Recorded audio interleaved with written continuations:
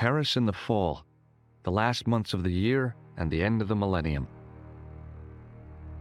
The city holds many memories for me, of cafes, of music, of love, and of death.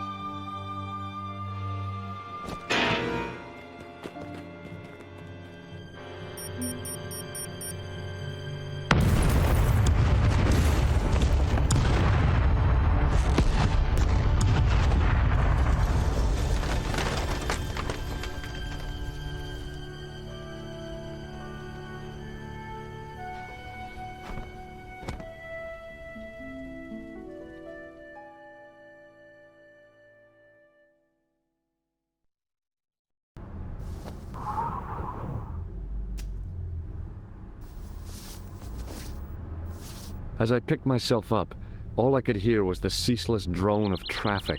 Life went on around me. But the explosion was to change my life forever.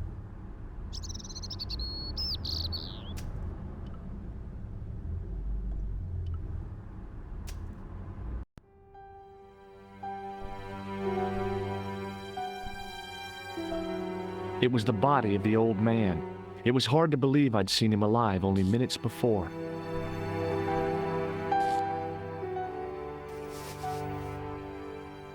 I tried not to meet his stare as I searched the dead man's pockets. No wallet, no papers, no credit cards. The guy's past was a blank page.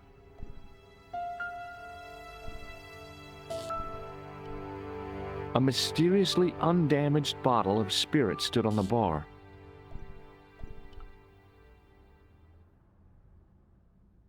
I needed a stiff drink, but I hated the taste of brandy.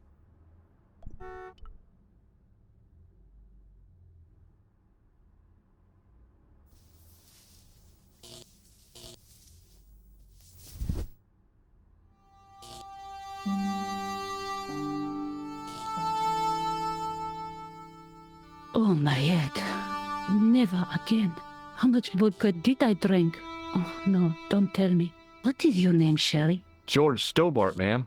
Oh, American. She asked the question quite innocently, but I could sense her reserve. It was something which seemed to afflict all Europeans. You look like you could use a little help. I could use a little drink. I feel sick, dizzy, and bruised. I don't even remember the party. Just relax and take it easy. You've been knocked out. You don't say. What happened? There's been an explosion. You should try not to move. Are you a doctor? No, but I used to play hospitals when I was a kid. Can you remember anything at all? No. I need a drink. Pour me a brandy.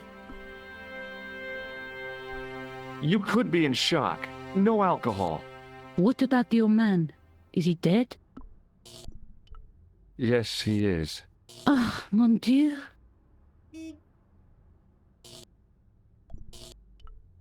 She didn't respond. If I wanted another cappuccino, I'd have to serve myself.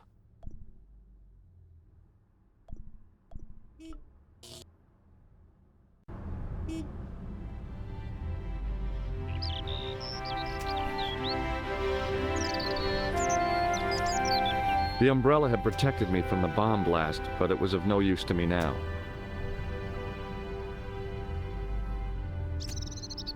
I contemplated crawling under the umbrella and pretending none of this had ever happened.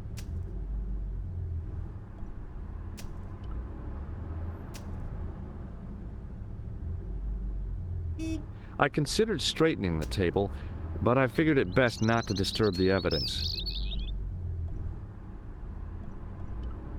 I considered straightening the table, but I...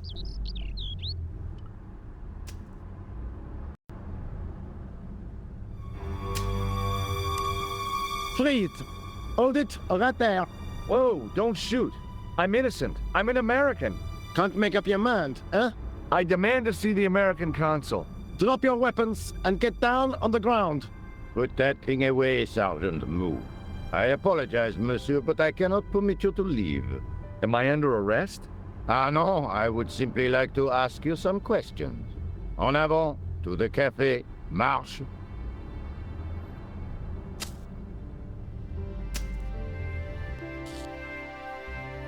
What a mess. This bombing is an outrage, is it not? Stop that, monsieur. Stop holding your breath at once. Has it occurred to you that he may be dead, Moo? Oui, monsieur. But I prefer to look on the bright side. Besides, I recall a case where the killer escaped by feigning death. However, in this case, the man is quite dead. Clearly, the killer knew of his presence and... How many times have I warned you about premature extrapolation? All we know is that he is dead. It seemed reasonable to assume... A great detective assumes nothing. Take Maigret, for instance. But he was a fictitious character, monsieur. Why, he was no more real than Poirot or Tintin. That's different, Moo. They were comedy Belgians. Anyway, it is unlikely that even you will learn much from talking to the dead. Examine the girl and take her statement, if you can.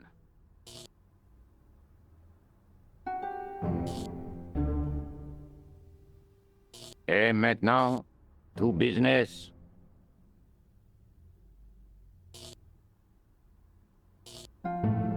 Your name, please? George Stobbart. I'm from California. And what brings you to Paris, Monsieur Stobbart? Travel. I'm touring Europe. You chose well. The city is most beautiful at this time of year, no? Yeah, I guess so, apart from the bomb blasts. Were you in the vicinity of the cafe at the time of the explosion? Yeah, I was sitting out on the sidewalk. I was lucky I wasn't killed. The inspector passed over my remark with no reaction. Did you see the deceased enter the cafe? Yes, I did. Was he alone? Yeah. And did he say anything to you? No. He was more interested in the waitress. Did you see anyone else in the cafe? Yeah, there was a guy dressed as a clown. He was carrying an accordion. An accordion? Bon, the picture is forming in my mind, and it is not a pretty one. Is the girl all right, Moo? She'll live. She confirms the American statement. A clown with an accordion, no doubt an elaborate and eccentric disguise. Very well. Eh bien, I have heard enough. What do you mean? I am satisfied that you know nothing. You may leave. I hope this little incident does not spoil the rest of your vacation. What about my personal safety? Can't you at least give me some advice? What can I say? Stay alert and look out for suspicious characters. And don't cross the road until the little man shows green. Great advice. I honestly believe you are in no danger, monsieur. Should you remember anything of importance, please contact me. My card.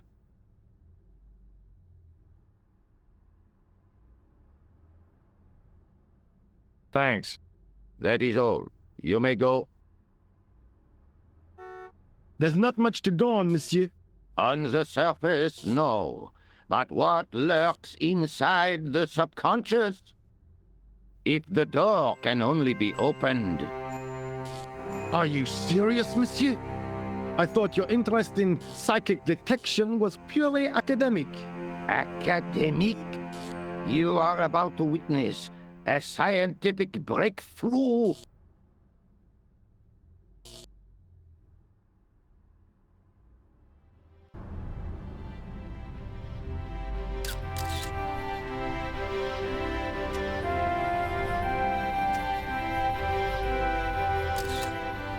Excuse me, mademoiselle? Hi, my name's George Stobbart. Oh, an American by the sound of it. Yeah, that's right, on holiday in Paris. Some holiday, huh? You were here when the bomb went off? Sure was. Sat right out front of the cafe. Did you notice a middle-aged man, maybe 60, with an hat and overcoat? I couldn't believe it. She hadn't even asked how I was feeling. Yeah, he went inside just before the bomb exploded. You weren't related to him, were you? Oh no, nothing like that. I am Nico Collard from La Liberté. Well, what's that, some kind of nightclub? No, it is a newspaper. You're a reporter? I'm a freelance photojournalist. Say, you can interview me about the bombing. You know, an eyewitness account. Minutes after the outrage that shook the whole of Paris. You know, real-life drama, human interest, that kind of stuff. I'll just stick to the facts, thank you. Did you see who planted the bomb? I know it sounds crazy, but he was dressed like a clown. Oh God, it's him again.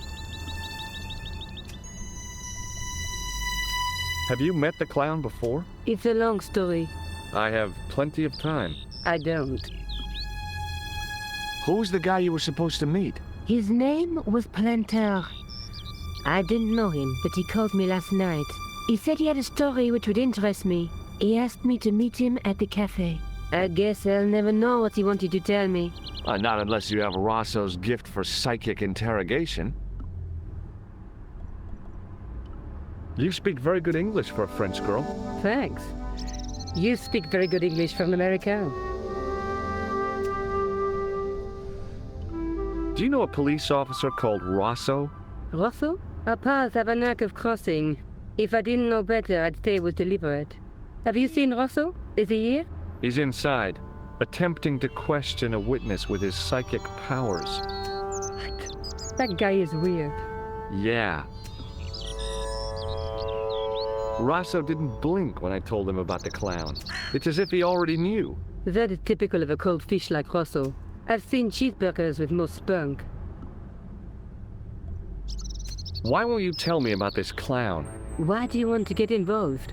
Because he almost killed me. Isn't that reason enough? I guess so. Listen, I'll give you my phone number. You help me with my story, and I'll let you in on what I know. And let's get one thing straight right now. This is strictly business. Okay, it's a deal. I have to go develop these pictures. A bientôt, monsieur. Fine, I'll, see you soon.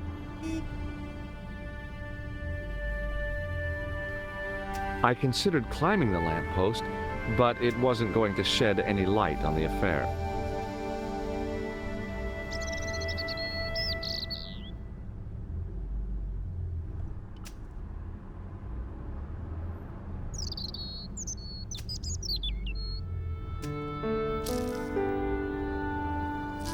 The leading article referred to the visit of a Nobel Prize winner from some unpronounceable Eastern European state. That was the only news story. The rest was rumor, gossip, and sensationalism. Then I noticed the writing at the foot of the page. It read Salah Eddin, 1345.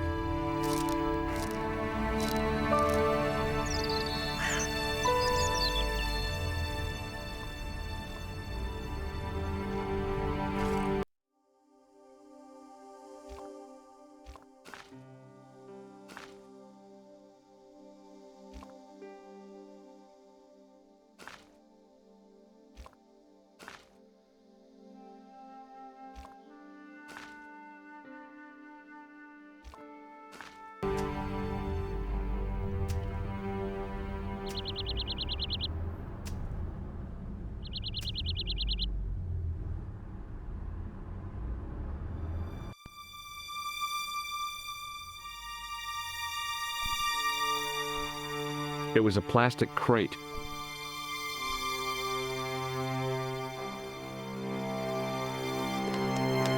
There was nothing of interest.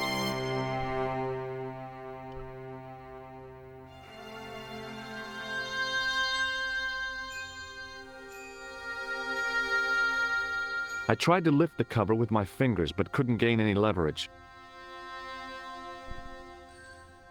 It was a heavy cast iron cover.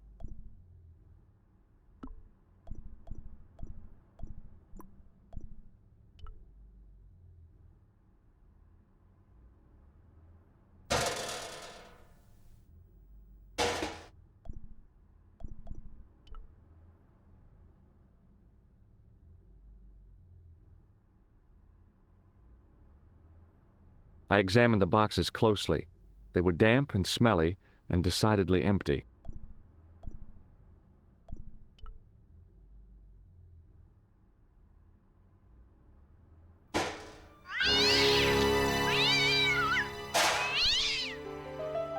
I wondered what else lurked in the depths of that trash can. I'd had it with sticking my nose into French trash cans.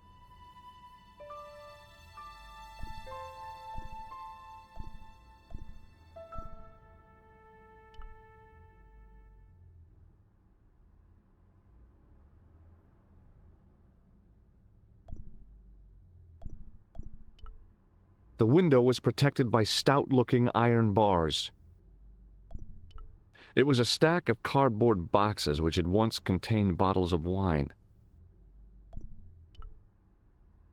I took a deep breath and prepared to climb the drain pipe. I guess the clown hadn't escaped over the rooftops. The drain pipe hung limp and useless.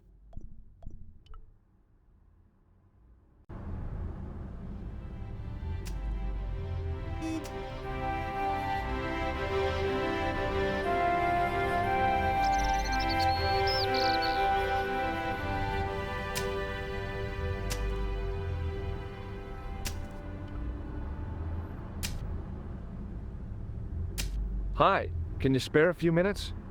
I thought you'd been arrested. No, it was a misunderstanding. When he pulled that gun, I thought that was it. Those automatics pack quite a punch, you know? He made a mistake. He thought I was a terrorist. You? A terrorist? Ha! He was only doing his duty, I guess. Did you see an old guy with a briefcase? Wait, silly old coot. Do you know what he said to me? Work fascinates me, he says. I could watch it all day. Care deep. I could have knocked his block off. Did you recognize the old man? No. Should I have done? Was he a celebrity? No, but I guess he is now. His name was Plantar. What? He's dead then? Yeah. That's too bad.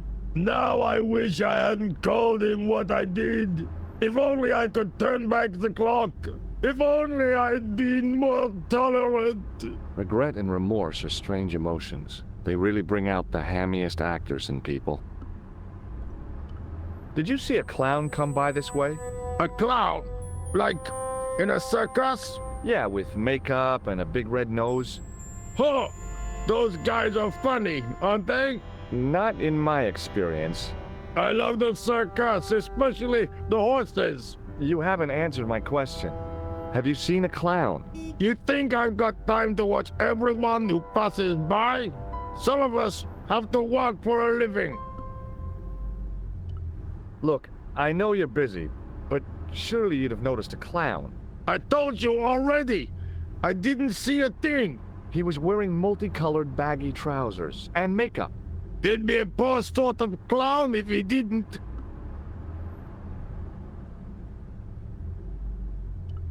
Listen, I have to find that clown. He's a killer. Say, who are you anyhow? A cop? No, of course not. I mean, do I look like a cop? I guess not. How do you know this guy's a killer? Did you see him in action? Didn't you hear the explosion? The cafe was blown up. The clown killed the old man? That's right. Blew him up with a bomb concealed in his squeeze box. Merde. But why did he go to the bother of dressing up like a clown? Who can unravel the tangled logic of a killer's mind? I guess it's some deep-seated psychological need. Or just plain showmanship. Would you like to read my newspaper? I haven't got time to read that. Can't you see I'm busy? You could read it on your lunch break. 10 minutes is all I get. And if my boss had his way, I wouldn't get that. He'd have me on a drip, so I didn't have to stop to eat. Oh, take the newspaper and quit complaining.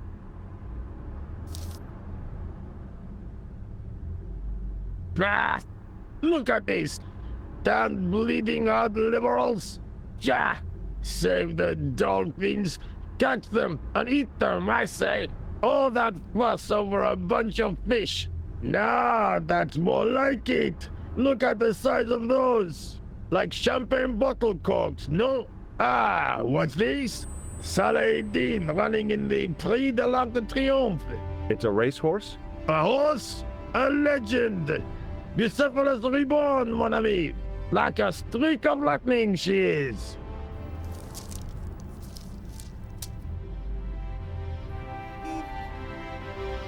Do me a favor, won't you? Keep an eye on my hole. I'm off to put some money on that knife.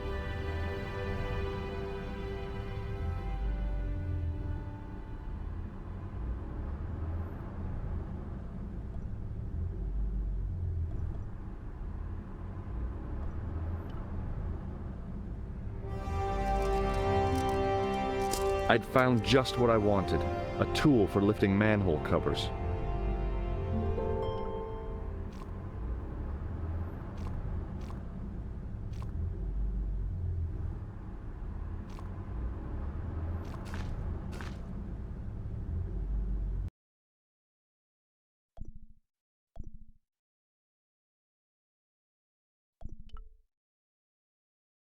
Bonjour, Collard. Oh, hi. It's George Stobbart, the American at the cafe. Ah, oui. You said to call if I could help. Have you any news for me? Well, I haven't had a lot of luck. You found nothing. No. Look, I'm very busy right now. Call me if you have any news, okay? Oh. Yeah, I guess. Adieu, monsieur. Yeah, see ya.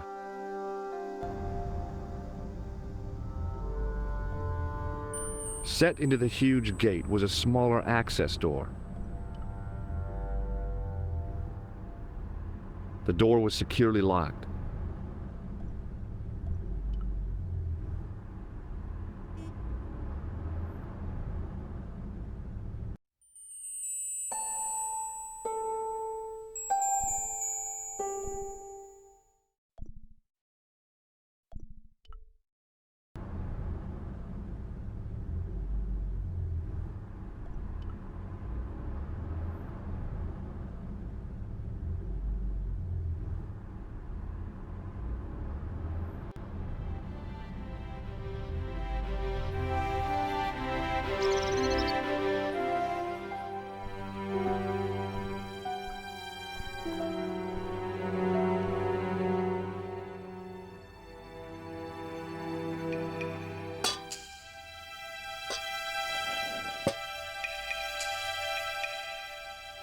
I lifted the cover to reveal what smelt like the entrance to a sewer.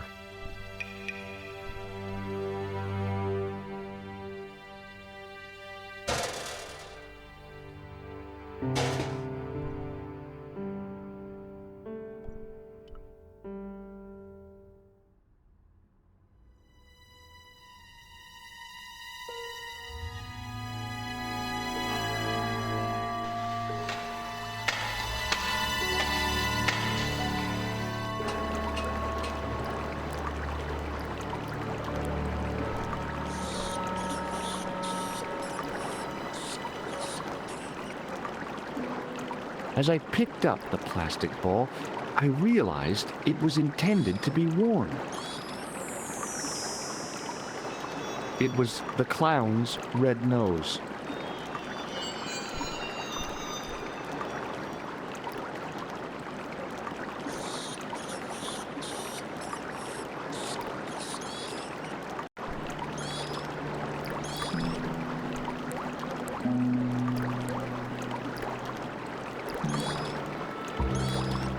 I scooped up the sodden tissue. It was cold and greasy, like breakfast leftovers.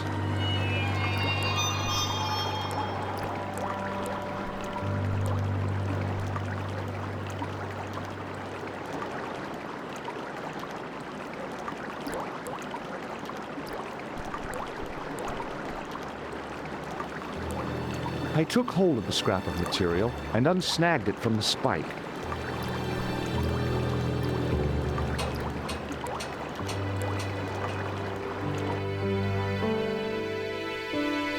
Hi there. Hold it right there, you sewer rat. I knew you'd come back. And now I've got you. What are you talking about? You're trespassing. Come out of there, immediately. That's what I'm trying to do. Give me your hand. Ah, you won't catch me with tricks like that. Keep your distance, monsieur. Okay, okay. Now, what were you looking for? I was looking for a clown. Huh, ridiculous. Do you really expect me to believe that? He planted a bomb in the cafe and blew it up. What? The cafe? Blown up? Mon Dieu. That is awful. And you say the person responsible was dressed as a clown? That's right. He blew up the cafe, escaped into the sewer, changed his clothes, and came up here. Mon Dieu! Then, the man I chased, do you think that man and the clown are one and the same? Well, yes, it had crossed my mind. Ah, that still does not explain what you are doing down the sewer. For all I know, you are in league with him. Oh no, I'm just a tourist. Most tourists are content with the Eiffel Tower, the Louvre, or the Pigalle. I didn't realize my waste pipes were such an attraction. Tell me about the man you apprehended. What is there to tell? He was a typical criminal type, just like you. Does the name Plantar mean anything to you? No, it doesn't. Who is he? The man who was killed in the cafe. I'm gonna find the guy responsible. I'll find it. Even if it means following him down every sewer in every city in Europe. Ah, you need some sensible boots. You won't get far in those stupid sneakers. Do you know the waitress at the cafe? Oh, she isn't hurt, is she? No, she's fine. Oh, thank heavens. A poor girl like her isn't safe with the likes of you roaming the streets. Can't you understand? I'm not a gangster. I'm an American tourist.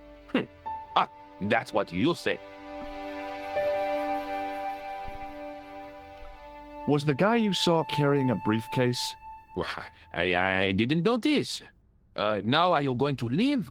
Or do I have to call the police?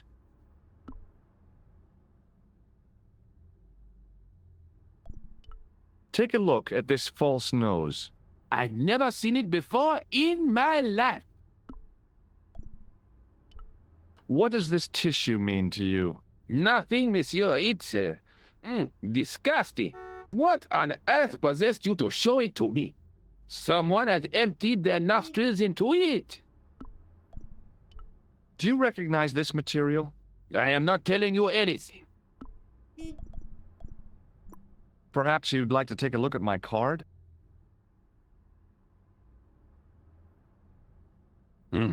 What is this? Inspector Augustin Rousseau? What does that say? Hominoid Division? A homicide. I think the ink's smudged. Then you are not a tourist. Okay, I'm not. I lied to you, and I'm sorry. Don't apologize, monsieur. You know, I had a feeling there was something different about you.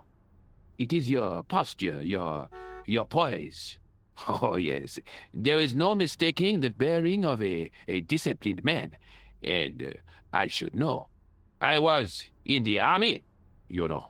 When I was your age, I was fighting for my life in the African desert. How can I help you, Inspector? Let's start over from the beginning and tell it just like it was. Tell me about the man you apprehended. Oh, he was a mean one, monsieur. He grabbed me in an armlock. His face suddenly next to mine. His grip was like iron, but he did not know what he was up against. Oh no, he made a big mistake when he took on one of the desert hyenas. Yes, I get the picture. Does the name Plantar mean anything to you? No, it doesn't. Do you know the waitress at the cafe? So you don't want to hear about my experiences in the desert? I fought to make this country what it is today. I'm sure you did, but I'm a little short of time. Do you know the waitress at the cafe? You can't suspect her, surely. Just answer the question, please. Yes, I know her. Quite well, you could say. She came to work at the cafe 6, 7 months ago. I look forward all week to the relief she gives me when she visits. Really? So you'd miss her if she wasn't there? Oh, mais oui. Who else would I find to cut my toenails? Was the guy you saw carrying a briefcase? Why, yes, he was. Clutched in his arms like a baby. That belonged to his victim. Oh, what do you think was in it? Drugs? Stolen jewels? I don't know, but the killer thought it was worth a man's life. Nothing is worth that, monsieur. Did I show you this tissue? Oui, monsieur. Does this piece of material mean anything to you? Ah, that is the same cloth as the jacket I found. I'd recognize that pattern anywhere. Now, about the jacket you found. Do you have it here? No, monsieur. One of the sleeves was badly torn, so I sent it for repair. A pity, because otherwise it was a fine piece of quality tailoring. It had the tailor's name inside on the label. Where did you send the jacket? I gave it to an itinerant Romani seamstress. Just my luck. Was there anything in the jacket pockets? Not a sou. You know what I think? Do tell me. He changed out of the clown suit and cunningly disguised himself as an ordinary person. Looks like I'm up against a mastermind. What was the name on the label? Ah, it was a foreign name. Todrick, I think. Did you get the address? There wasn't one, monsieur. Only a telephone number. Well, I don't expect you to remember a phone number you've only seen once. 74 98 08 59. You're kidding. That's his phone number? Yes, that's it. A little trick with numbers that I learned in the desert. I was taught the technique by a Tuareg shaman. That's incredible. It comes in handy at the supermarket checkout. Do I get a reward? Honesty, monsieur, is its own reward. Then I'm glad I do not rely on honesty to pay the bills. Take a look at this false nose. Aha! That looks like a clown's nose to me. Precisely. He must have dropped it in his panic. Unless he wanted you to find it. Why would he want to do that? To put you off the scent. This is what I used to open the manhole cover. I have one just the same as that, monsieur. I will fetch it if you like. No, don't bother. Oh, it is no bother, monsieur. Nah, forget it. Just trying to be helpful, monsieur. This is the material from the jacket you found, right? Yes, monsieur. Without a doubt. Did I show you my tool? Oui, monsieur. Just like mine. Except that it is much smaller. I have to be going. Thanks to your help, the citizens of Paris can sleep a little easier tonight. Vraiment? I was only doing my duty, monsieur. Good luck, Inspector. I hope you catch that killer soon. I'll let you out.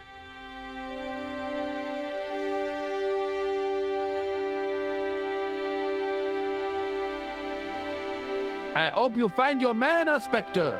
So do I.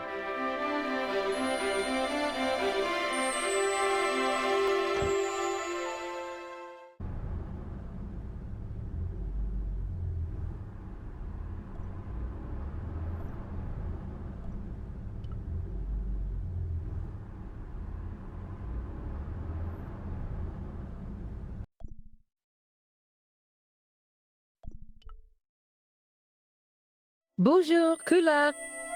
It's me again, George Stobbart. Hi, George. Any news? You bet.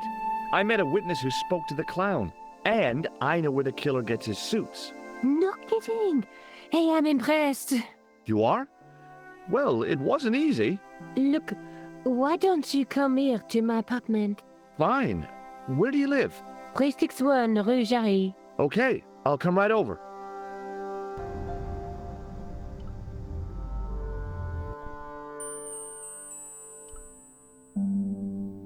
Hello?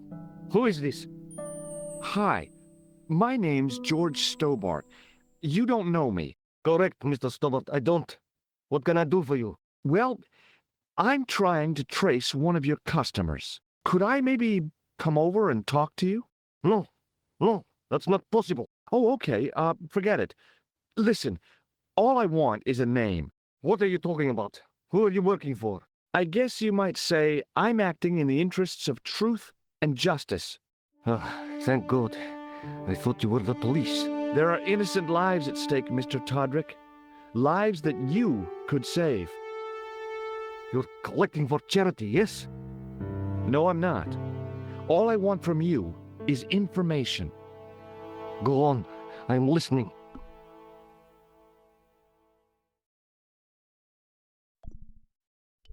Do you know a guy called Plantar? No, I never heard of him. Shall I tell you what happened to Plantar? How he was killed in cold blood? I told you, I never heard of Plantar. I expect Plantar's a family man, don't you? In their little apartment, Madame Plantar is cooking the supper, listening for the familiar sound of her husband's key in the door. Junior is waiting for his daddy to come home from work. He can't wait to show him the merit marks he earned in school today. Only tonight, Monsieur Plantar won't be coming home. You forgot the puppy. Huh? The faithful puppy dog, waiting for the sound of his master's voice. Well, maybe they don't have a dog. What do you think? I don't know, Plantar. I never heard of Plantar. None of this has anything to do with me. What do you know about the clown who bombed the Café de la Chandelle Verte? I don't have no idea what you're talking about. You're cool, Todrick. But I think you know more than you're saying. I don't know who you be, but sure I am you don't know what you're talking about. I don't know if you're saying that to make me think you don't know what I mean, but, this is ridiculous.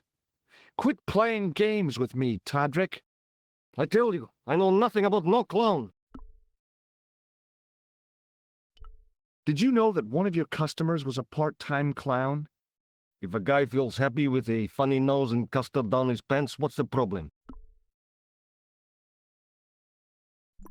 Thanks for nothing, Todrick.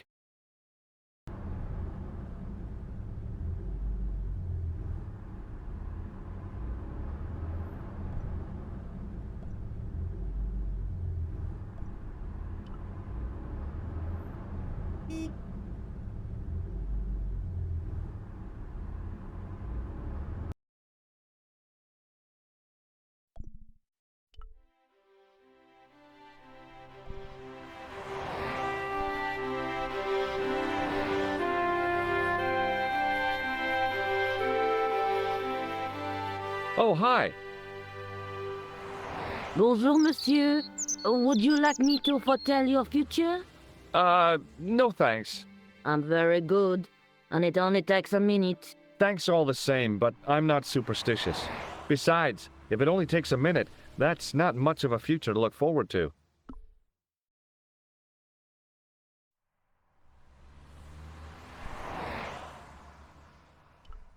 Are the flowers for sale? Oui, monsieur. Okay. I'll take a bunch of those white ones. I wouldn't do that if I was you. No? They are lilies, monsieur. Some people associate them with death. Yikes. Well, thanks for telling me. What other flowers do you have? Dahlias? What do they signify? Insecurity. I don't want to give her the wrong idea about me.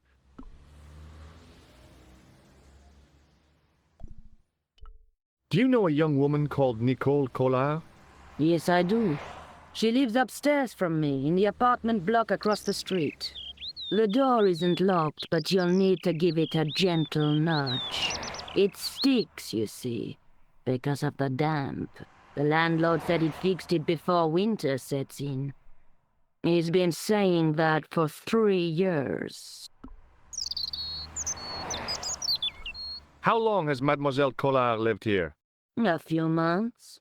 She's in for a shock when the cold weather comes. Drafty windows, insufficient heating, it's a struggle to keep warm. The only reason I stay is because the rent is cheap. Your young lady, she deserves better.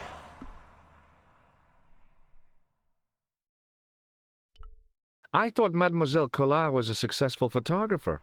Not as successful as she makes out for all her fine clothes. Oh, I've heard her crying herself to sleep at night. That's awful. Now don't you let on that I've told you. She's proud, that one. Too proud, if you ask me.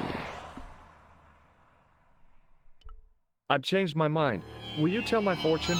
You're going on a long journey. My, oh my. What a surprise.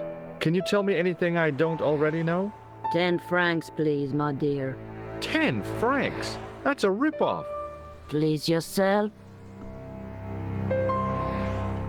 How does this fortune-telling routine work? If I knew that, I wouldn't be selling flowers for a living. Haven't you ever wondered why you were blessed with the gift? Well, it's a bit like satellite television, I suppose. Some of us are born with a built-in receiver dish. I just happen to be one of the lucky ones. What about the tall yellow ones? Those are iris, the flame of passion. And the little yellow ones? Sensuality. Well, they're no use to me. I want to make an impression, not jump down her throat. Can you really foretell the future? Only time will tell, monsieur. The strange thing is, I can't seem to see myself in the future. Other people, I have no problem. But when I try to see what might happen to me, nothing. That must be scary. Maybe. I figure it's a kind of natural safety mechanism. Either that, or I don't have a future. See you later. That's right, monsieur. You will.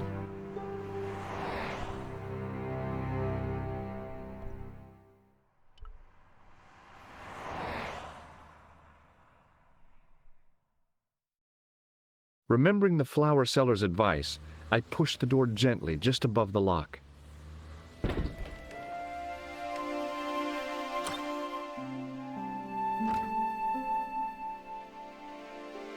Bonjour. I'm glad you could make it, monsieur. Please, call me George. Fine. I'm Nicole. Take a seat, George.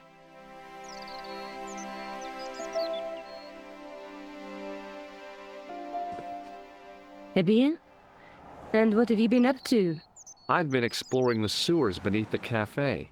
I thought I could smell something bad.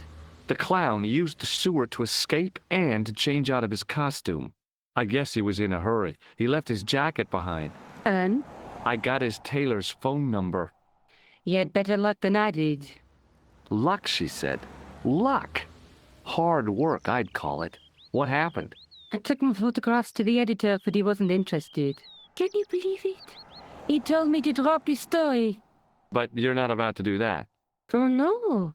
I am going to find out what's behind these killings. You know what I think? It's a conspiracy. The police in 3 different countries have kept very quiet about the murders. The press don't connect them at all. They blame them on political, religious, or militant minority extremists. That covers just about everyone. May I use your telephone? Sure, go ahead. Thanks.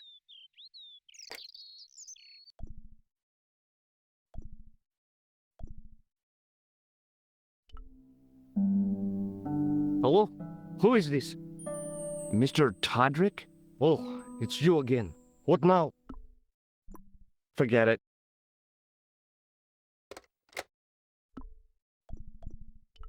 How did Plantar get your name? For the newspaper, La Liberté, they had written an article linking 2 unsolved murders, one in Italy and the other in Japan. The cases were remarkably similar. A wealthy victim, no prime motive, and a costume killer. Plantar said he could supply me with more information. Somehow, the clown must have known about our appointment. Tell me more about the clown's previous victims. The first was Arno Bellotta, the millionaire pharmaceutical baron. He made his money from amphetamines in the post-war slimming and diet boom. Imagine it! Millions of housewives literally speeding their butts off. Was he killed for his money? No. He had no living relatives, and his fortune went to the orphanage where he grew up.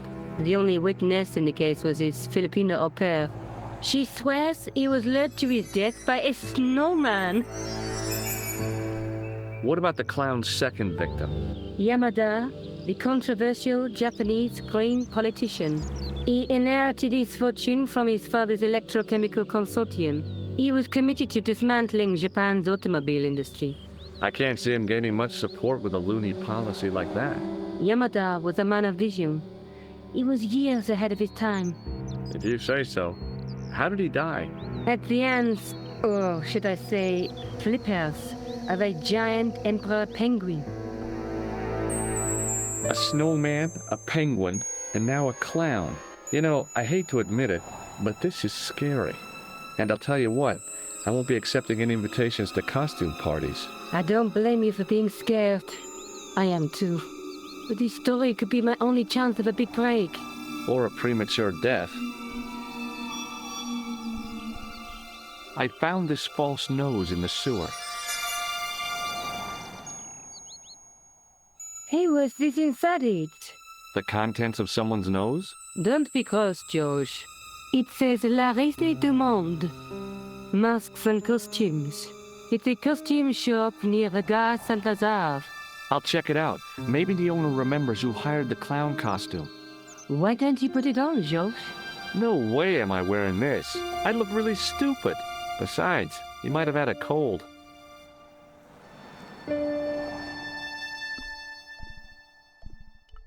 I found a piece of material near the cafe.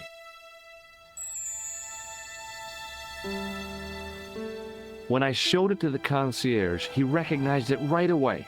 It's very distinctive, all right. Just wait until you see this. I developed the film I shot at the cafe. Here, George, it's an enlargement I made. Look what that guy's wearing. Checkered pants.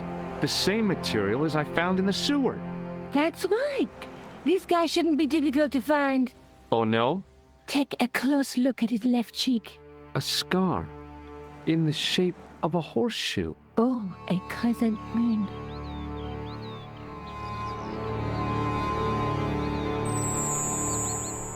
How come you enlarged this photograph of me? Because I noticed the guy behind you, of course. I found this tissue down the sewer. Oh, that's disgusting, George. I think the stuff on it is grease paint, like actors use.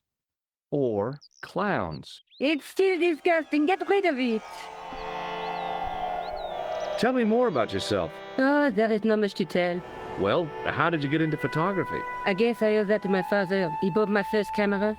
I was 8 and my parents had just split up. Did you live with your father? Yes, my mother went off with her new boyfriend. I don't mind. Papa was all I needed. 4 years later, he died in a plane crash. Ah, I'm sorry. Well, it's all right.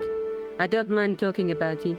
He was more like an older brother, really, always joking and laughing. Papa always wanted I should study art. That's why I went to college. Did you learn about photography at college? Oh, God, no. I couldn't afford the materials. We were billed for everything we used, paint, canvas, paper. Most of my year turned to minimalism. It was cheaper. I used to go poaching in the park for squirrel hair. The only time I wasn't hungry was the term I did printing. I used to eat the potatoes. You're making fun of me, aren't you? Oh, no. Do you have a boyfriend? That's none of your business. I'm going back out to search for that clown. Where? Well, I guess I could visit the costume shop. Good idea.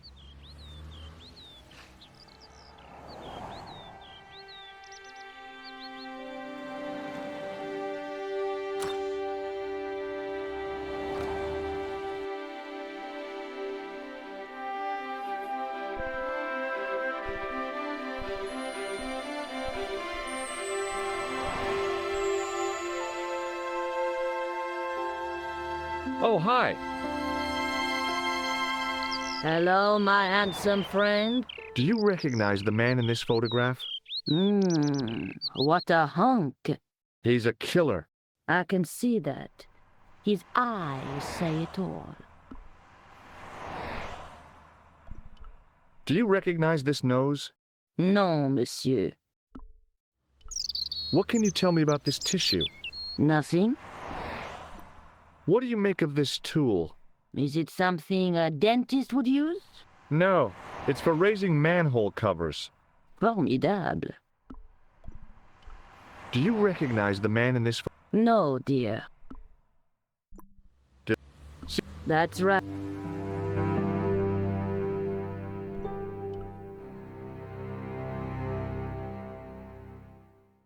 I glanced without much interest at the fruit.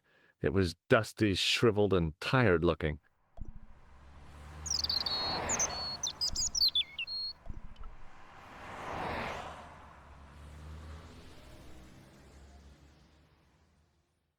It wasn't the style of the clothes in the shop that caught my eye, but the prices. The same amount of money would feed a starving family for the rest of their lives.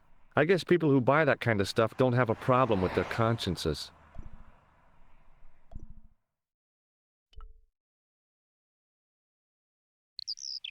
The window was full of overpriced clothes for overprivileged women.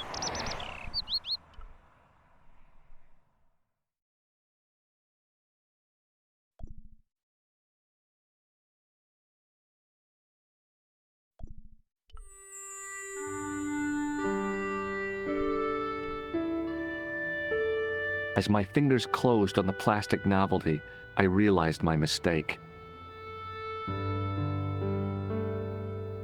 It was a novelty, all right, but it wasn't plastic.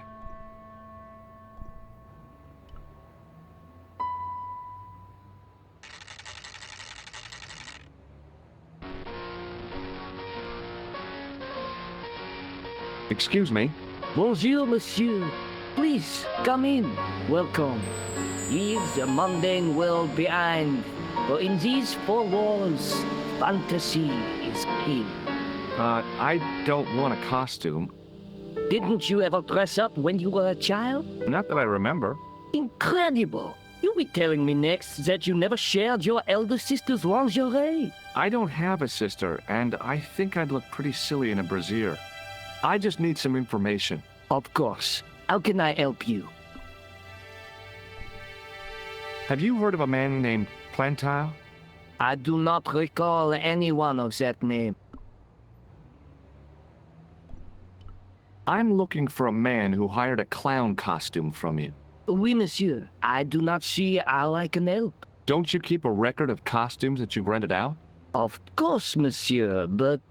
Well, then I'd like to check your records. Give me the names of everyone who's rented a clown suit. Impossible. There are too many. The clown I'm looking for is a cold-blooded killer. Give me his name, and I'll see he's brought to justice. I'd help you if I could, but you can't expect me to remember all my customers. You see, the clown costume is our most popular line, monsieur. On average, we hire out more than 30 clown suits a week. You'll have to give me more to go by. A description, perhaps? How come clowns are so popular? I think it has something to do with their unpredictable nature. Personally, I think clowns should be banned, along with mimes. Oh, come now. Who doesn't love clowns? Me, for one. Do you recognize this man? Ah oui? He was here this morning. Does this dirty tissue mean anything to you? Let me smell that.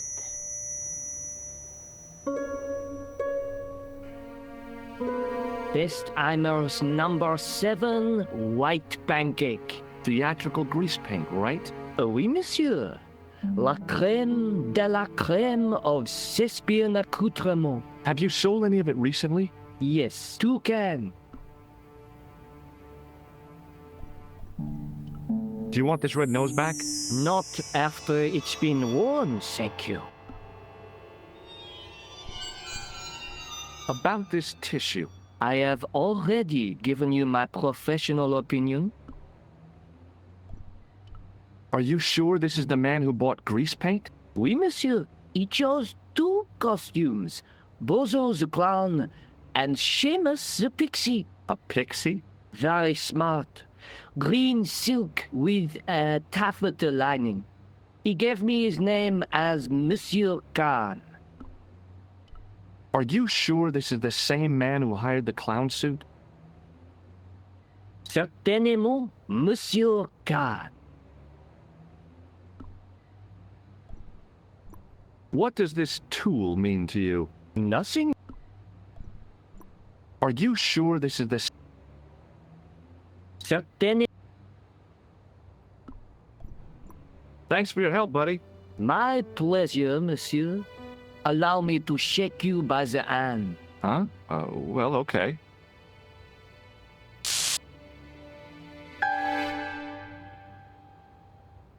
What are you trying to do, kill me? You did not find it amusing? I never saw the funny side of electroshock therapy. Eh bien, it is yours to keep. A gift? Do I need a license? No, but I give you a word of warning, monsieur. What? Remember to switch it off before you visit the toilet.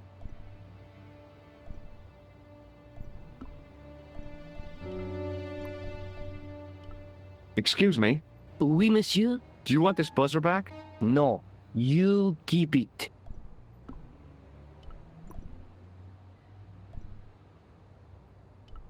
The guy's spoon-shaped face was mournful and humorless. He looked like a vegetarian in a slaughterhouse.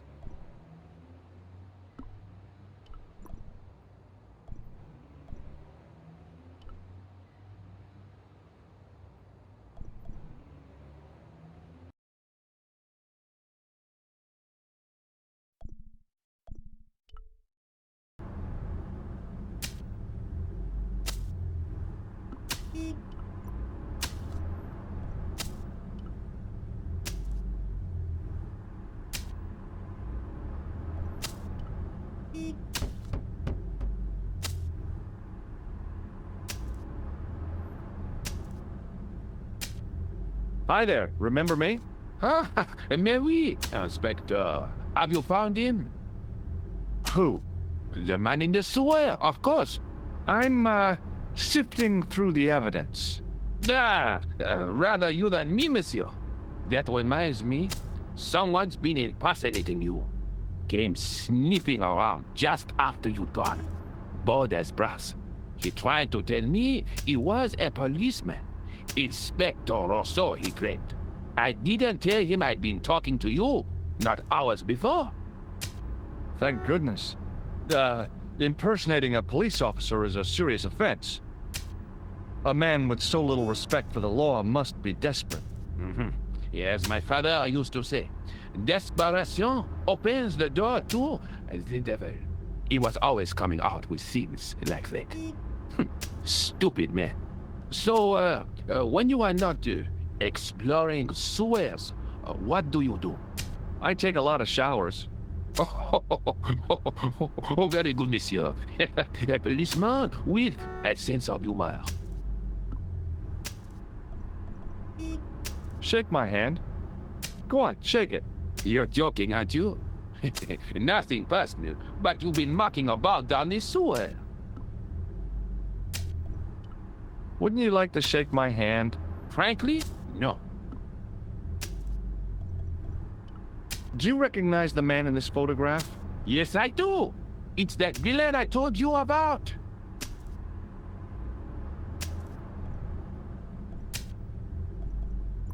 I have to be going. Good luck, Inspector. I hope you catch that killer soon.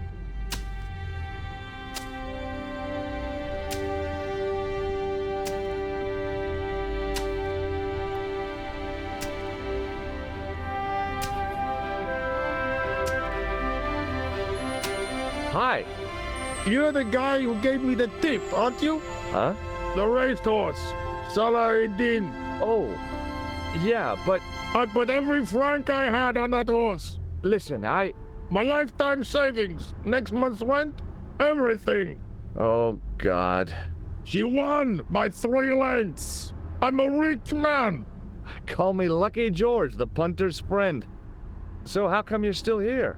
I'm not going to let my newfound wealth change me, not one bit.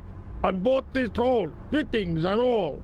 Now I can come and go as I please. No more clocking on or completion schedules.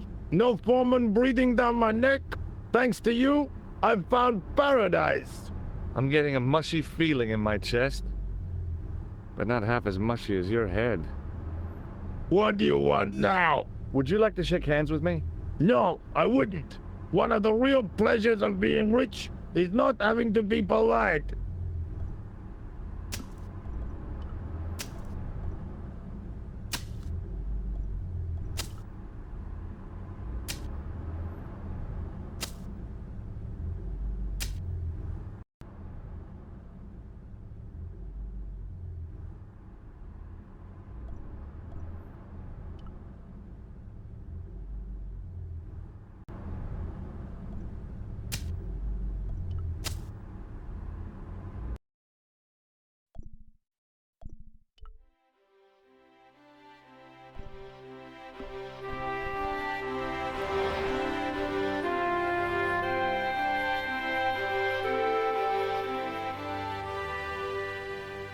Oh, hi. Hello, my handsome friend. Would you like to shake my hand? No, I wouldn't. I can see the future, remember? See you later. That's right, monsieur. You will.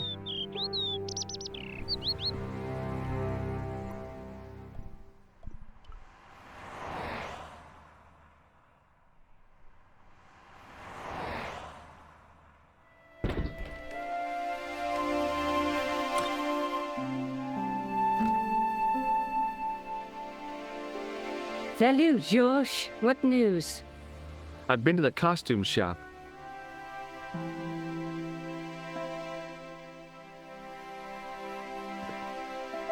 Give, I like it.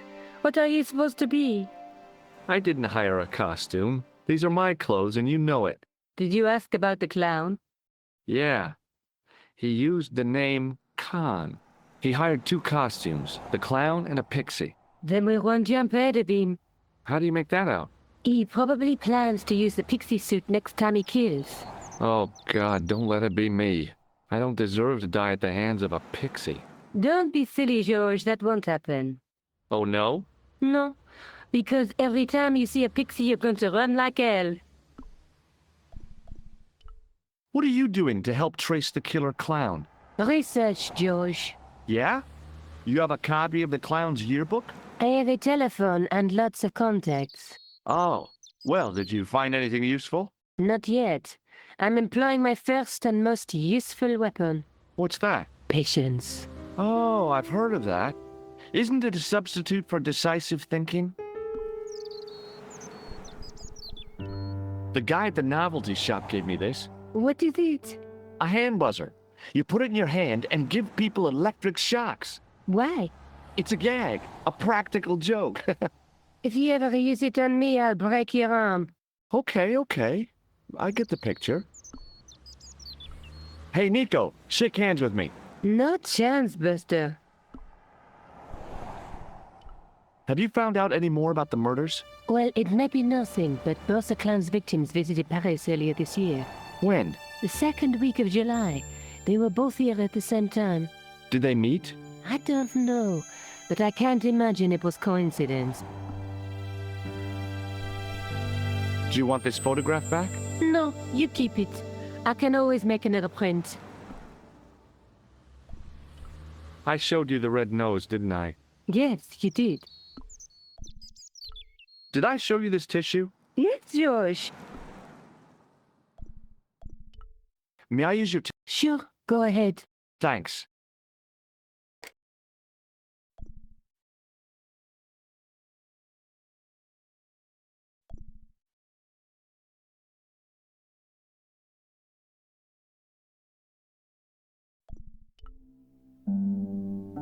Hello? Who is this? It's George Stobbart again. What now? The man I'm looking for is called Khan. He bought a suit from you, remember? Mr. Khan. Yes, I remember him. Yes, I delivered the suit to his hotel. The Hotel Ubu. I don't remember the room number. It was upstairs. The second room on the right-hand side of the corridor. Thanks, Todrick. That's all I wanted to know. Now I've got you, Mr. Clown. Now we're getting somewhere. Do you know the Hotel Ubu? The Ubu? Yes, I do. That's where the clown stayed. Good work, George. See you later. Where are you going now? I could go hang out at the Hotel Ubu. Watch out for Khan, George. Don't worry, I will.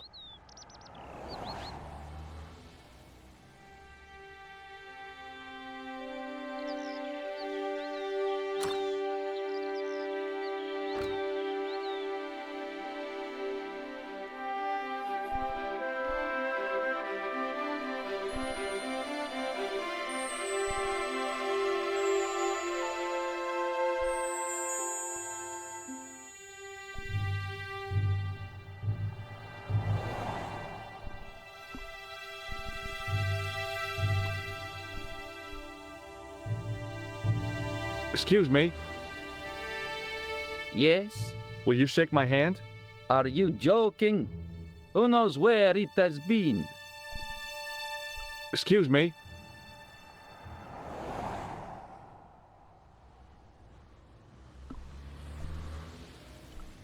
Have you heard of a guy called Plantar? No. That name means nothing to me.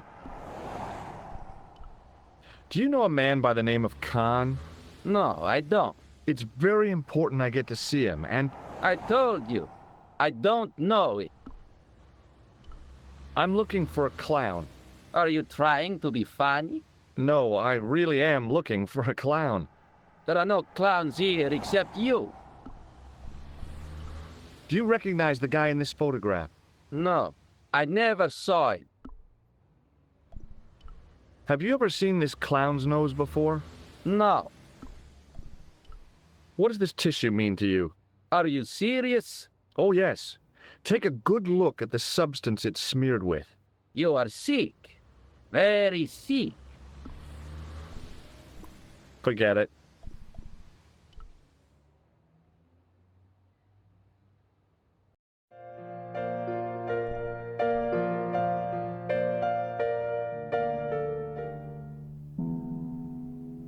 Just a minute, monsieur. What's your problem? No problem, if you cooperate. What do you want? Just a routine security check, nothing to worry yourself about. Oh, well, all right. Search him, Flap. You bet. Hey, knock it off. Get off, you big ape. Nothing, Guido. Zilch. Our apologies, monsieur. What? I had to report you to the authorities. Round here, we are the authorities. You want I should break his arms? No. Let him go, Flap. Excuse me. Yeah? Don't you think you have some explaining to do? Huh? I'm an American citizen and a bona fide visitor to your country. What the You can't touch me up in the street and expect to get away with it. dead law, creep?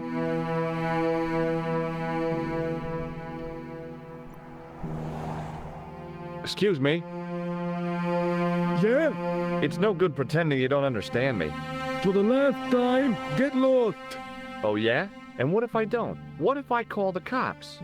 First, I break your arms at the elbows and wrists. Then, when you recover consciousness, I break your fingers. There's just one flaw in your plans, ape-man. What's that? It's broad daylight. I don't think even you would assault me on a busy street. Of course, this tranquil square at the end of a cul-de-sac. This isolated corner of Paris that hasn't seen a street sweeper's brush since VE Day. This would be just about perfect for a mugging. Pardon me, I'm about to get very lost. Dead law, creep.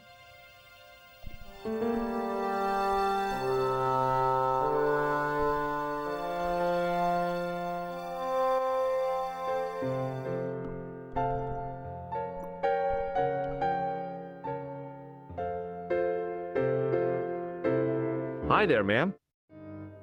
Well, hello. What can I do for you?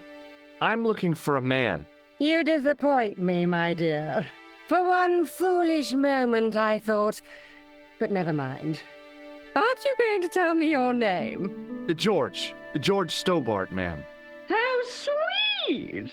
I once had a stable boy called George. I am Lady Piermont. The common reaction is to kneel and stutter, but it's not obligatory. A real lady? I mean, you're an honest-to-God aristocrat? Oh, I don't know about that. Few of my ancestors are honest, not even to God. I can trace my family back to the Normans, but don't let that intimidate you, George. Beneath that impressive pedigree, I'm just flesh and blood. The blood may be blue, but the flesh is the plump beef of old England, so to speak. You appear distracted, George. Is there any way I can help you? Would you like to shake my hand, ma'am? Now, George, there's no need to be so formal. We meet as tourists, and I want to keep it that way, despite the enormous social gulf between us.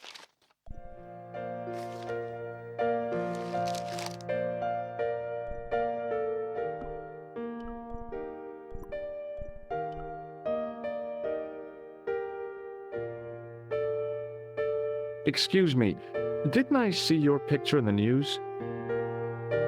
You're that Nobel Prize winner from some unpronounceable Eastern European state. Yes, that is me, in person. I don't want to worry you, but have you had any threats on your life? You know, mysterious phone calls, letters made up of headlines cut from the newspaper. I don't know what you're talking about. May I shake you by the hand? I do not shake the hands of imperialist dogs. Now that's a real bad attitude problem you've got there.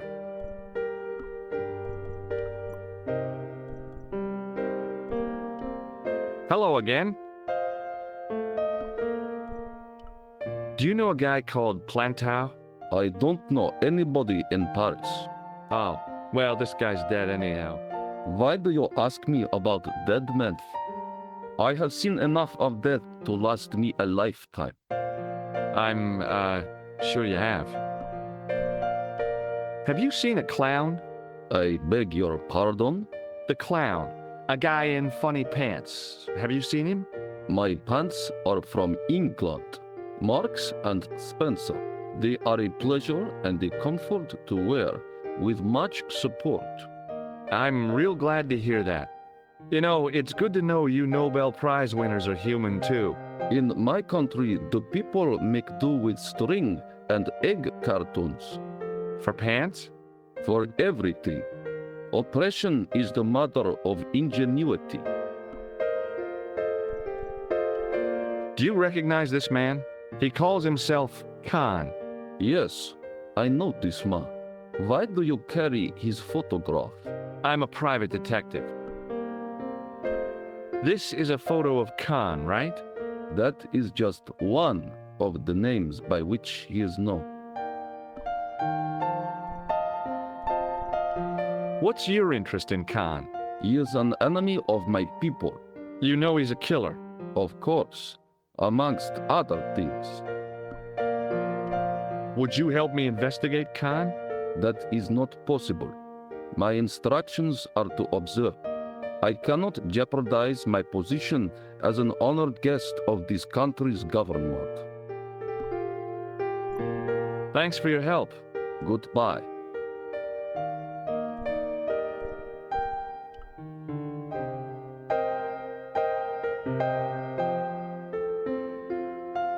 Hi, ma'am. Hello, George. What can I do for you now? Did you know there's a gangster out front? What makes you think he's a gangster? The Italian suit and the bulge in his pocket? I know plenty of men with Italian suits and bulges in their pockets. That doesn't necessarily make them gangsters. That gangster I told you about? He went through my pockets just now. Good heavens! One never knows what to expect in foreign parts. Thank you for the warning, young man. I shall hide my credit cards in my underwear. Are you here in Paris on vacation? No, darling, I'm on holiday. I needed to get away after Algy's funeral. I didn't realize you were mourning the loss of a loved one. I'm not. He was my husband. I'm sorry to hear about your husband's death. You wouldn't be if you knew him, my dear. It gave me the opportunity to take a well-deserved holiday. Daphne suggested a change of scenery. Paris, she said. The wild romance is just what you need to take your mind off the inquest. Well, the closest I came to romance was being wooed by a drunken Breton chef. I must say I was disappointed with his coq au vin. Not at all what I was expecting. I was thinking of cutting my holiday short, packing my bags and heading back to Hempstead.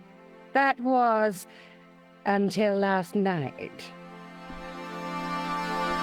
What happened to you last night? I was stricken, Mr. Stobbart. Cupid's arrow has cleft my bosom. They couldn't really miss. It was just as I'd always imagined it should be. The intimacy of candlelight, romantic music tinkling across the room, and then a stranger's glance. Those brooding eyes, that suave manner, those tight trousers. He was the man I'd been waiting for all my life. I'm glad he finally turned up after all these years. Ah, but it wasn't to be. He was merely toying with my affections. And if I ever catch up with him, he's dead. Who was the guy who led you on? His name is Merlin.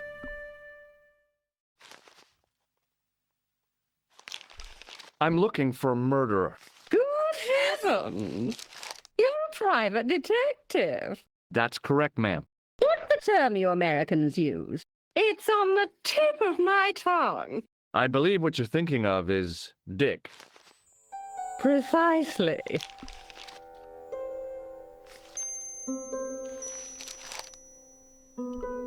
Have you come across a man who calls himself Khan? I am familiar with only one person named Khan. Genghis Khan, the legendary Mongol barbarian chieftain? No, darling. Kevin. Kevin Khan? I never heard of him. I'd be most surprised if you had, darling. He's a pharmacist in Hempstead. Organizes fundraising for the Rotarians. Lovely man. Does he have a scar on his cheek? I really wouldn't know, sweetie. Do you recognize the man in this photograph? My God, it's him! That's Merlin! She represented everything I loved about the English. The lady was totally deranged. Merlin? You mean King Arthur's wizard? Good heavens, no! Monsieur Merlin is a fellow guest. He's the man I've been telling you about. That's the man who spurned me. The man you know as Merlin is a fake. What do you mean, sweetie? He's a murderer. He also uses the name Khan. I am shocked, Mr. Stobbart. Shaken. I took him to be a gentleman, a man of honor. Do you know, I'd rather like to assist you in stitching him up. When did you last see Merlin? It was no more than an hour ago. He came downstairs and spoke to that clerk chappie. Something passed hands. I couldn't see what exactly. A briefcase? No, smaller than that. A bundle of papers, perhaps. The clerk put it in the hotel safe and Merlin went out. Are you sure you saw Merlin putting documents in the safe? Yes, darling, positive. I wonder what they were. Obviously something of great importance. Yeah. I'd sure like to get my hands on whatever it is. I'll bet they had something to do with Plantar's briefcase. Has Merlin returned to the hotel? No, he hasn't. Are you going to search his room? If I could get in there, I would. I have to go, ma'am. I figured the lady at the keys wouldn't appreciate a duet with a musical illiterate like me.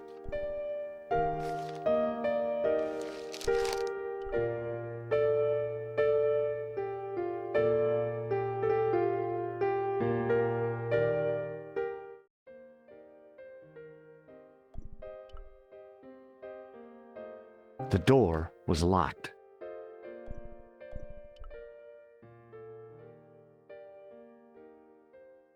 The door was locked.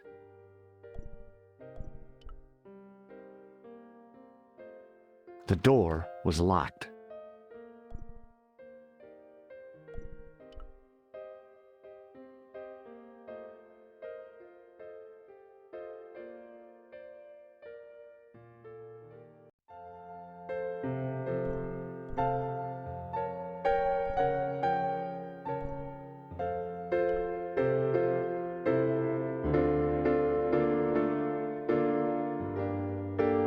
I want some information. Who are you? The police? I'm conducting a private investigation. Ah, I know only too well what you mean. That is one of the drawbacks of the catering business. When people book into an hotel, they leave their morals at home, no? I've just been manhandled by a gorilla. Yes? I do not see any signs of a gorilla. No, not a real gorilla. It was a guy who looked like a gorilla. It happened right out front of this building. Let me get this quite clear. Are you complaining or bragging? I want to know what you're going to do about it. The scrawny one has a gun. I suggest you contact the police. Can't you do anything about them? What goes on in the streets of Paris is hardly my responsibility. Hey, shake my hand. I'd rather not, monsieur. I'm still sore from the shock administered by one of the guests. He was secretly concealing an electrical device in the palm of his hand. Practical jokes are so puerile, don't you think? Oh, yeah, sure. Hey, shake my hand. I have already explained why I would rather not. Aren't you concerned that your guests are being intimidated by gangsters? No one else has complained, monsieur. Did they steal anything from you? Well, no. They didn't find what they were looking for. What was that? I don't know. I don't think they did either. I'd like to retrieve something from your safe. Ah, oui, monsieur. May I see some form of identification? Like what? A driving license, perhaps? I don't drive. Your passport? I don't have it with me. I could show you my operation scar. I'm sorry, monsieur. I must have some form of unique ID. You won't find a more unique ID than my scar. I'm sorry, I must insist on a more traditional identification. Rats. Do you know a man named Plantar? No, monsieur. I'm looking for a man who dresses like a clown. This is a highly respectable hotel, monsieur. There are no clowns here. If you say so.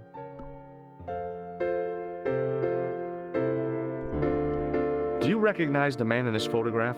Yes, monsieur. That man is one of our guests. What name? I cannot tell you that. Can you tell me which room the man in the photograph is taken? Oh, no, monsieur. That information is confidential. Would it make a difference if I told you the guy in the photo was a murderer? We are accustomed to catering for celebrities, monsieur. Movie stars, politicians, royalty, sporting personalities, they all stay here. Did I show you this photograph? Yes, you did. Do you recognize this red nose? No, monsieur. What do you make of this tissue? Do you wish me to dispose of it for you, monsieur? Hey, no! It could be useful. I'm holding on to this.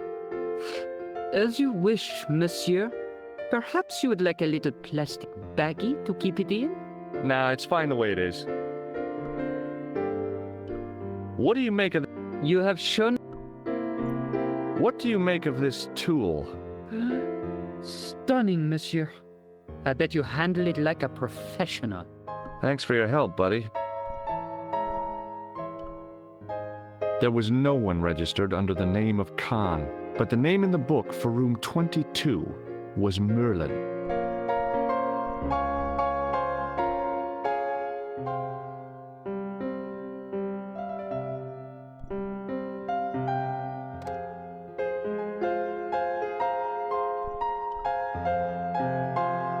Bonjour, Collard. Hi, it's George. I have the address of the killer's hotel. If you're going to pay him a visit, take care. Remember, that guy's a professional. Thanks. I'll be fine.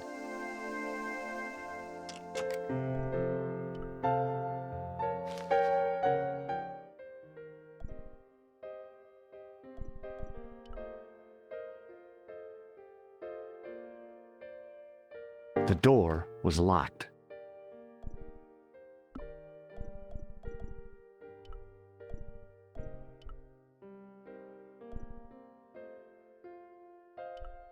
The sign on the door read 22. If the tailor's description was correct, this was the killer's room.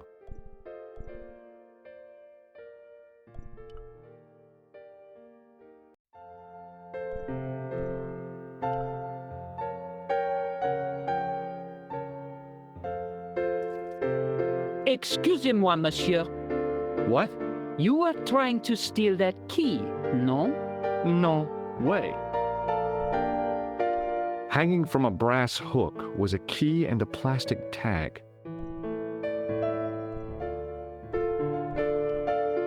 The clerk wore a disdainful expression, like he'd been born with it. What now, monsieur? About the key hanging on the hook over there. Oui, monsieur. Which room is it for? Number 21. Is that room taken? No. The guests checked out this morning. I'd like to check into room 21. That is not possible. How come? You said it was vacant. It is reserved for another guest. Rats. No, monsieur. Dutch. Thanks for your help, buddy.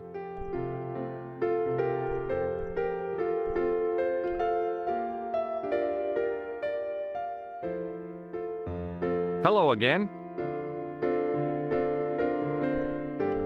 What does this clown's nose suggest to you? In my country, we have no use for clowns. I'm glad to hear it. They were dealt with most severely in the last cultural cleansing. What about the mimes? Did you get them too? All gone. Our streets are mime-free. Sounds like heaven. Thanks for your help. Goodbye.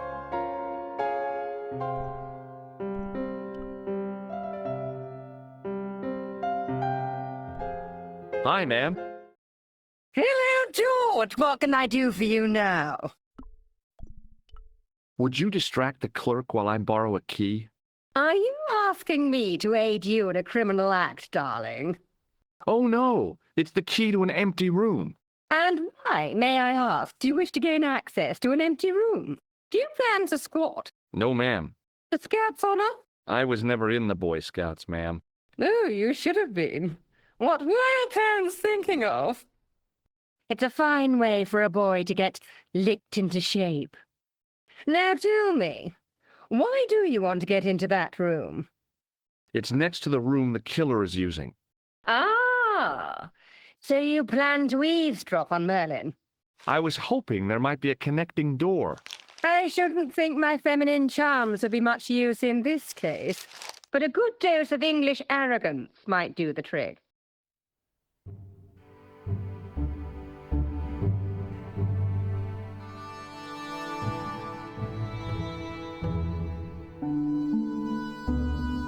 I say! You there? Flunky! Oui, madame. Listen carefully. You do understand English, don't you? But of course, madame.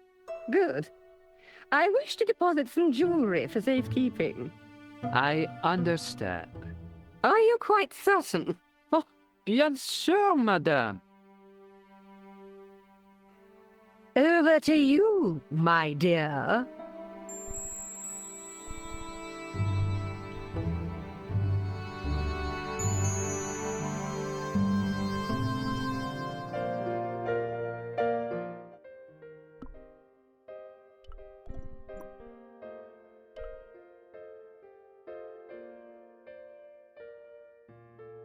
It wasn't the right key for the door.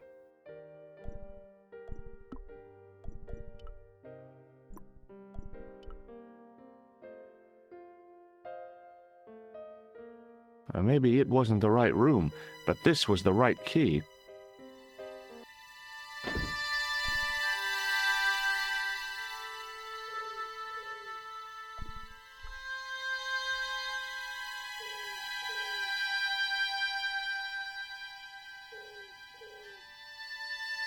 The cabinet was empty, but it smelled of onions. No kidding, it really did.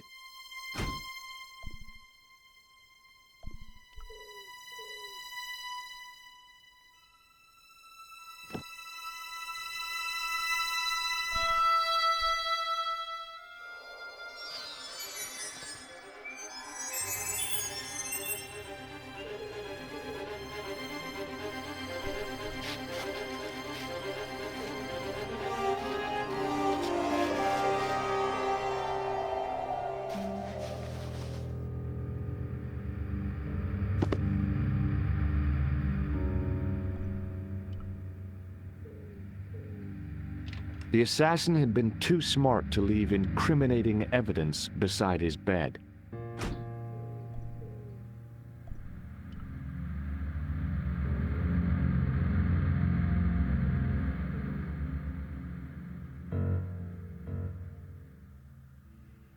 The bed was freshly made, and the crisp white sheets told me nothing about the killer's habits.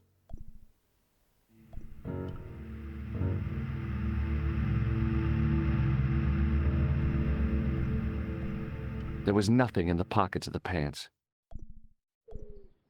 The interior of the closet was large enough for me to climb right in.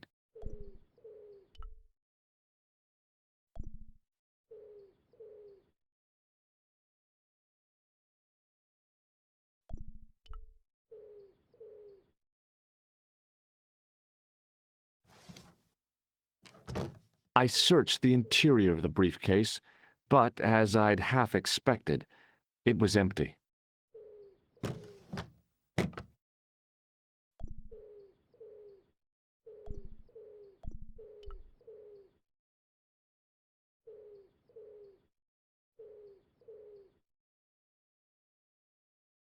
The assassin had been too smart to leave incriminating evidence beside his bed.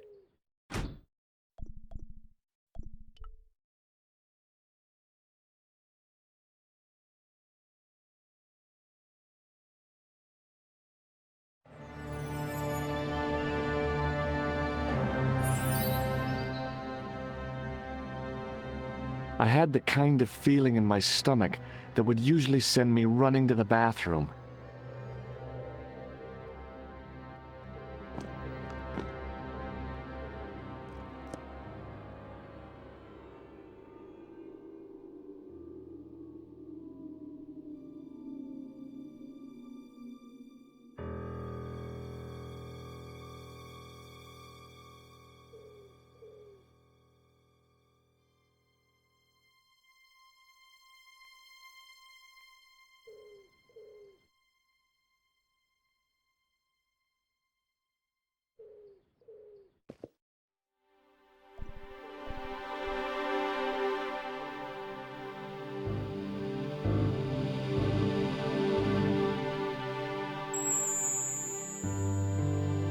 I couldn't believe my luck when I found 2 items in the pockets of the pants.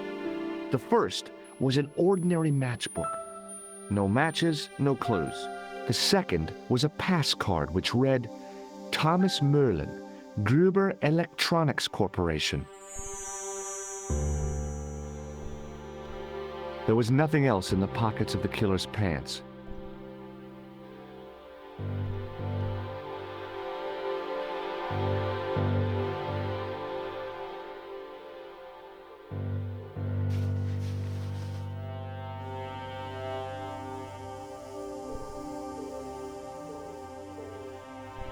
If I wanted my shins sticking out of my shoulders, I could have jumped. Mama Stobbart didn't raise no suicidal fools, though.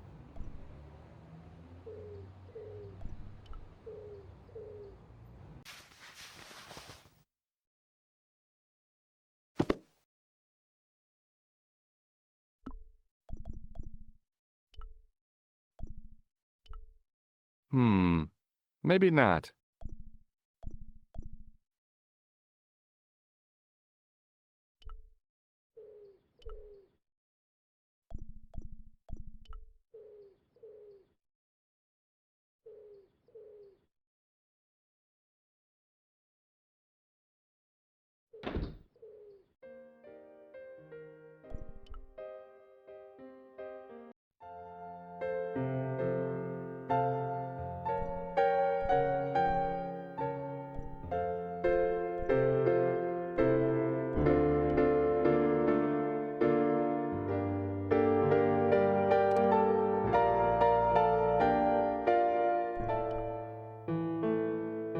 Bonjour, Collard.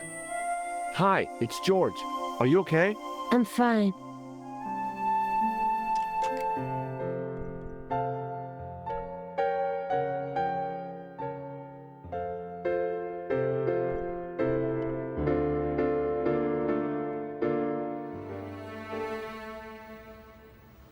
Hold it right there. Search him again, Flap. Nothing, Guido. Okay, let him go.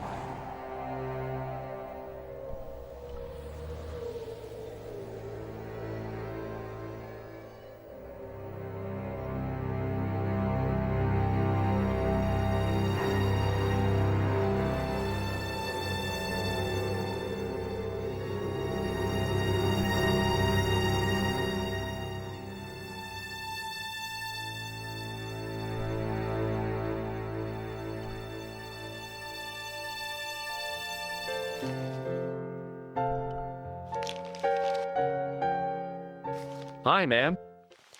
Hello, George. What can I do for you now? I found this matchbook in Merlin's bedroom. It came from the Club Alamut. It might be useful to find out if that club is in Paris, George. I found this pass in Merlin's room. So, that deceitful little man is passing himself off as an electrician, is he? Uh-huh. This guy probably has a million faces. I got the key. Thanks for your help, ma'am. I just couldn't bring myself to use the buzzer on this dear lady. I have to go, ma'am.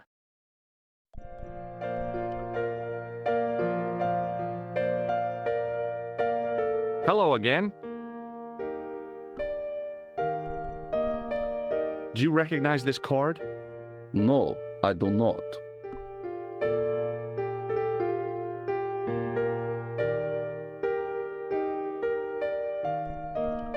Do you recognize this key? No, I do not.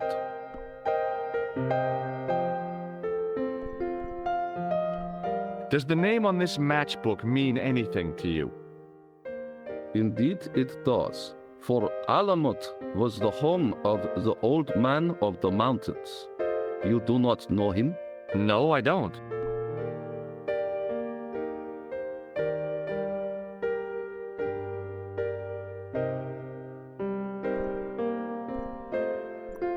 Thanks for your help. Goodbye.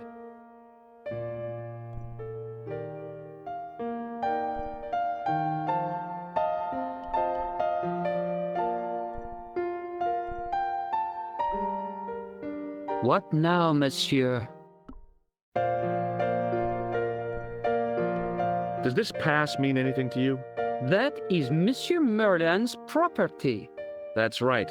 Merlin the murderer. I want to see what he's left in your safe. Impossible. I cannot betray his confidence, no matter what you say he's done. You're making a big mistake. Maybe. I can live with that.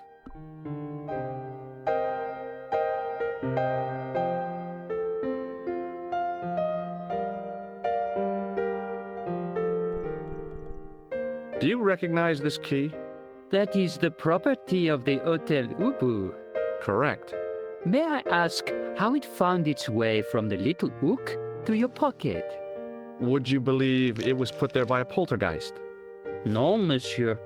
The hotel is regularly serviced by an exorcist. If we had a ghost, Father Fécond would have flushed it out. I suppose you want the key back. Not especialement. The room is vacant. Since you are so determined to conduct your little investigation, I won't stop you. Did I show you this pass? Oui, monsieur. Did I show you this? Oui, monsieur. Does this matchbook? Non, monsieur. Are you sure you don't want the key back? No. You keep...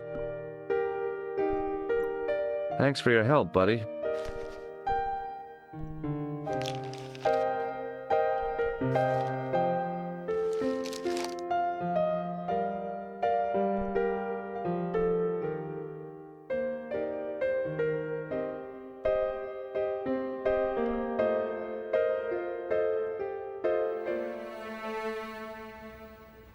Hold it right there.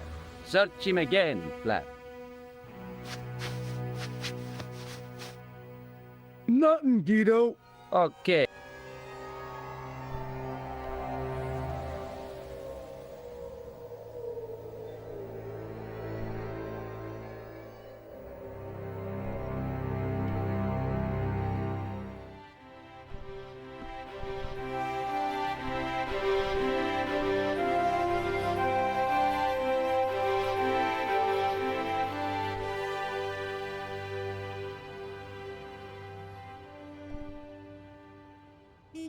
Excuse me?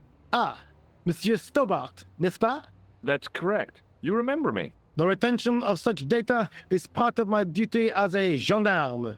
That is how crime is fought, through attention to detail, not intuition. Yes, sure. Would you like to shake my hand, Sergeant? Not while I'm on duty, monsieur. The gesture could be misconstrued.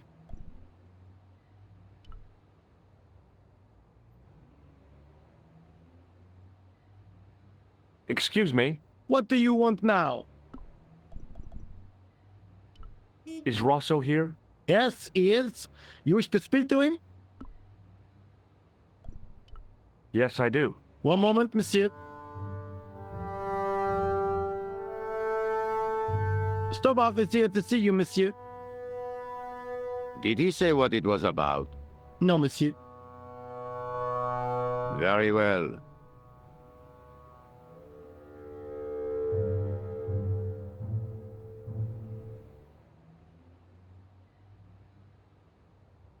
Hi, Inspector. Remember me? But of course, Mr. Stobbart. My mind is a well-ordered faculty. A mental classification system that's the envy of the Bibliothèque Nationale. No tricks, mark you, monsieur. Just exercise. Just as our muscles waste through inactivity, so our minds decay. But there is no need. If only people would learn to exercise their wits daily. If he was trying to impress me, it worked. He was pompous and patronizing, but he had style. Eh bien, if you called about the bombing, you're too late. Investigations have been closed. But I've been taken off the case. What about the murderer, the dead guy? It is out of my hands. Would you care to shake my hand, Inspector? Please don't be offended if I decline your offer, Stobbart. The palms of my hands are particularly sensitive. Did you find out the ID of the guy who was killed in the explosion? I already knew who he was. What was that psycho-detective business you did in the cafe?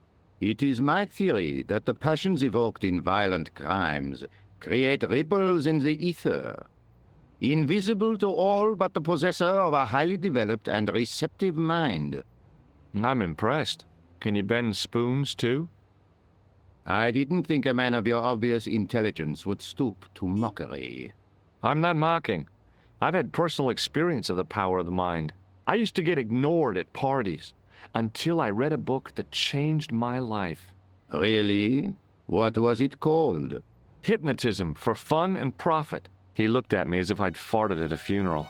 The power of mesmerism is a rare gift, not a party trick. I heard that the bomb victim's name was Plantar. Your sources are reliable. He was a big shot at the Treasury, wasn't he? Maybe that's why you've been taken off the case. I'm sorry, monsieur. I cannot comment. You're not going to try any of that psychic interrogation on me, are you? Do you find the thought of my probing distasteful? Let's just say I'd rather you didn't. I've got more doubts than doubting Thomas when it comes to mysticism. Too bad. I think you would make an interesting subject under controlled regression. The day I let anyone mess with my mind hasn't dawned yet. Don't you want to know what I found out about the killer? I told you, monsieur, the case is closed. I have washed my hands of the whole affair. Then I'll have to continue my investigations without your help. No. You must forget the business of the clown completely. Go back to being an ordinary tourist, Stobbart. Does the name Thomas Merlin mean anything to you? No, monsieur, nothing. It's another one of the assumed names used by the killer. Ah, the famous killer clown case. Yeah. You might have forgotten all about it, but I still aim to find that guy. Does this matchbook mean anything to you? No, monsieur. I suggest you ask Sergeant Moo about that. God only knows why, but he collects matchbooks. He claims it is a hobby. Do you recognize the man in this photograph? No. It's the face of a killer. The man who bombed the cafe? The photograph was taken soon after the explosion. He'd escaped through the sewers, leaving a trail of clues behind him. Circumstantial evidence, Stobbart. None of it proves a thing. Did I show you this photo? Oui. Absolutely. That is not a... Does the name Thomas... No. What do you mean? It is a tool. Does this red nose mean anything to you? I'd imagine it means you have not given up your pursuit of the clown. You're absolutely right. So long, Inspector.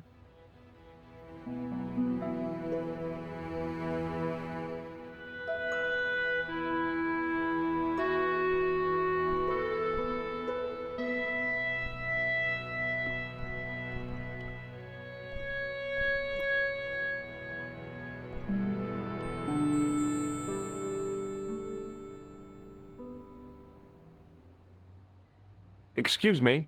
What do you want now? Does this matchbook mean anything to you, Sergeant? That's a double-lined Swedish with a crosshatch Bergman strike strip. Now, that's unusual. Pre-war Anderson hinging. Really? I haven't seen a reinforced Anderson outside of a private collection.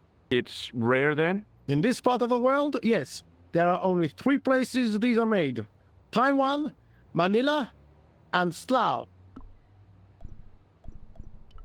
Does the name Merlin mean anything to you, Sergeant? Nothing, monsieur. Does this matchbook... That's a double-lined Swedish. Now, that's unusual. Really? I haven't... It's rare then? In this part, there are... Do you recognize the man in this photograph? No, monsieur. It's the guy who bombed the cafe. The clown. This man looks nothing like a clown. He's taken off his grease paint and costume. Then there is nothing to link this man with the killing. Nothing? Look at those murderous eyes. Hardly likely to get him convicted. I really did see the clown. He ran into the alley across the street. Did you follow him? I lost him. I figure he went underground. Do you know how many kilometers of sewers there are beneath this great city? It's not a question I've lost sleep over. I have no doubt that Inspector Rousseau will organize a proper search. I've tracked down the clown's movements, Sergeant. Is that so, monsieur? Yeah. There's a man down the street who saw him crawling out of the sewer. Dressed as a clown? No, he'd changed into ordinary clothes by then. So, how did he know it was the clown?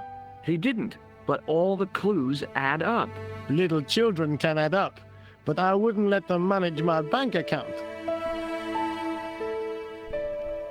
I'd like to report an assault. Yes, monsieur? Where is the victim?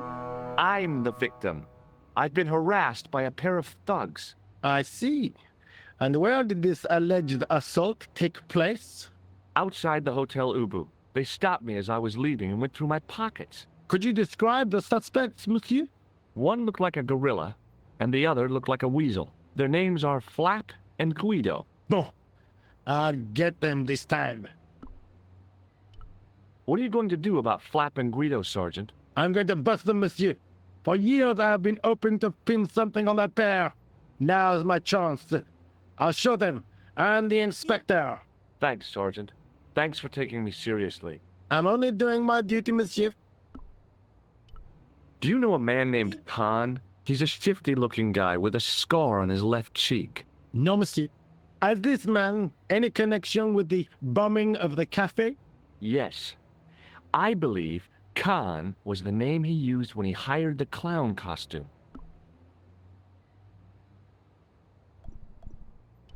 Do you recognize the man in the... No, monsieur. It's the guy who bombed the... This man... He's taken off his... Then there... Nothing. Is Ross... Yes, Not really. See you later, Sergeant.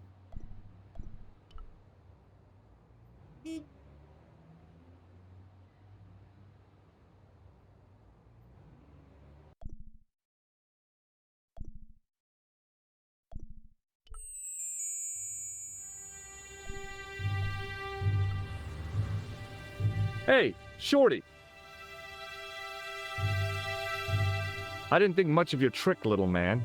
I don't know what you're looking for, but you picked on the wrong guy. Maybe you'll spread the word around the sewers. George Stobbart is on the case. That's Stobbart. 2 B's and 2 T's. It sounded impressive to me, but the weasel didn't seem to share my enthusiasm. Still, I figured he'd think twice before gunning me down in the street in cold blood. I do not like your tone. Oh, yeah? And what are you gonna do about it? If you do not go away, I will gun you down in cold blood, right here in the street, without thinking twice about it. Do you know a guy called Merlin? No, What does this key mean to you? nothing. Does this matchbook mean anything to you? It is just a matchbook. Why should I recognize? Forget it.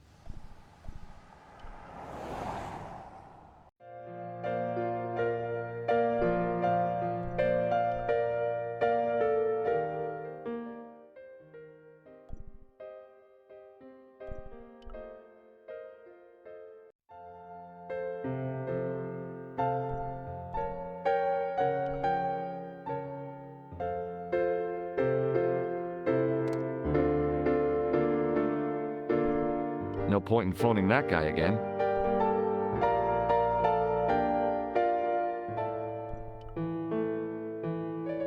Bonjour, Collard.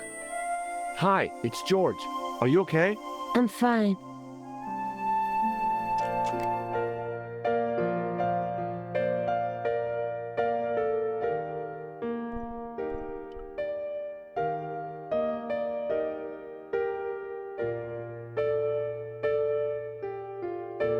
Hi, ma'am. Hello, George. What can I do for you now?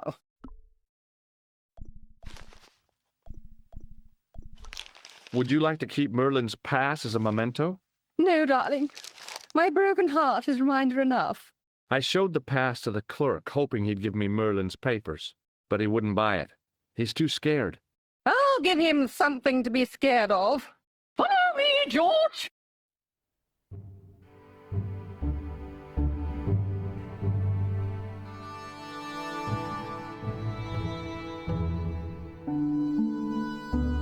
Did you place a package from Merlin in the hotel safe? I did, madame. And did my friend here show you Merlin's identification? Indeed he did, but What's the problem? he isn't Merlin. A mere academic detail. Give him the package.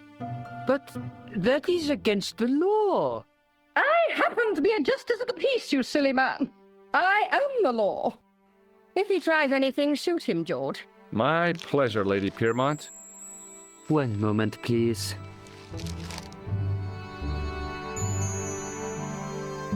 You know, I haven't enjoyed myself this much since Greenham Common. I don't know what I would have done without you, Lady Piermont. Voilà, monsieur. Le manuscrit de Monsieur Merlin. Thanks. How satisfying. An Anglo-American alliance that actually worked. The clerk had given me a tightly rolled sheet of parchment. I decided not to unroll it until I was safely back in Nico's apartment.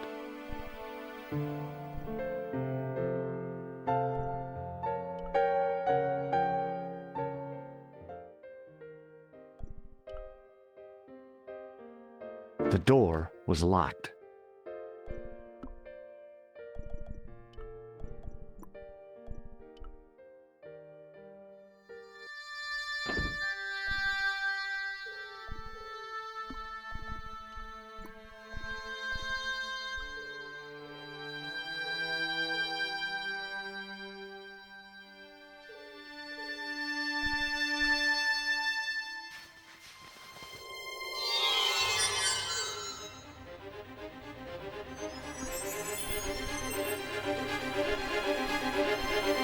I knew this was no way to treat an ancient manuscript, but I couldn't let it fall into the hands of the goons waiting outside.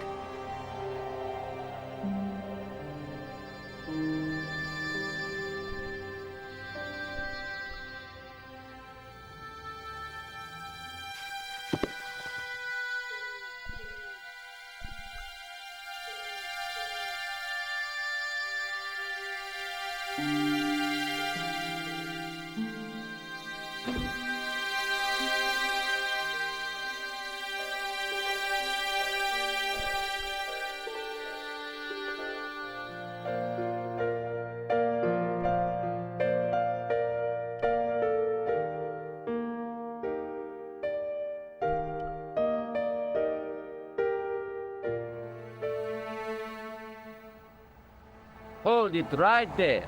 Search him again, Black. Nothing, Guido. Okay, let him go.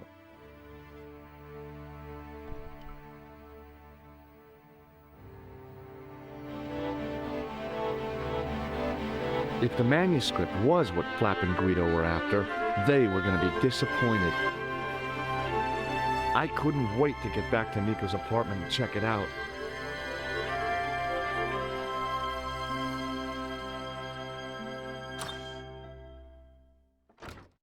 You're just not going to believe what I found. It's not another part of the clown's costume, is it?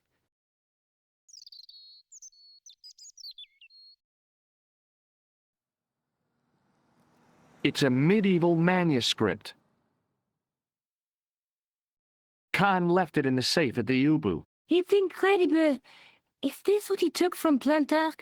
It could be, which means it's worth enough to kill for. Look there, 2 guys on the same horse. Oh yeah, maybe they couldn't afford one each. What of it? Have you ever heard of the Knights Templar? Their official seal was an image of 2 knights sharing a horse. Whatever this manuscript means, it's connected with the Templars. How come you know about these knights? I learned about them while writing an article on the Crusades. This guy, named Hughes the Pagan, arrived one day at the court of King of Jerusalem. He offered to protect the Christian pilgrims from the displaced Muslim army. The king would be able to guarantee safe transit to Christians in the Holy Land. Safer journeys meant more pilgrims, and pilgrims meant trade and wealth. The Templars proved invaluable to the king as a mercenary army. It was said that they never asked how many the enemy numbered, just where they were. And as the years went by, the Templars grew in wealth and numbers. They were so rich, even kings came to them for loans, but at the height of their power, they fell foul of the King of France. He rounded them up and turned them over to the Inquisition. Thousands of Templars were subject to torture and confessed to heresy. Of course, at the hands of the Inquisition, there wasn't much they wouldn't confess to. The last Grand Master Jacques de Molay was burned alive. But the treasure of the Knights Templar was never found.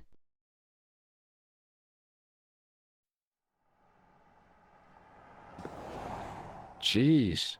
So the treasure is hidden, waiting to be discovered? If there ever was a treasure, it's been lost for 600 years. Anyway, we're supposed to be investigating a serial killer, not a medieval treasure trove. But maybe that's what the clown and his accomplices are after. Maybe this manuscript is the key. You'd better leave it here for safekeeping. Think about it, George. One guy's already died for it, as you said yourself. Besides, that parchment is fragile. Okay, I'm convinced. You keep hold of it.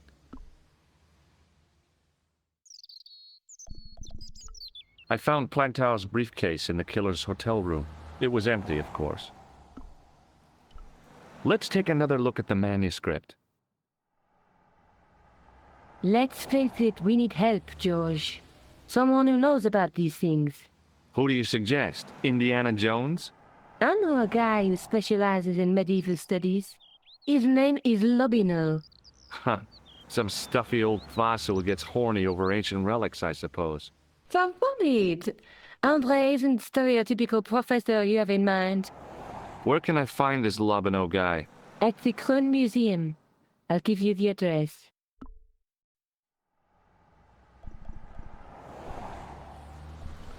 There's a guy with a sword and a bull. The only mythological bull I know of is the Minotaur, but he was only half bull. I don't think I'd like to be half a bull, even if it was the bottom half. What's that object between them? It looks like a gem on top of a tripod.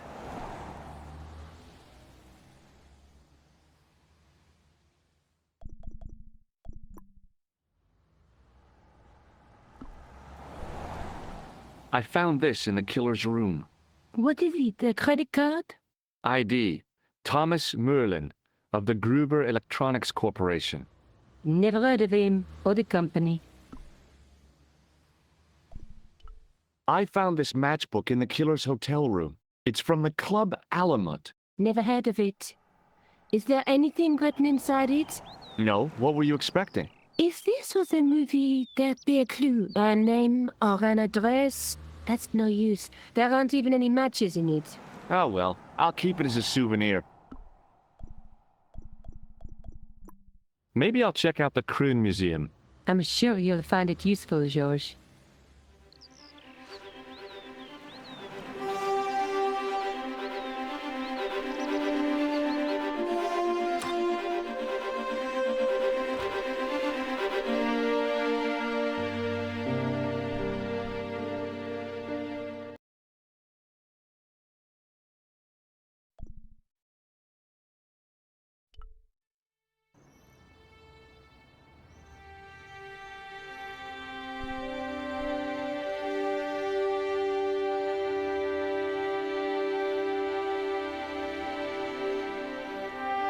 Through the grimy glass, I could see several large shapes in a gloomy room.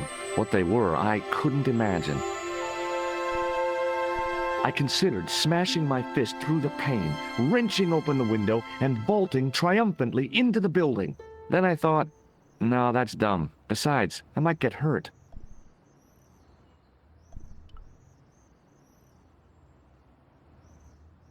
A real macho guy would have plunged straight into the spiky, scratchy bushes. Not me.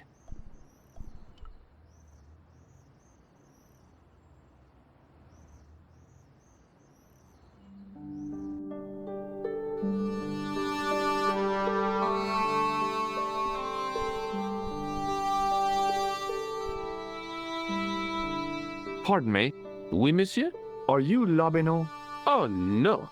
Fancy you mistaking me for him. No. I am the deputy custodian. But Lobino does work here. Work? I wouldn't go so far as to call it that. He studies here most days, but as you can see for yourself, not today. Would you like to shake my hand? Not while I'm on duty, monsieur. Pardon me. Oui, monsieur? Do you know anything about the Knights of the Temple? No, sir. Not a sausage. Do you know anything about medieval manuscripts? Not me, monsieur. I am no scholar. Although people often mistake me for one. It is the uniform, I guess. They see the clothes. They are impressed. And they ask you to park their cars? They ask me to park the... No. They assume I am an authority on the exhibits in my care. Whereas you know next to nothing about history. Of course not. All I am saying is, I am no scholar. Not like Monsieur Lobino. Do you recognize the man in this photograph? No, monsieur. Is there any reason why I should? I guess not.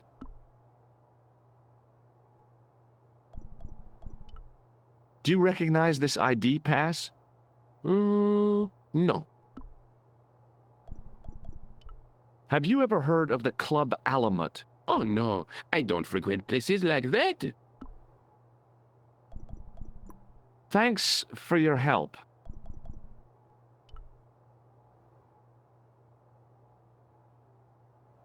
The rod turned smoothly, and the window above me opened. I tried to sneak my hand inside while the guard wasn't looking, but the case was locked. I tried to raise the glass cover of the case, but it didn't budge. I tried to sneak my hand inside while the guard wasn't looking, but the case was locked. There was nothing in the urn.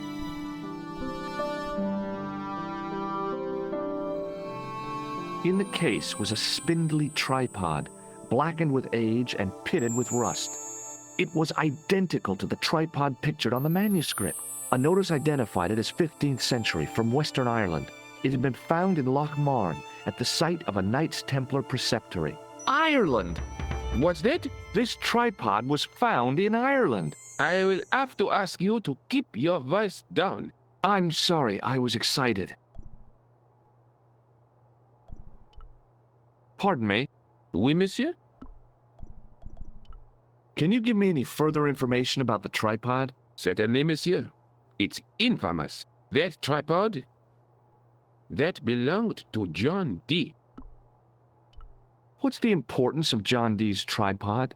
Dee was the most famous escapologist of the 16th century, the Houdini of his time. Don't you mean alchemist? Escapologists use ropes, chains, and handcuffs, not tripods. Well, whatever he was, that is the tripod he used in his experiments. What kind of experiments did John Dee perform with his tripod? Oh, it's the usual. Didn't you study chemistry at school? Yeah, but we skipped over thaumatology. Can I take a closer look at the tripod? What? Get it out of the case? Ah, no! That tripod is protected by a sophisticated surveillance system. How sophisticated? A painfully loud alarm bell. How is the alarm bell triggered? by the slightest pressure on or movement of any part of the case wherein that tripod is situated. It strikes me that to call your alarm system sophisticated is, well, stretching the truth a little. It has never failed yet. The sophistication is in its simplicity. The sign on the tripod says it was found at a Templar preceptory. It does? Yeah. It doesn't mention John D. at all. Most remiss. You don't know anything about the tripod, do you? No, I don't. I never had much of a start in life, you see. I owe what little education I gained to my uncle. He was an optician, but he also doubled as the village school teacher. He taught me the alphabet. Wait, 19 letters of it. The bottom row of the chart was too small even for him to read, so he left them out. Why don't you start over and enroll for adult education? You know, I never thought of that. Do you see? If I studied art and did all my homework, I could be a professor of history. At your age? Dream on. What can you tell me about the collection of coins? A rare example of silver coinage from the reign of Philippe le Bel. That little old lay buried for centuries in a field on the outskirts of Paris. They're unique. Nothing like them has been found anywhere else in Europe. Who was Philippe le Bel? You don't know? Philippe IV, the King of France. Wasn't he the guy who wiped out the Knights Templar? I have no idea, monsieur. All I know is he was King of France. I don't even know why he was called Philippe le Bel. What can you tell me about the collection of pottery? Those are remains of pots used by the original inhabitants of Paris. The Paris pot people. When did they move out? 15,000 years ago, monsieur. Vanished in the mists of time. Didn't even have time to pack up their pots. I thought the original inhabitants of Paris were a tribe known as the Parisi. That is right, monsieur. Renowned for their pots. You see, in those days, people didn't have much in the way of possessions. A few flints, some animal skins, maybe the odd bone or two. Naturally, when the Parisi came along with their pots, why, everybody wanted one. I guess they must have caused a kind of consumer frenzy. Yeah, oui, they connect the market, cleaned up. You don't know the first thing about those pots, do you? No, monsieur. Thanks for your help. The totem pole looked distinctly out of place in the setting of the museum. It was a tapestry of a lady, a lion, and a unicorn. If I'd had more time, I could have stared at it all day. Touching an object as rare and beautiful as that would have been the act of a barbarian.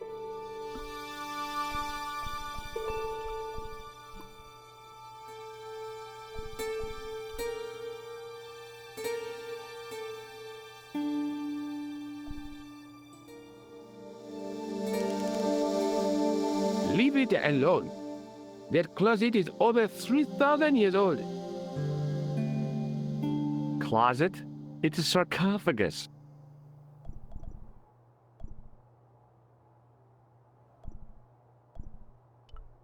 The statue didn't deserve to be mauled by a Philistine like me.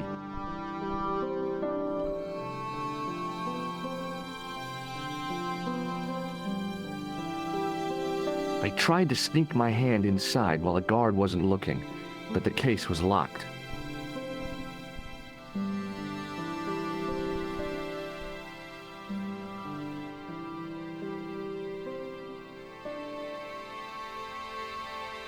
The tripod was definitely the one on the manuscript. The Templar connection confirmed it. I was tempted to go to Ireland to check it out.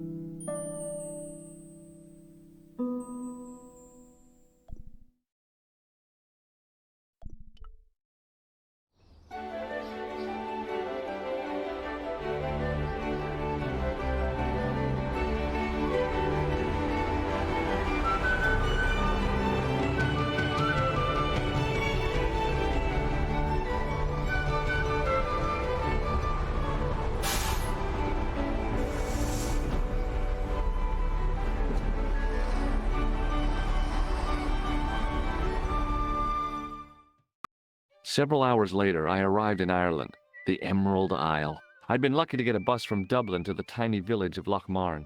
On the way out, the driver told me there was only one service a day.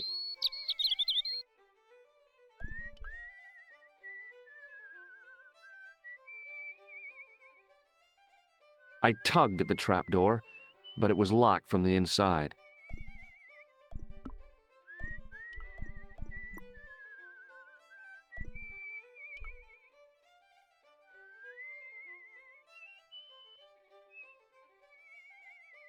Hi there. What? What's your name, kid? Who are you calling kid? Who the hell are you? Rosso's the name. Murder's my game. Are you a detective? Let's just say I'm here to find the truth. Cool. Just like on the telly. Cut the crap and tell me your name. Liam McGuire. What are you doing hanging around the bar, McGuire? I'm on the run. From me dad. Why? Did you do something bad? I ain't done nothing, boss. You can tell me, kid. Is it your dad? Oh, sir. He drinks every last penny down his evil throat. And there's me poor old mother, bedridden and dying of presumption. I tried to buy her medicine. Chopped firewood for Father Mahoney till me fingers bled. The old skinflint cheated me too. But I took the pennies he gave me back home. Look, Ma, says I, see what your darling son has earned with his own sweat and blood. When suddenly, me dad appears and grabs the loot. I'm off to Dublin, heavy drinking, says he. Watch out till I get back. That's why I runned away. Something in the grin on his face told me he wasn't being strictly truthful. Compared to him, Huckleberry Finn was a candidate for Altar Boy of the Year. What can you tell me about the castle, McGuire? What do you want to know? Well, can I get inside? No, it's locked up. Does anyone live there? No, only... What? Oh, nothing. You know something about the castle you're not telling me, don't you?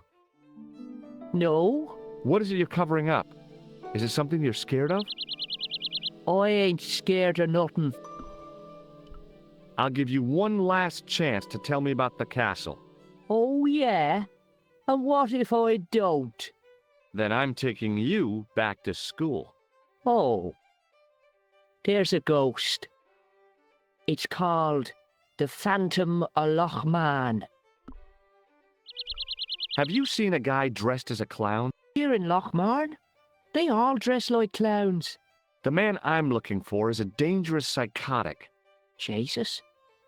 It's just like that film I saw. There's this clown, see? And he's after this kid who saw him kill a guy. He tries to warn the sheriff, only no one believes him. Then, while he's in the tub, the clown cuts him up with a chainsaw. My God, that doesn't sound suitable for a kid like you. Who are you calling a kid? I'm 25. Yeah, right. You're not a day over 14. Oh no, it's 25 that I am. Married with a car and 3 kids. 10 kids if you count the wives. You're not telling me you believe in ghosts, are you? Mister, I seen it with me very own eyes. Last Tuesday night, I went up to see what that dig was about. I just reached the top of the wall when I hears this awful noise. What sort of noise? A horrible snuffling and snorting, like O'Brien's pig, only worse. It was coming from inside the castle. Did you find out what was making the noise in the castle? No fear. I just sat there on the wall like Humpty Dumpty. The moon was cracked and greasy like an old dinner plate. The yard was full of shadows. I could have been hiding anything. I would have gone home, but my legs had lost their stuffing. Have you ever seen this man before? What a slimy character. No, I never seed him. Give me your hand. Get lost. Oh, come on. I just want to show you a little trick. No way, mister. I don't do tricks. Father Mahoney told me I'd burn in hell if I did. I just want to shake your hand, that's all. Oh, all right. Gotcha. Neat, huh? Didn't feel a thing. Take a look at this, McGuire. It's an ID card. What of it? Ever heard of Thomas Merlin? Or the Gruber Electronics Corporation? No. Did you get to see the ghost? Indeed I did. And a fearsome sight it is too. I sat on my arse, waited while the moon went down. Then out it comes from the shadows, all grey and tattered and hunched over like an old bent willow. Then I hears this spluttering and splashing and horrible laughter in the dark. I was so scared. Why, I fell off the bloody wall. I'm sure there's a rational explanation for what you saw at the castle. There is. The bloody place is haunted. See you later, kid. Okay, mister.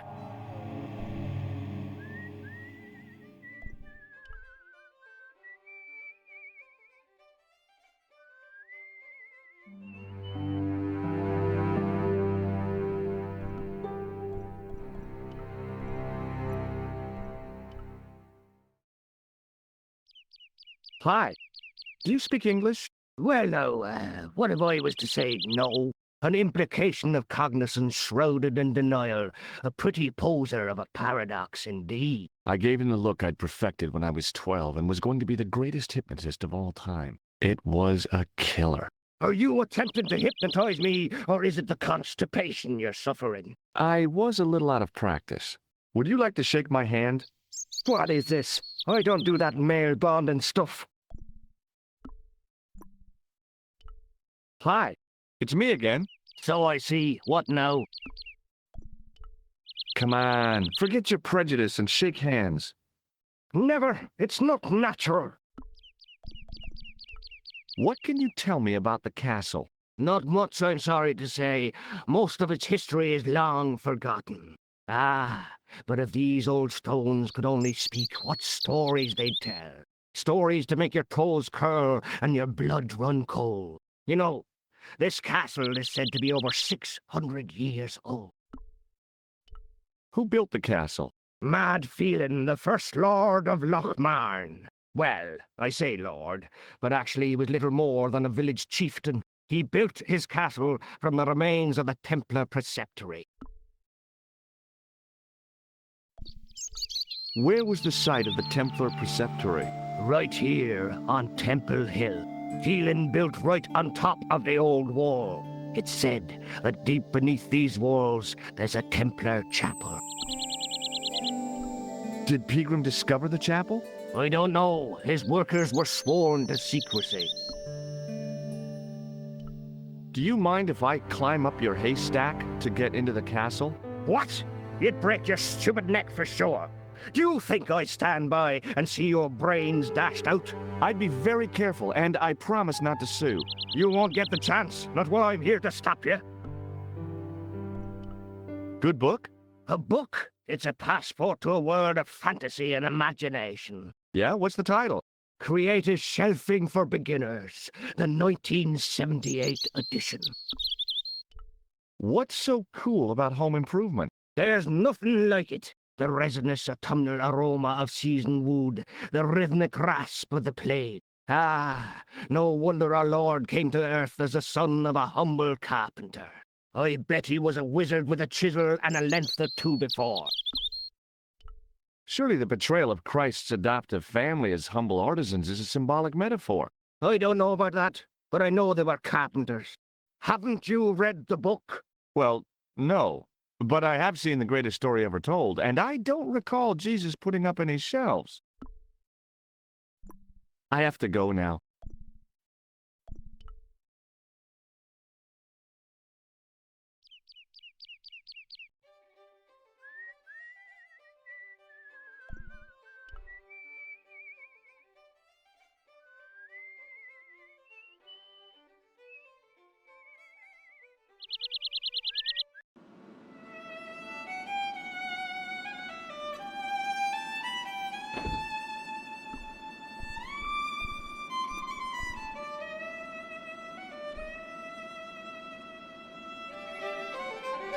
My name's George.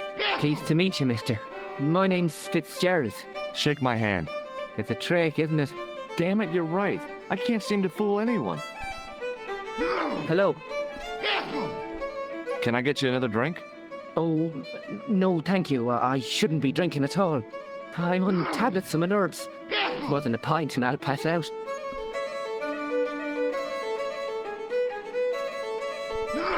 What can you tell me about the castle? There's nothing there. Just an old ruin. How old? I really couldn't tell you. Have you ever explored the castle yourself? I used to play there sometimes, when I was a kid. Then one of the little ones fell off the wall, broke his head and died. We didn't go there anymore. You haven't been up there recently? No. Do you recognize the man in this photograph? No. At least I don't think so. Look closely. He has a scar on his face. No, I'm sure I don't know him. Does this matchbook mean anything to you? No. Check out this pass. Yeah. It's yours, is it? Not exactly. Do you recognize the name? Thomas Merlin? No. Never heard of him. What do you think this tool is used for? Something to do with horses? Wrong. It's for opening manhole covers. Oh, really? Well, you learn something every day. See you later.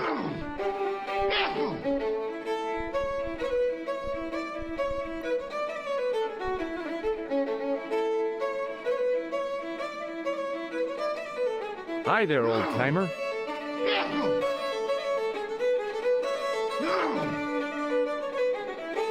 What? Nasty cold you've got there. As soon as the words left my lips, I regretted them. Is there such a thing as a cold which isn't nasty? I put the question to Father Mahoney. Father, says I, why were we born to suffer snot? What did he say? He said, it's my reward for being out all night like a sinner. Pious prig. Anyway, this is no ordinary cold. 'Tis the hay fever. Pollinosis? Thank you. You're not a policeman, are you? Excuse me? Police? No. I'd know it if you were. Hey, would you like to shake my... no, on second thought, forget it. Hello again. What?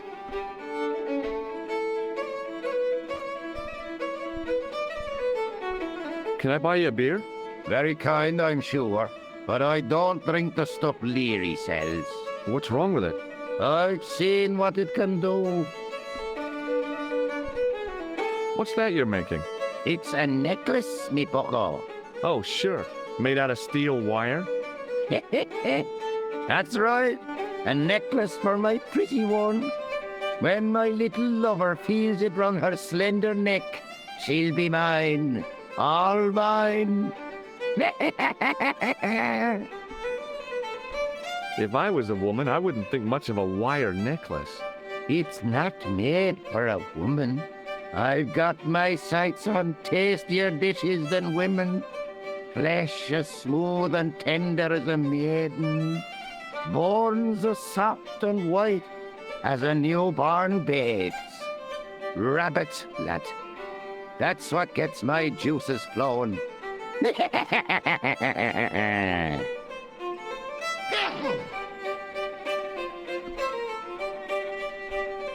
Ah, so you're making snares to trap rabbits. That's right. Do you have a problem with that? Damn right I do. Isn't it painful? Only if I get me fingers caught. I'm talking about the rabbits. Do they feel much pain? You bet.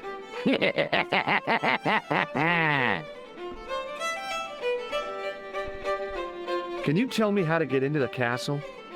Don't even think about it, me bucko.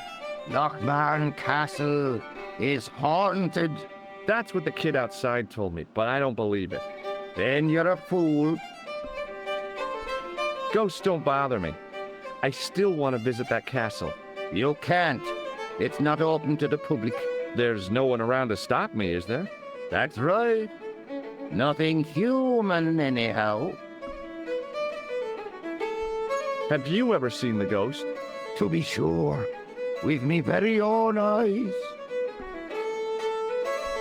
Can you describe the ghost? It was horrible. A wee stunted beast, long beak, straggly, flappy wings.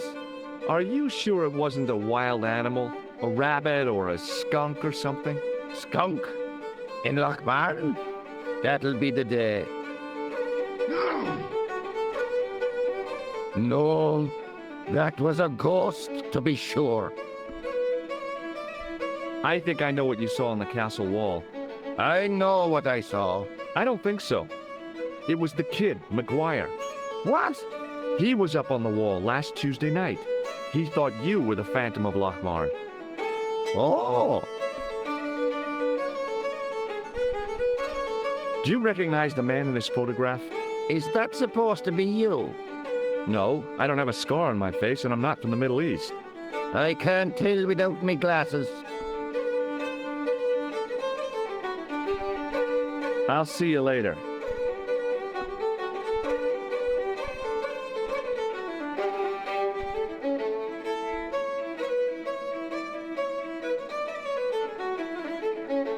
Top of the morning to you.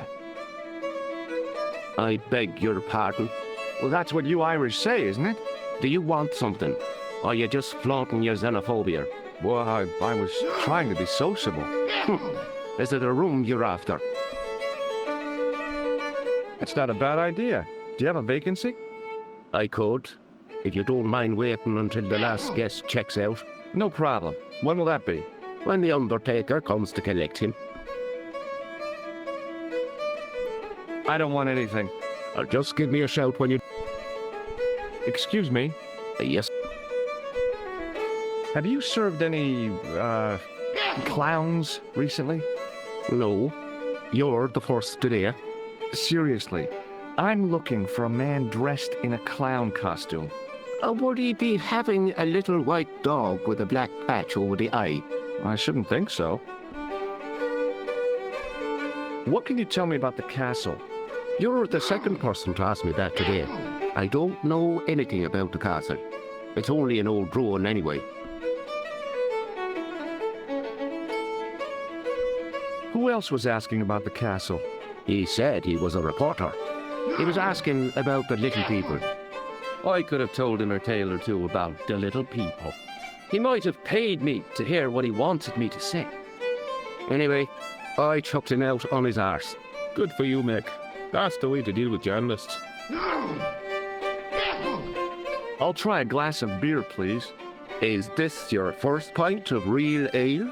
Well, I guess so. What's real ale, anyhow? Beer that's brewed from natural ingredients to traditional methods.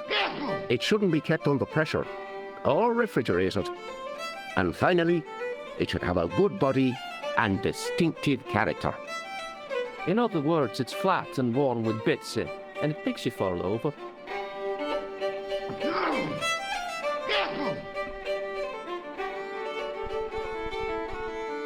Hey, bartender?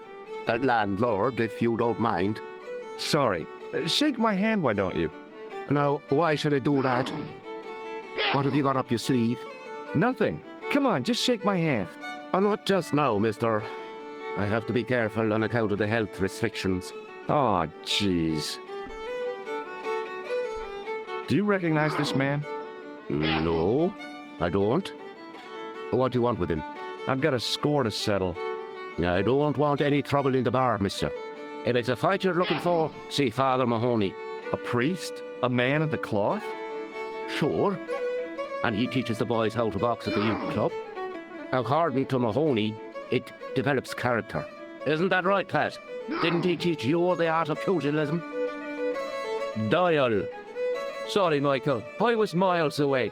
What did you say? Never mind. Thanks.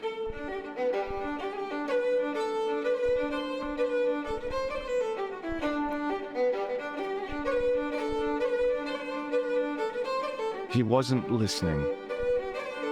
He wasn't listening.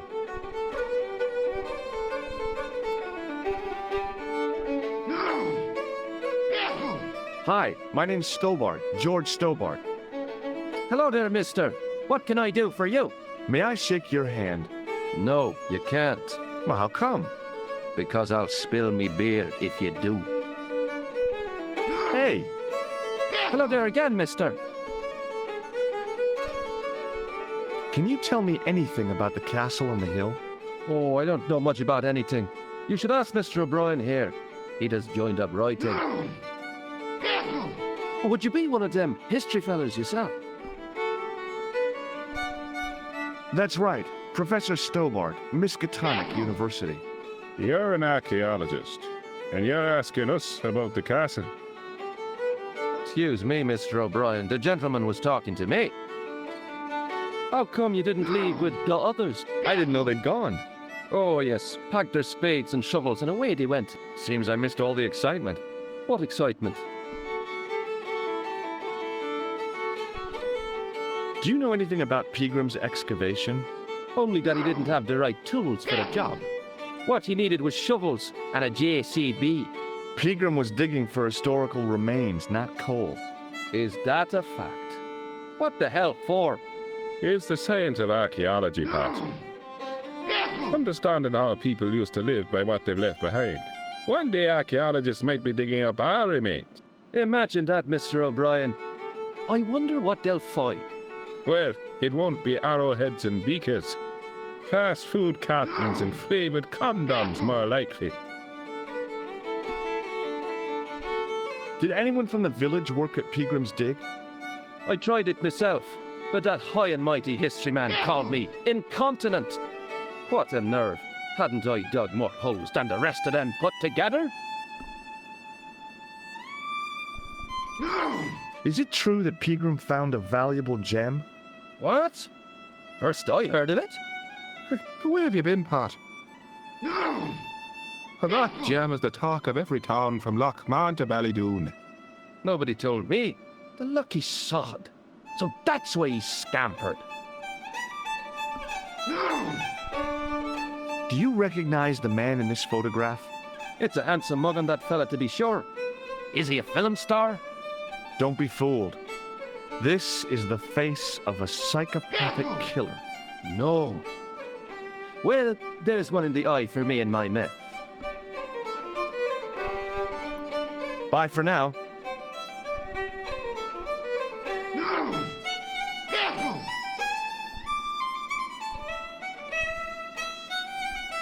It was an electric glass washer. It looked even older than the barman.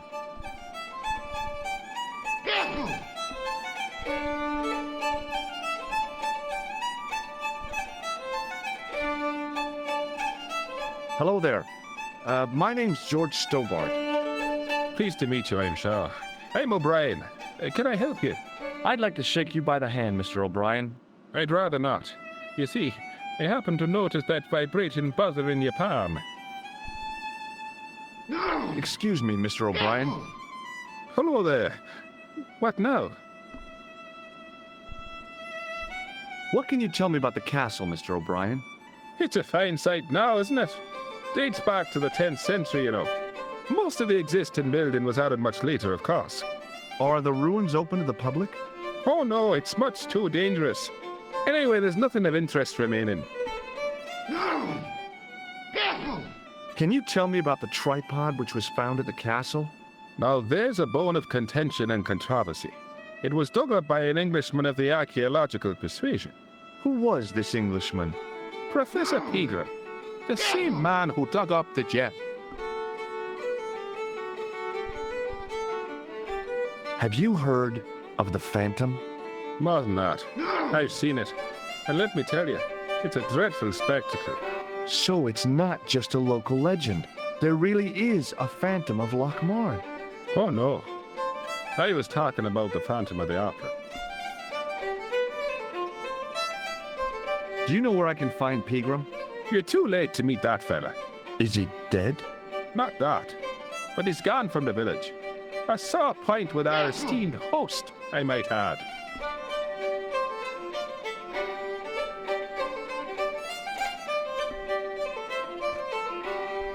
Do you know where Peagram is gone? I'm sorry, but I don't. He upped anchor in the dark and shipped out before the dawn. Why did he do that? Who knows? A guilty conscience or a secret assignation. Whatever the reason, he'll not be missed in Lochmar. Maybe now the fuss about the gem has died down, we can get back to normal.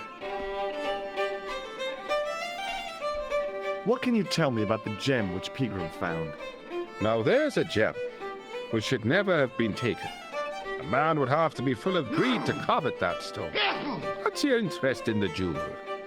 You're not a reporter, are you?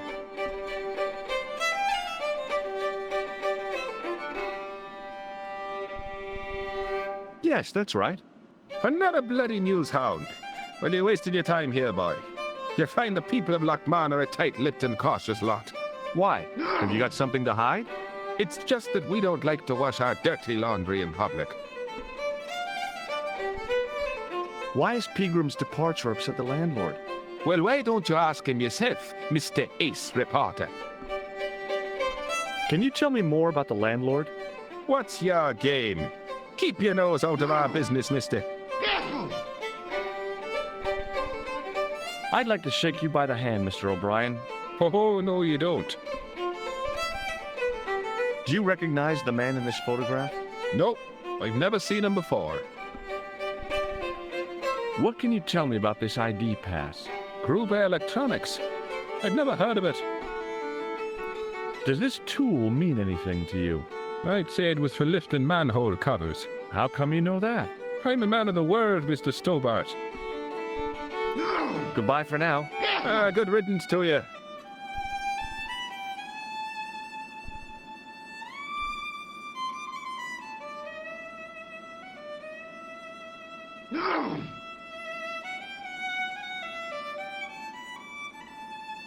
Hey, where do you think you're going?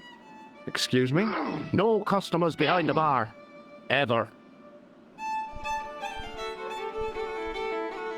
Get out.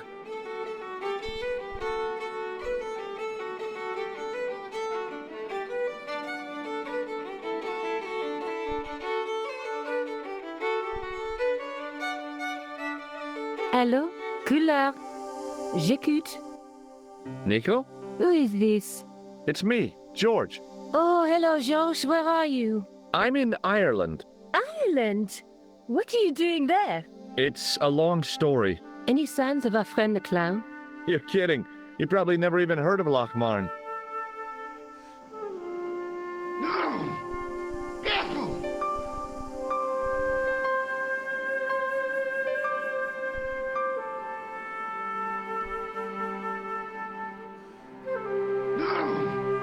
Hello again. What? Do you know Pegram, the archaeologist? That's the scrawny fellow who was poking around at the castle, isn't it? No, I don't know him. Do you know where I can find Pegram? I told you, I never heard of him. Were you aware that Pegram was conducting an archaeological dig? I don't meddle in other people's affairs. They don't interest me. I'll see you later.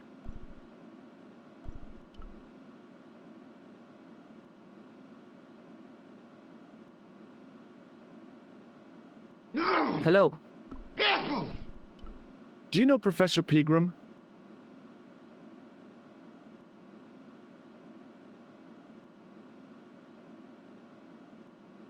He's the archaeologist, isn't he? That's right. Where can I find Professor Pegram? I heard he's gone fishing. I don't know where. Did you work at Professor Pegram's dig? What gave you that idea? Have you heard about the gem which Pegram found? I heard a rumor, but you can't believe everything you hear or see, can you? What does this tissue suggest to you? Nothing. What does this red nose suggest to you? Blood. Why's that? I used to bleed a lot when I was a kid. Every time there was a playground scrap, I'd end up with a bloody nose. I wouldn't have minded, but I wasn't even involved in the scraps.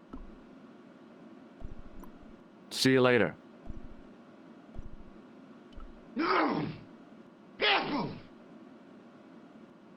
Excuse me. Yes, sir? Do you know a man called Pegram? Indeed I do. Are you a friend of his, by any chance? In a manner of speaking, I am. Right, me boyo, 160 quid he owes me, pay up. But that's Pegram's business, not mine. Ah, but he's done a bunk, hasn't he? Scampered. I know. That's why I'm here, to look for him. And what about the money he owes me? When I find him, I'll remind him about it. Did Pegram stay here? Yes, he did. 6 nights plus breakfast. He couldn't have had breakfast this morning. Not unless he had it afore he went to bed. What the hell are you talking about, Doyle? The history fella. I seen him this morning. Crack of dawn. I had to get up at 4 o'clock to see to the missus. I didn't know your wife was sick, Pat. She's not.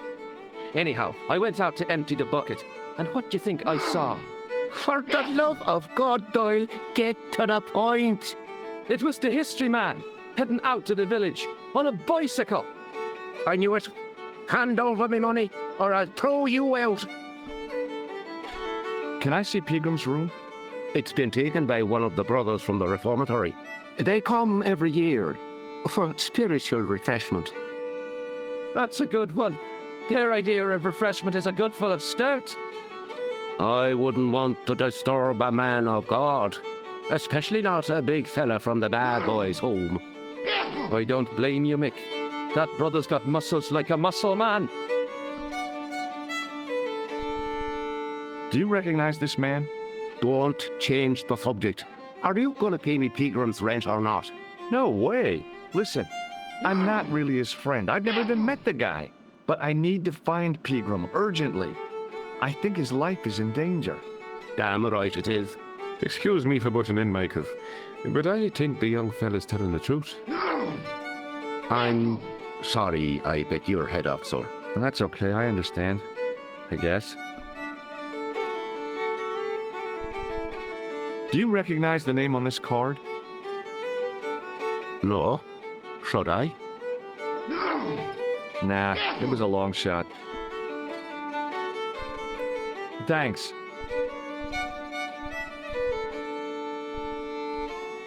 Hey! Hello there again, mister. Do you remember seeing Sean Fitzgerald at the dig? Let me see now. I think me brain box needs a spot of lubrication.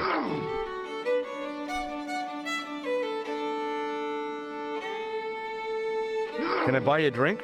You most certainly can. Give me a drink for my friend here. Who, Doyle? Has he conned you into buying for him? Shame on you, Patrick. See you again. Just a point this time, Michael. 1 point of brown coming up.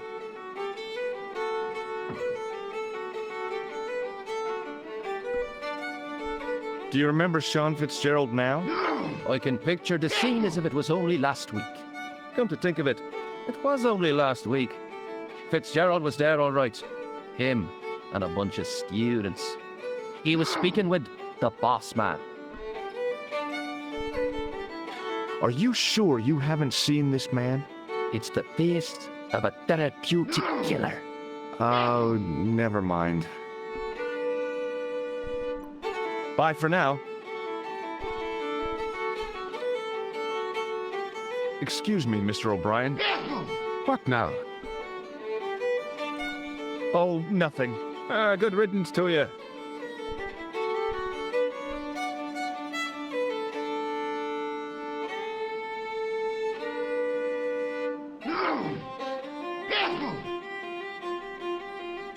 Hello. Doyle told me you definitely worked at the dig. You don't believe him, do you? Patrick Doyle is a moron and a scoundrel.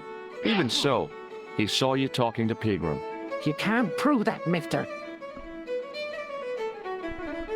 What did this red nose suggest to you? Nothing. See you later.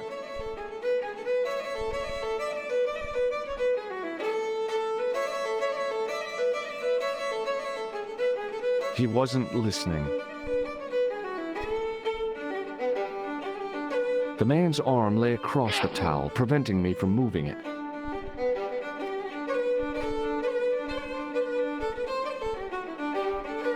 I was about to reach for the pump when I came to my senses. A rash move like that in a strange country with strange customs could be my last.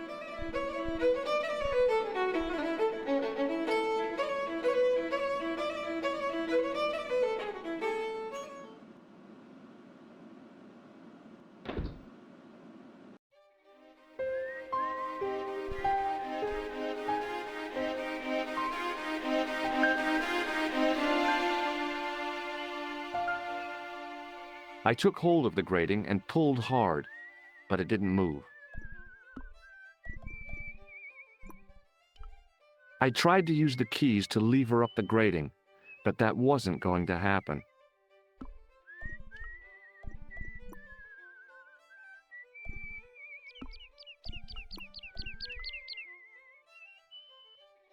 The workman's key was the obvious tool to use to open this trapdoor. It was specifically designed for a job like this. Unfortunately, there weren't any holes in the trapdoor.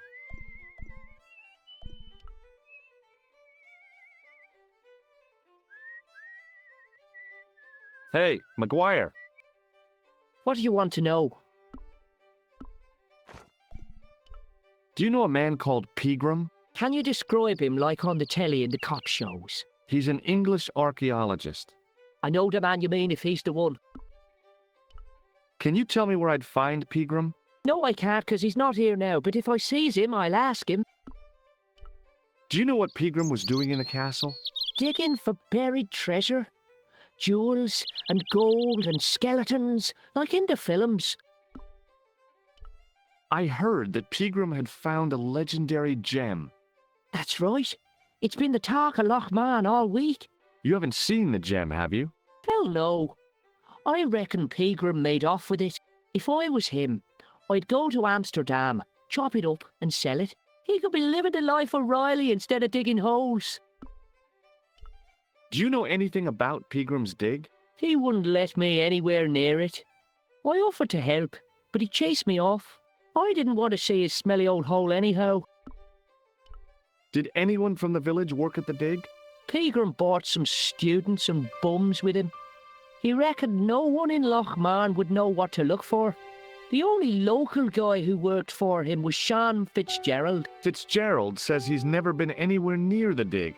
He's having you on, mister. Are you sure Fitzgerald worked at the dig? Oh, yes. It was him, all right. Would I tell a lie? Well, he denies it. I saw them together only last night. I wish you'd told me that sooner. What were they doing? Pegram gave Fitzy a box. He didn't look too happy about it. I knew it. But how am I going to persuade him to part with it? Break his fingers. No, I couldn't do that. I could. Thanks for the offer, kid, but I'll try a more subtle approach.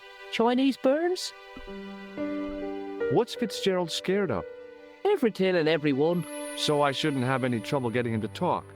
He's a pushover, but don't scare him too much. Try the soft touch. Butter him up a bit. See you later, kid. Okay, mister.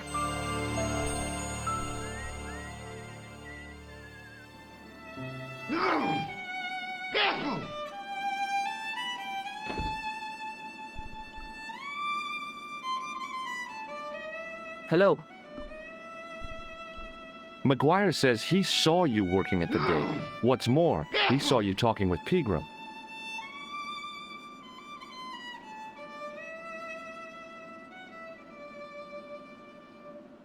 I knew this would happen. I knew I'd get caught. Just my luck. Grasped up by a delinquent and a dimwit. I need to talk to Professor Pegram, if he's still alive. What do you mean? Is he in danger? Yeah, you too, if I'm right. You're not in the Social Security. Hell no. What makes you think that? Well, I was claiming benefits at the same time I was working for Pegram. I'm not in a position to make judgments, Sean. That's between you and your conscience. All I want is to talk to Pegram about the gem. But he's not here. I know that. But he left that package with you, didn't he? What did Pegram find at the castle? The entrance to an underground chamber. It was filled with earth and rubble, and Pegram had us dig it out. We uncovered a secret room, a hidden chapel. Did Pegram find a gem in the altar room? I don't know. He made us leave and wouldn't tell us why. Half an hour later he came out, white as a sheet he was. He closed down the dig and locked up the castle, sent us all away. From the sound of it, Pegram had discovered more than just the gem. So where did Pegram go? I don't know. I swear it. He came to see me early this morning. Said he was leaving.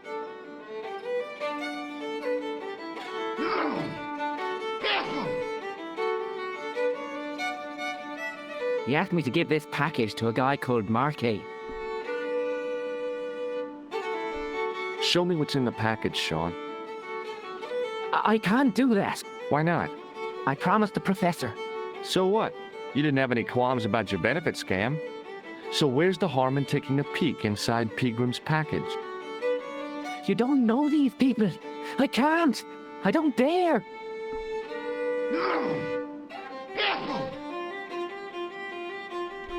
This is your last chance to show me the package, Fitzgerald. I've been patient with you, but now it's time to kick ass. But he'll kill me. Who will? The man from Paris. Jack Marquet. Pegram told me if I gave him the package unopened, I'd hear no more about it. But if I double-crossed Marquet, I'd be dead. I'll deal with Jacques Marquet. Give the package to me. No. Why should I trust you? I don't know who to trust anymore. I wish I'd never even heard of the Lochmarn gem.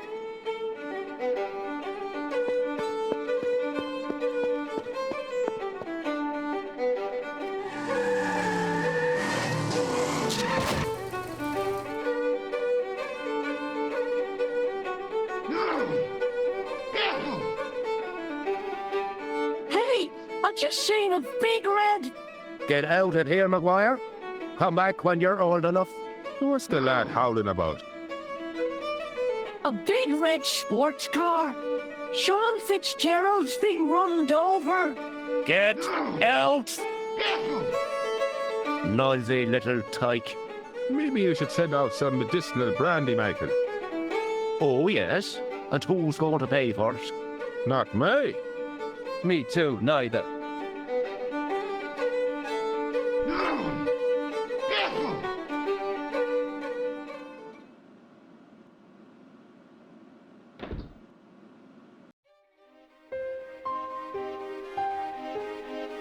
I was telling the truth about Fitzy, mister.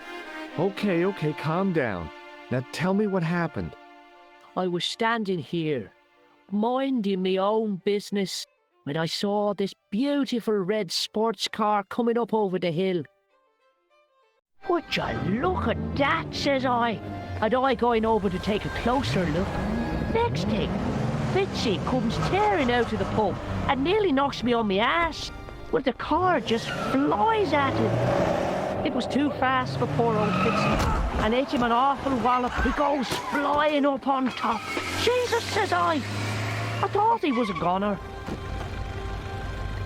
Next thing, the driver hops out, and I couldn't believe my eyes.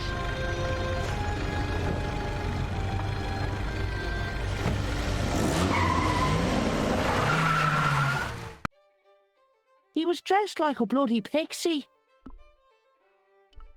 Did Fitzgerald drop anything when he was hit? I didn't see.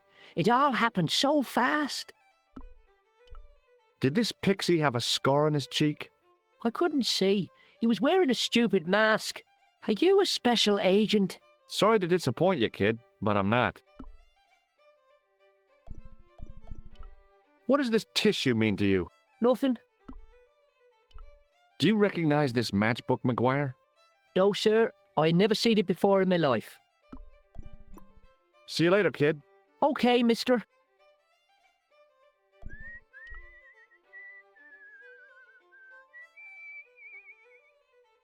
I pushed the switch down, but in doing so it snapped off in my hand. The plastic cover had been smashed by the Pixie's car, revealing a switch.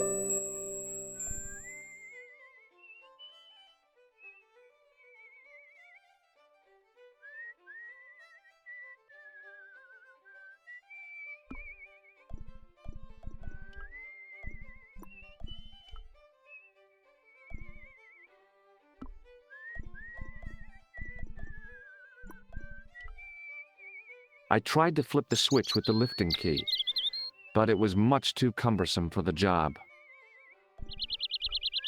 It was impossible.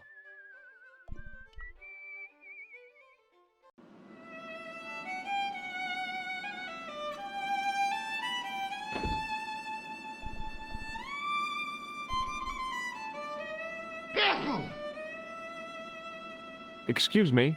Yes, sir?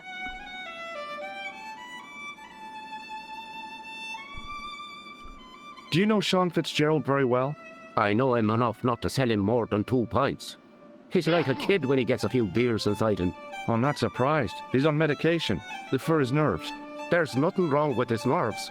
He's just screwy.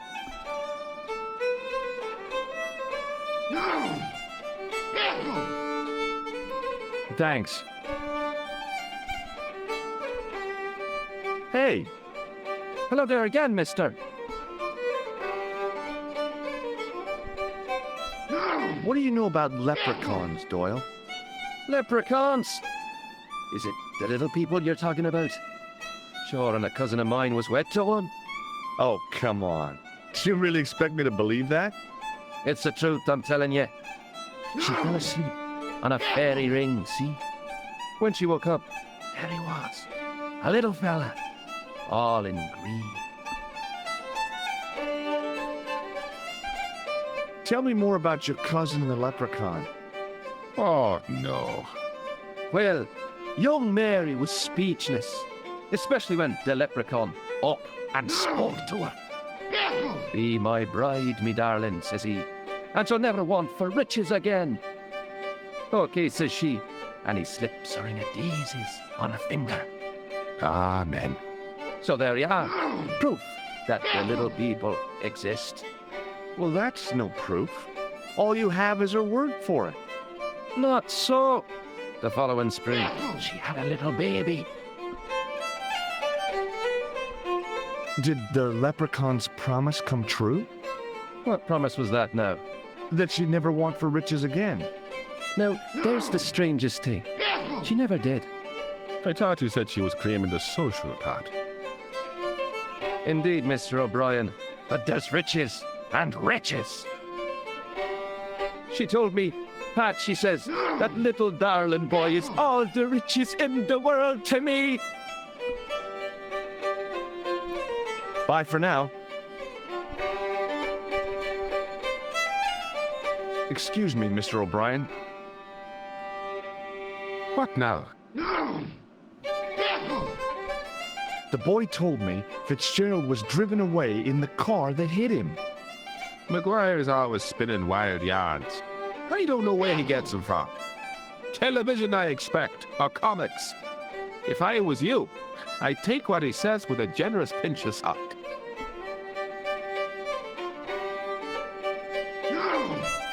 McGuire's tale about the car sounds quite plausible to me.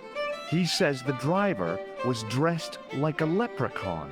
That boy has a head full of fluffy toys. Goodbye for now. Good riddance to you.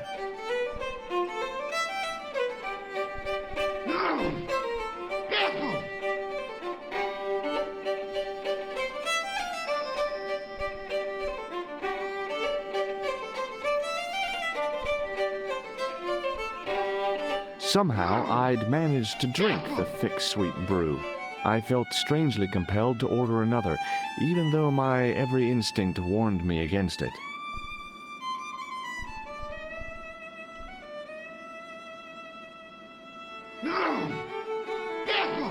Hello again.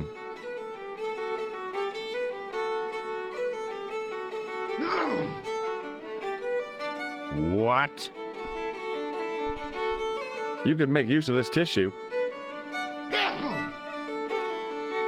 Never use them. Those things are unhygienic.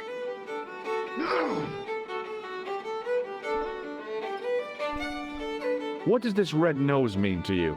I suppose you're collecting for charity? No, I'm not. I want to know if you've seen someone wearing a nose like this. No, I haven't. I'll see you later.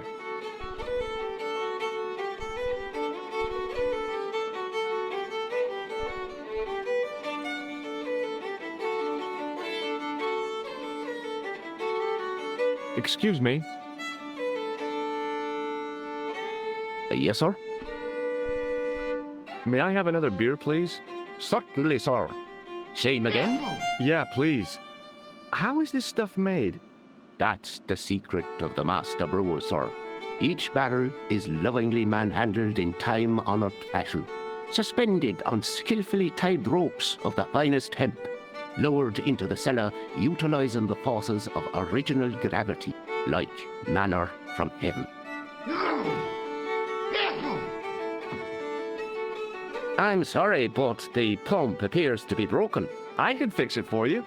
I don't think so. This is a job for a professional electrician. Oh well, at least the glass washer is still working. It's not my beer, is it? Thanks. I couldn't see anything obviously wrong with the machine. I figured it must be the wiring. Excuse me. Yes, sir? I don't want anything. Just give me a shout when you do. I was about to reach for the pump when I came to my senses. A rash move like that in a strange country with strange customs could be my last.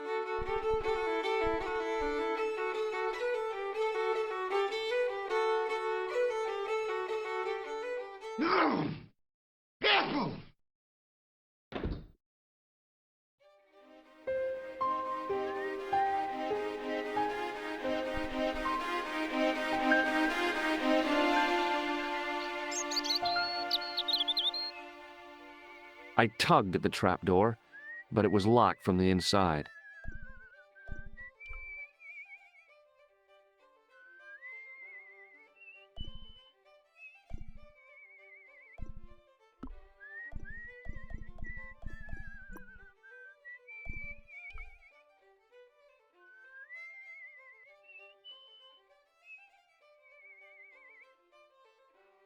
Hey, McGuire. What do you want to know? See you later. Okay, mister.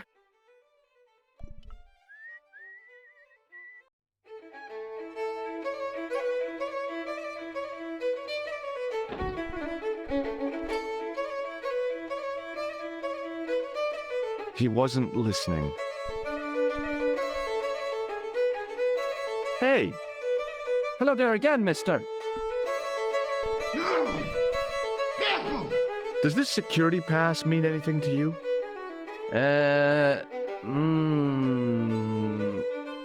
Well, no. What do you make of this tool? It's for lifting manhole covers. That's right. Well, you look at that. A French sewer key. Bye for now. Excuse me, Mr. What now? Oh, nothing. Good riddance to you.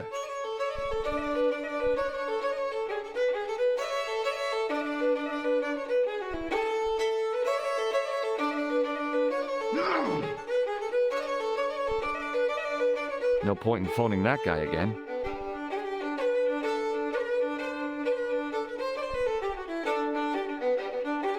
Hello? Collard. J'écoute. Nico? Who is this? It's me, George. Are you okay? Yes, of course I am. Well, take care. I'll be back soon. Yeah, thanks for calling, George. Any signs of our friend the clown? You're kidding. You probably never even heard of Lochmarn.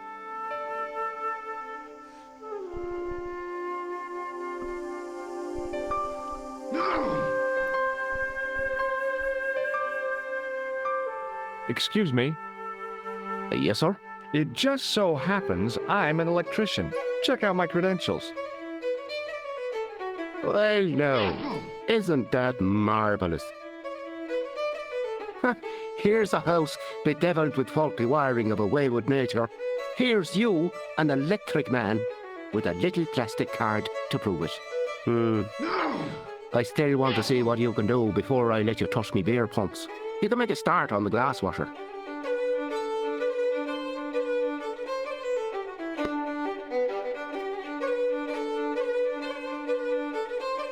And when you finish that, will you take a look at the pumps?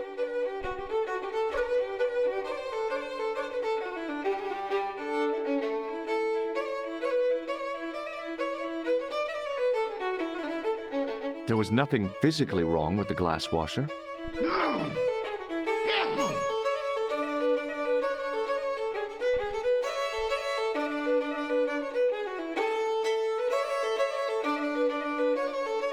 I used all my knowledge of electrical engineering to examine the plug. Seemed fine to me.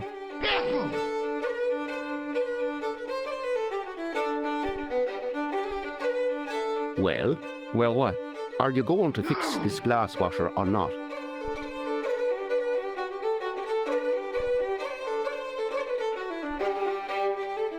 There was nothing physically wrong with the glass washer.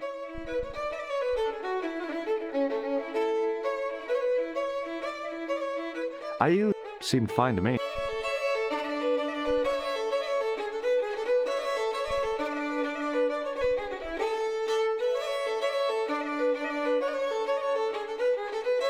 Hello again.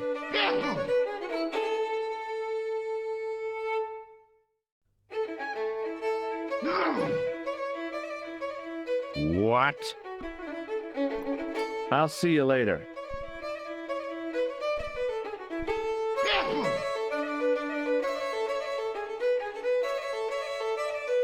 I was about to reach for the pump when I came to my senses. A rash move like that in a strange country with strange customs could be my last.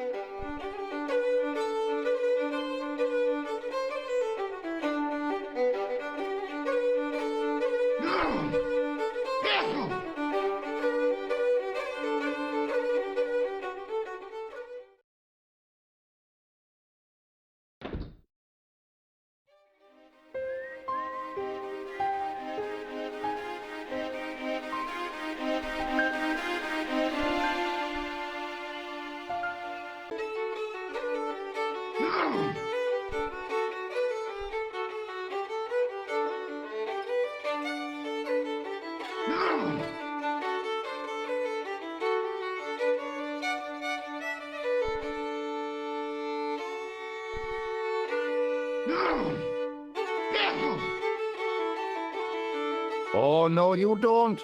Okay, I'm sorry.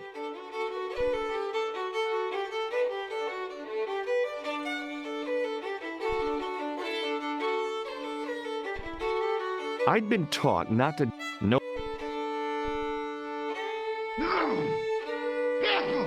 As soon as the old guy looked away, I grabbed this piece of wire.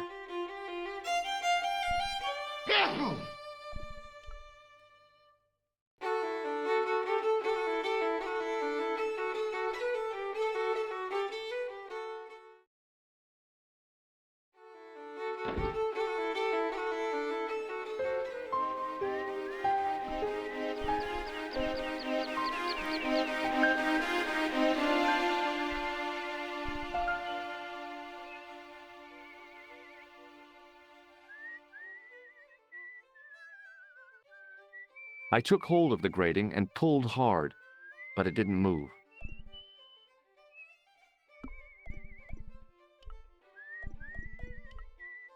No way.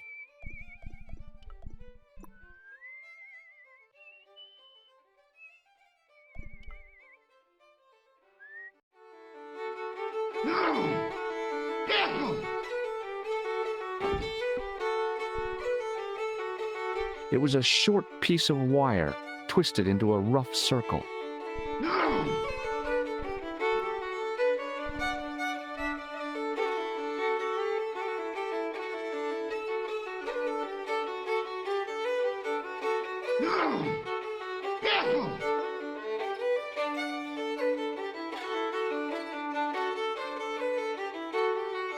I replaced the fuse with a piece of wire.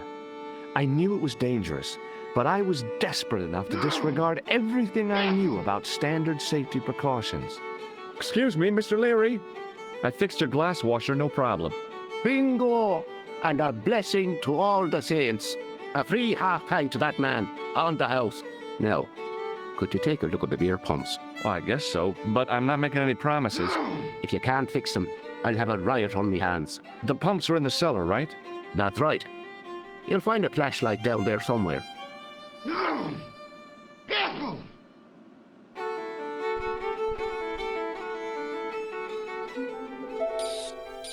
What a dumb place to store a flashlight.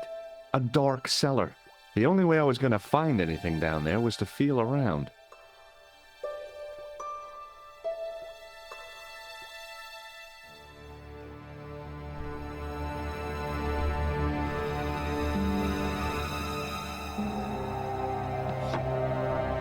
I pushed the lever and heard the grating of metal, but nothing appeared to happen.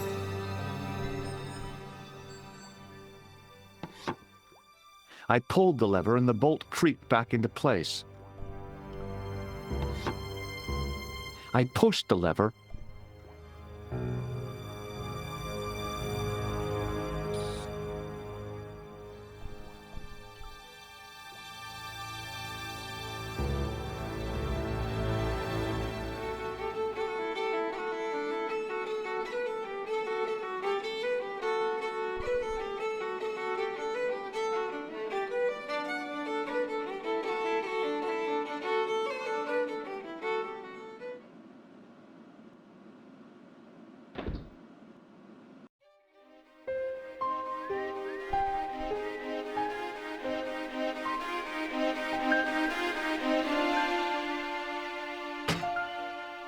I lifted the trap door, and an overpowering smell of stale beer rose from the cellar below. I looked down on a stone-tiled floor, way too far to jump.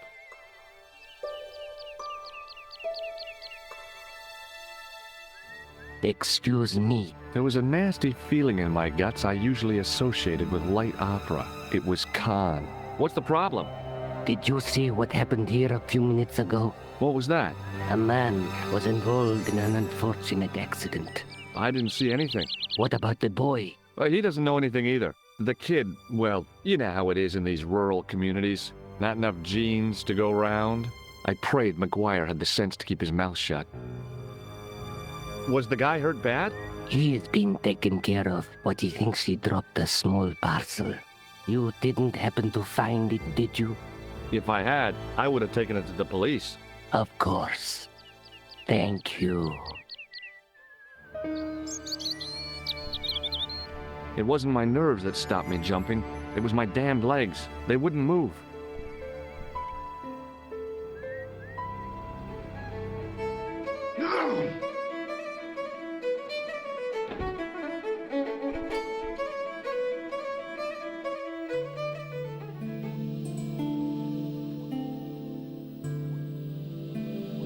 Then I noticed a flash of light, something sparkling beneath the open trap door.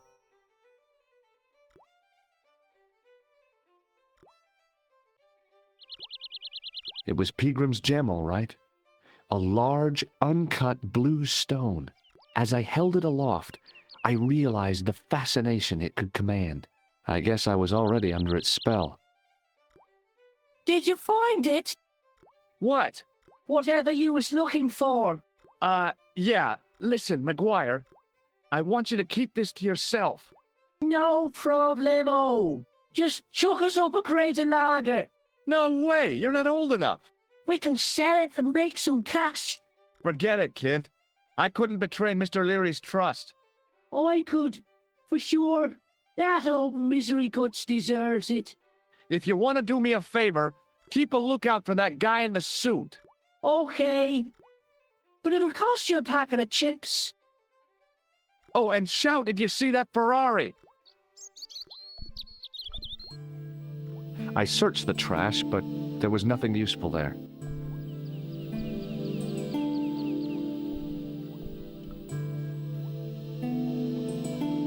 I looked among the cleaning materials, but saw nothing I could use.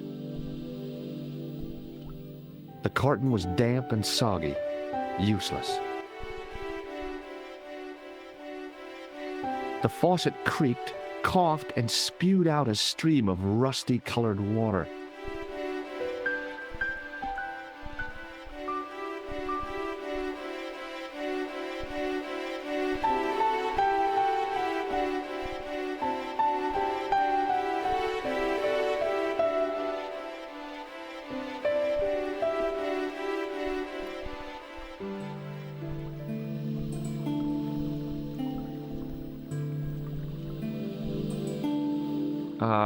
No.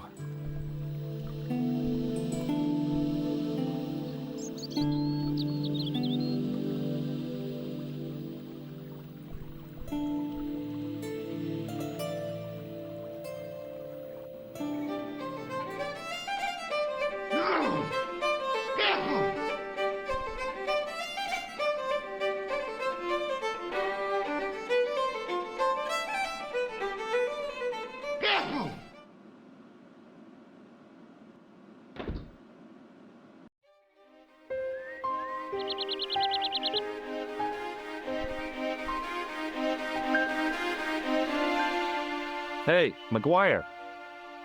What do you want to know? What do you think of my flashlight? It's a torch. That's what we call it on this side of the Atlantic. See you later, kid. Okay, mister.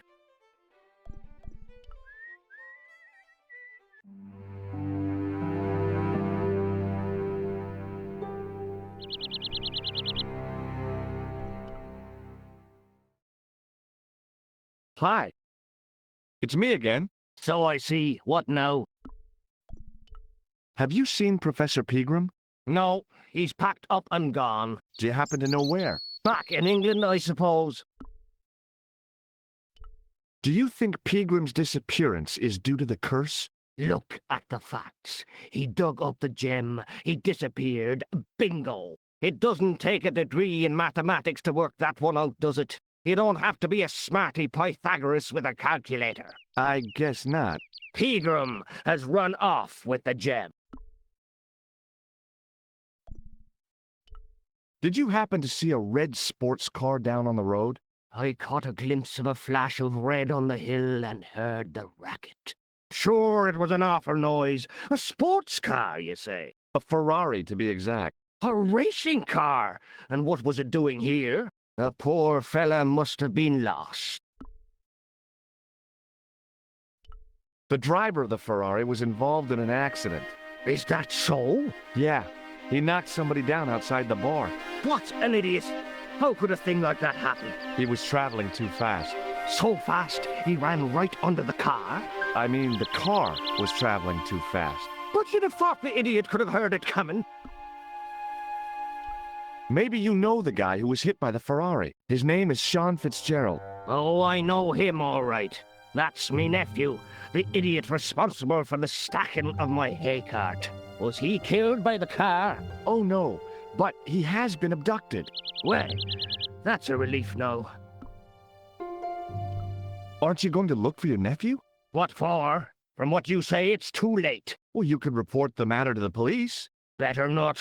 Besides, what could they do? Well, they could mount a search. They have only the one bicycle between them.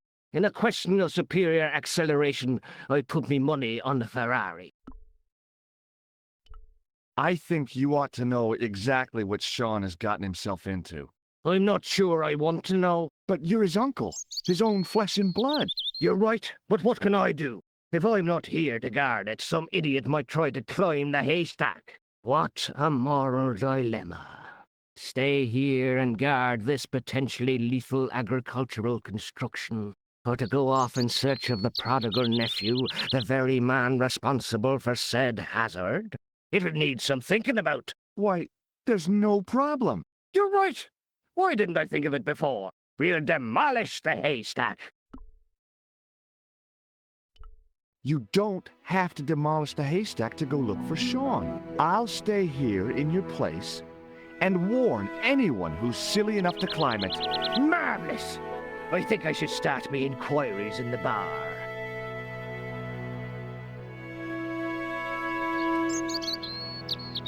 He strode off in the direction of McDevitt's bar, leaving me to contemplate the stack of hay.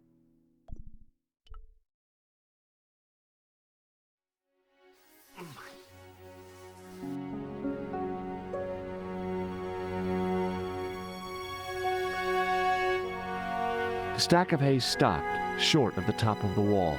Even if I stretched as far as I could, the wall was out of reach. What I needed was a slice or two of Alice's Wonderland. I pushed my fingers into the narrow crack. It went back several inches into the rock.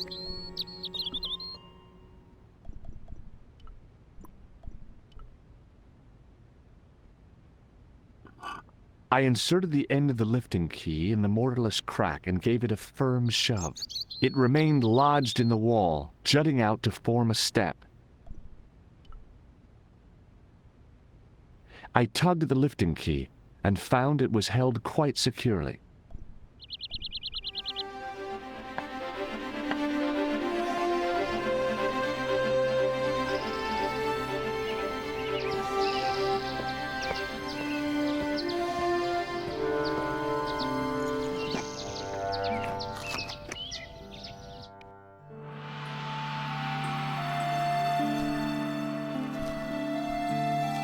It was the fiercest, meanest-looking old goat I'd ever laid eyes upon.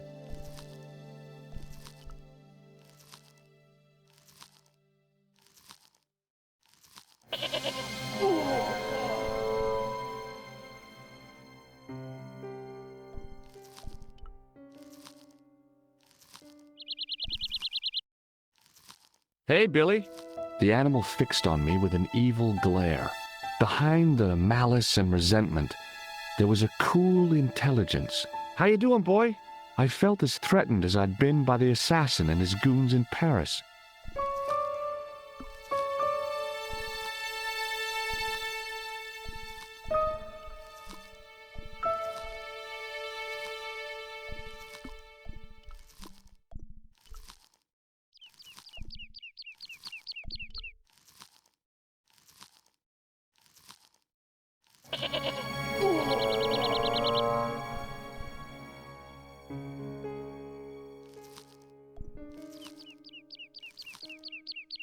Hey, Billy.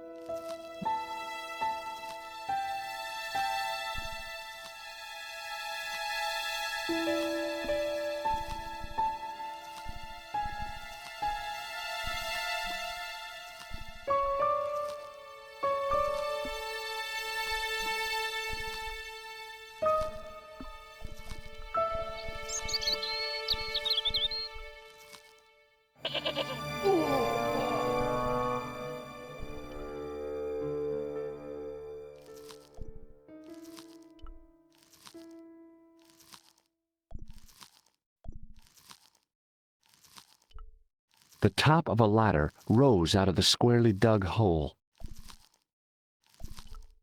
It was a rusted piece of iron, maybe part of a plow or something.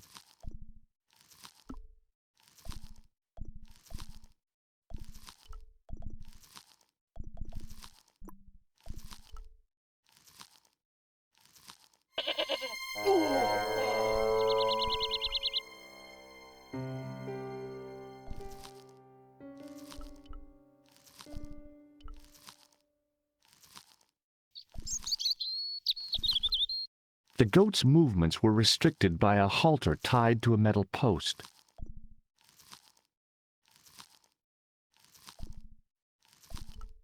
It was a rusted piece of iron.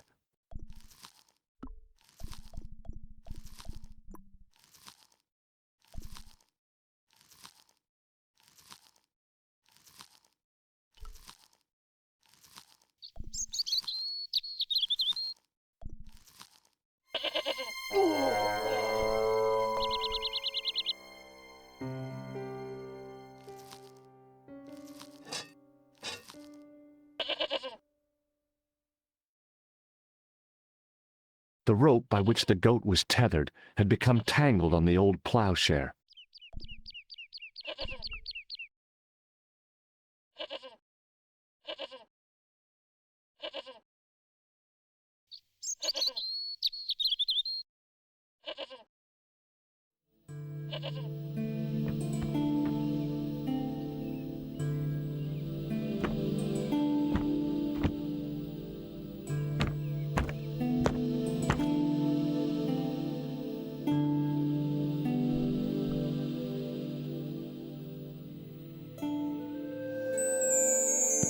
The statue was too heavy to lift.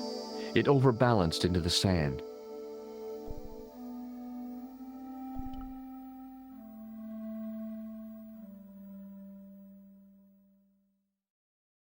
I tried in vain to move the panel. The only object on the table which interested me was a small sack. As I dipped my fingers into the soft white powder, I realized what it was. Plaster of Paris. I'd used it in kindergarten to make casts of animal paw prints.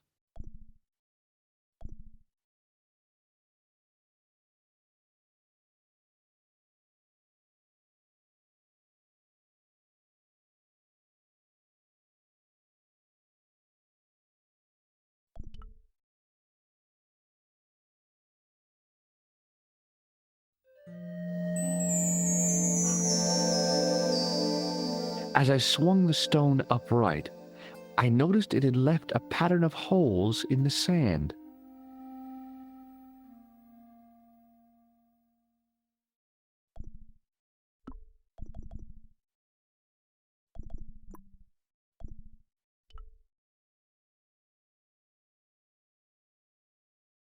I sprinkled the plaster on the sand until the holes were filled.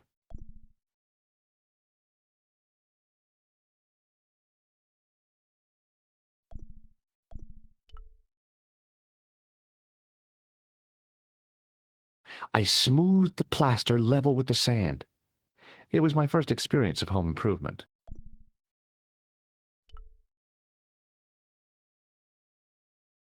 I smoothed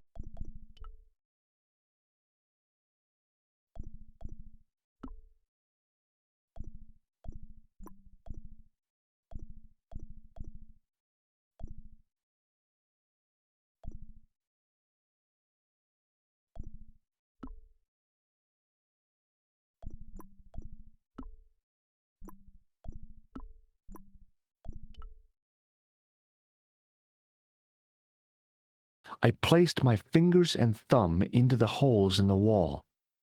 Nothing happened.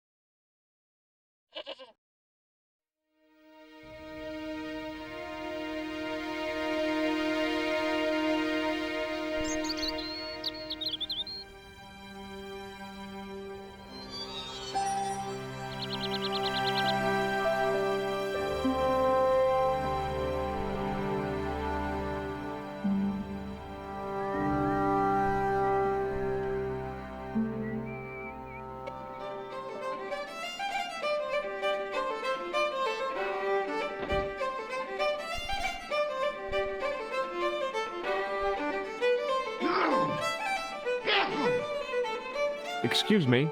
Yes, sir? Does this... I knew it. The minute you... Now, just a minute.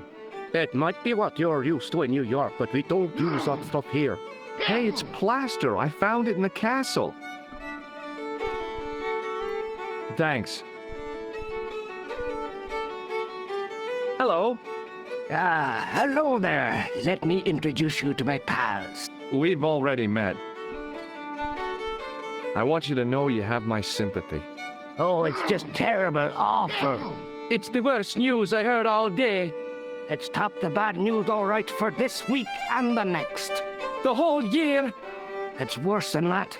It's the worst disaster in living memory. Isn't it the biggest calamity in the history of the village? I would say it's the biggest in the history of Ireland. The most awesome disaster since mankind paddled out of the primal plop. There's no beer. Is a glass of beer more important than a man's life? Were you talking to me? To all of you.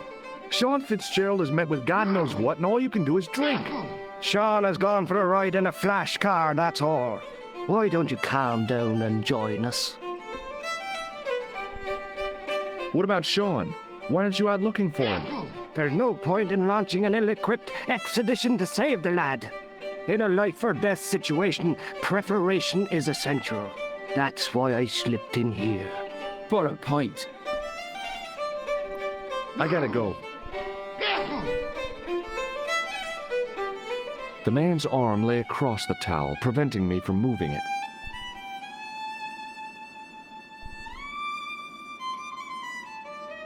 As the man raised his arm to drink, I snatched the towel away.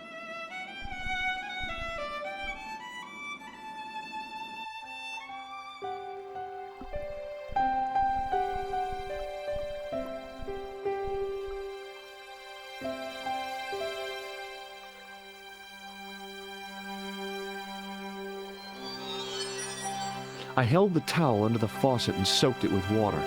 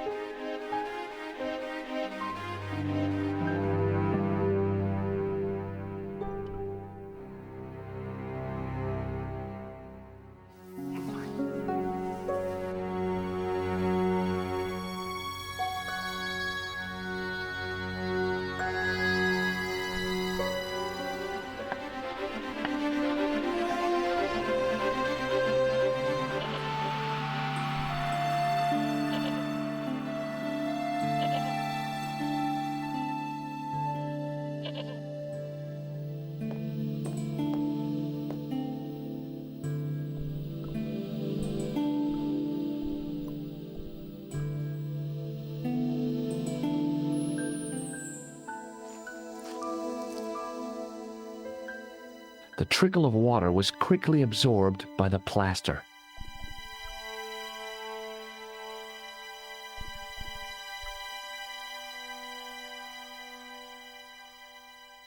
I eased the solid piece of plaster from the sand. Underneath, it had formed a perfect copy of the statue.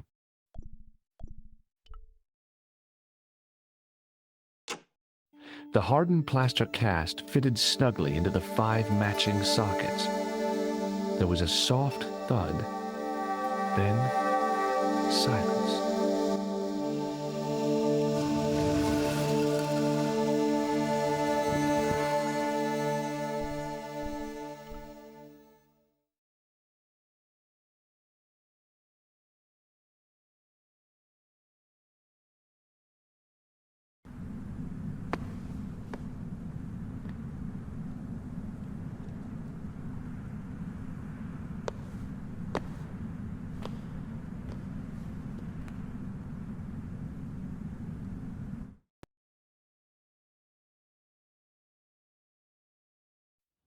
So, where did you stay last night? At McDevitt's. I got to drinking with Doyle and a couple of the guys. That explains why you look so ill today. Did you get any sleep at all? Not much. I had to share the room with another guy. Did he snore? Hardly. He was dead. Then Leary woke me in the middle of the night to help bail out the cellar. The cellar was flooded? Yeah, some idiot had left the faucet running. And you say Pegram has disappeared? Without a trace. But my visit wasn't a complete waste of time. Pegram's gem? The Templars' gem. Whoever Jacques Marquet is, he's in for a disappointment. Jacques Marquet? He's the guy who should have collected the gem from Fitzgerald. I've been reading about Pegram in this magazine.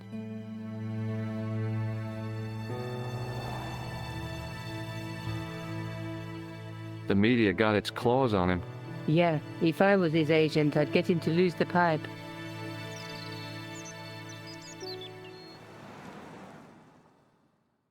That dig must have been pretty important to him. He resigned his chair at Durham University to go to Ireland. And now he's disappeared.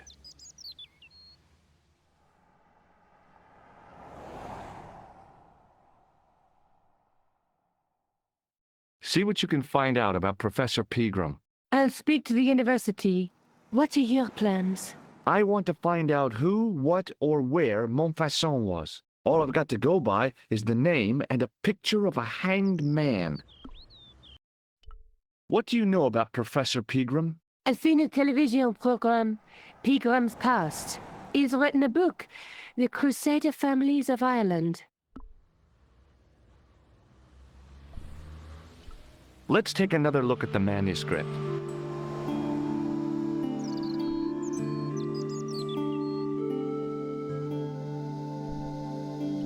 That's the tripod in the crew museum.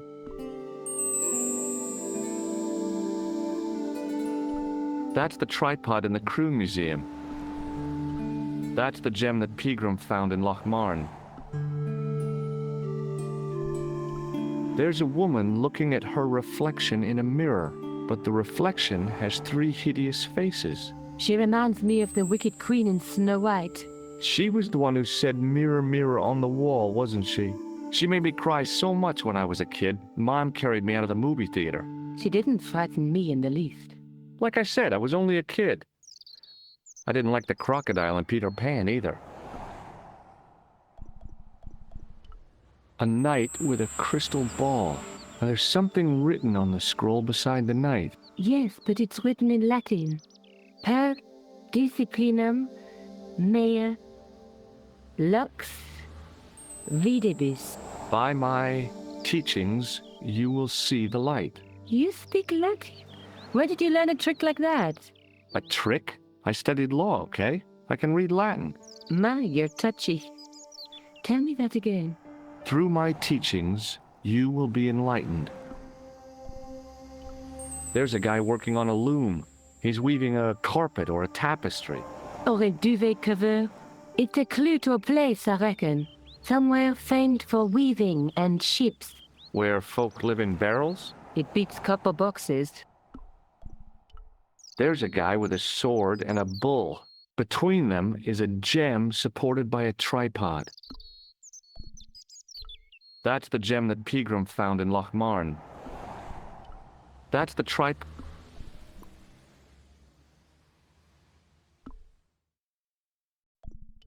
Let's take another look.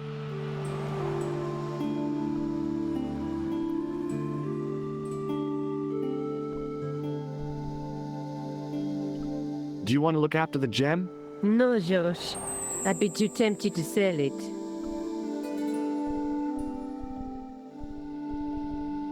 Do you want this photograph back? No, you keep it. I can always make another print. I can't sit here all day, much as I'd like to. Okay. Don't forget to look for Lobino at the Kron Museum. And why don't you see if Rosso has heard anything? Okay. Anything else I can do for you while I'm out? Shopping, a trip to the laundromat? Just take care of yourself.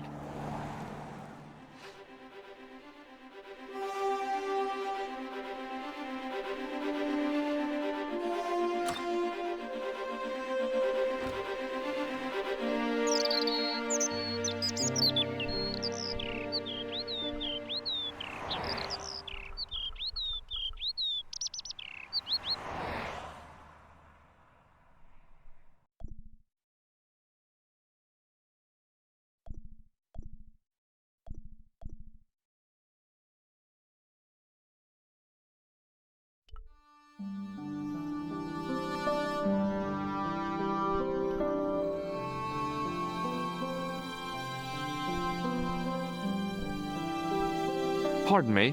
Oui, monsieur? I found this gem at a medieval site in Ireland. That means nothing to me, monsieur.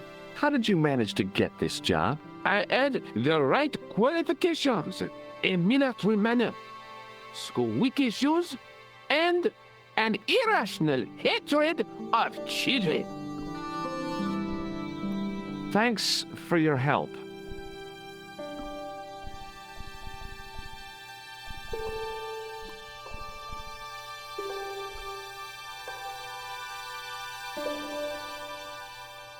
I beg your pardon. Are you André Lobino?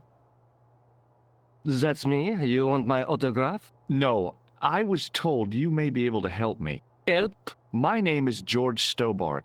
I'd like your professional opinion. Well, okay, shoot. I'd like to shake you by the hand, Andre. Not now, Georgie. Does the name Montfaucon mean anything to you? Sure, it was the most grisly spectacle in Paris until the Revolution. A public toilet? Montfaucon was the place of execution for many thousands.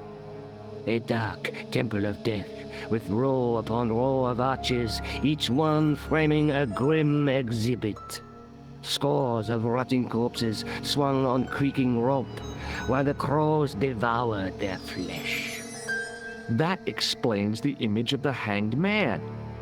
I found a reference to Montfaucon in Ireland, in a village called Lochmarn. Lochmarn? That's where Pegram was digging. That's right. He'd left the excavation before I arrived. Do you know Pegram well? Not really. I met him at a conference. I would have liked to talk to him in depth, but I didn't have time. When was this? Oh, back in the summer, July, I think. The second week of July? Maybe. Yes, it was, just before Bastille Day. So Pegram was in Paris at the same time as the other victims.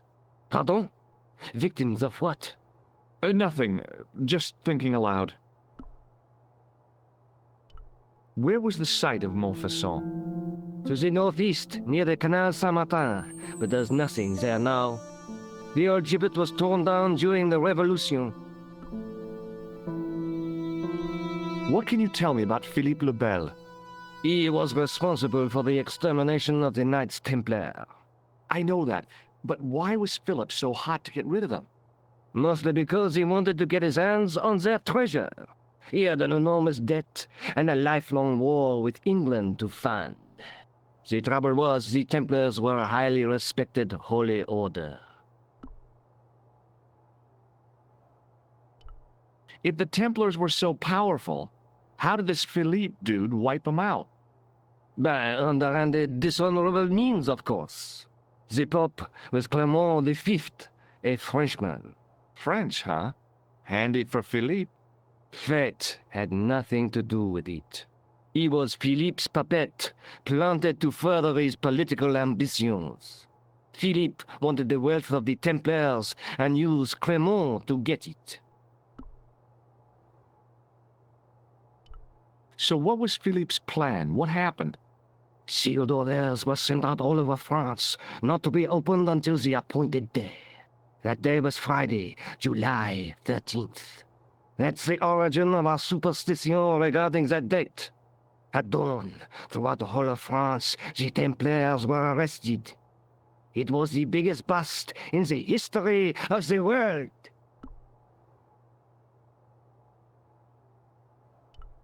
What happened to the Templars after their arrest?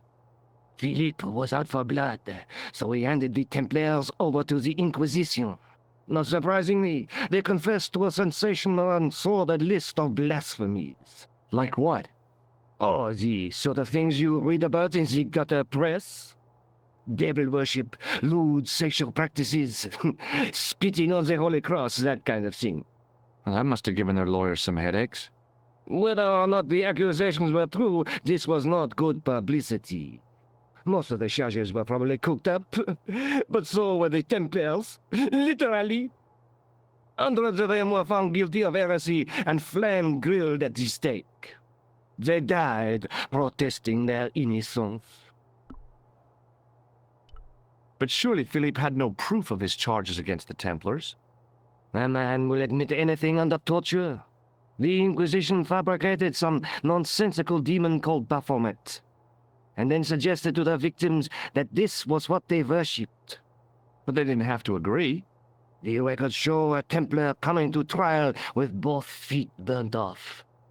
Fragments of flesh and charred bone falling from the stumps. What would you not admit to stop such torment? So there was no truth at all in the Baphomet accusations? Not a shred. Almost every victim described the idol differently. No, Baphomet never existed outside the sick minds of the Inquisitors. So Philippe stole the Templars' riches, huh? Oh no, they weren't stupid. The king's troops marched first on the temple in Paris, then to the Templar home port at La Rochelle. There was no trace of the treasure, and the fleet of the Knights Templar had set sail. I'd like your opinion on a medieval manuscript. Vraiment? Do you have it with you? No, it's too fragile. And besides, there are certain people who'd stop at nothing to get their hands on it. Intriguing. Do you have a copy of the text? There isn't much, only a few Latin phrases. I was kind of hoping you'd help decipher the pictures. Without seeing the manuscript, that's a tall order. Just tell me one thing.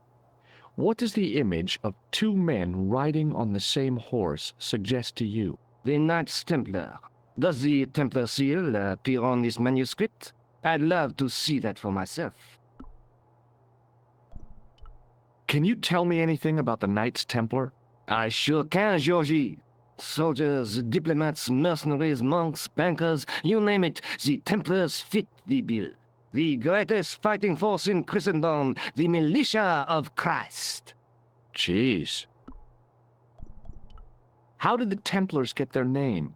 From the building in which they set up their headquarters. The King of Jerusalem gave them part of a mosque on the Temple Mount. It was said to have been the site of the original Temple of Solomon. The order became known first as the Knights of the Temple, and later as the Knights Templar. You're a mine of information, Andre. Glad to be of help, Georgie. How come the Templars became so wealthy? There was a constant stream of new recruits to their ranks, many from noble families. They were required to swear a sacred oath of poverty, chastity, and obedience. So, their money, goods, and lands were donated to the order. The Templars soon held land in France, Scotland, England, Spain, most of Europe, in fact. The poor Knights of Christ became the wealthiest power in Christendom. Is it true the treasure of the Knights Templar was never found? Who knows? So little knowledge of what really happened remains. Oh, if it does, the truth has never been made public. What do you mean by that? The Templars have attained a mythological status, like the King Arthur of the Britons. There are people even now who say the Templars still exist. Do you think that's likely? No, not for a minute. The manuscript is being looked after by a friend. In Paris? Yeah. Not far from here, in fact. Well, just give me the address and I'll come round and take a look. I'm not so sure about that. Maybe I should check with her first. A female friend? Yeah, she's a woman. Maybe it was my imagination, but I noticed a predatory look in his eye. Suddenly, this friendly historian had turned into the big bad wolf. This friend who has the manuscript? The anonymous girlfriend. She lives at 361 Rue Jarry. Ah, I know it well. I'll drop by. Just as soon as I can.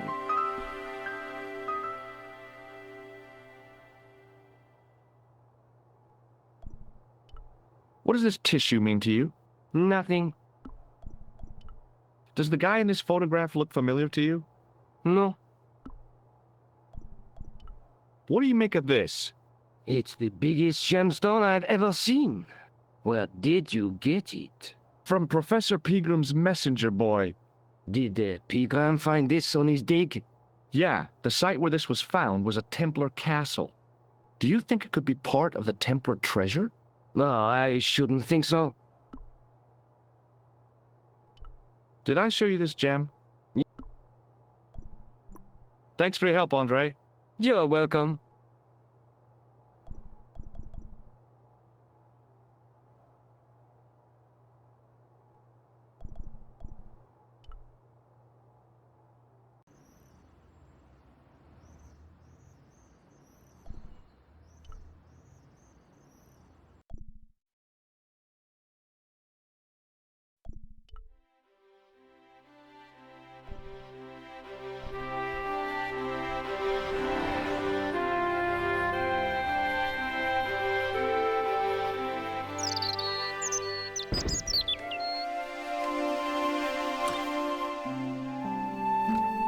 Hey, Nico. Oh, hi. I didn't expect you back so soon.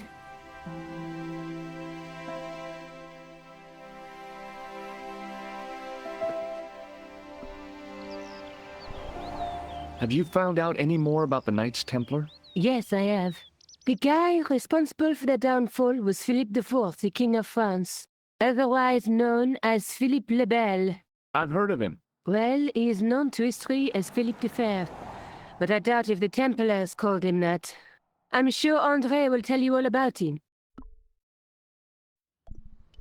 Let's take an...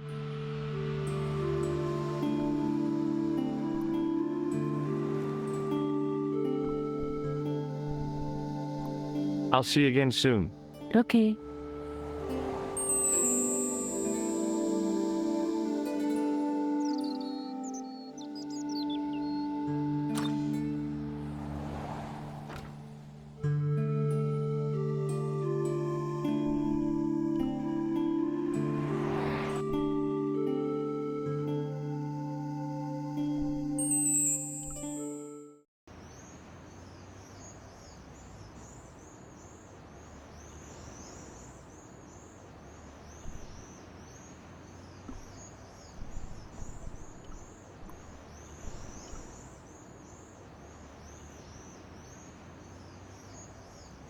Excuse me, officer. And how may I help you? Would you like to shake... I stopped myself barely in time. Electrocuting a cop would not have been smart. They'd rebuild the Bastille just so they could throw me in and throw away the key.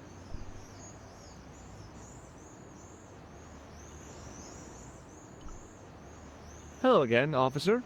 Hello again, monsieur. What do you know about the Knights Templar? Les Templiers. Only that they were excommunicated in 1312 and hanged in their dozens within this very square. Boy, what they teach in the police academy these days. No, monsieur. I read it on that board over there. Shouldn't you be off directing traffic or something? You have seen the Parisian traffic, no? Yeah, so? I could direct the traffic. The most dangerous, the east side of Rome. Or I can sit here and enjoy the sun, the architecture, and the Sauvignon. Which would you choose? Yeah, but I'm not a policeman. What happened to duty? An excellent question, monsieur. Have you seen this man before? No. Who is it? I believe him to be an international assassin. Oh! Is that all you can say? Oh! I did wonder if I should say that I believe you to be an international paranoiac, but it didn't seem polite. Take a look at this. Ah! An electrician. My TV has been acting up. Could you fix it? I doubt it. This isn't my ID. Does this matchbook mean anything to you? The pattern looks Middle Eastern. Beyond that, who knows? Look at this gem. What do you think? Cut glass. No, it's not. It's for real. What kind of madman would go around waving a priceless gem under people's noses? So either it's glass or I'm mad? I didn't like to think about that for too long. I'll see you around. Oui, monsieur. I'll be there.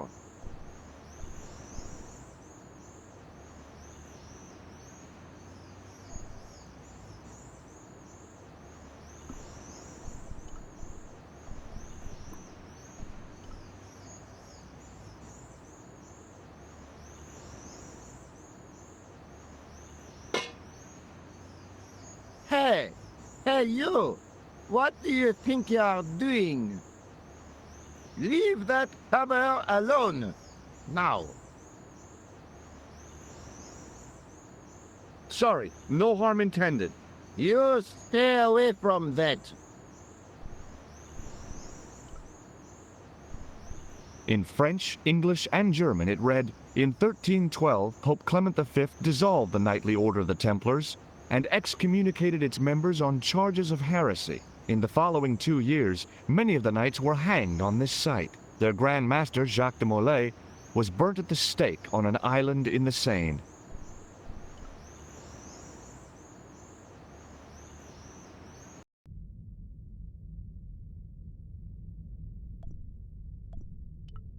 I didn't have time to sit around.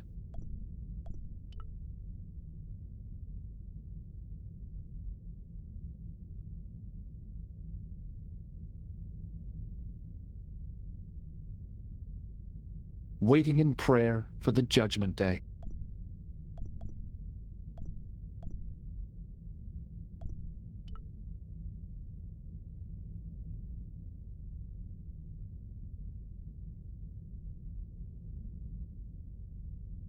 The statue had any secrets. It was concealing them pretty well.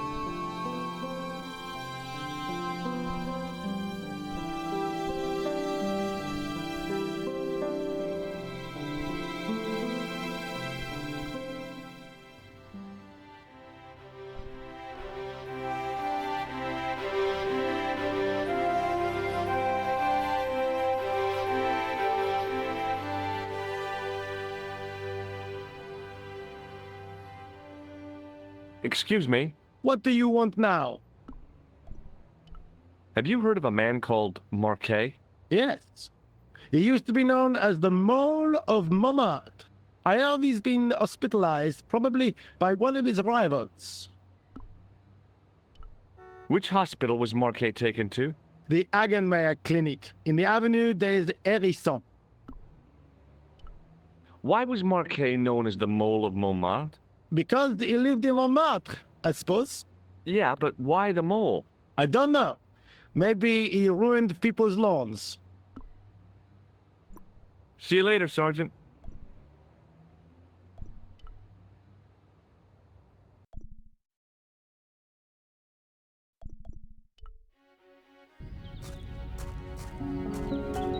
The old building managed to retain some of its original grandeur, but the modern additions look like a baseball cap on a statue of a medieval saint.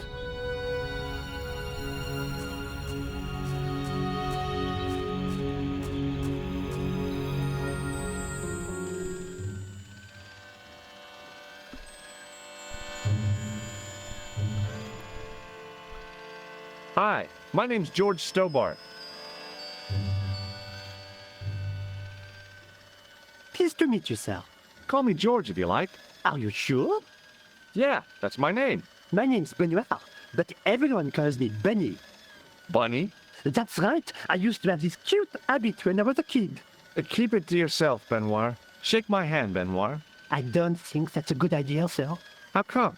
Dermatitis. Well, I don't have dermatitis. I do. Hey, Benoit! There's no need to shout. What do you want? Do you know anything about a patient named Marquet? No, sir, I don't know much about any of the patients. I've never met a doctor who admits that he's only human.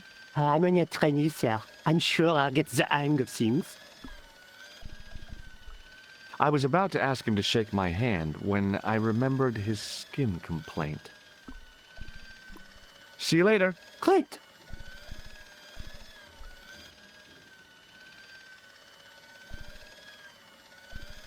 Excuse me. Yes, sir? Is this the Hagenmeyer Clinic? That's correct. I thought I was in a garden center. Oh, the plans. They were my idea. A little greenery to evoke the spirit of nature. How may I help you? I'd like to shake you by the hand. Don't be fresh, young man. Has Marquet been visited by a man in a clown costume? Oh, no. You haven't seen a man in disguise? Well, there's Theodore the Bear. He comes every Thursday to entertain the children. Personally, I think he scares them half to death in that crummy old bear suit. If I was stuck on my back with tubes in every orifice, he's the last person I'd want to see. Has Marquet had a visit from a pair of gangsters? I should hope not. Can you describe them? A thin guy who looks like a weasel and his friend, the gorilla. Sounds as if they escaped from the zoo. I'm here to see Jacques Marquet. Oh, yes. Are you related to our client, sir? Yeah, I'm his, long-lost brother. A brother half his age with a different name and an American accent. Yeah, people always say that. I blame Mom. We were separated at an early age. After a mix-up in the nursery at the Oakland shopping mall. I've never heard anything so ridiculous in all my life. I guess not. So, do I get to see Marquet before the funeral? That attitude will get you nowhere. My instructions were quite clear. No one gets to see Marquet. So unless you can prove you're a relative or a close acquaintance, you're wasting your time here. Have you seen this man here at the clinic? No, sir. And I never forget a face. Thanks for your help, ma'am. You're welcome.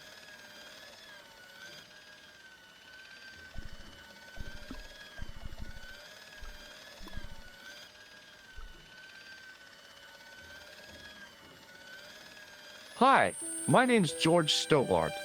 Really? If you wish to make an appointment, see the receptionist. May I have the honor of shaking you by the hand? You may not. I don't encourage physical contact between my staff. Excuse me, sir. I'm looking for a guy named Jacques Marquet. In which department does he work? He doesn't. He's a patient. I see. You do realize there are strict policies regarding visiting hours, don't you? This is important. I have to talk to Marquet urgently. We make no exceptions to the rules. It's a matter of life and death. The well-oiled running of this hospital is a matter of life and death. That's why we have rules. I think I ought to warn you that Marquet is not what he seems. Explain yourself. He's in league with a bunch of guys who want to take over the world. Nonsense. Besides, Marquet's employers have paid in advance for one of our most exclusive private rooms. Could you tell me who Marquet's employers are? Certainly not. Do you recognize the man in this photograph? No, sir, I do not. Have you ever heard of the Club Alamat? No, sir, I have not. Does this... Sacre bleu! That's exactly what I needed in my last operation. It is? I had to improvise with a knitting needle and a couple of corks. If only you'd been on hand at the time. My patient would have given his right arm for it.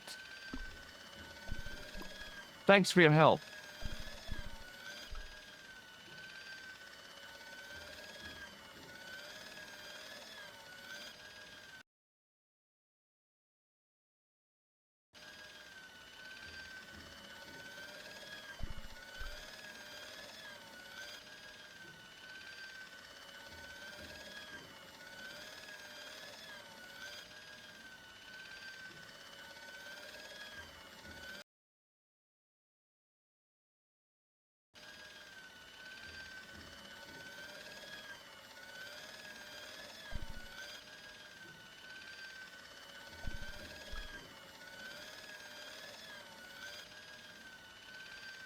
Excuse me. Yes, sir.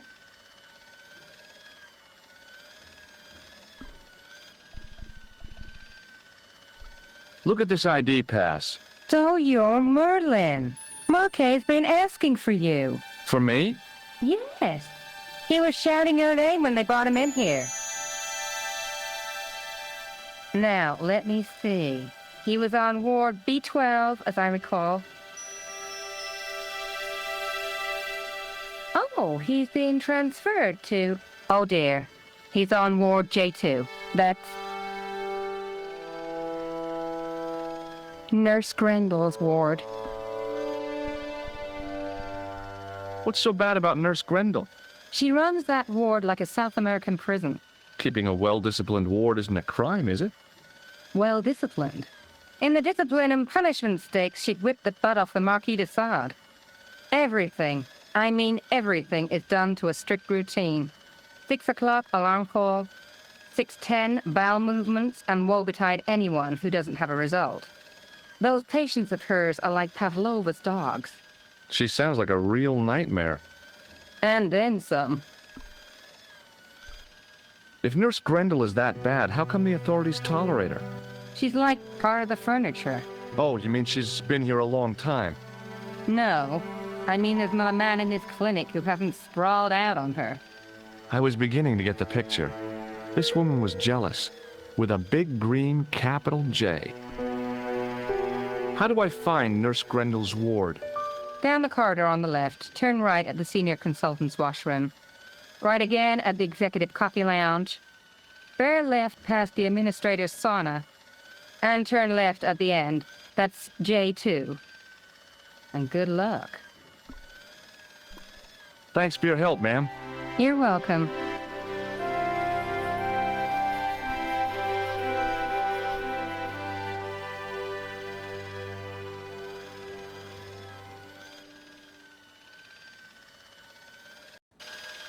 As I turned the corner, I saw the source of the hellish noise which echoed through the corridors.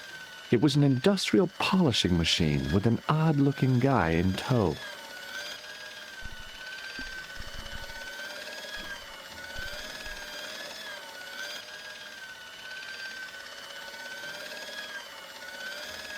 Hello. What's that? I said hello. Oh, hiya. I'd like to talk to you for a minute. That's what I thought you said. Don't look so down in the mouth. No matter how bad things seem, I never let life get on top of me. Oh, yeah? What's your secret? Why, it's easy. All you have to do is smile and whistle this little tune.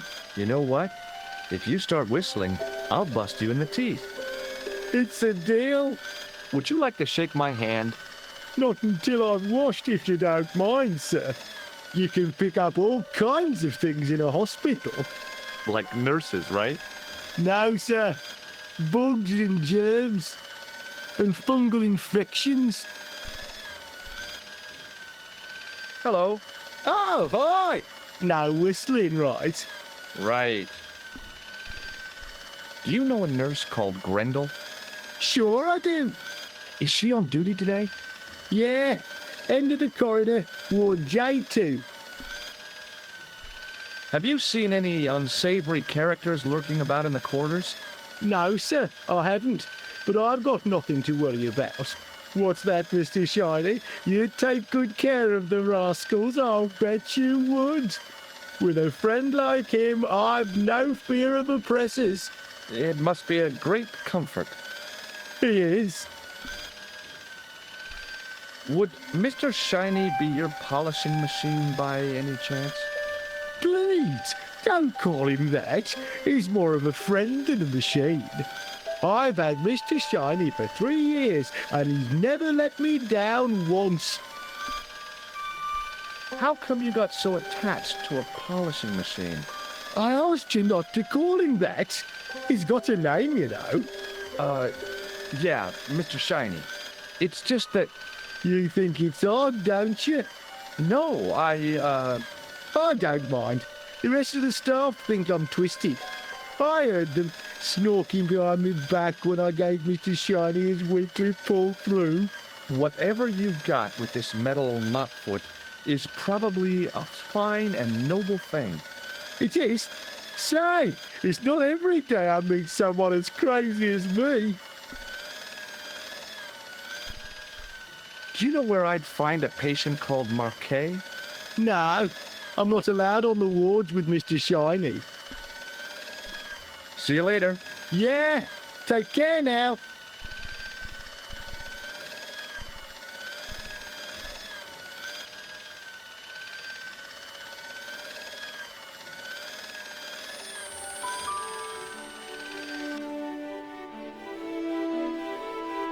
As I tugged the plug out of the socket, the polishing machine coughed, spluttered, and died. Mr. Shiny, what's wrong, pal?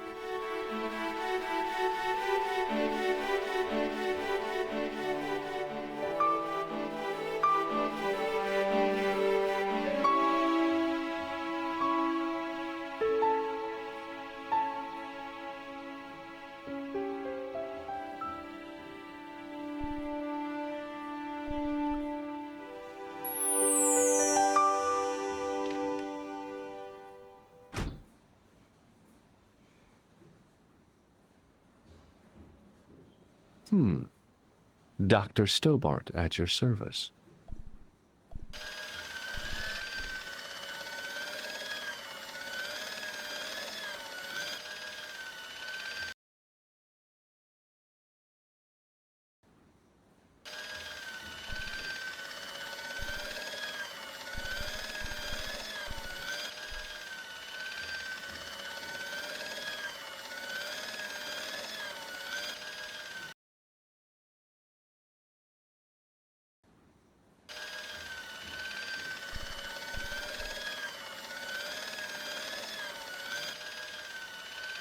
Hello. Oh, hi. No whistling, right? Right.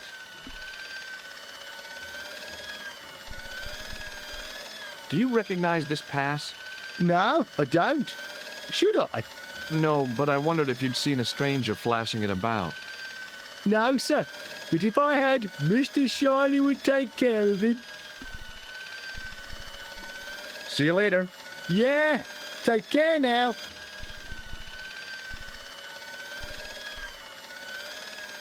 There was no way I could improve on the sculpture with the janitor watching me.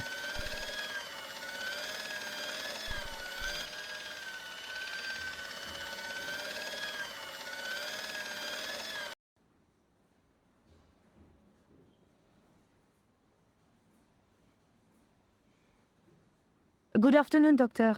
Oh, hi. Is this Ward J2? Yes, sir. The patients are ready for your inspection, Doctor. Thank you, nurse. Well, who's first? Monsieur Croquet in bed 2. What's his problem? He's been complaining of loss of consciousness. You'll need this, Doctor.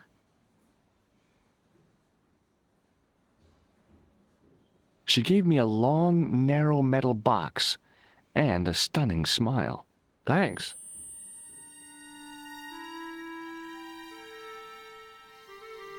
Hi, I'm Dr. Stobbart. Hello, Doctor. The nurse told me you keep losing consciousness. That's right. I've had the problem as long as I can remember. It's a real out-of-body experience. Like death, but not so conclusive. I see. How long does it last? Just a fraction of a second, and then I recover. I might not have been a doctor, but I was formulating a diagnosis all the same. This guy was nuts. I know exactly what you mean. It's known in the medical field as blinking. Is it serious? Of course it isn't serious. It's perfectly natural. But just think, 2 seconds every minute? Why, that's almost half an hour every day. 2 weeks out of every year spent in total darkness. I don't have time to listen to this baloney. I thought about giving him an electric shock, but I just couldn't do that to a sick guy. Which bed is Marquet in? He's round the corner, in solitary. What's the matter with him? I don't know, but the men who brought him in were wearing masks and rubber gloves. Hey, you're a doctor. How come you don't know? We doctors don't know everything. Then how come you act like you do? Has Marquet had any visitors? Nah, neither have I. That's the worst thing about being in hospital. You feel like the rest of the world has abandoned you. Well, you know how it is. Life goes on. Thanks for those comforting words. Do you know what this piece of equipment is called? No, I don't. Do you know what this is? Is it self-raising flour? No. Well, goodbye and good luck. Thanks, Doc.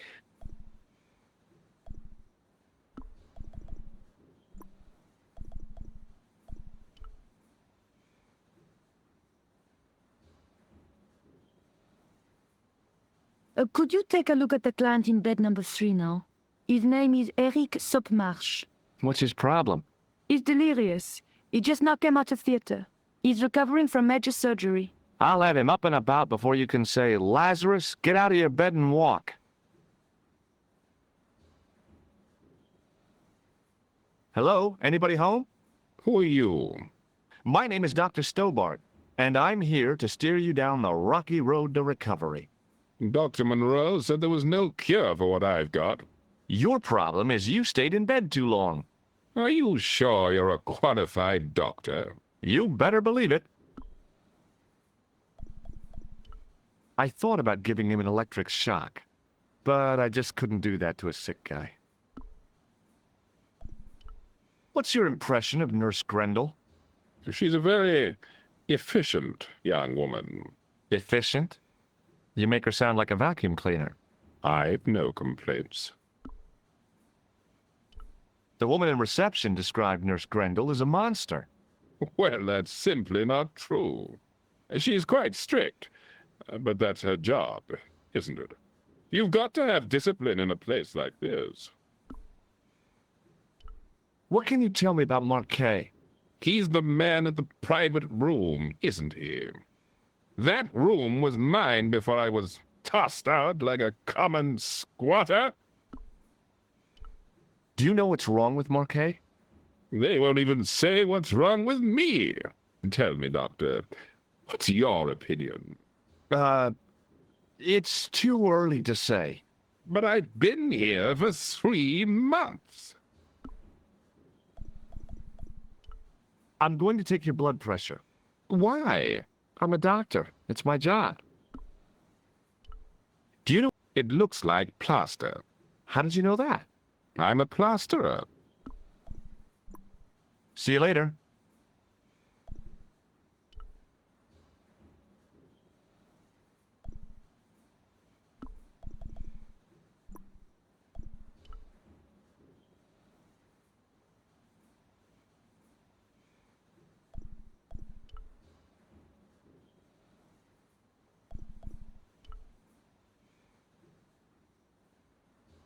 The poor guy's temperature had been up and down like a white-knuckle ride. No wonder he looked so sick.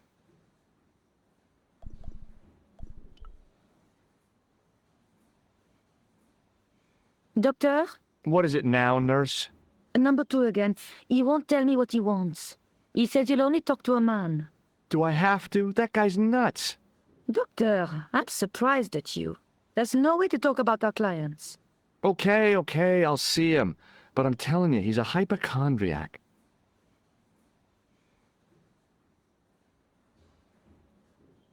Hello again.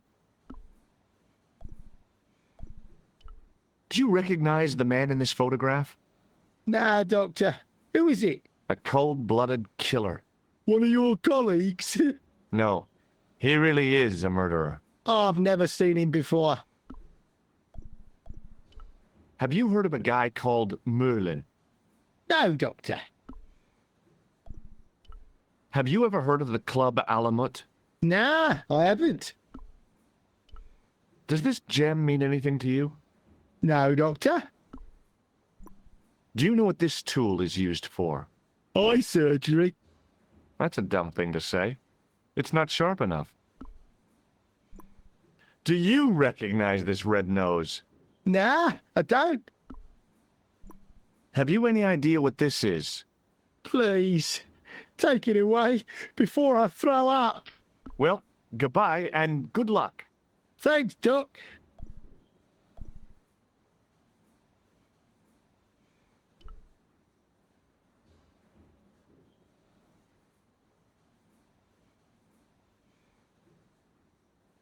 Doctor, What is it? you haven't taken my blood pressure.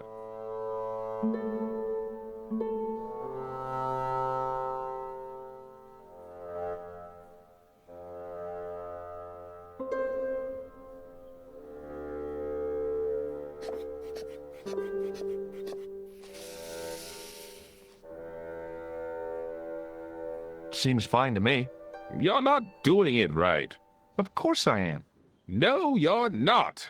Dr. Monroe never did it like that. I can't take a satisfactory reading while you're excited like this. I'll come back later.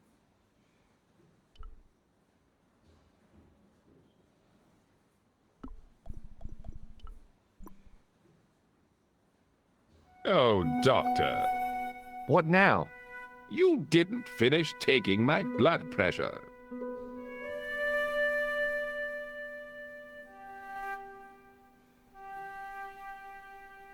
Okay,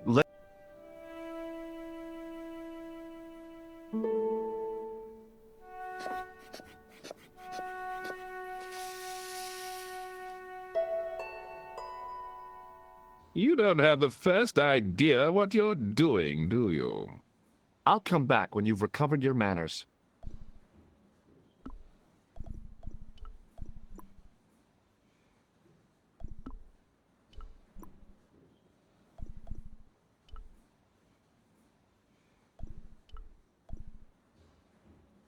Pardon me, nurse.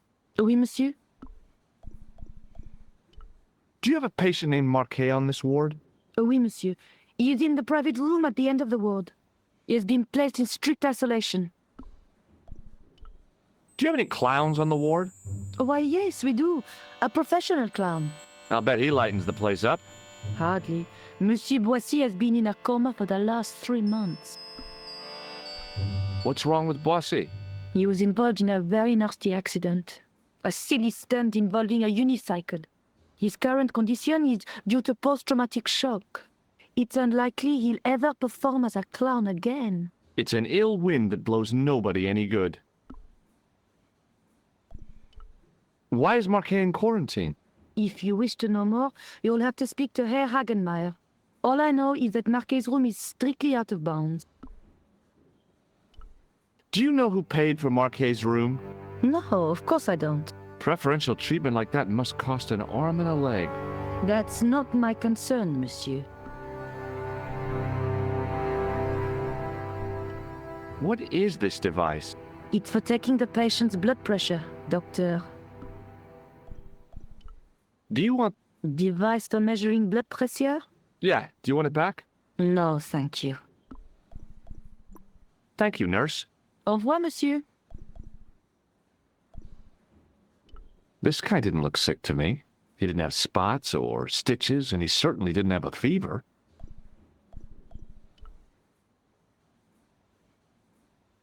His temperature was normal, with little fluctuation either way.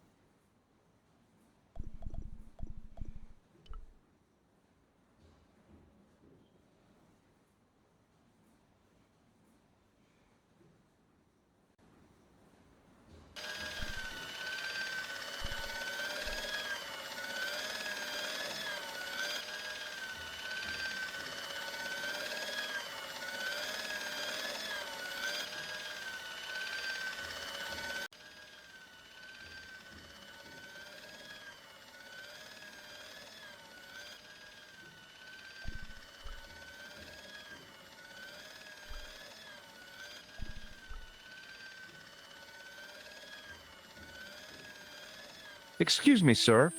You must be the new boy. Yeah, I must be. Well, stop wandering about and make yourself useful. Donny, come here, boy. This is Benoit, my nephew. Can I trust you to look after him? Do your own babysitting, Gramps. Who do you think you are, anyhow? I am Felix Hagenmeyer. And may I say what an honor it is to meet you in person, sir. You are on my medical wall of fame. Right up there with Pasteur and Leary. I look on it as a privilege, no, an honor, to look after your nephew, sir. He is fresh out of medical school. It will open his eyes to see a real doctor on the job. I'll bet. Show him around. Let him see some real suffering. Look what Nurse Grendel gave me, sir. Ah, yes, it reassures the public to see the medical profession using traditional archaic tools. So long, Hagenmeyer. Hey, Benoit. There's no need to shout. What do you want? Do you know the nurse on Ward J2? No, monsieur. This is my first day here. I can't wait to get my hands dirty. I was talking about treating my first patient, of course. I didn't mean to get my hands dirty with a nurse. Shut up, Benoit. Okay, sir. Follow me, Benoit. I'm right behind you, sir.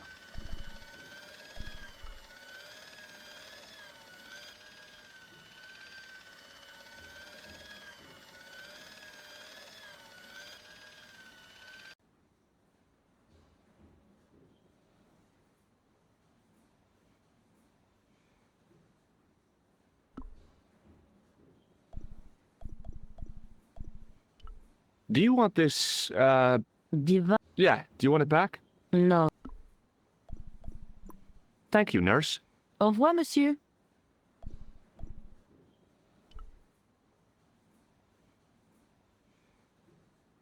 Hi, it's me again.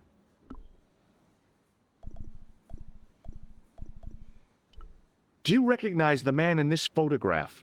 No, Doctor. Who is it? A cold-blooded killer. Really? He's a dead ringer for my bank manager. Of course, Mr. Soames hasn't got a scar, and he doesn't come from the Middle East. His hair's a lot grayer, too. Otherwise, it's just like him.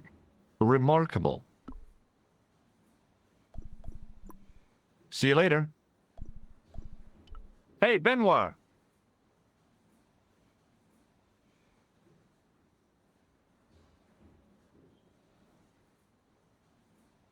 Yes, sir? Here, take this pressure gauge. Thank you, sir. What do you want me to do with it? Well, keep it safe until I think of something. Are you ready with that pressure gauge? Primed and ready to pump, sir. What do you want me to do with it? Use it on Eric Sopmarsh. Okay.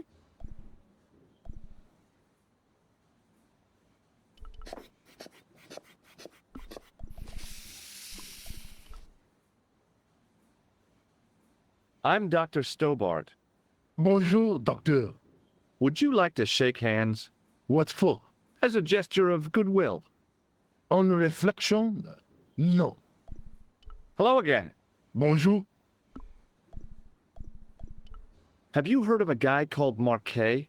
He's in quarantine, Doc, right behind this here door. Marquet is just the man I wanted to see.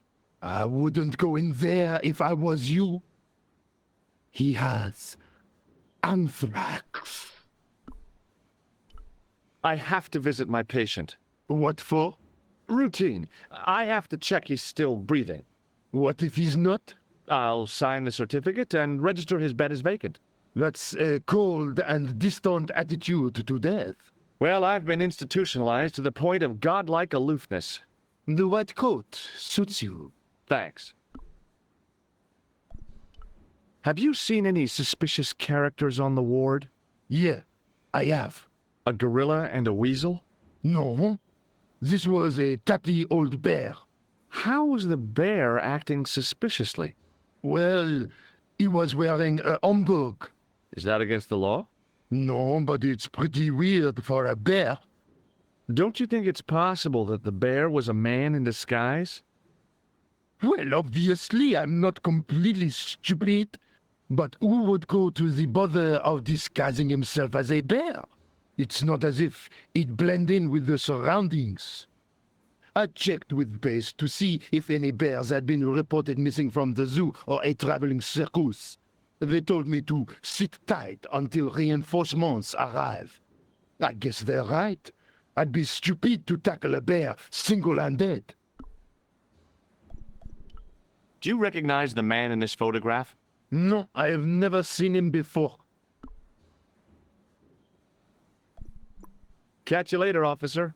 Au revoir, Doc. If you see that bear, kick him in the nuts. Rather you than me, pal.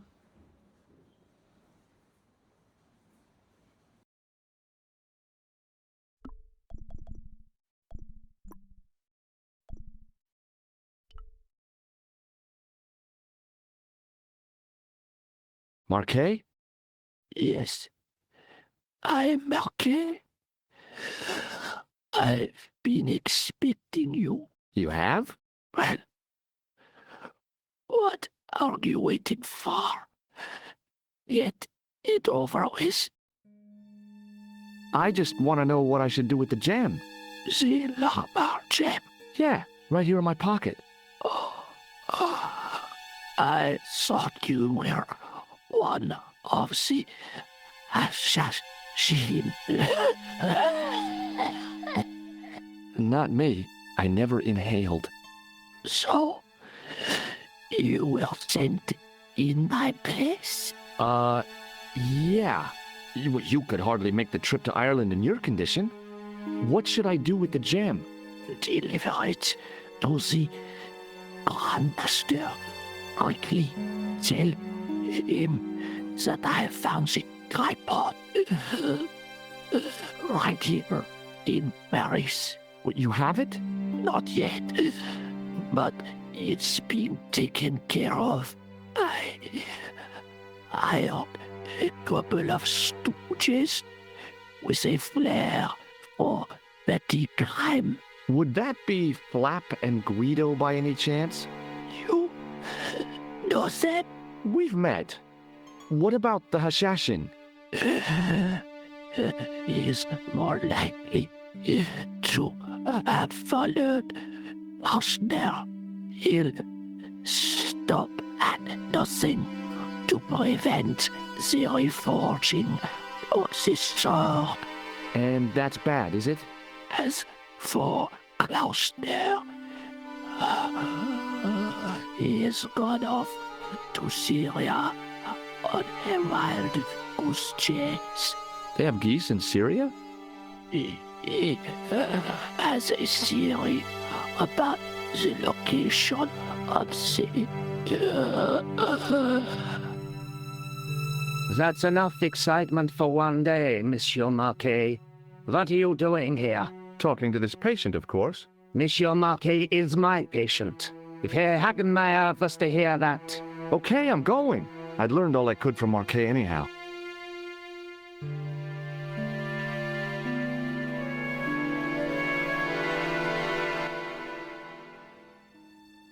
There you are, sir. I was just coming to look for you. I finished with your pressure gauge. Thanks, Bunny. What's that noise? It sounds as if someone's having a cardiac arrest. It's all right. The doctor's in there with him.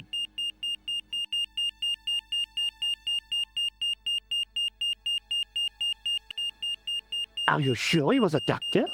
Oui, monsieur. He showed me his ID. It was Dr. Braille. There's no Dr. Braille working here. He's an imposter. The door's locked. Help me, officer.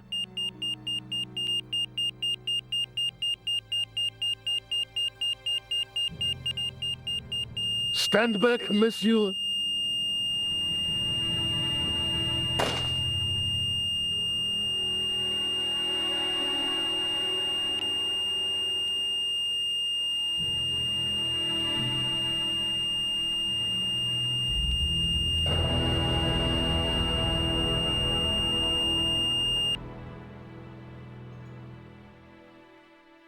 I found Jacques Marquet. Did he talk? Yeah, he talked. For the very last time. He's dead. Yeah, killed in cold blood by a bogus doctor. That's despicable. What kind of guy would pass himself off as a doctor and take advantage of a dying man? Was it Count? No, I don't know who he was, but it certainly wasn't Khan. He got away, out the window. Have you ever heard of the Hashi-Ashin? No. Marquet said that they were his biggest enemy. His biggest enemy was the bogus doctor. Don't remind me. That guy was evil. He had wild, staring eyes like a dead fish. I'll never trust a doctor again. Do you think the assassin was responsible for killing Marquet? I don't think so. He could have finished him off the first time. Besides, Marquet would have recognized him. He was pumped to the gills with sedatives. He wouldn't have recognized the 4 horsemen of the apocalypse unless they'd introduced themselves. I guess I'd better go back and talk to that weirdo. Which one, Rousseau or Sergeant Mou? Or were you referring to Andre? I'll let you work it out.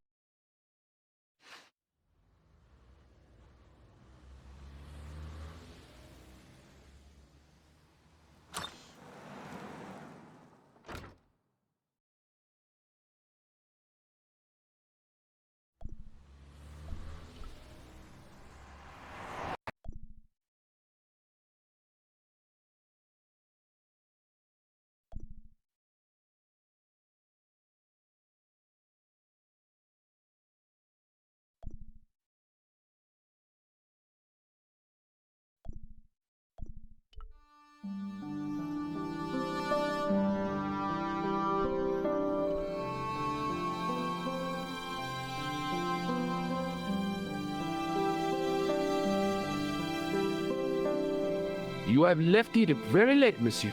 Late? For what? NSA? I am closing the museum soon. You wouldn't like to get locked in. I can tell you, not in this gallery. Why not? It is haunted, monsieur.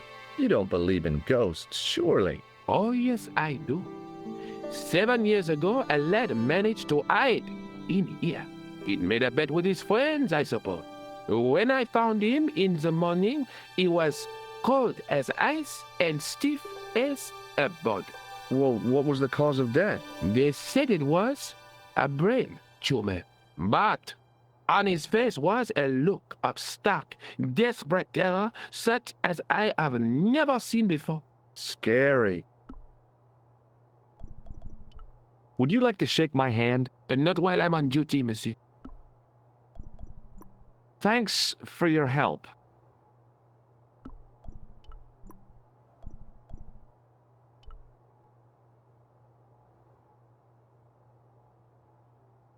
Hi, Andre. Hello, Georgie. I'd like to shake you by the hand, Andre. Not now, Georgie. I think you ought to know that the tripod is going to be stolen. The Lochman tripod? No. It's true. I can give you a description of the thieves. Before the supposed event has taken place? I heard them planning the raid. They're wasting their time. The tripod is protected by a state-of-the-art alarm system. Well, don't say I didn't warn you. Why don't you loan the tripod to me for safekeeping? Because I'd never see it again. Well, don't you trust me? It's not a question of trust, George. That tripod is hundreds of years old and extremely fragile. I get your point. Have you ever heard of the Hashashin? Why, yes, it was a radical Muslim sect whose name became synonymous with murder. It was formed in 11th century Persia, shortly before the Crusades. At roughly the same time as the Templars. Yes, they gave a new word to our language, Assassini, the assassins. How did the assassins get their name? From the legend surrounding the secrets of their initiation rites. A young man who sought to join the sect was given hashish until he drifted into dreams. He awoke to find himself in a fabulous garden with everything he could wish for. The freshest water, the most delicious food, the choicest hash, and the most delectable women imaginable. Cool. Do you have the address? I haven't finished the story. There was a price to pay for this taste of paradise. Wouldn't you just know it? The young man would wake the next day to find himself back in the real world. He was told that he'd been given a glimpse of the heaven reserved for holy martyrs. A heaven he would enjoy for eternity if he was willing to join the Hashashin. How did the assassins operate? Well, as I explained, the new recruits would be only too willing to die for the cause. They'd be instructed in the use of the dagger, poisons, and disguise. Then, the Grand Master of the sect would name an enemy of Allah.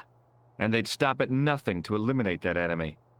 You got it. They were fearless and deadly. Does the cult of the assassins still exist? Take a look around at the world today. You tell me. Thanks for your help, Andre. You're welcome.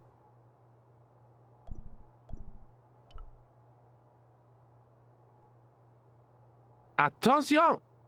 Please do not open the window, monsieur. Don't you think it's kind of stuffy in here? Better stuffy than dead. What's the problem? Fumes from car exhausts? Not just that, monsieur. There's a new burger bar opened up across the street. The Laughing Buffalo. So what's the problem? They cook their burgers on a charcoal grill, and the fat falls on the open flames. The amount of organic compound and smoke particles released is astounding. Since they opened, local air pollution has doubled, and it stinks like a funeral pyre. That is why I keep the windows closed.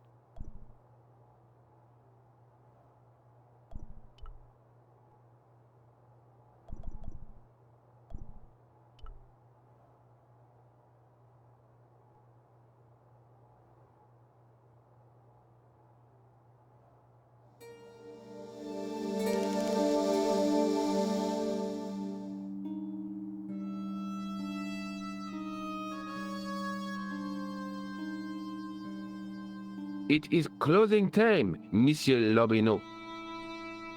Already, there just aren't enough hours in the day. More than enough for me. I can't wait to get home and put my feet up. Eh bien, see you tomorrow. Good night, monsieur.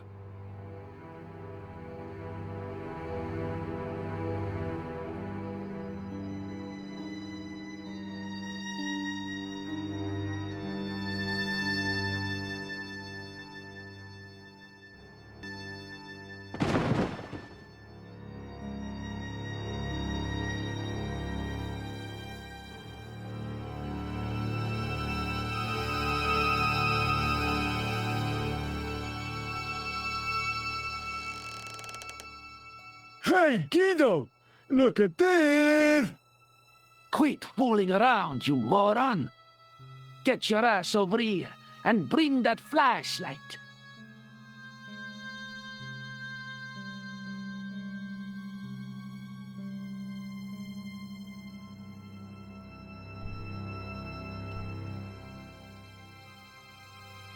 What the...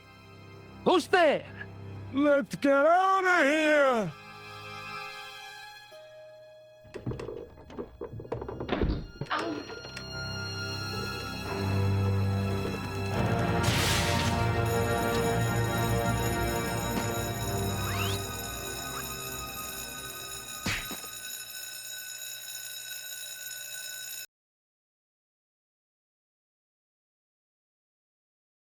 And when I woke up, I was at the police station. Luckily, I managed to persuade Rosso I was innocent. Poor George. What a mess. I bungled the whole thing. I don't think so. You made a pretty good job of distracting those two crooks. Yeah, but the killer got away with the tripod. No, he didn't. He's not the only one who can dress up in costume. You mean... it was you who stole the tripod? Oh, hell, Nico.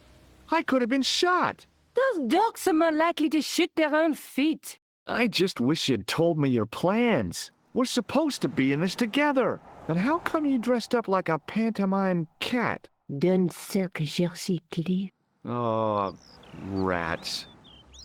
And don't call me Georgie. Oh, I really thought you'd be pleased. After all, we've got the tripod. Aren't you going to try putting the gem on the tripod? I guess so.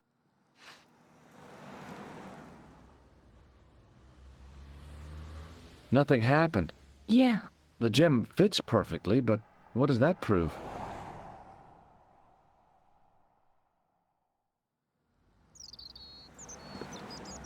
Maybe the tripod has to be in a certain location. There's nothing on the manuscript to indicate where, though, is there? Oh, by the way, I had a visit from André Lobineau. Oh, yeah. I hope you didn't mind me giving him your address. Not at all. It was lovely to see him again. He was over the moon when I showed him the manuscript. It's not often he gets that excited. He made a sketch of the Knight's Crest to take back to the museum. I believe he's identified the family who bears that crest. I sure hope so. Lobineau explained who the Hashashin were. Yeah? The cult of the assassins. Oh, boy! What do you think the purpose of this tripod is? On the manuscript, the gem is shown mounted on top of it. So, we risked a criminal charge to steal a display stand? Don't ask me. Maybe it's intended to hold the gem in a specific position.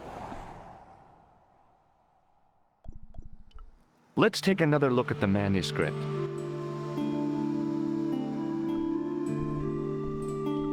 That's the tripod we borrowed from the museum. That's the gem that Pegram found in Lochmarn. There's a woman looking at her reflection in a mirror, but the reflection has 3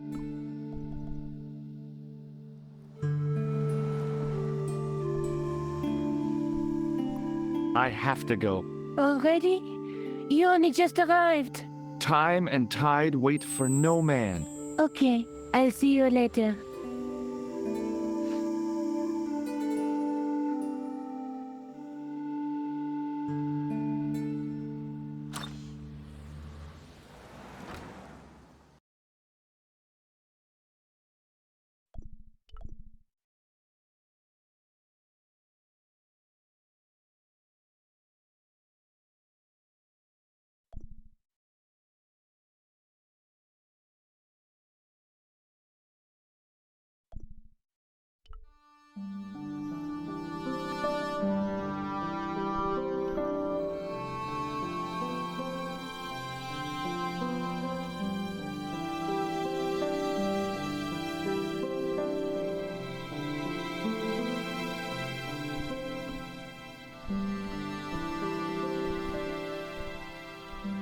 Pardon me?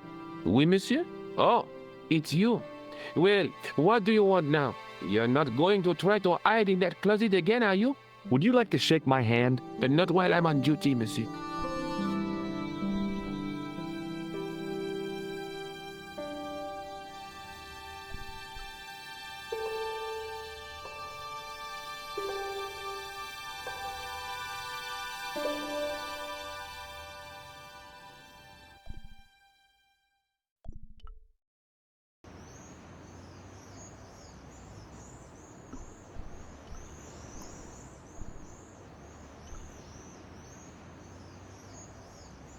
Hello again, officer. Hello again, monsieur. Would you like to shake... I stopped myself barely in time. Electrocuting a cop would not have been smart. They'd rebuild the Bastille just so they could throw me in and throw away the key. Hello again, officer. Hello again, monsieur. What do you know about medieval ironmongery? Have a look at this little baby. A tripod. What is it for? You mean you don't know? No, monsieur. Nor do you, I think. I'll see you around. Oui, monsieur. I'll be there.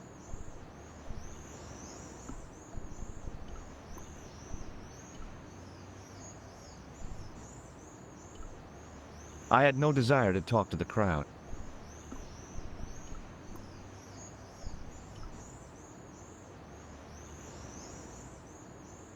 Hey, you with the balls.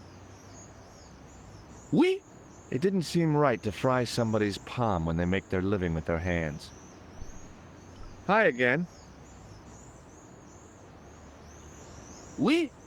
What is it this time? How did you learn to be a juggler? Juggler? What is this juggler? It's you. You juggle, that makes you a juggler. Oh, I am a jongleur. A jongler? What's that? Mon Dieu. A jongleur is an artist, a master of the contra-gravity aerobatic mysteries. In centuries past, the courts of the crowned of Europe had the jongleurs, witty, erudite men to whom the monarchs turned in their hours of need. Wait a minute, wait. Let me get this straight. Our enemies are at the borders, plague ravages the land, and the peasants are revolting. Thank God we've got Chuckles the Jongler to throw his balls around. I don't think so. That juggling doesn't look so difficult. Oh, it does not, does it not? Perhaps you feel you could do better, no? I'll give it a try. Be my guest. I had no idea what I was doing. But this guy was obviously an idiot, so how difficult could it be? A lot more difficult than I thought. That's how difficult. Still, it was my big chance to be derided by complete strangers.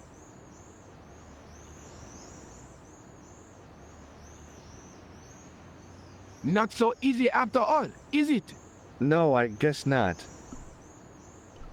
What do you know about the Knights Templar? Le Templier? Ah, their last Grand Master, Jacques Dumoulin, was burned on an island in the Seine in 1314.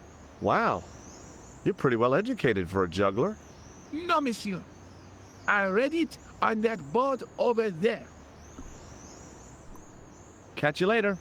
Au revoir, monsieur.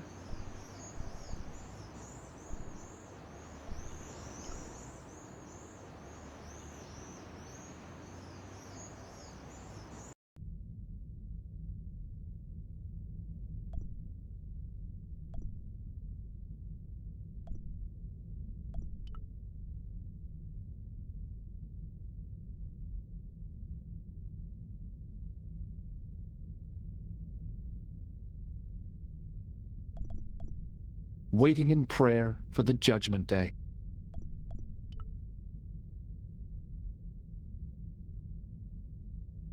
Biblical references engraved into the tomb edge to guide his way to the next world, I guess. Just think, there's a dead guy under there.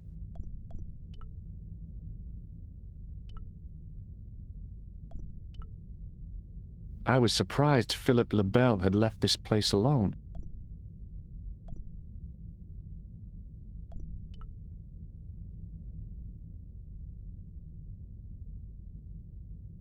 Carrying all that armor around must have been hard work. I wondered if this guy had died in combat.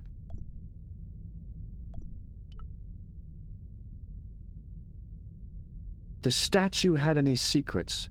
It was concealing them pretty well. A statue of a knight holding a staff and a scroll. Per disciplinum meum lux videbis.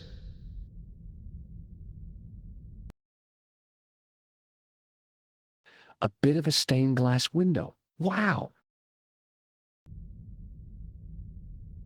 Hoping for a big insight while squinting through a hunk of statuary had been pretty optimistic, I guess.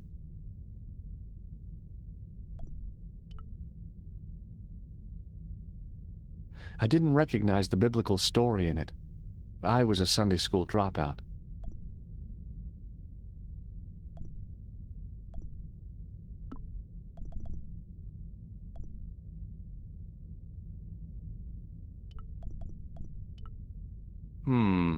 Maybe not.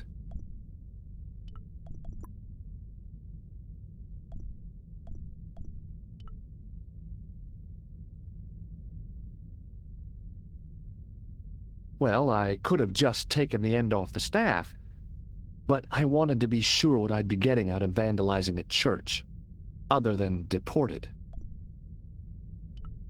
Well, I want other than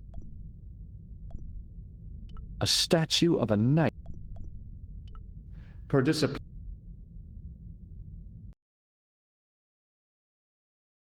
A bit of a stained glass. Hoping for a big insight while squinting through a hunk of had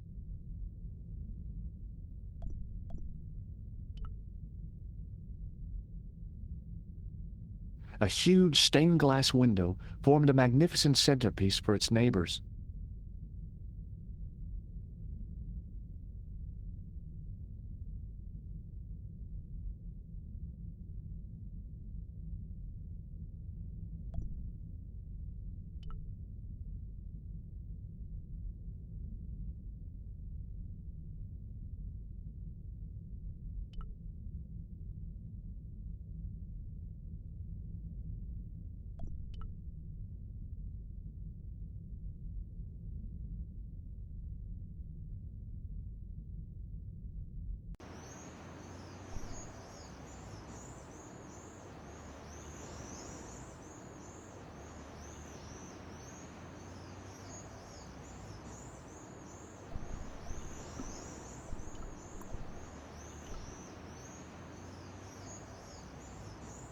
Hi again.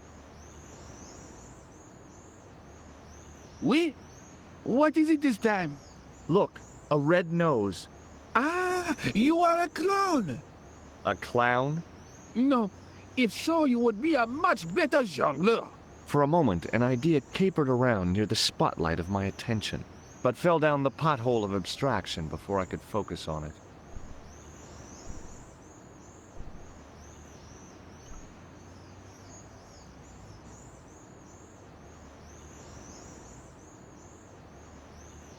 Hello again, officer.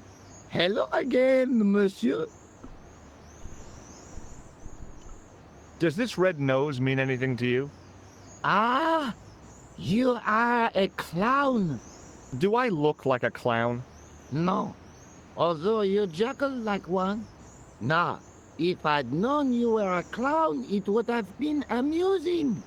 And not a humiliation for you. What do you mean?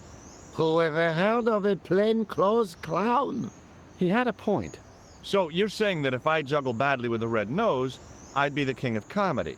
But if I juggle badly without it... You look like a pathetic loon. Oui, monsieur, you have it. What do you think of the juggler? Ah, he is excellent, most watchable. But he's blocking the thoroughfare and obstructing traffic. So? He is amusing, the traffic isn't. If he wants to block it, who am I to say no? You're a cop. Ah, oui. So I am... Ah, well... So you're not gonna do anything about this guy? No. He probably doesn't even have a license. Ah, a license. This I had not considered. So what are you gonna do? The instant I return to the station, I shall check. Return to the station? Why not just ask him? And spoil his concentration? What kind of a barbarian do you take me for?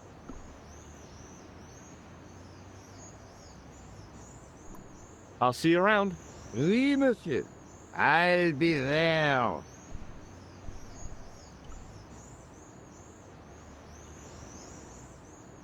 Hi again. Oui? What is it this time? I'd like to have another try at juggling, please. You have gone on a crash course, perhaps? No, I just had an insight into presentation. Huh?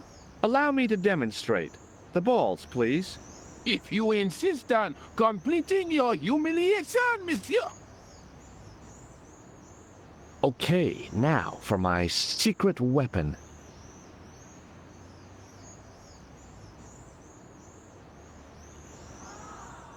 The juggler was speechless with rage. You could have mistaken him for a mime. And without a word, he collected his balls and left in a fury. "Hey! You forgot one of your balls! Hey!" But he didn't hear. Better still, deprived of his entertainment, the gendarme decided maybe he ought to do some policing for a change.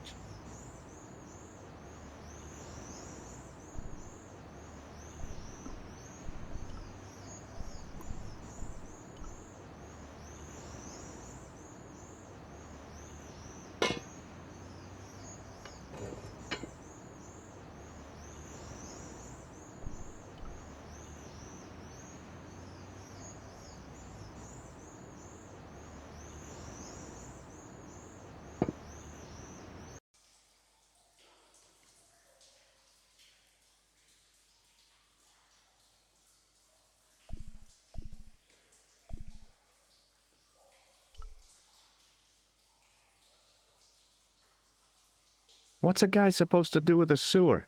Don't answer that.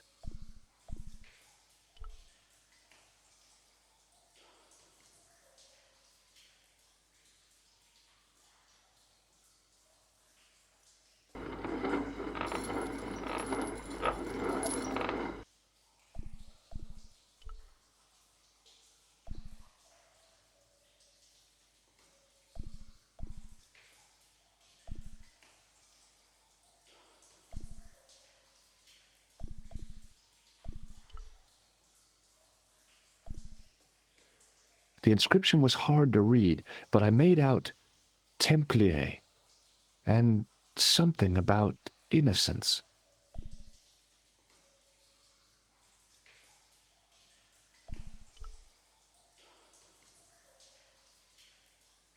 Close up, I could see a faded inscription. My medieval French isn't much, but the few words I understood seemed to say, "This is where the gallows used to stand." Maybe.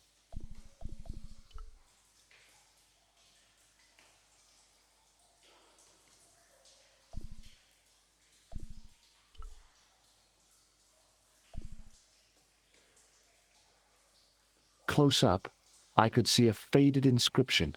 My medieval French isn't much. Maybe.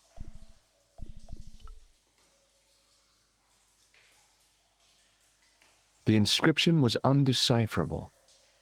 The plaster had cracked and was falling away. I wondered why.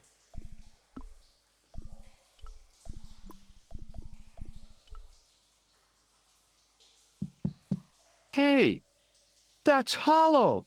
It was time for some brutal destruction. Close up, I could see the plaster was thinner where I'd broken through, and behind it were some cogs and a lever.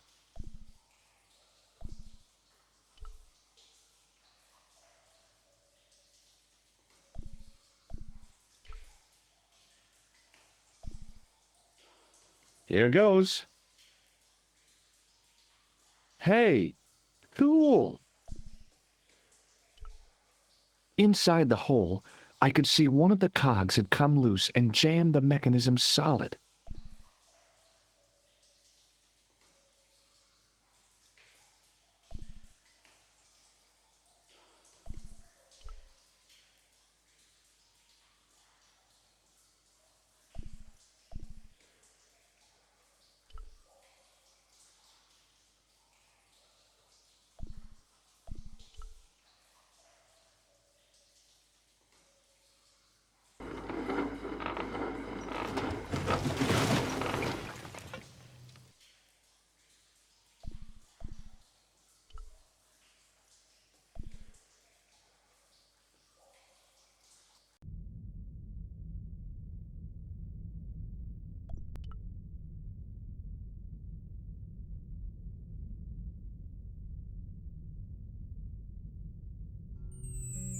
In the beginning was the end. An end wrought by our enemies began our darkness. In the end will be a beginning. An end to our enemies. Heralds our new day. Report. The military establishments are in flux. The end of the Cold War has left them with no clear goal and as obvious targets for budgetary cuts. We have successfully promoted a sense of betrayal in the upper echelons. They feel that the politicians have cast them adrift. The pattern is emerging. Our time is now. Good. Mademoiselle? Governments are giving the corporations more respect than their own citizens. A groundswell of dissatisfaction and dissidence is growing. The corporations are becoming too large and complex for their own executives to control them. A blind belief in market forces is accelerating this trend the world over. The pattern is emerging. Our time is now. The global population's belief in those that govern it has never been lower. We have inculcated a sense of immediacy and action over forethought and planning in all the major governments. They are acting on hasty decisions that cannot be completed or revoked without appearing foolish. The pattern is emerging. Our time is now. Excellent. The tired old governments are dying a slow death from their own incompetence and our machinations. The millennium is almost upon us, and everything is in place for the rise of our new order. Almost. Professor, where is the broken sword? As we discussed last time, with the loss of the manuscript, our search is as a corollary hindered. And as discussed last time, you have been furnished with a dramatically increased budget. What have you been doing with our money, Professor? We are working on the principle that the Templars, that is to say, our predecessors, Hold on. These are the Templars? must have left a trail when they were hiding the clues to the sword of Baphomet's location. I have a small army of historians and archaeologists ferreting out that trail. I trust these historians and archaeologists are more trustworthy than your friend Pegram. Pegram was loyal. He tried to protect the Lockmarn gem when the Hashashin came near. And failed. And don't call that Syrian maniac the Hashashin. He's an assassin. Plain and simple. That's not what he believes. He actually thinks. Silence! Do I have to remind you that we have a sacred duty? A trust? When Philippe attempted to destroy the Order, we lost the sword and our power with it. Now we have the opportunity to reforge it. But time is short. We need results. Not petty bickering. Not excuses. Now, Professor Baphomet. Yes, of course. My apologies. We will find Baphomet and the sword, manuscript or no. We have already found another element actually within Paris. Excellent. What is it? Well, we're not exactly sure at present. Ha! But I have my best people working on it. You would do well not to criticize others, Eklund. At least I have not murdered one of our own. Of course. That guy was the bogus doctor in the hospital. Marquet was a liability. Eklund dealt with him on my orders. I beg your pardon, Grandmaster. I did not mean to. Have you any good news for us, Professor? We already know 3 of the elements. We know that Klausner had obtained the lens before he vanished. Where was he? Syria. We know that he arrived, but after that, nothing. The assassin. I fear so. It's a shame. Klausner was a good operative.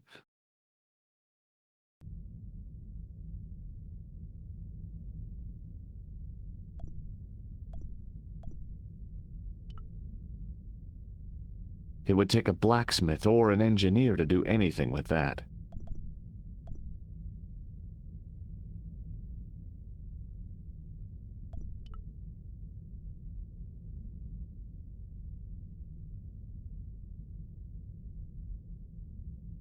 I could hear voices from the lit area.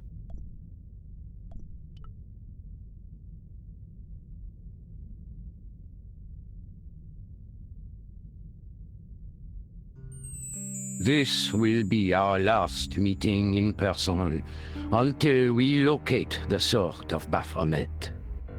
I hope that I don't need to emphasize the importance of finding it. Without it, our endeavors come to nothing. With the sword reforged, we will have the power to sweep the stage of all opposition. The new millennium will belong to us. The next time that we meet, it will be to become the princess of this world.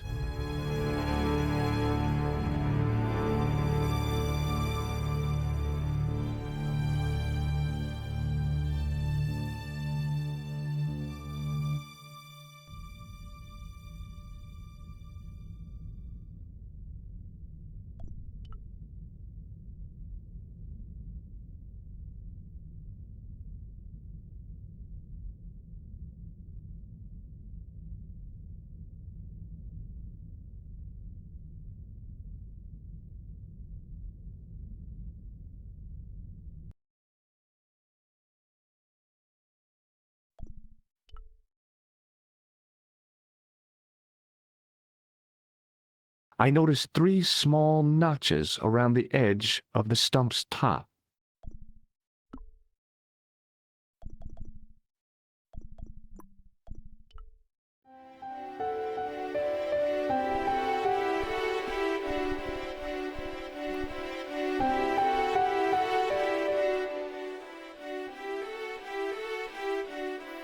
The light falling from above struck the gem and scattered in 5 neat rays, and each ray picked out a letter.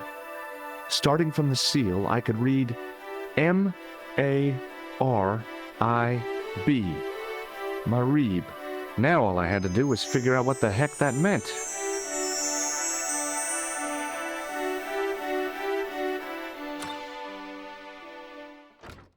Nico, I've seen them. Who? The Templars. I spied on their meeting in the catacombs. And you saw the Knights Templar? I saw a bunch of guys masquerading as Templars.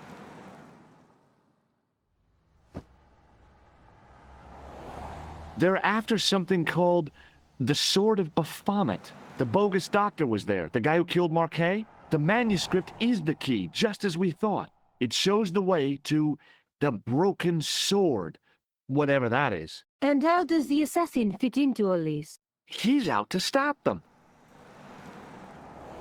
These Neo-Templars, they're men and women in influential positions. Don't you see? Plantar was one of them. The assassin killed him for the manuscript, to stop them finding the sword. But now we have got the manuscript. Yes. So, how do they hope to find the sword?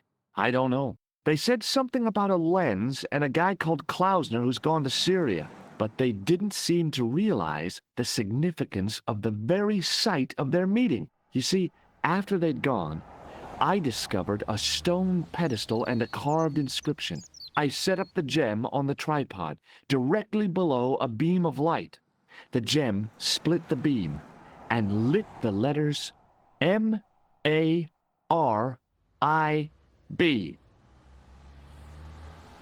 Marib is a village in Syria. Then the Neo-Templars are ahead of us. Klausner beat me to it. You're not thinking of going there yourself, are you? Why not? These guys are crazy and dangerous. That reminds me, you should leave the gem here. Okay. What about the tripod? I'll send it back to Andre, anonymously. Do you think I should go to Marib? Feria is a long way, Georges.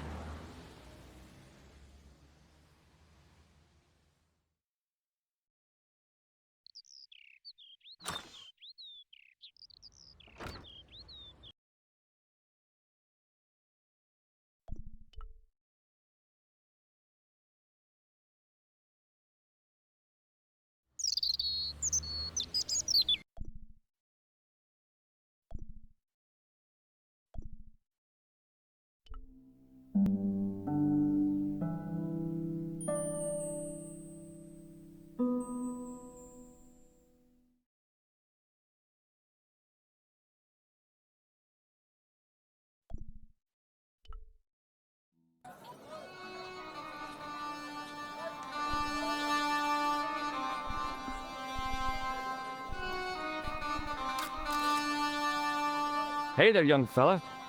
Speak you the English? Speak you the Anglais? Parlez-vous anglais? Yes, si, and indeed oui, and rather better than you by the sound of it. My name is Nico.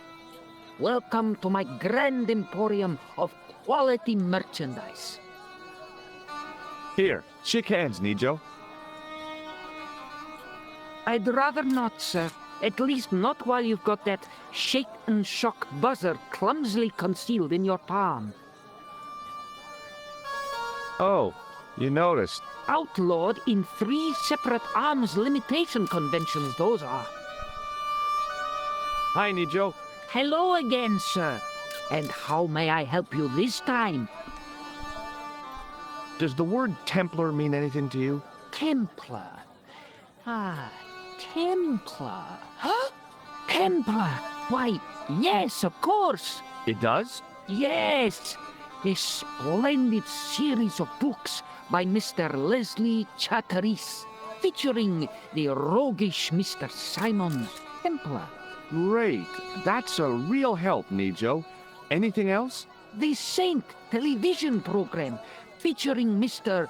Roger Moore of the quizzical eyebrow, and a stick man with a halo. Bing. So all Templar means to you is Roger Moore. I only watched it for the stick man with the halo. Bing. He was better animated. So I'm correct in saying that the word Templar doesn't mean much to you. Well, there was the Order of Knights who were wiped out in an Inquisition in 1312, I suppose. That's them. What else do you know?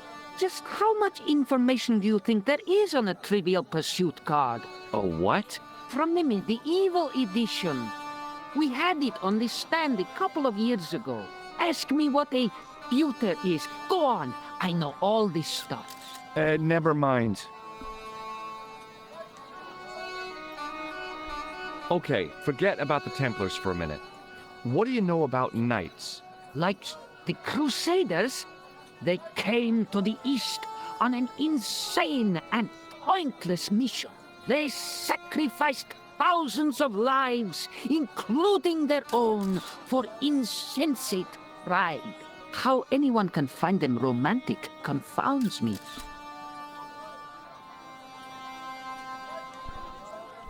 So, this is your stand? Oh, yes, sir. Though stand does not begin to do it justice. The finest in this bustling metropolis. This is a bustling metropolis? Well, not per se, no. How much are those books there on the shelf? Have you any Syrian pounds? I think I might have a couple of Irish pund. Then they're too expensive for you, sir. You speak very good English. Thank you, sir. I learned from tapes that my uncle procured. Oh, a language course. No, sir. Jeeves and Wooster. Cassie, think noto. And Agatha. What ho? So long, Nijo. Toodle pip, sir.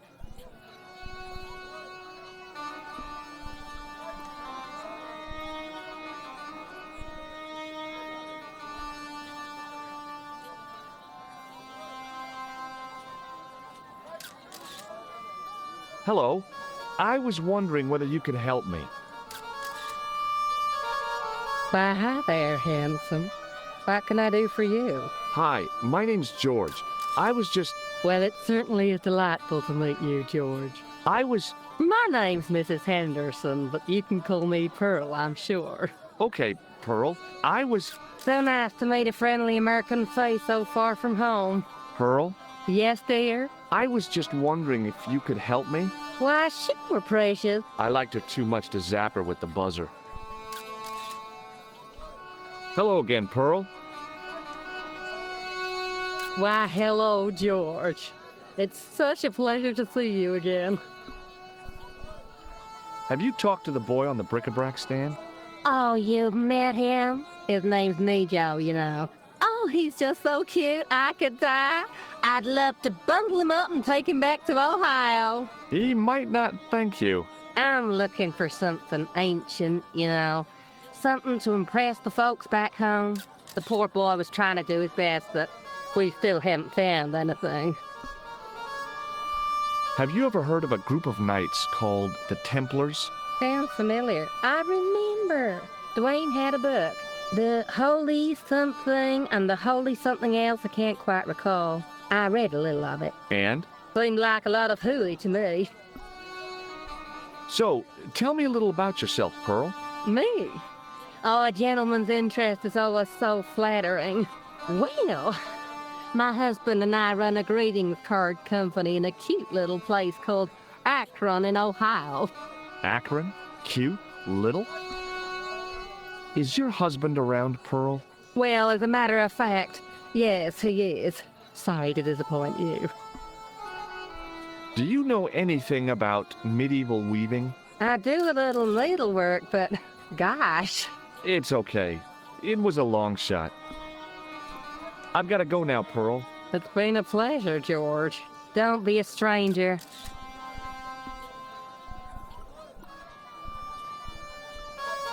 Hi, I was wondering whether you could help me.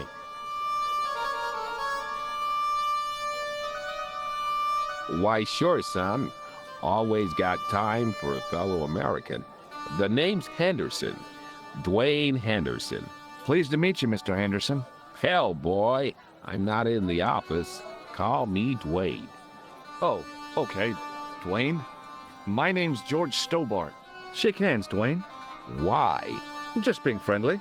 Let's just be friendly by keeping our hands to ourselves. Yeah? Hi there, Dwayne. Hi there, George. How can I help you, young fella?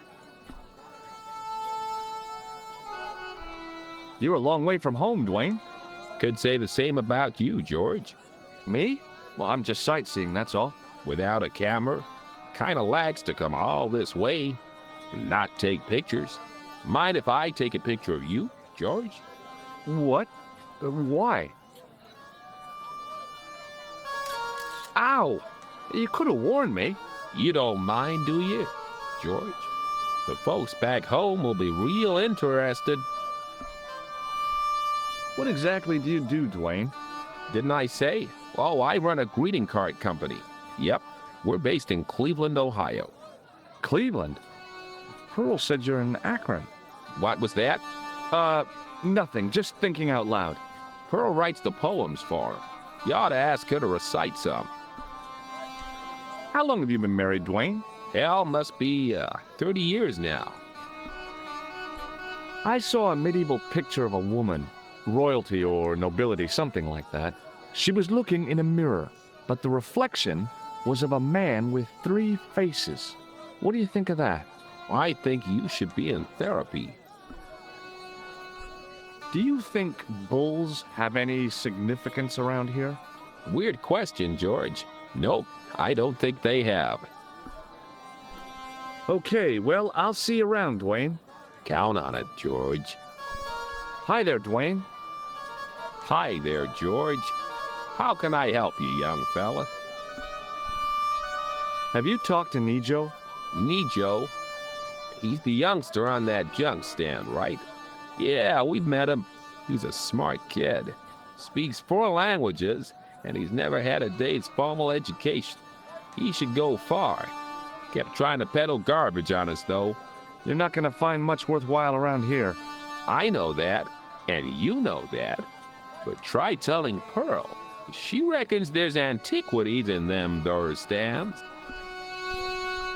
Do you mind if I ask you an odd question? Okay, but I might not answer it. Do you know anything about the Templars? The Knights Templar? Yep. Nope. Nothing at all. Well, you knew they were an order of knights. What I know and what I say are two different things, boy.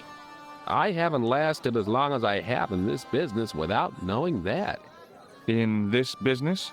Sure. The greetings card business. Oh, please. Does the image of a knight holding a crystal ball mean anything to you? Hell no. What would a knight want with a hunk of glass? I don't know. That's the prob.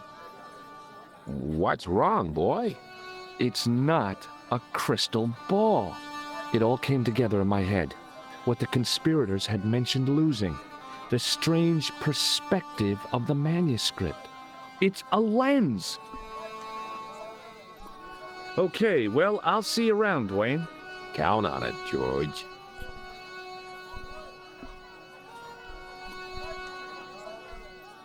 He didn't have anything that I needed. He didn't have anything that I needed.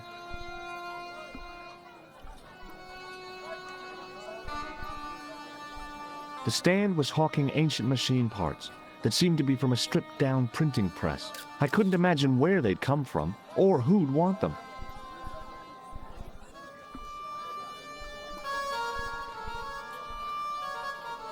I wasn't hungry and didn't want to buy fruit, so I didn't start a conversation.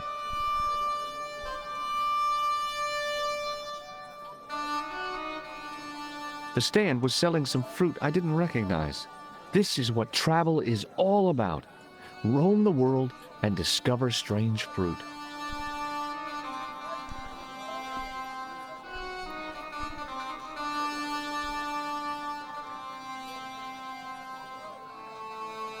Hi, what's your name, sir? Hello, you buy kebab. Musku. What do you make of this? Buy kebab. Most good. Hello again, sir. Hello. Kebab? Yeah.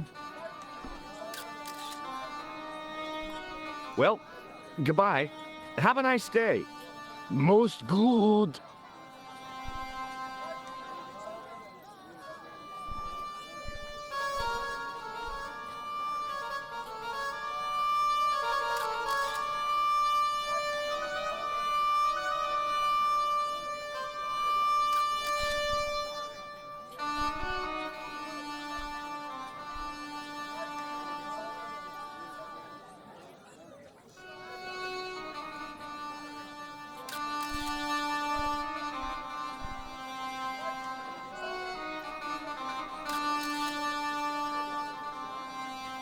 I figured going out into the countryside was a pretty good way to get lost.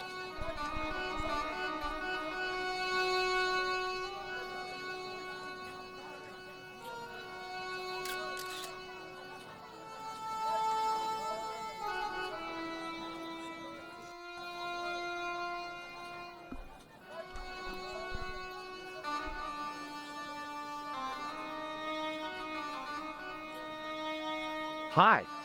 Hello, sir. Lovely carpet. Does this mean anything to you? Yes, carpets, yes. It's me again. Muruba. Hello, sir. Ma'asalama. I had nothing to buy a carpet with, and didn't want to lug one around anyway.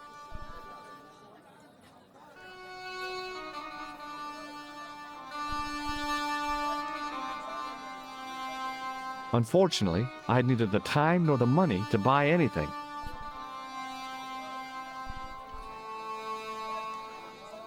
It was good to have some shade from the scorching Syrian sun. The carpet seller looked craftier than the offspring of a fox and an insurance agent.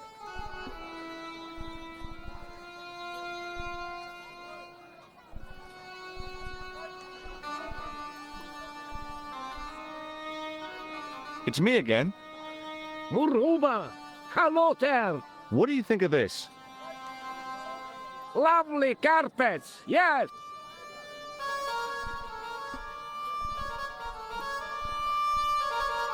It's me again. Muruba! Hello there! Does this mean anything to you? Yes, yes, carpets, yes?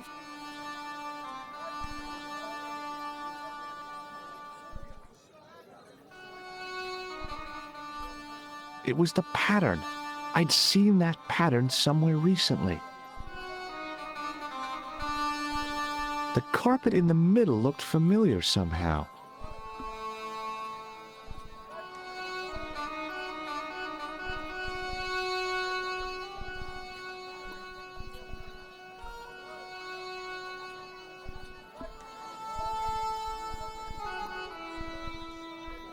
It's me again.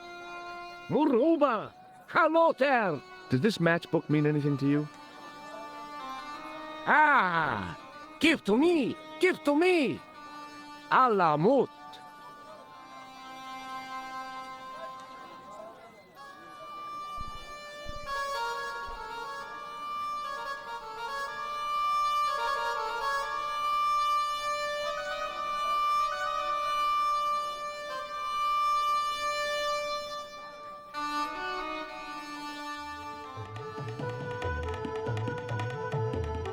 Many beneficent greetings, my most fortunate possible friend. Huh? Do I know you, mister? No, no, and again I say, no. But, my friend, do you not see our mutual good fortune in this meeting? How frank do you want me to be? You are a traveler, yes? Boy, you must be the world's greatest detective. No, I am told that is Sherlock Holmes of the big forehead and slipper full of shag. I, as contrast, am world's greatest luxury taxi driver. I can see where this is going. I am Ultar, taxi driver and luxury guide per excellent. Yes. This I had to hear. Where does your heart desire to go? Simply mention the name to your obedient servant, and we shall fly there, swift as the eagle. Oh, well, I don't really want to leave Marib yet, but I'm sure that if I do, you'll be the first to know. Is good. You know where you want to go, you come to Ultar. Thanks. See you around, Ultar. Be having a pleasant day, full of shining experiences and happiness, my friend.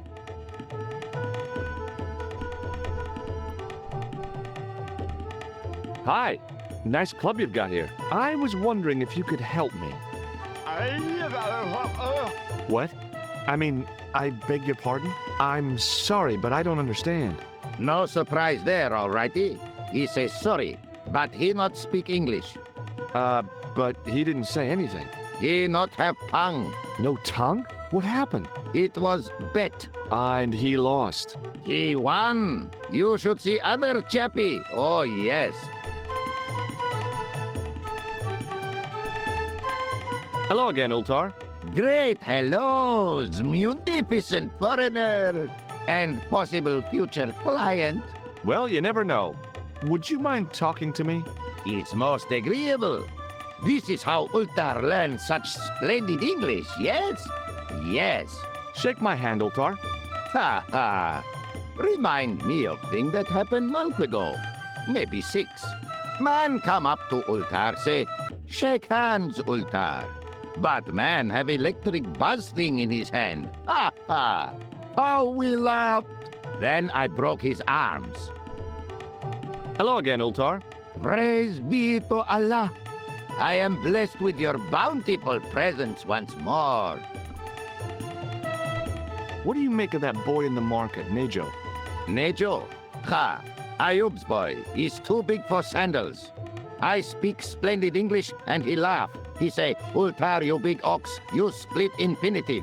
I say, I split your head if you stay still long enough. Ha ha ha ha ha ha! Ho ho ho ho ho ho! Pretty funny, yes? Hilarious. You should be on cable. What do you know about the kebab seller?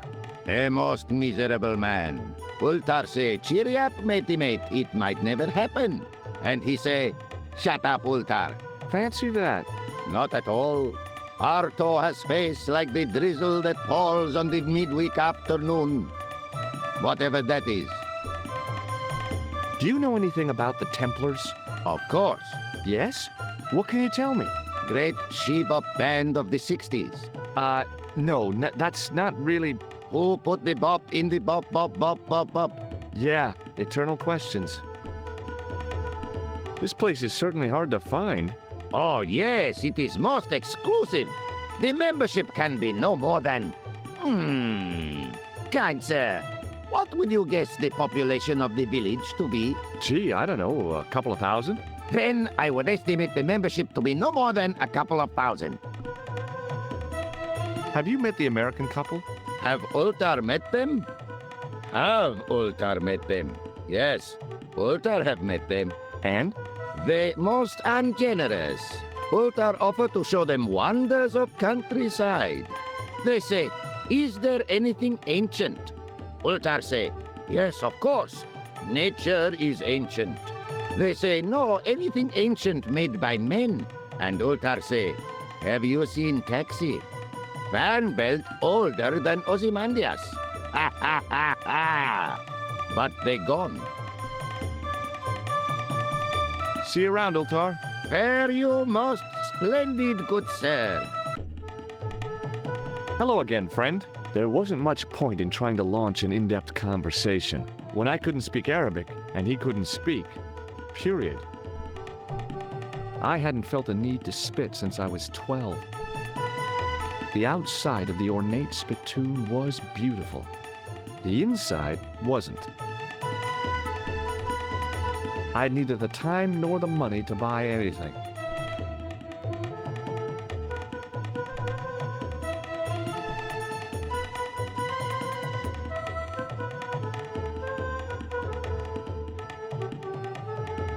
Damn, the door's locked. I'm sorry? Did you say something? He say you not to go in toilet. Read sign, matey. Matey? It lose something in translation. By staring hard at the notice and squinting, I discovered I couldn't understand a word of it. My Arabic, Russian, and Japanese have a lot in common.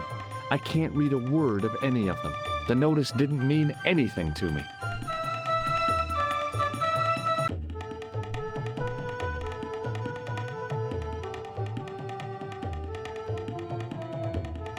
Hello again, Ultar.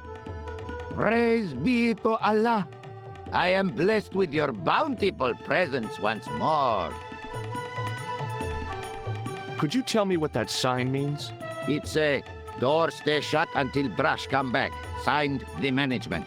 Oh, well, what does that mean? Manager buy lovely new toilet brush, leaves it by wash basin for 10 minutes. Come back, it been stolen. Not even out of wrapper. He damn cross. Lock up toilet and say, nobody use fine pristine toilet until brush given back. We say, what we do till then, eh? He say, cross legs and use superior willpower. And that's what you've been doing? No, Ultar use bucket. Have you seen this man before? Oh, most certainly. Was here only yesterday. Here? Yesterday? My God, he's close.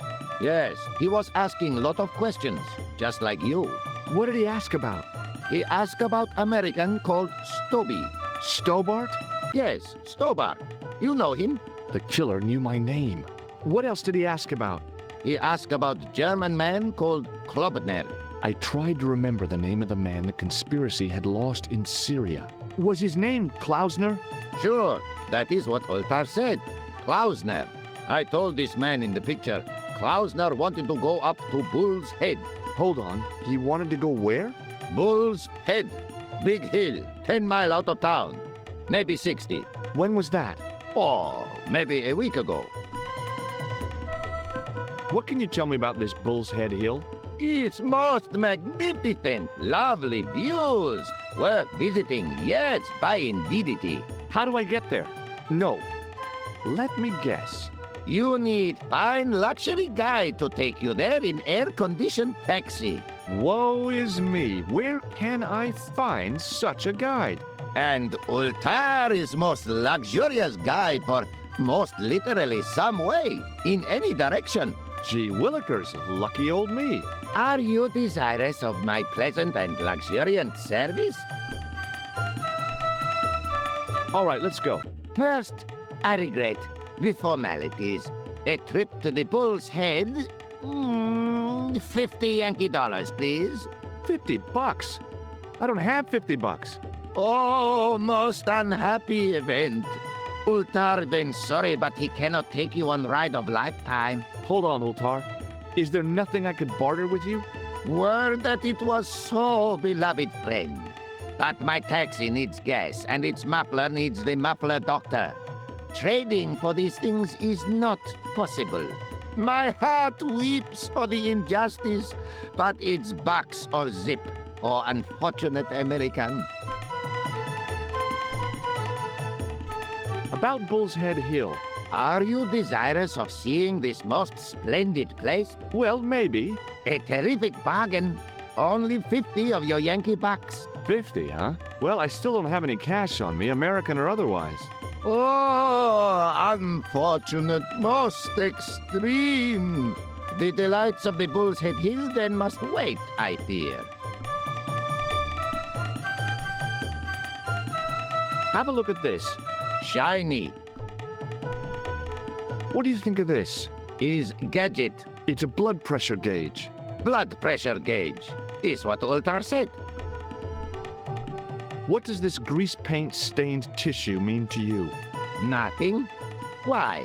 What does grease paint stained tissue mean to you? What do you think of this ball? Is most splendid, mister.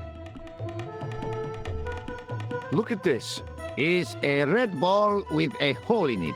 No, it's a clown's nose. Does Clown know you have his nose? Unfortunately, it seems so. Why unfortunate? This clown kills people. Ah, alternative comedy. What do you think of this plaster? Not much there. Not enough to make tasteful garden gnome, for example. I didn't think electrocuting the big Syrian was a good idea. Bye for now, Ultar. May good fortune follow you, mister.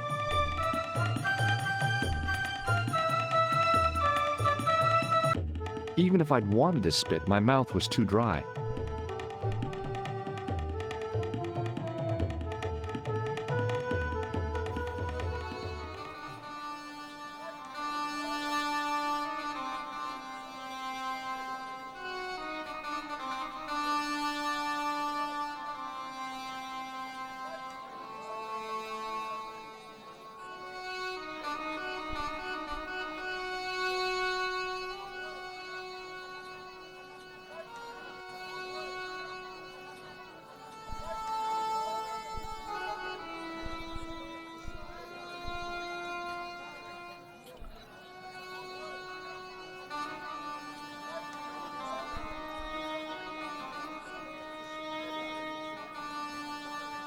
Hello again, Pearl.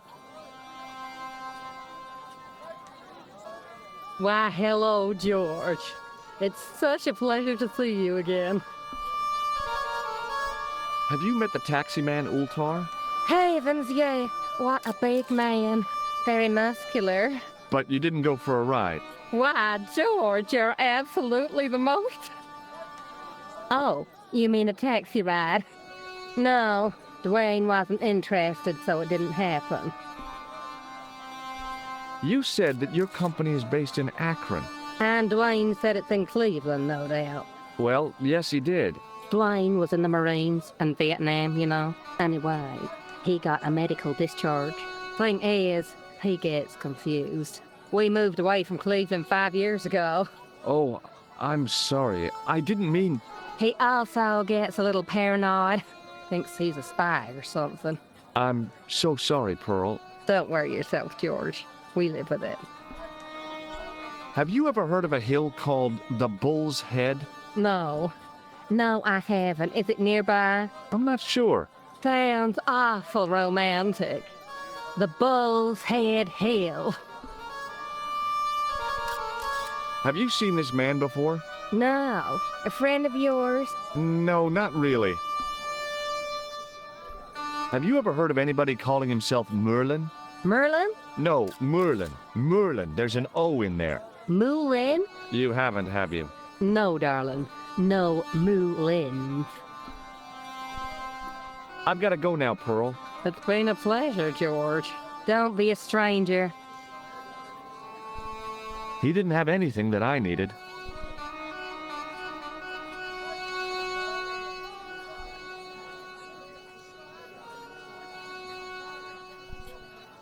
Hi there, Dwayne. Hi there, George. How can I help you, young fella? Have you met Ultar? Almost luxurious air-conditioned taxi ride, mister. Yeah, the cabbie. Tried to pull a bunco on us. Take us on a wild goose chase off into nowhere. Have you ever heard of a hill called the Bull's Head? Can't say as I have. Where's that? I don't know. I'm trying to find out. Bull's Head, huh? You must remember that. Sounds scenic. Have you seen this man before? Maybe. Where'd you get it? I just picked it up somewhere. Sure. I'm always picking up photos of complete strangers and then asking around. Ow! Damn it! There. I've got another picture of a complete stranger. Maybe I'll ask around about this one. Okay, well, I'll see you around, Dwayne. Count on it, George.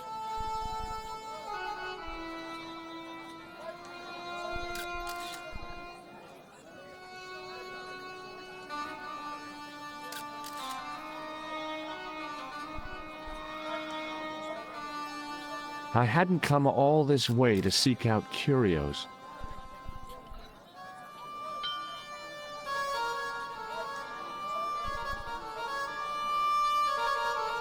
It was the sort of bell you see in hotel receptions. Kind of unexpected here. Hi, Nijo. Hello again, sir. And how may I help you this time? That's not a very friendly cat you got there, Nijo. No, sir. It is a very unfriendly cat. Why do you keep it? Oh, it's not mine. It just rests where it pleases. And today, it pleases to rest there. As Kipling would say, it is a cat that walks by itself. Fiercely independent. And it smells.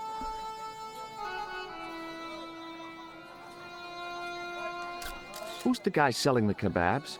Oh, that's Arto. A miserable blighter, to be sure, sir. He doesn't seem very happy. He never is. Day in, day out, a face like a wet Wednesday. Whatever one of those is. Does he speak any English? Not cogently, no. Is that your father lurking in the back of the stand? He is indeed. A roaring fellow. Ayuk's his name. You don't sound like you respect him very much. Don't I? Not only do I respect him, I rather like him. For all his bluster, we get on very well.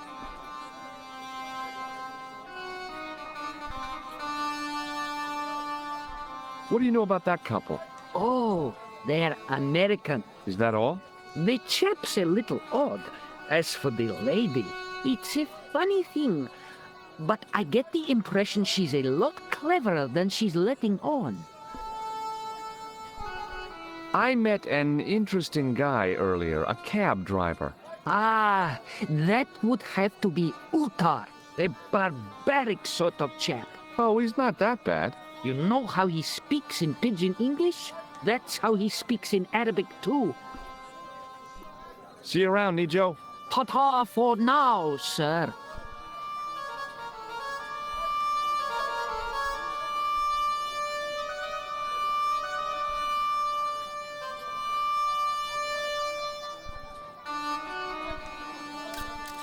Suddenly, I realized the horrific truth. The guy was basting the kebabs with a toilet brush. It may never have seen the inside of a toilet bowl, but it was still hardly appetizing. Hello again, sir. Hello. Kebab? Yeah? Well, goodbye. Have a nice day. Most good.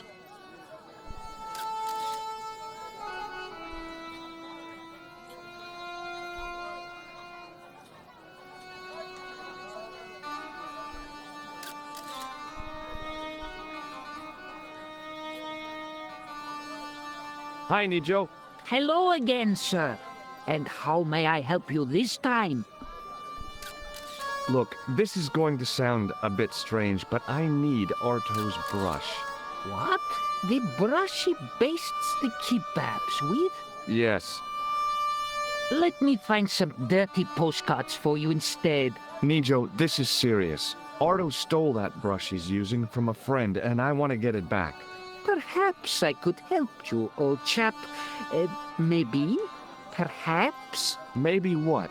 Perhaps what?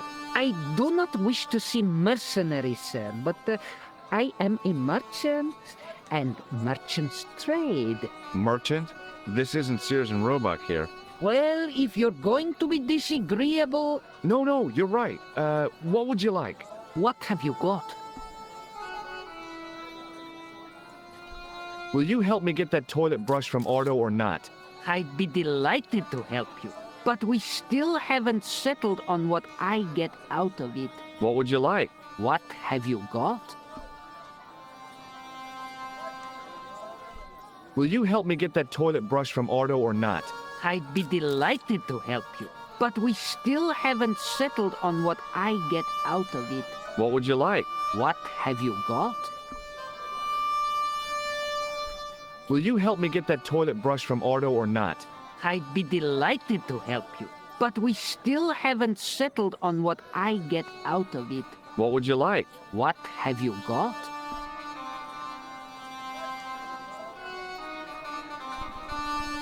What do you think of this, eh? Oh, sir, what a splendid plaything. One day, when I am rich, I am going to build a world-renowned collection of brightly colored balls. Are you serious? In deadly earnest. People will come from far and wide to see my... Yes? ...collection. The Rockefellers and the Gettys can keep their hoards of so-called fine art. But answer me this. What good is a Picasso, I ask you, if you cannot bounce it off a wall? You may have a point. Sir, for such a marvelous thing, I would gladly help you. I thought merchants were supposed to be wily and never reveal what they really want. Bah! I say to mercantile greed. I have the soul of the aesthete, and I desire that red bouncy thing beyond reason. Do you understand? Not really. If I give you the... I've already told you. I'll help you if you give me the ball. What's it to be? All right, here you go. People say bad things about Americans, but you're okay in my book. What people? What bad things? Never mind that now. Remember the brush? Right, yes, the brush. All you have to do with Arto is be polite. It lightens his day, makes it all worthwhile for him again. How can I be polite to the guy when I can't speak a word of Syrian? Arabic. That's what I meant. Simply memorize this phrase. Il ach il kal. Il akal kal. Close enough. Now, go over to Arto and deliver those honeyed words even unto his delicate ear. He won't be able to do enough for you. Really? Really. What exactly does il akal kal mean? A polite but subtly complimentary greeting. He won't be able to do enough for you. So long, Nijo. Toodle pip, sir.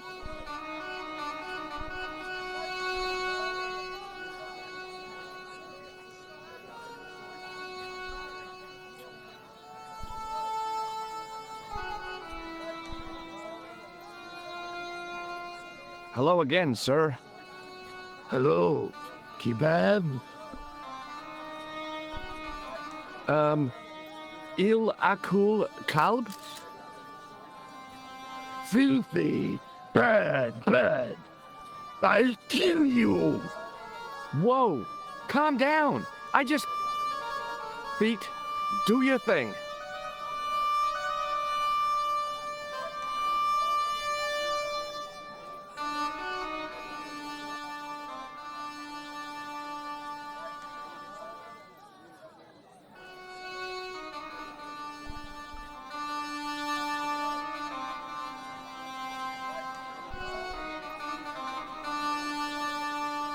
Hello again, sir. Filthy! Okay.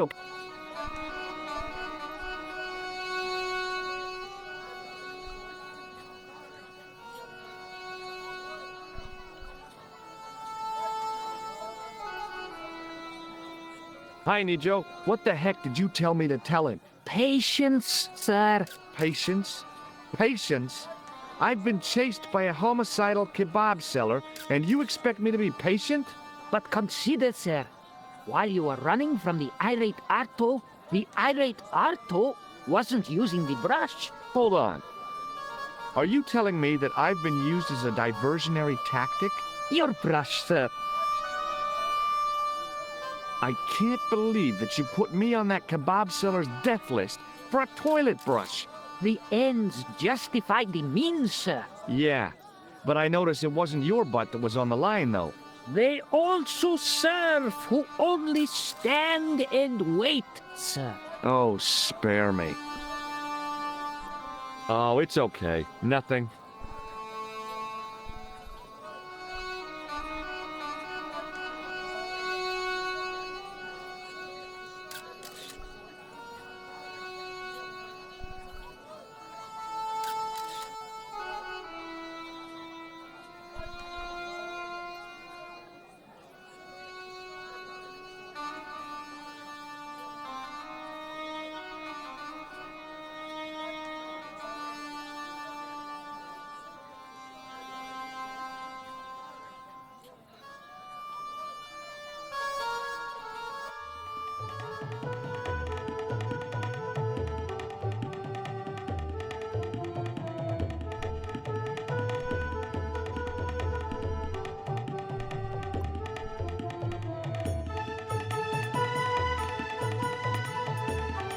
Hello again, Ultar.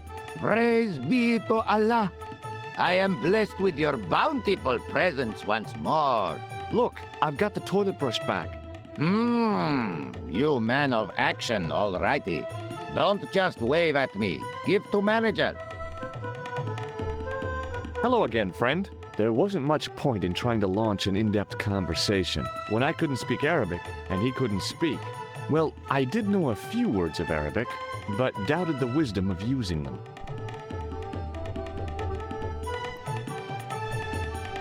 Hello again, friend. There wasn't much point in trying when I couldn't speak Arabic. Well, I did know but doubted the wisdom of using them.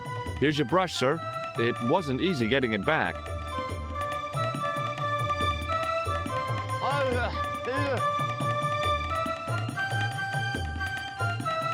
The manager took the brush from me, gave me the toilet keys as my reward, and stomped off. What was all that about? Manager, he say, bah, look at state of this. Need much cleaning in detergent before go around my, you bend. He said all that? Body language account for much, you know? Oh, yes, indeedy.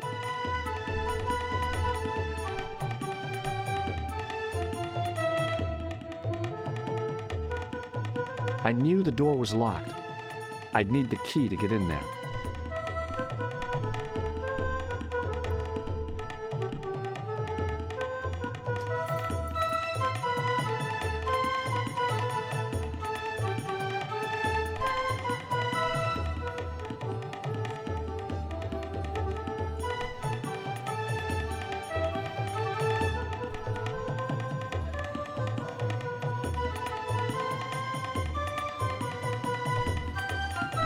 It was a roller towel dispenser. Hello? Anybody in there? No answer, so I gave it a push.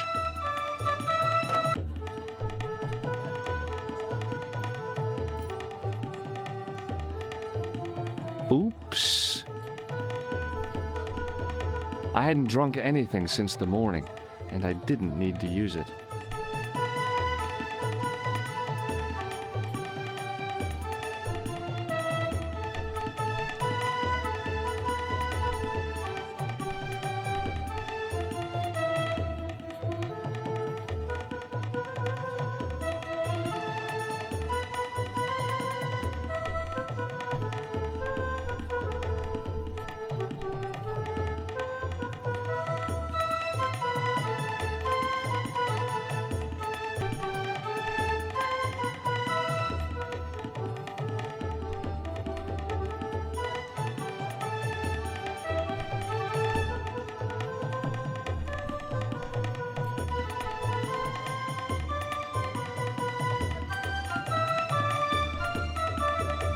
The dispenser had opened easily enough.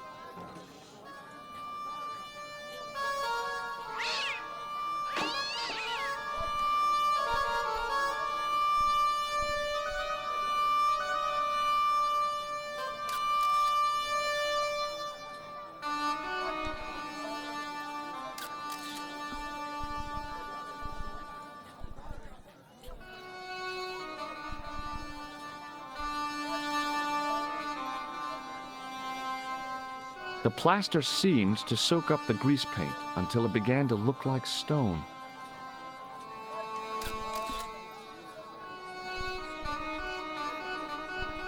The grease paint had worked magic. Now it looked like aged marble instead of cheap plaster.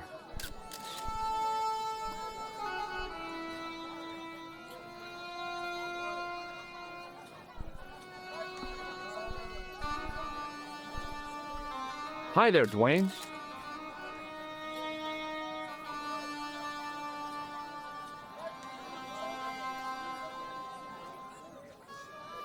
Hi there, George. How can I help you, young fella? What do you think of this? Good gravy. Looks old. Yeah, I had to turn this town upside down. Boy, your luck's better than ours. Looks Roman. I wouldn't know. What do they say back home? How much do you want, George?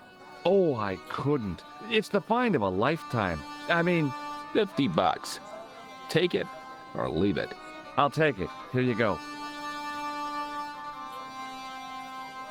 And here you go.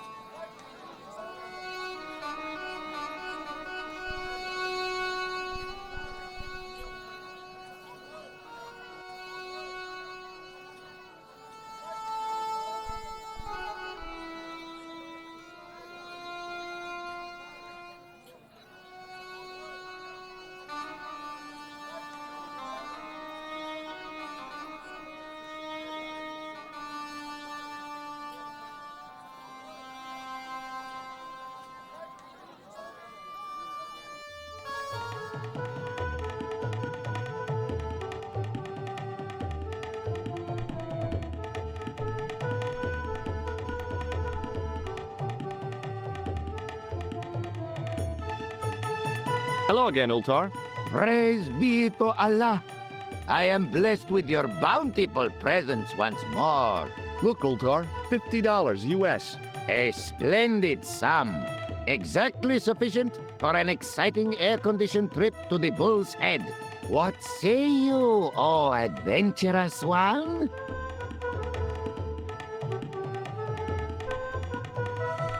Okay, it's a deal. Here's the cash. Ah, most splendid. As you say, the cash price moolah is correct. Mister, we make with haste. Where exactly is your taxi? Because the only vehicle I can see around here is an aging army surplus truck. Yes? Ah, okay. I'll be along in a minute.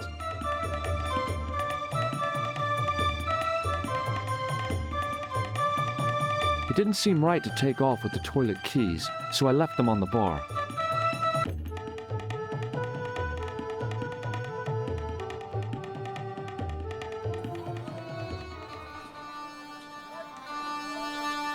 Hello again, Ultar. His most splendid and adventurous client. That's your taxi? Oh, yes, most assuredly. Most entirely splendid taxi in all Marib. It looks like an old army truck to me. Bah! You Americans with your checkerboard caps and your jet hearses. You have lost sight of what a taxi should truly be. About 4 tons by the look of it. There, you have hit the nail in the nutshell. Okay already, let's go. Regrettably not, most esteemed pair. There is a minor problem of a tiny nature. The fan belt has taken it upon itself to break. So, what are you gonna do? What can I do? I must wait for a ride to the garage for a replacement. How long is that gonna take? 1 day, maybe 6. I can't wait that long. We gotta get moving. But how, my friend? I'll think of something. Is this any use to you? My friend, the very thing, yes.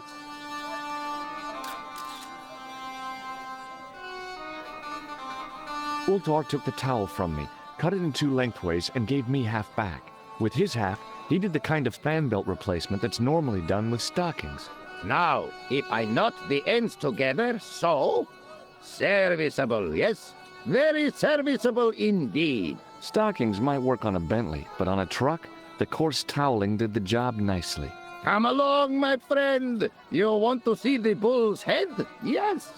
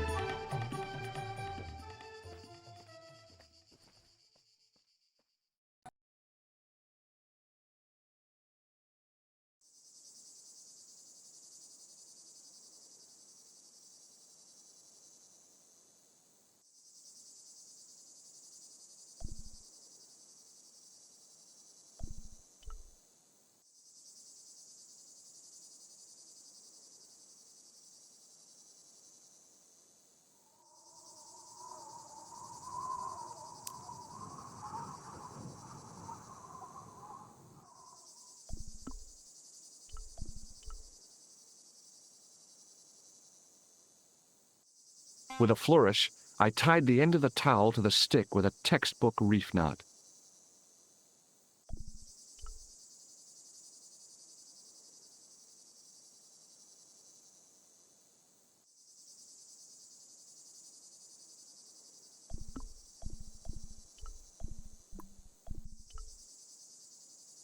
I could see that crack would make a good anchor point.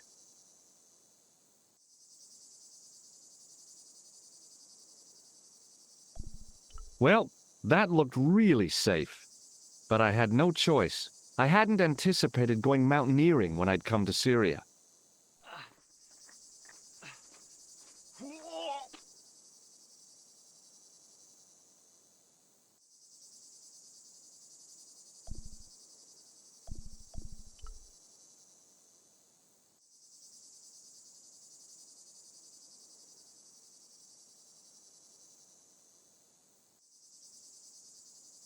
I didn't like the idea of putting my hand in there.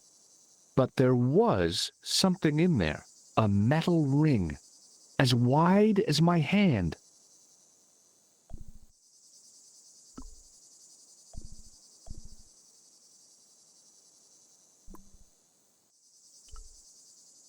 So, there was a metal ring in the niche. It seemed like another calling card from the Templars. I took a firm hold of the ring and pulled. Whoa there!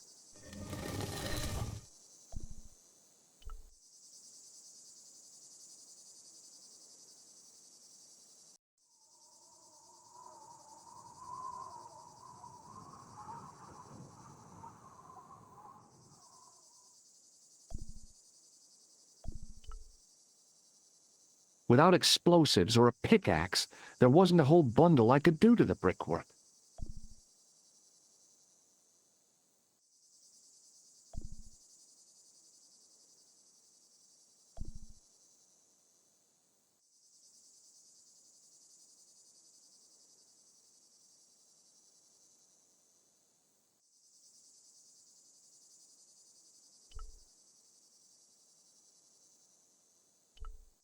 Around the corner, I found the corpse.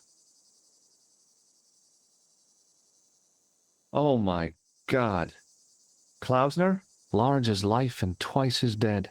I'd hardly had time to accept the fact when I heard the door mechanism start up again. Oh man, no!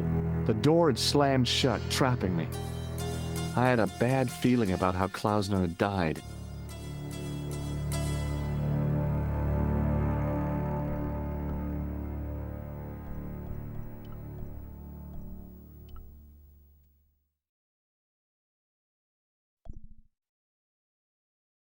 Okay, all right. Hey, what's this? I'd found some kind of lens, a very old lens made from a very hard glass. That settled it. The knight on the manuscript had been holding a lens the whole time, not a crystal ball.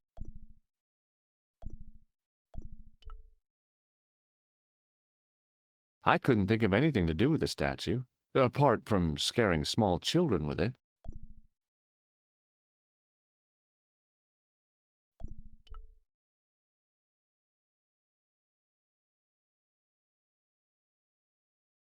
I couldn't take the inscription with me, and I didn't have a notebook or a camera to record it. All I could do was stare at it and try to memorize it.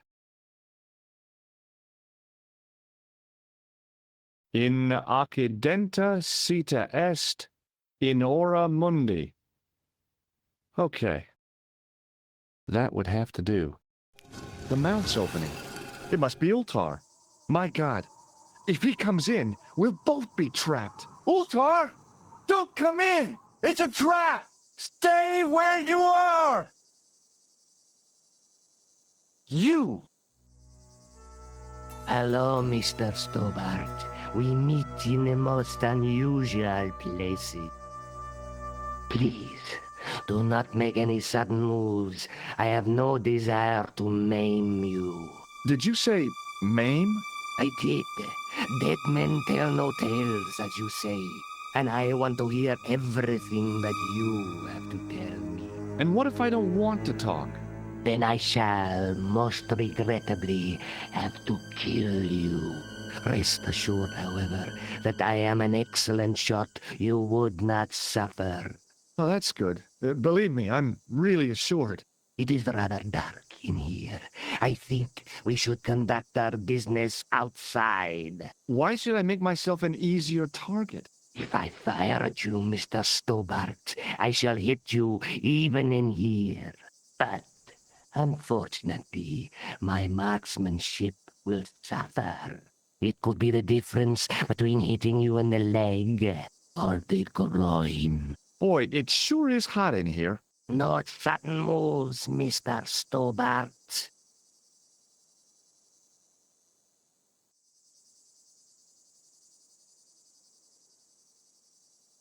Now then, where shall we start? How about being bosom buddies and you putting that gun away? Klausner, do you know where he is?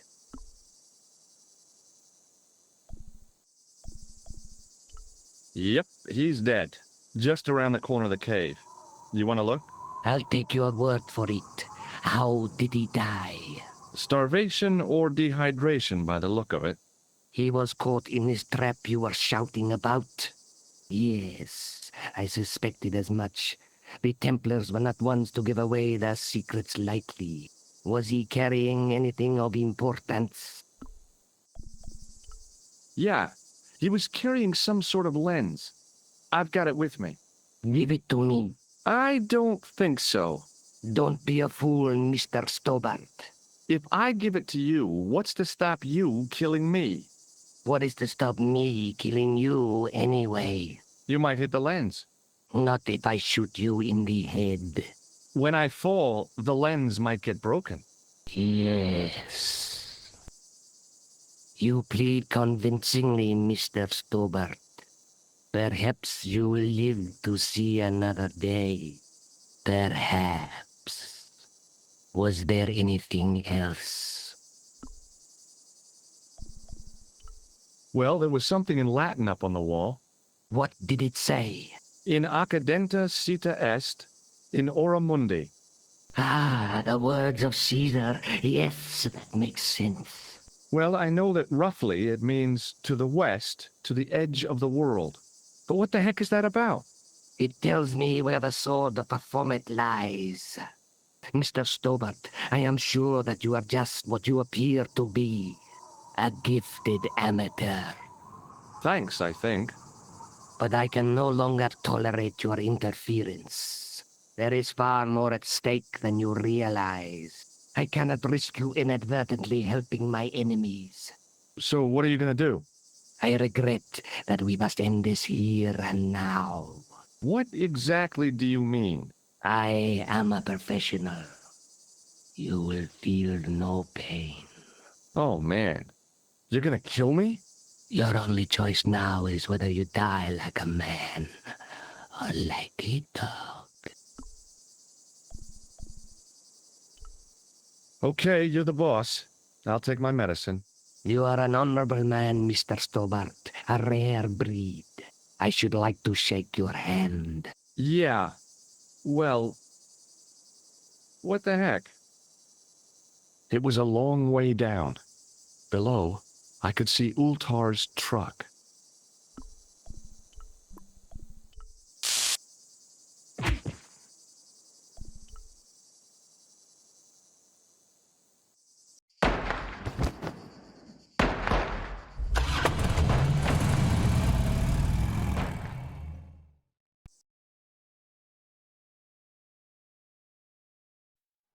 Luckily, the canopy on Ultar's truck broke my fall. Thank goodness for that. The worst part of the experience was Ultar's driving. What about the lens? Is it still in one piece? Oh, yeah. Well, it's good to see you again, George. Really? Well, I have to say, I'd have enjoyed Syria a lot more if you'd been there. I wouldn't have been much help. Anyway, you did just fine on your own.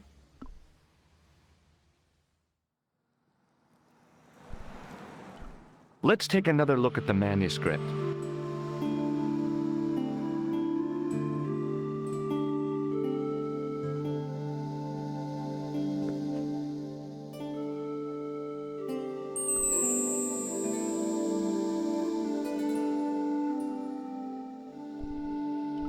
That's the face of the statue I saw at the Bull's Head.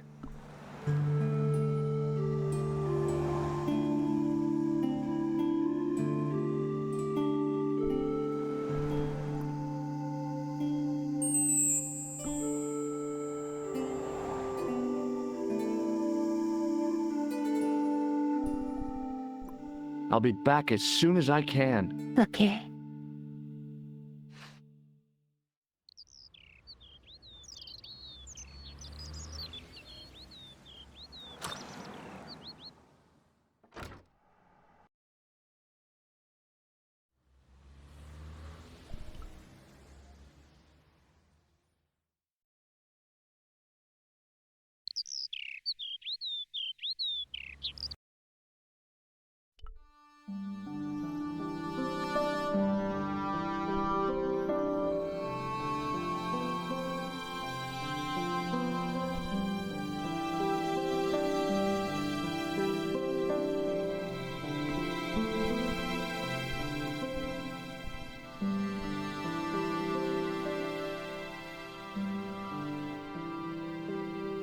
Hi, Andre. Hello, Georgie. What's with the long face? Haven't you heard? The tripod was stolen. No kidding. I just don't get it. So many other treasures, and the thieves choose the tripod. A modern-day alchemist, perhaps? Who knows? There's no shortage of crazies in Paris. Hey, I visited Nicole's apartment. Yeah, she told me you came by. Ooh, quite a fine Georgie boy. I didn't expect anything quite so sexy. I hope you're referring to the manuscript. Well, oui, of course. Where have you been? Nicole said you were away. I just returned from Syria. Syria? On the trail of the Templars? It's a long story, but I found the bull's head. It was referred to on the manuscript, remember? Yes, what is it? A secret cave built into a high cliff face. In the cave, I discovered a map bearing a phrase in Latin.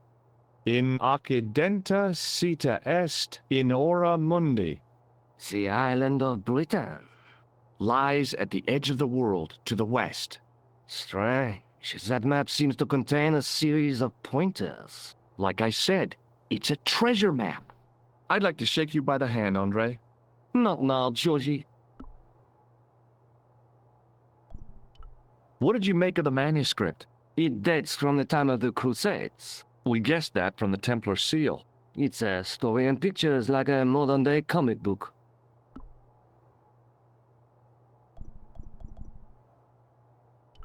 Does this lens mean anything to you? Nothing. What story does the manuscript tell? I don't know. It was probably produced for the tourist market. Tourists? Oh, oui, pilgrims in their thousands on their way to Jerusalem. The tourist trade is nothing new, you know. It's been around for centuries. Ever since Joshua made a packet selling souvenir bricks from the walls of Jericho. Have you deciphered any of the images on the manuscript? There's very little I can be sure about. The slang of the bull could be a reference to Mithras. Who's he? A Persian god, almost as popular as Christ at one time. The only thing I can be sure of is the knight. He's Spanish. How can you tell that? The writing on the shield, the reference to Ave Maria.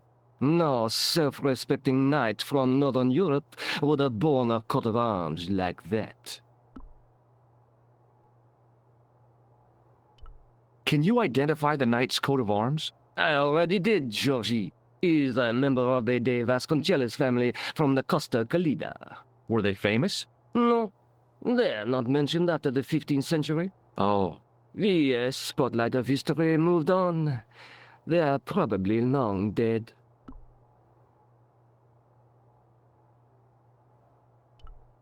Do you think the manuscript could be the map to the Templar treasure?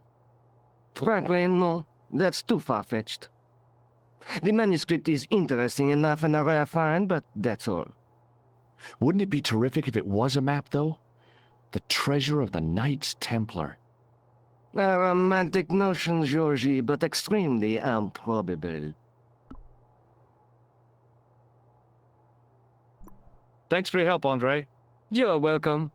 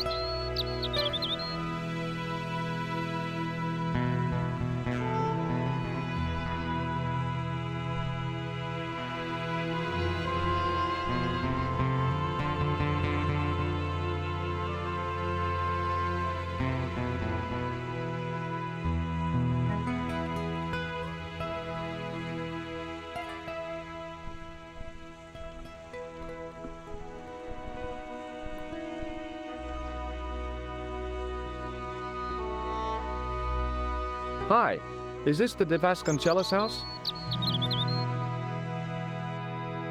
Who wants to know? I could tell the old coot was going to be trouble. My name's George Stobbart. I was wondering whether... The house is not open to the public. This is the De Vasconcelos house. And what business is that of yours, senor? Look, all I want is to speak to the head of the household. There is no household. Only the Countess and myself. Would you like to shake hands? I do not think so, senor. Hello again. You again? Yep, and it's a real bonus to see your smiling face, too. What do you know about the Templars? Who wants to know? Are you angling for a bribe or something? You have nothing that I want, senor, except the pleasure of your absence. The guy was obviously protecting the Countess against the whole world. But why? Tell me about the Countess de Vasconcelos. She doesn't receive guests. That's all you need to know. You don't even know what I have to talk to her about. She hasn't won the lottery, has she?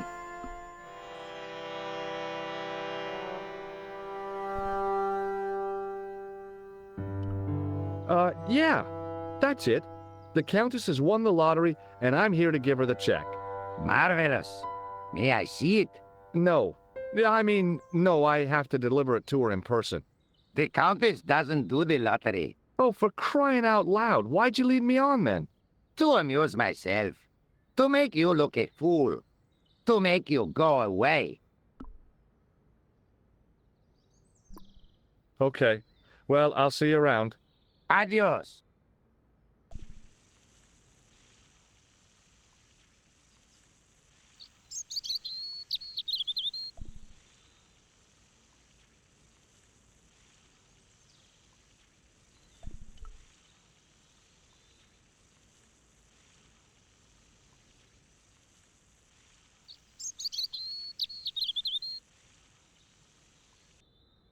Hey, you.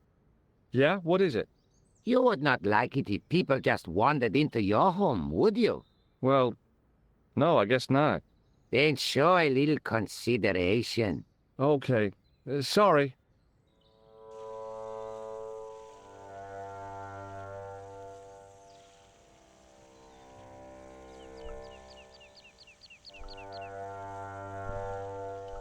The hose ran from some sort of utility room all the way to the lawn.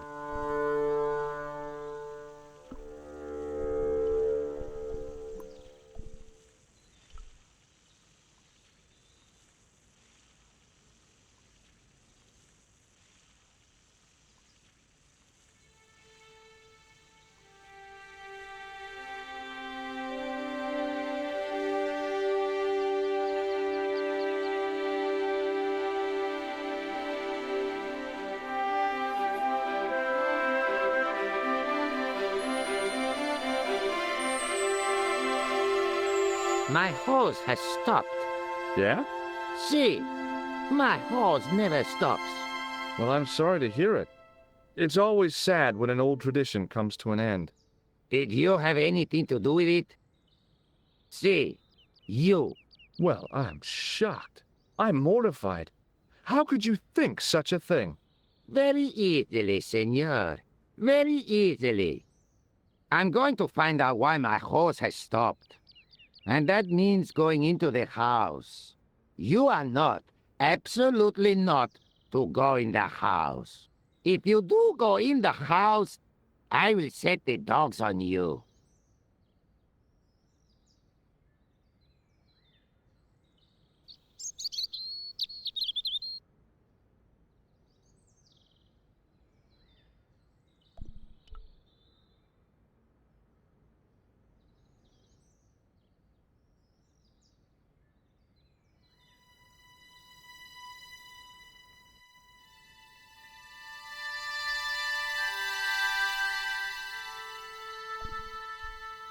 I love suits of armor.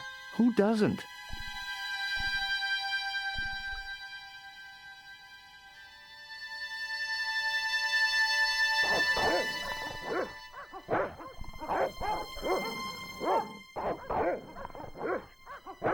I hid behind the armor and waited for developments.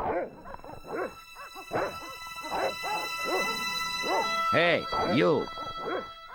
I know you are there, American. All right, you dogs, I'm coming.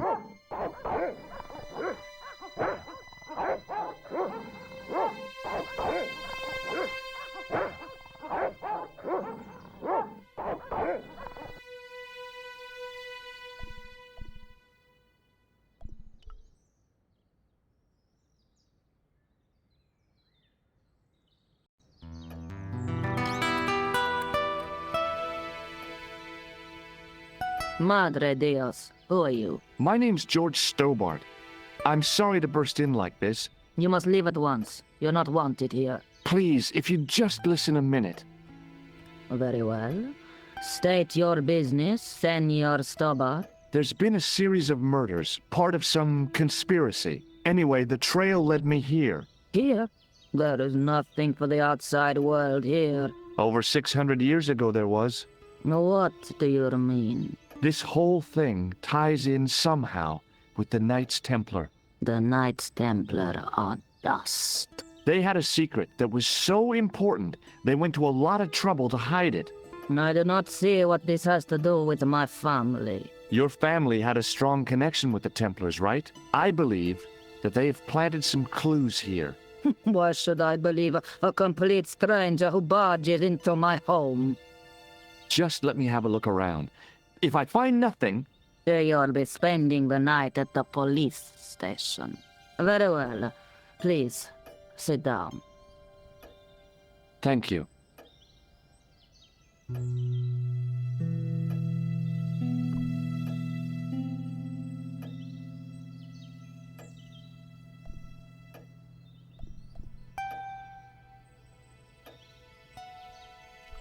I know your family is involved with the Templars, but I don't know how. You should be asking how my family were involved, Senor Stobbart.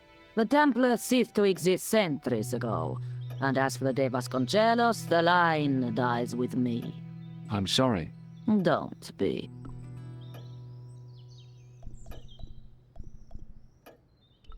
Would you like to shake hands? A formal bow will suffice. Okay, whatever happened almost 700 years ago. So, if the Templars left any clues, they're going to be in stuff that dates back to the early 14th century. Obviously. So, what do you have around here that's early medieval? Early medieval. Let me think. Well, the house is relatively modern, a scant 3 centuries old. Or, of course, the chess set. That chess set is over 600 years old? It must be worth a fortune. Indeed it is. Not that I would part with it, of course. No, I wouldn't either. That's the sort of thing that gets handed down to your children. Sorry. Its value is less than you might think. The set is not complete. One of the pieces is a modern replacement. As to the original, it was lost a long time ago. Nobody has any idea where it is? No. The children had it when they were taken. Children? What children?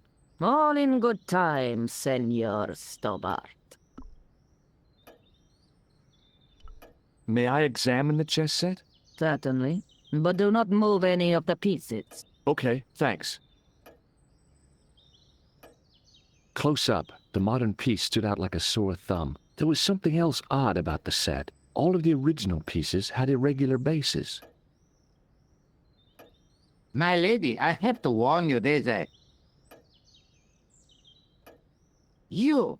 Why, I feed you to the dogs. Lopez, what have I told you about feeding intruders to the dogs? But, my lady... Never without my permission. Senor Stobbart, if I find that you're wasting my time, you will be fed to the dogs. Now, I want to show you something interesting. Follow me.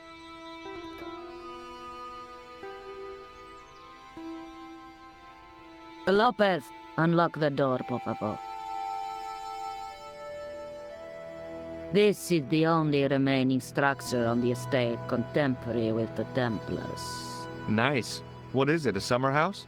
A mausoleum, Senor Stobbart. Oh. Come with me. Hey, senor. Yeah? I do not know what you have told my lady to be shown these favors, but I do not trust you. You've got nothing to worry about. Aren't you coming in? No, the dead do not interest me. My garden is a living thing. I will be there.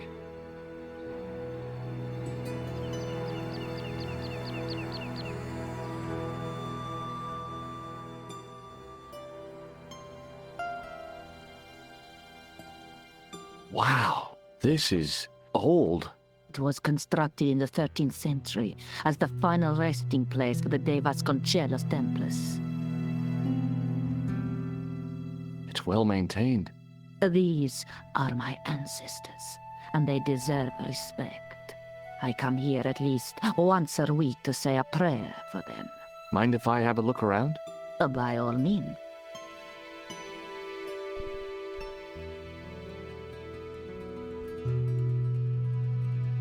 On removing the Bible, I found a pattern on the lectern top. Hey, it's a checkerboard! Close up, I could see that the pattern was made up of glass squares over a checkerboard pattern. Some of the squares had little jagged holes in the middle. The lectern top had a pattern of glass squares on it. It was a rod with a cone and a hook on the end. I guessed it was for snuffing out the big candle in the chandelier. I couldn't climb up there without breaking something. Now what? There was nothing to snuff. Feeling like an idiot, I put it down again.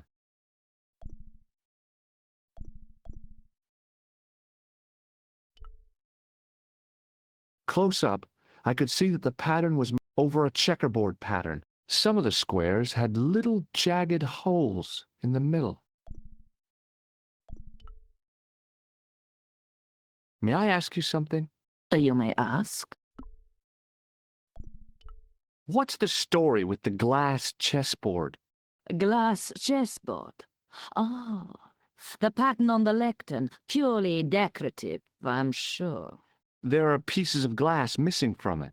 Oh, it has been like that since I was a girl. The gaps in the glass chessboard look awfully deliberate. No, it is ridiculous. What possible significance can it have? It's part of a chessboard, and the gaps are for... Senor Stobbart. You cannot mean... This place was built for the Templars. Your chess set is as old as the Templars. It's kind of suggestive, isn't it?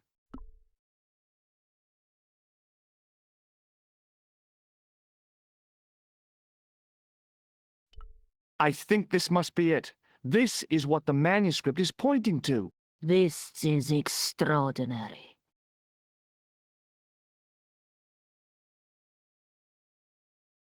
Am I to understand that the Templars left a puzzle here?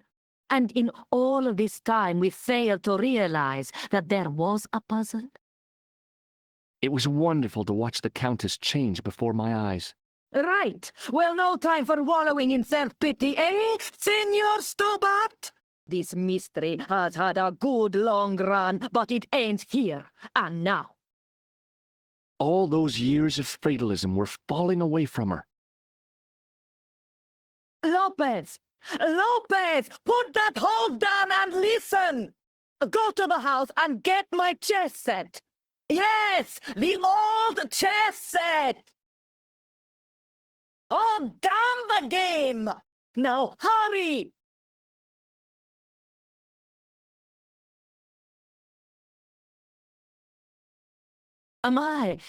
This is exciting, is it not? Don't get too excited. This could be a blind alley.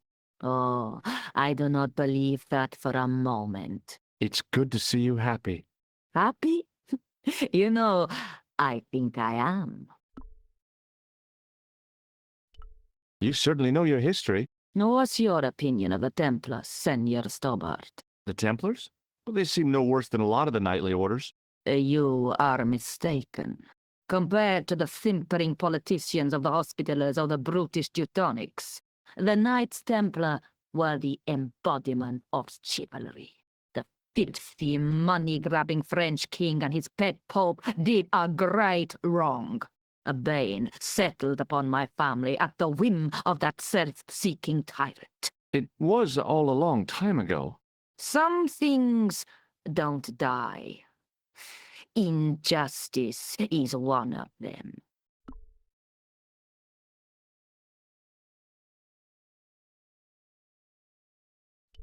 While we're waiting, I'd really like to know what happened here. I mean, the curse and everything? It all began at the time of the dissolution of the Templars. Don Carlos had already left their ranks to become a scholar. Don Carlos, is he the guy who went missing? Si, but he had reckoned without the local bishop.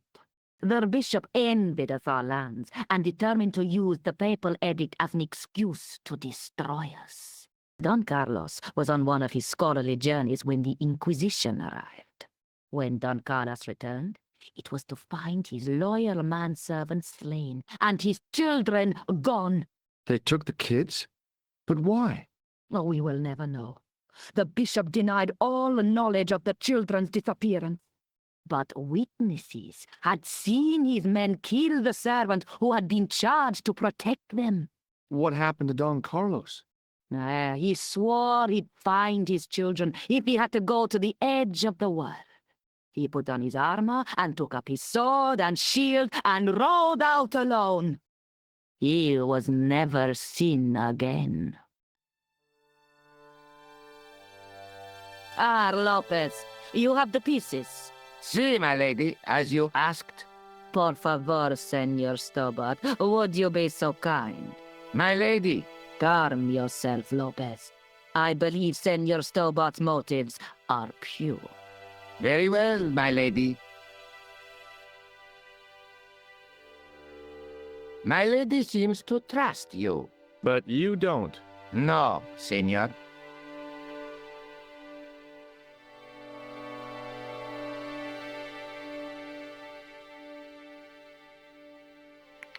It fits, Senor Stobbart.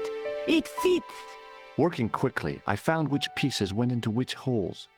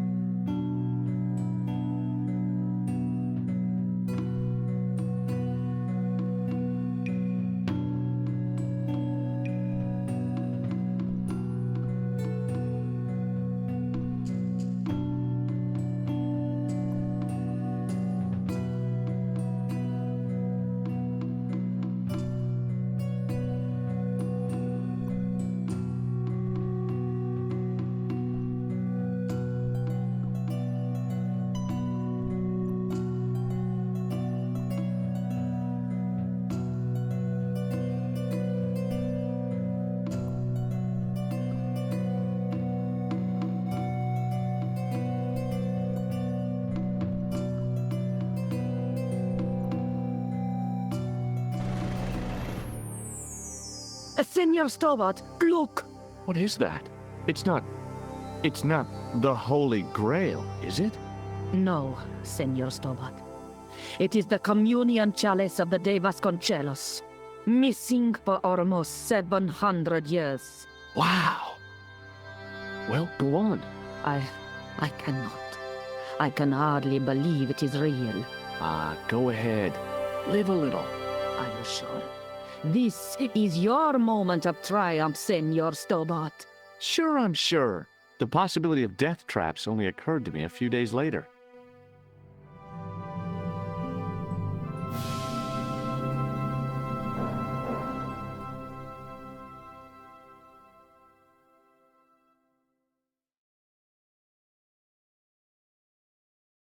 So the curse of the De Vasconcelos is lifted? Oh no, the Countess was thrilled to find the lost chalice, but there's still the riddle of the missing knight. Well, you can forget about that now and get back to finding the Templar's secret. Actually, I promised the Countess I'd find Don Carlos. You what? I can explain everything. You have got the odds for a withered old Spanish aristocrat? The Countess entrusted me with the chalice and the quest for her ancestor's tomb. You're as crazy as she is. Haven't you got enough problems? Khan and the Templars? It's all part of the same thing. The chalice is important, I'm sure. The manuscript pointed us to the knight, and I have to find him. What then? I don't know. But when the knight and the chalice are reunited, maybe I will. Let's take another look at the manuscript.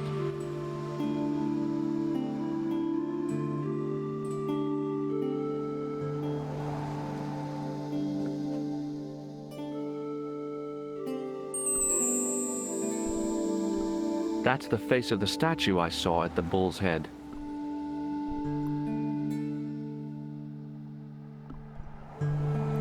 I'll be back as soon as I can. Okay.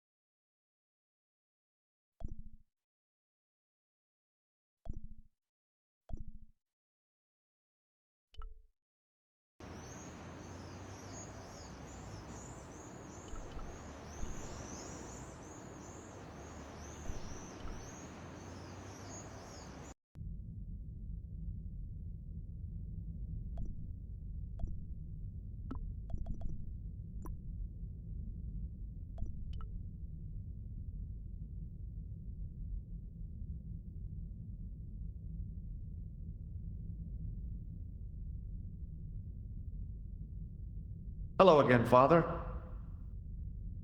Bonjour, monsieur. How pleasant to speak to you again. You must be proud to have such an incredible collection of stained glass. Pride is a sin, monsieur, but it is hard not to marvel when the light shines through them. It is a fine example of the artisan's genius. What do you know about the Knights Templar? You have come to the right place if that is your interest. Many of them were executed in the square outside. It was a disgrace to France.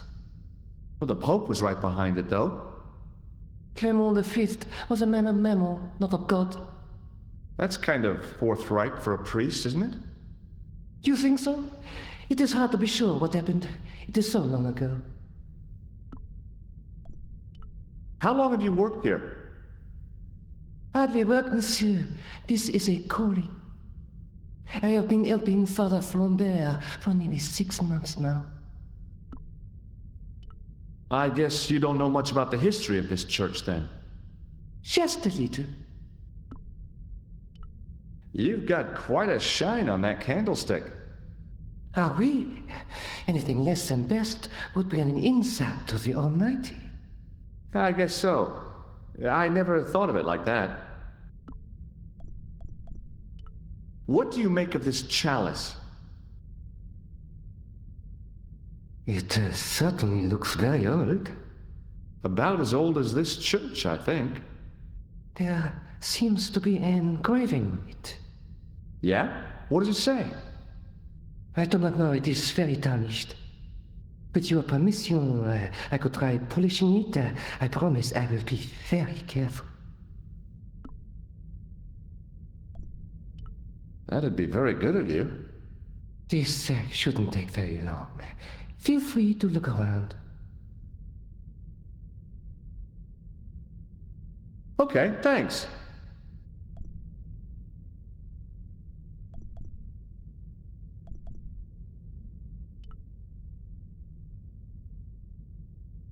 The statue had any secrets. It was concealing them pretty well.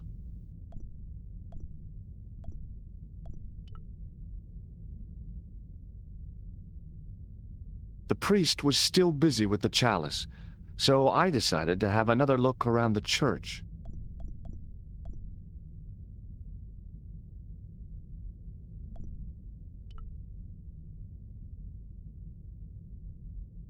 per disciplinum meum lux videbis.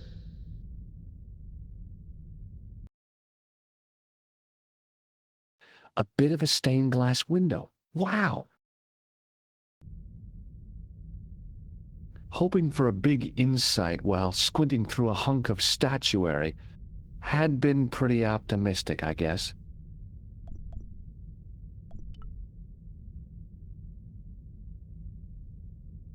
The priest was still busy with the chalice, so I decided to have another look around the church.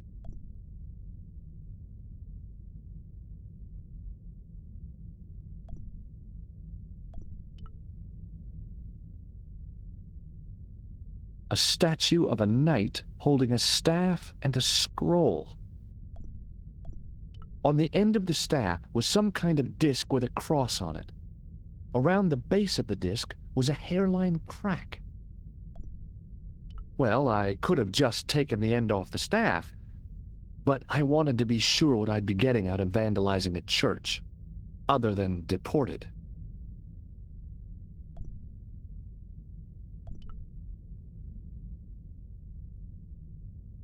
The priest was still busy with the chalice, so I decided to have another look around the church.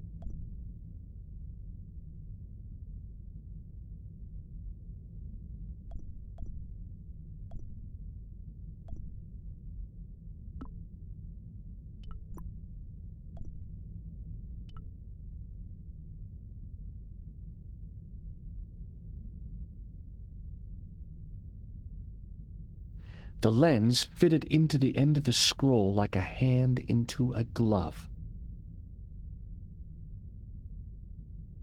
Hey!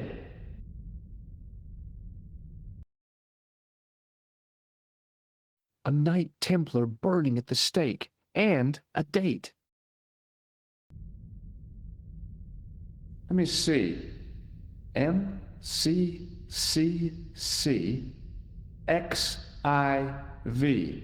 That's 1314.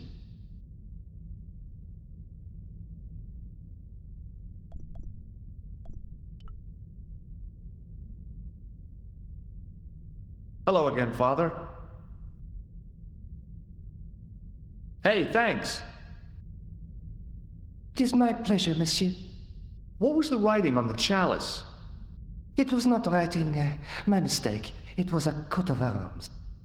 The remarkable thing is that it seems very familiar. Yeah? Oui, I think I have seen it on that wall tomb in the far corner.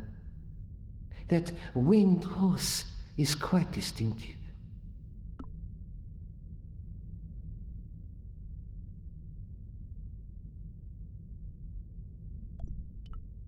Did you know that the center window conceals an image of a man burning at the stake? The burning man? What, you knew? That there was a hidden image? No. But the church has a reputation for being haunted. Many times, people have claimed to have seen a burning man in the window. But when others they look, there is nothing. Perhaps the light has to be just so for the figure to appear. Yeah, or maybe you need a special lens. Boy, what a shine you got on this! Merci. It is all in the wrist action.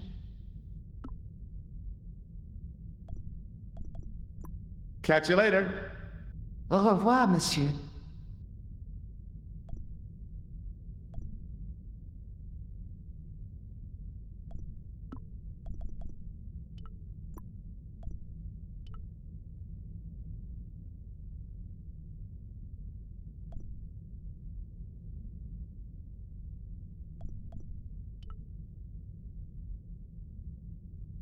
I wondered if this guy had died in combat. A stone knight lay at the end of a row of 4.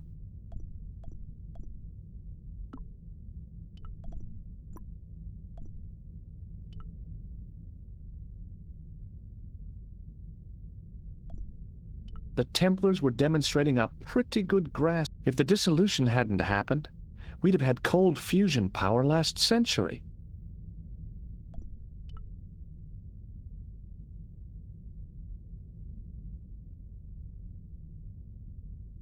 now that my attention had been drawn to it, there was no mistake. There was no name on it, but the coat of arms was undeniably the Pegasus of the De Vasconcelos family. I'd found the last resting place of Don Carlos. My eye was drawn to the biblical references carved into the edge of the tomb. Hey, maybe these biblical references mean something. Psalms 32:7, John 4:11, Corinthians 1:4-5, and just one more, Psalms 22:21. I may not be perfect, but I've got a memory like a steel trap. The chalice had led me to these inscriptions, but it looked like a happy coincidence to me. After all, the De Vasconcelos arms were already on the manuscript. Note, I was still convinced that the chalice had some significance all of its own.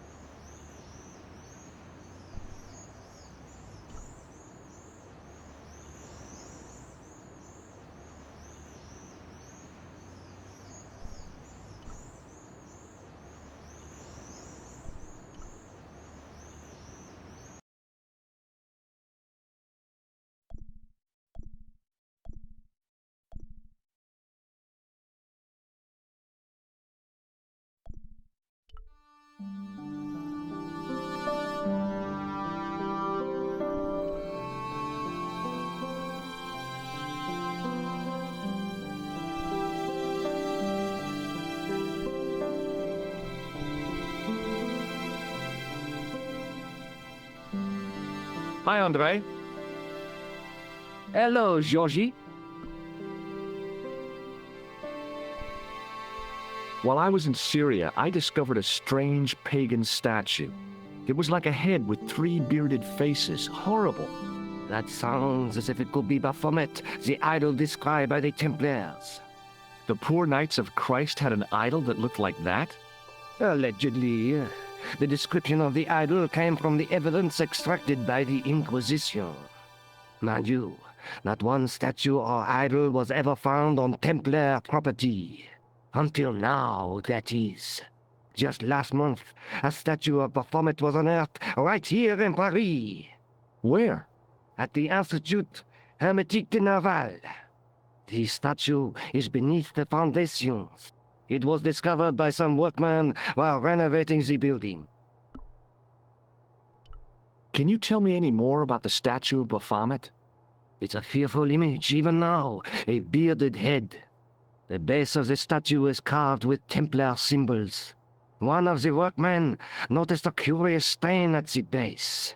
He claimed it looked like blood. Blood? That's right.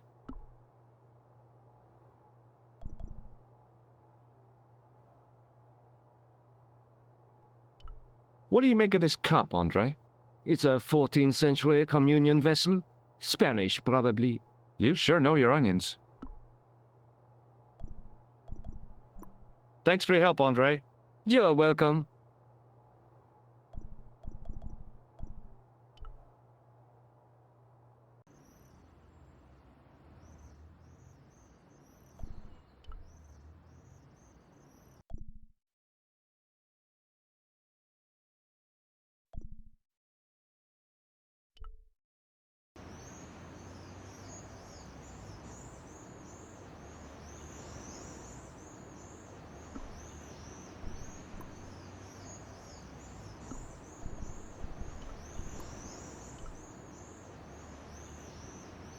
Excuse me, could you help me?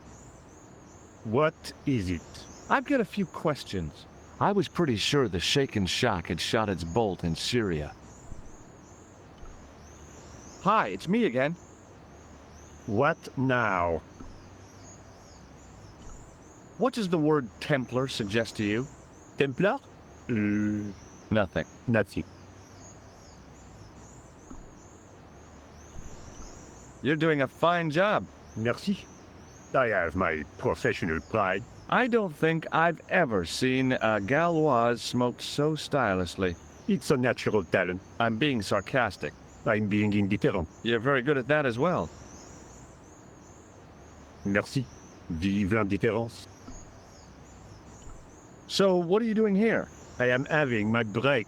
Yeah, I mean when you finish your break.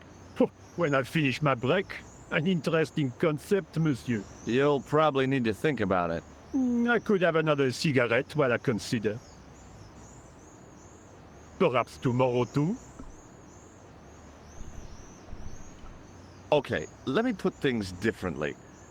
What were you hired to do here?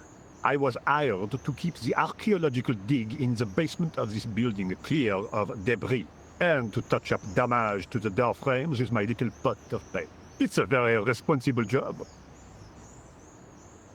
Unfortunately, I'm not a very responsible person.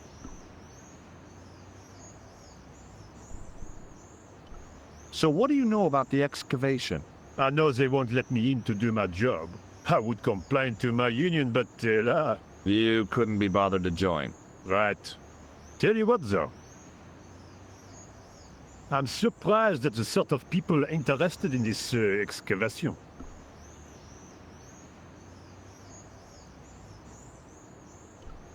What's unusual about the visitors to the excavation? None of them look like archaeologists to me. Do you know what an archaeologist looks like? Three-piece suits, crocodile-eyed attaché cases, Rolex oyster. But no archaeologist dresses like that. Quite right, monsieur, quite right. So, who are they? Who cares as long as they pay me?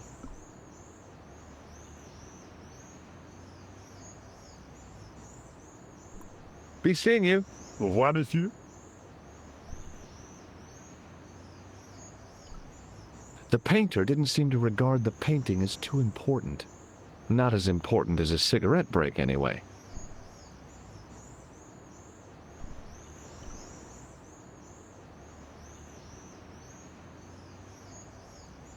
Hey, you! Get away from my dumpster.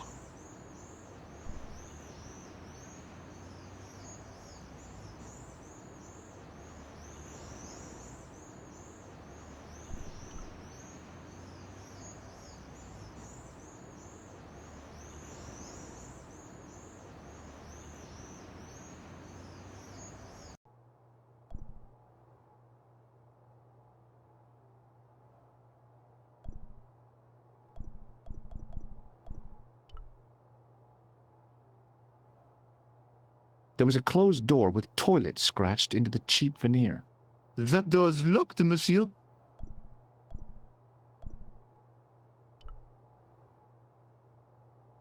Hi?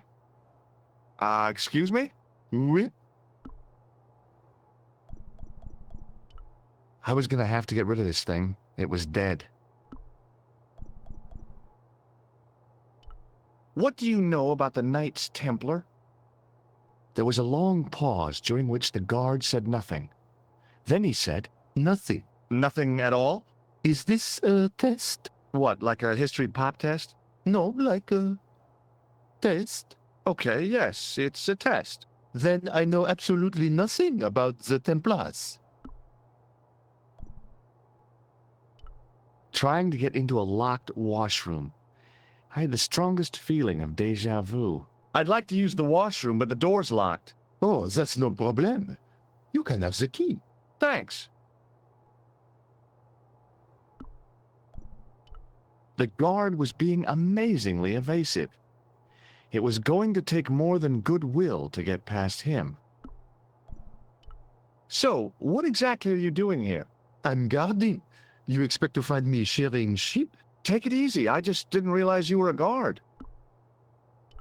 I'd like to know what you're guarding, please. That's a secret. It wouldn't happen to be an archaeological site, would it? Are you asking me or telling me? I'm telling you. Then why ask? I had a feeling this was no normal hole in the ground.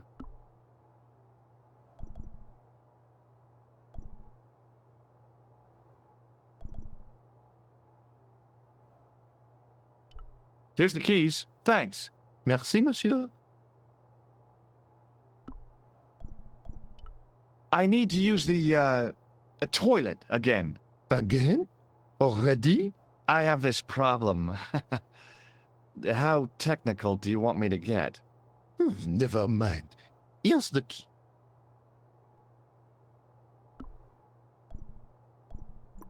Talk to you later. Au revoir, monsieur.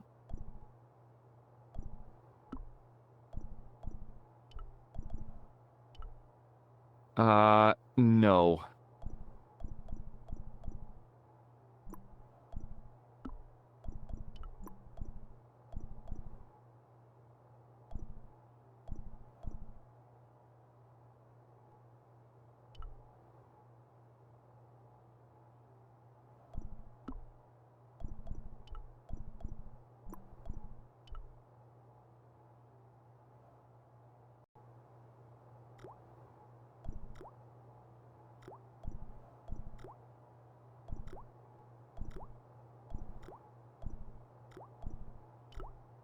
I wasn't that interested in what might go into a restroom's garbage to investigate.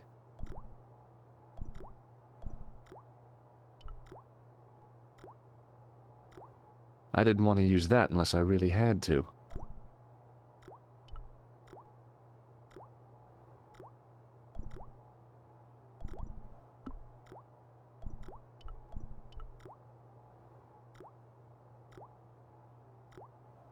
I made an impression of the big key in the cake of soap.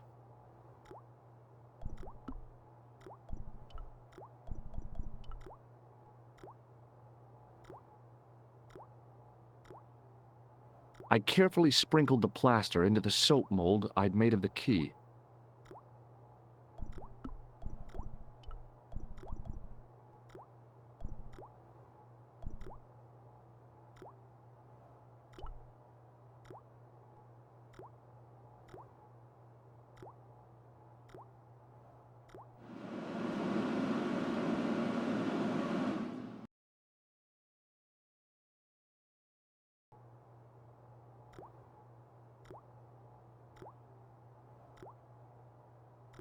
Well, it had taken a while, but I had made myself a completely unconvincing plaster key, way too fragile to use in a lock.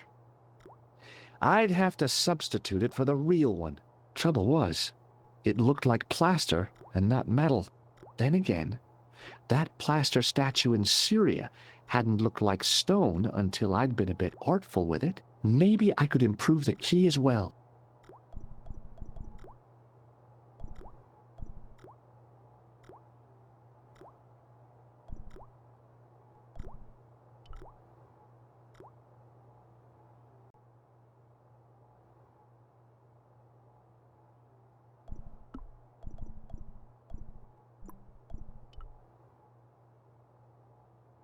What is it? Here's the keys. Thanks. Merci, monsieur.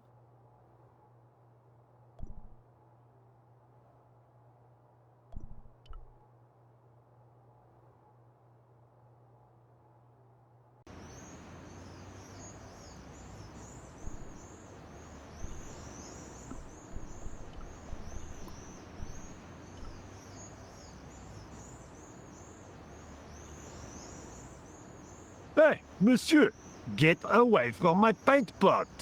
Okay. I should think so. Meddling with a man's paint pot. What?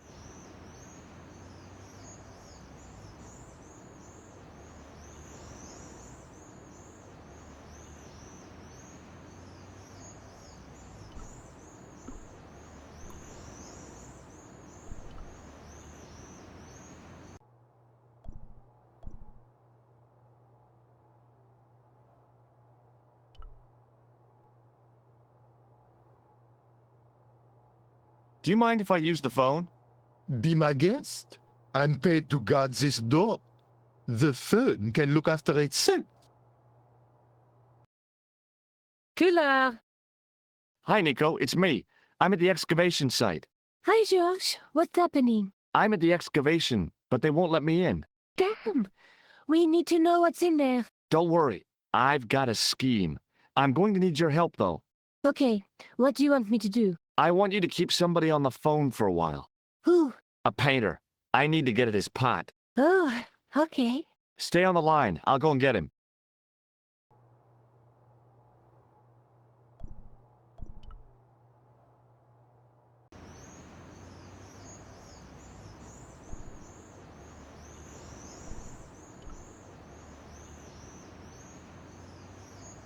Hi, it's me again. What now? You've got a phone call. For me? Are you certain? It's a woman. She sounded hot. What woman? She must be mistaken, monsieur. Well, she asked for that hunk of a man with the nicotine fingers in his ass hanging out of his pants. Certainly sounds like me. Stand back. It wouldn't do to keep the lady from her hunk.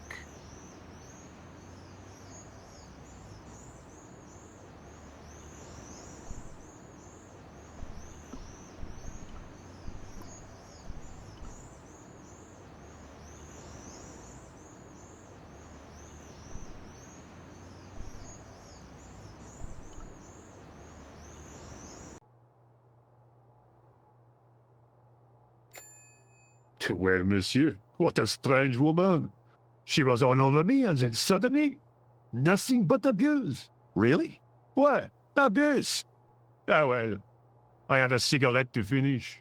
And monsieur, if she calls again, I am not available.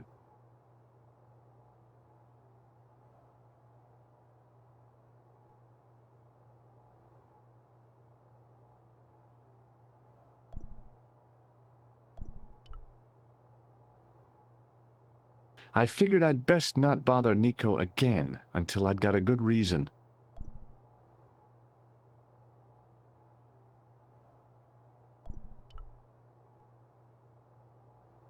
Hi again. What is it?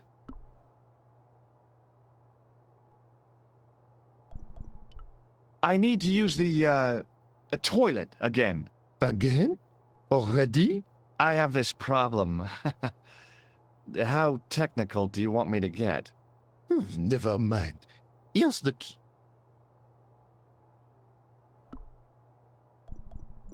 Talk to you later.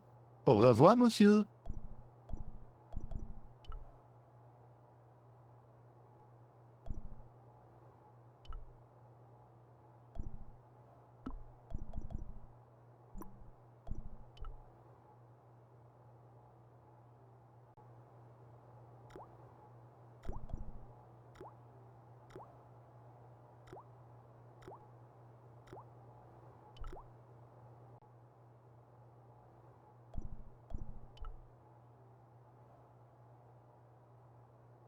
I couldn't imagine what I'd achieved by turning the dial.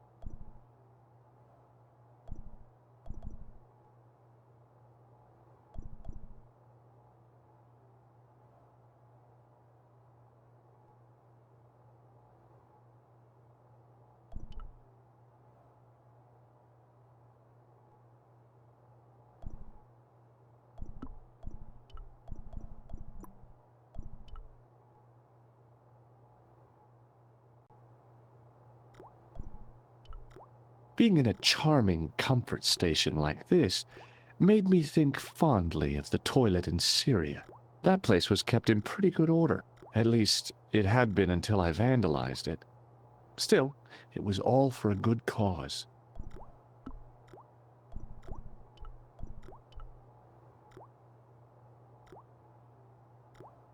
Quickly and without fuss, I swapped the fake key for the real thing.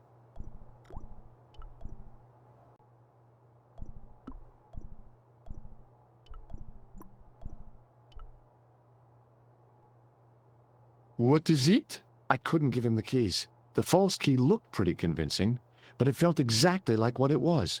Painted plaster. He was bound to detect it.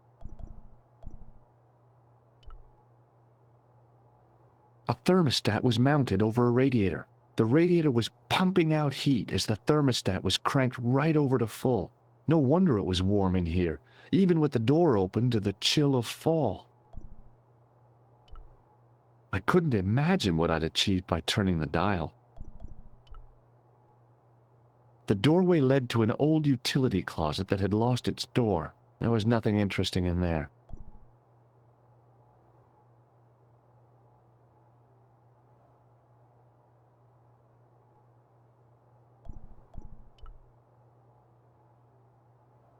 Hi again. What is it? It sure is hot in here. I have to have the door open to allow the workmen access, so why not? I turn the heat up. You could wrap up warm. I have my gloves if it gets cold, but why bother when it's warm anyway? Talk to you later. Au revoir, monsieur.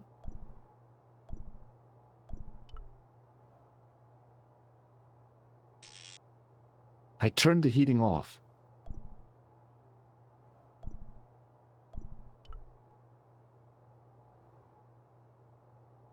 I figured I'd best not bother.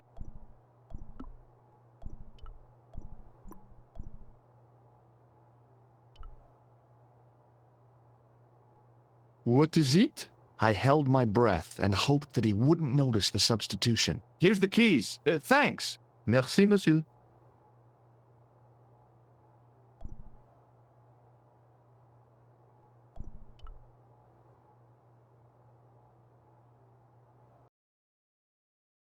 Hi, Nico. It's me again. I'd guessed. What do you want this time? What did you say to the painter? I shan't repeat it, Josh. Look, I need to get the guard out of the way. Could you call back and ask him to get the painter again? Okay, I'll call back soon.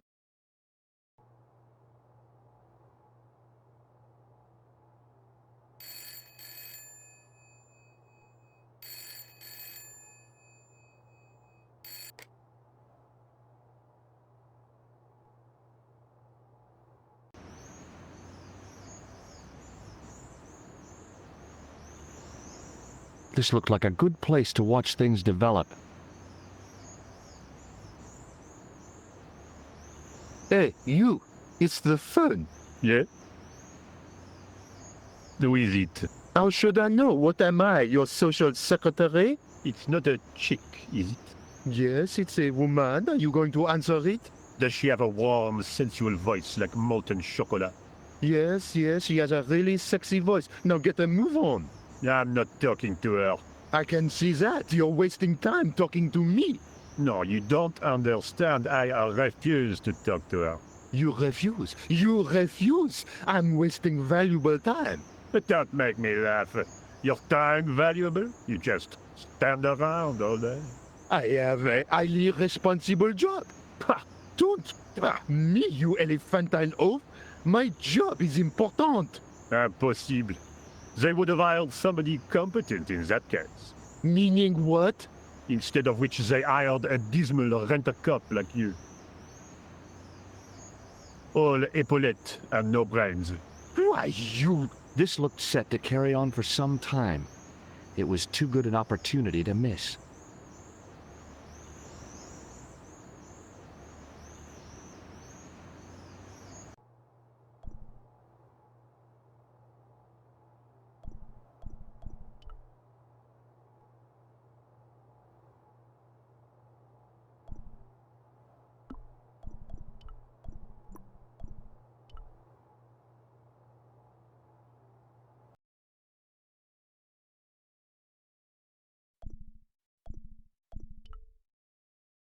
I couldn't see anything useful to do with the planks.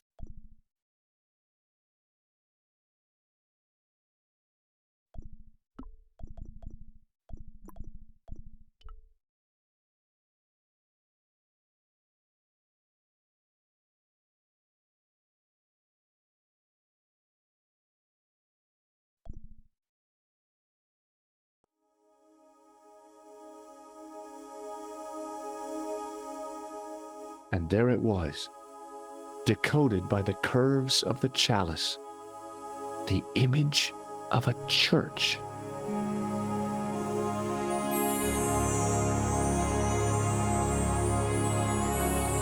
I found out what the chalice was for.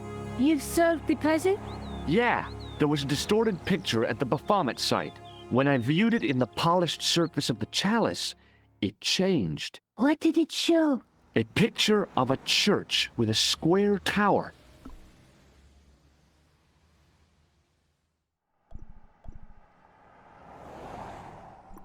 I guess I'd better return the chalice to the Countess. Hurry back, George.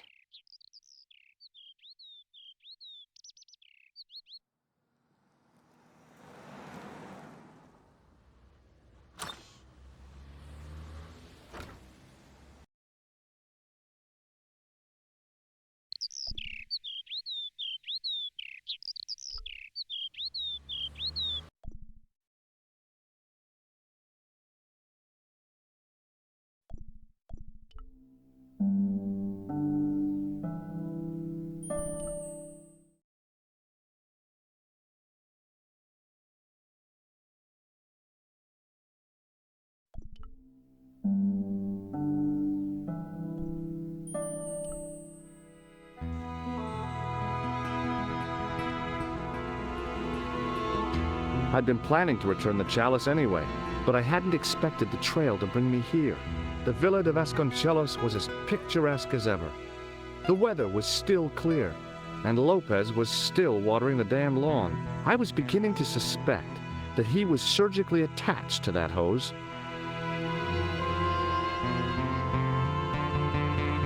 Hi there, Lopez. How's tricks? Senor Stobbart, how pleasant to see you. You are well. Fine, thanks. Is the Countess in? She is waiting for you. I will show you up. It's okay, I know the way. Senor Stobbart, I feel I owe you an apology. No, you don't. I was impolite on our first meeting. Look, Lopez, just forget about it. I came on like a snake oil merchant. I wouldn't have trusted me in your shoes. You do not understand. Finding the chalice has given my lady a new lease of life. It's a marvel. She smiles, she laughs. The tradesmen are saying that she is on Prozac.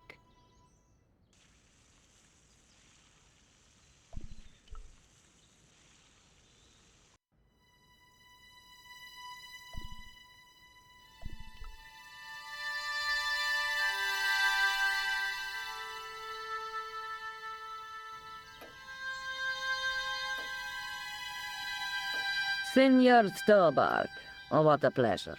Please, sit down. Hi, Countess.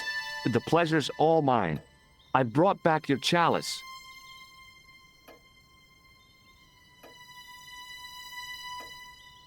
Why? You've had it cleaned. Yeah, I met an obliging priest with a soft claw. Have you resolved the Templar mystery? No, not yet. I don't even know what it is I'm after. There are many stories of the knights secreting great wealths away. Whatever. All I know is I don't want the bad guys to get it. Ah, to be young and live in a world of moral absolutes.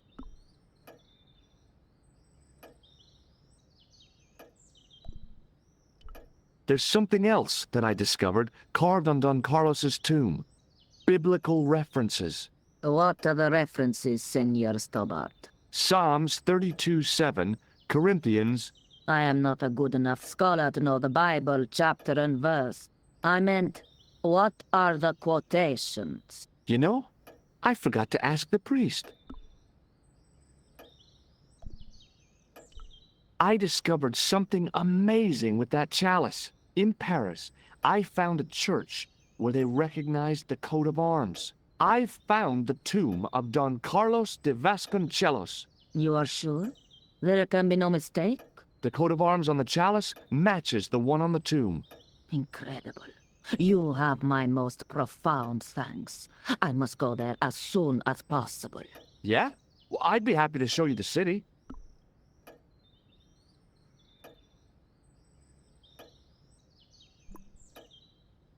I'll have a look around if that's okay. My home is your home. I shall remain here.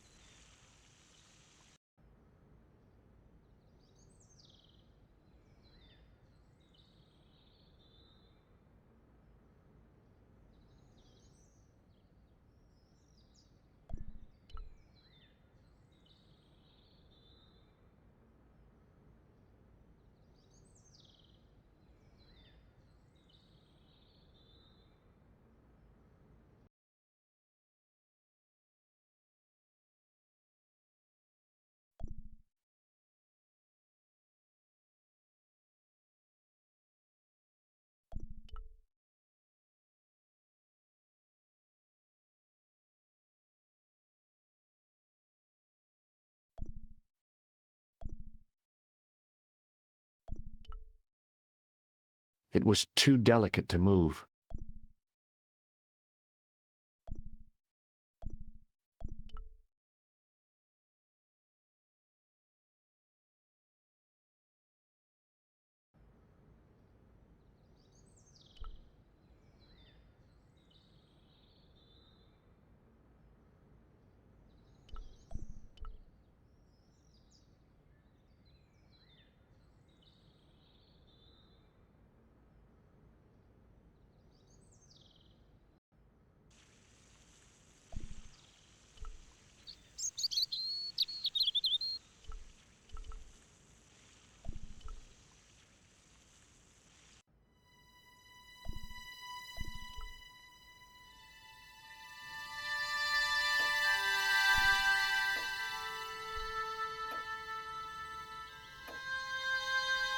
Hello again. Mind if I sit? Please, be my guest. Here's the Bible from the mausoleum.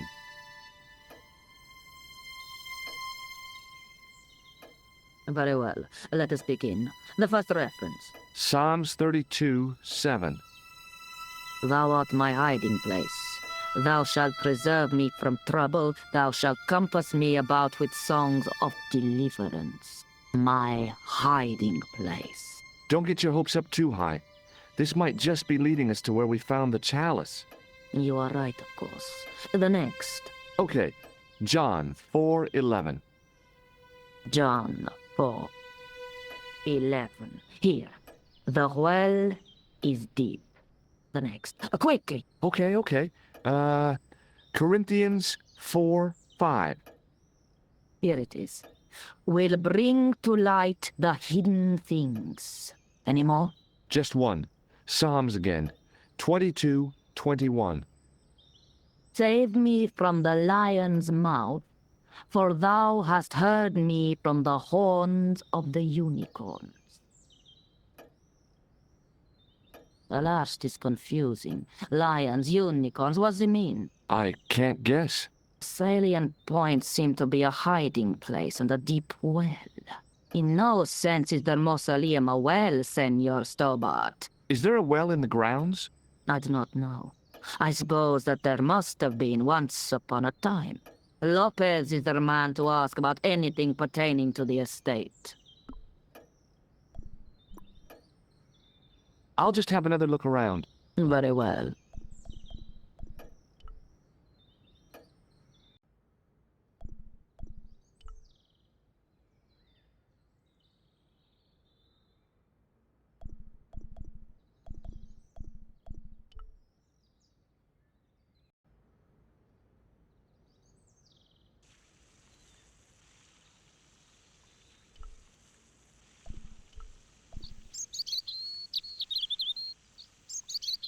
Hi, Lopez.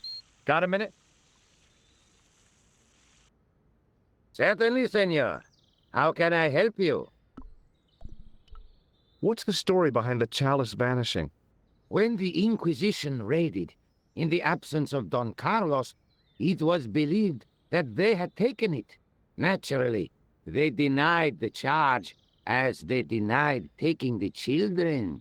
And naturally, nobody believed them. But they were telling the truth. The chalice was hidden from them. You don't suppose they were telling the truth about the children as well, do you? Madre de Dios! I had not thought of that. But then what happened to them? I don't know. If the Inquisition didn't take them, then who did? You must speak to my lady of this.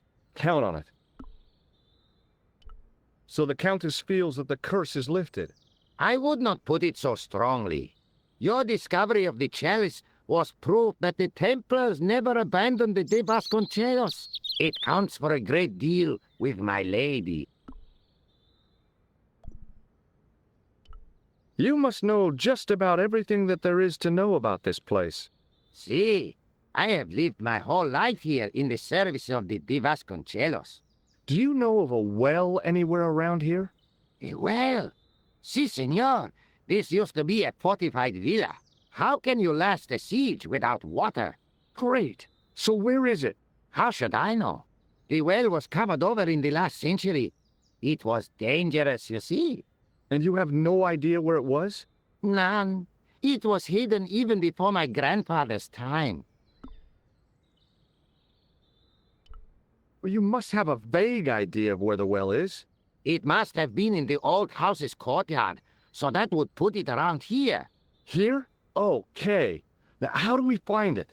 There might be a way. Let me think about it. Any ideas yet? Not as yet, Senor Stobbart. I shall give it more thought. Any ideas yet? Not as yet. Catch you later, Lopez. Adios, Senor Stobbart.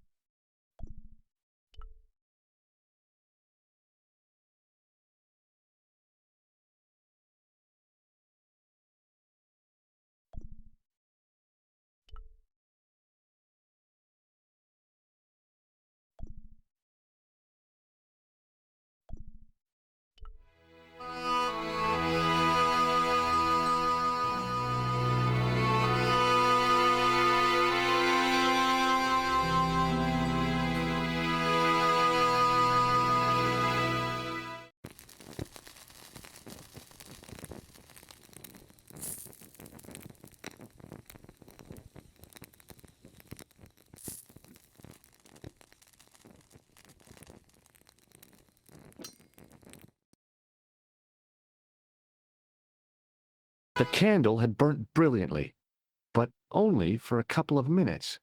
Some kind of special formulation, I guess. And had yielded up this. A complex shape expertly cut in stone. I figured it was some kind of key.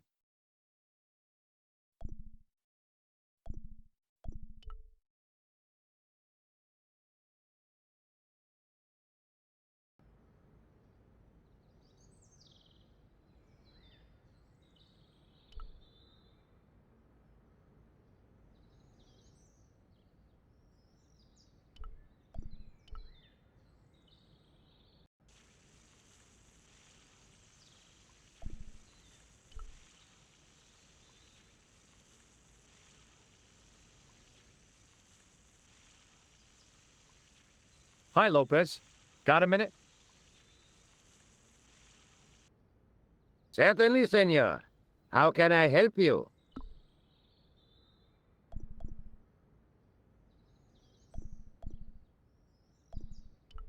Any ideas yet?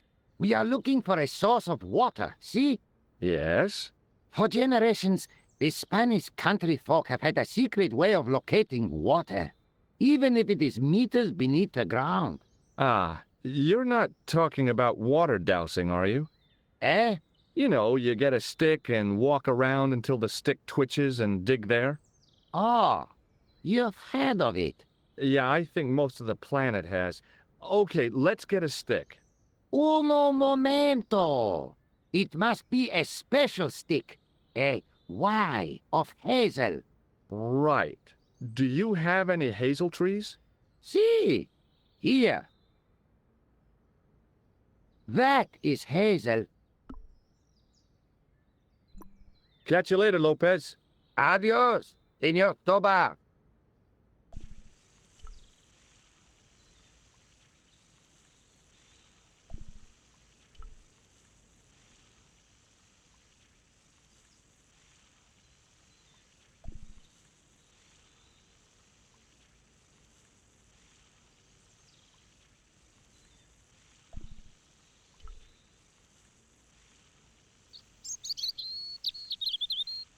I went over to find a suitable stick. Aha!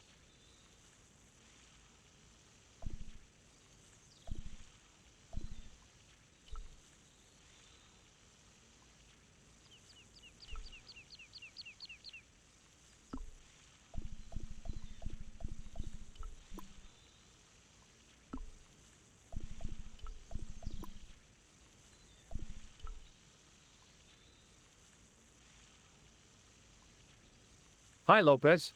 Got a minute? Certainly, senor. How can I help you?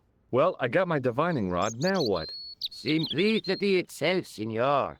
Hold the wand at the upper ends of the Y. Apply a little tension with your wrists so that the slightest movement of the wand's tip is clear, and walk slowly and steadily over the area. Sounds easy enough. We'll find this well in no time.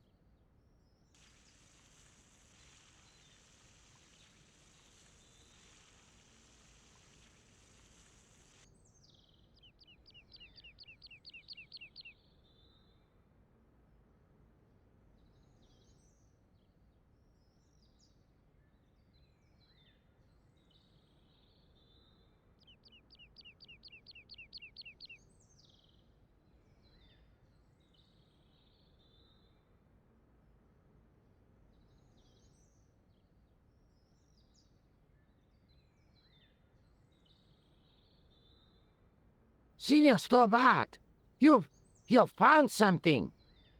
This is it. This is where we find the secret of the Templars. Hidden here for hundreds of years. Lost from the sight of man until now. The mystery is revealed. It's a tin can. I've been walking up and down with a twig in my hands, looking for a tin can. It had water in it. That's what the dowsing stick must have detected. I'd have to check with an archaeologist, but I don't think the Templars left that. In truth, Senor Stobbart, the loan was laid many, many years ago. This can could date back to the Napoleonic Wars. Get rid of it and I'll try it again. Lopez threw the can away. It seemed to fall an awfully long way.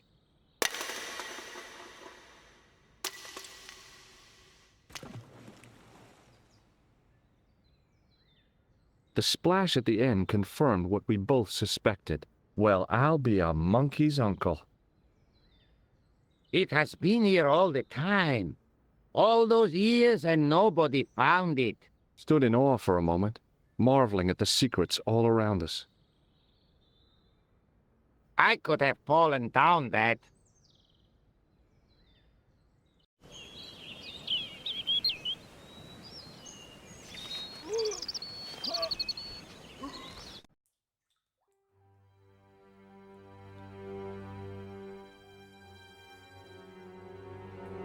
The well had been lost for decades at least. The air was cool after the noon sun, but that's not what gave me goosebumps. I have a really, really bad feeling about this.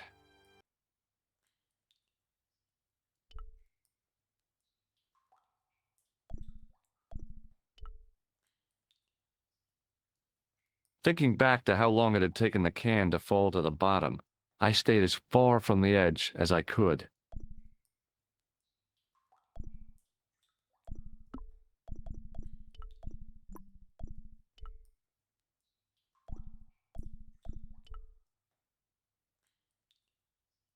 I'd need tools to move all that stuff, heavy equipment that just wasn't available.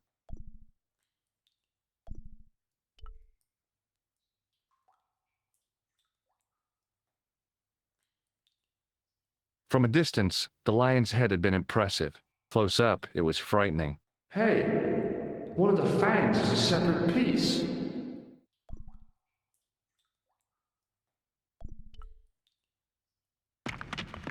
I could hear the sound of a lot of stone moving, and I knew I was in danger.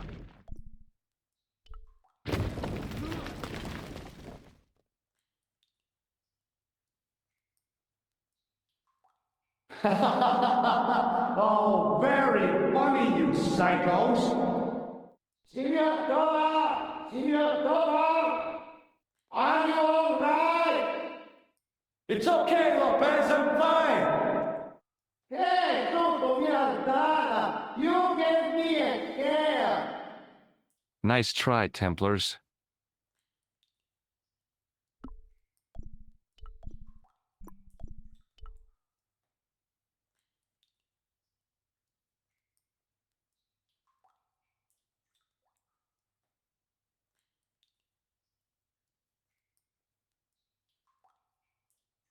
There, in the middle of the door, I could see some kind of socket. It looked like this wasn't quite the dead end it seemed.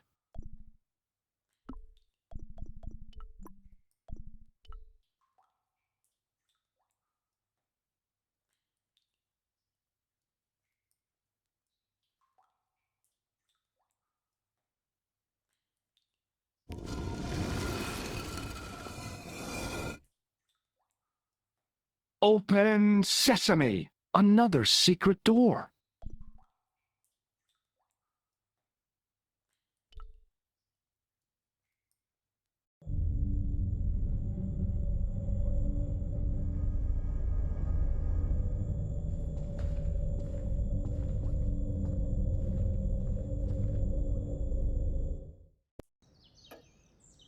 Before I left, though, there was one last thing to do.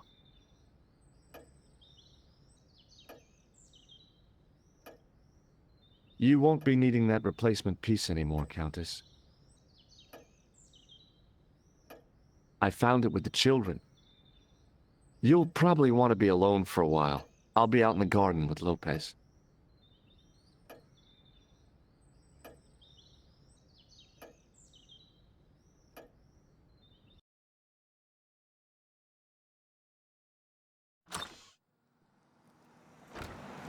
George, welcome back. Come in, George. It's good to see you again.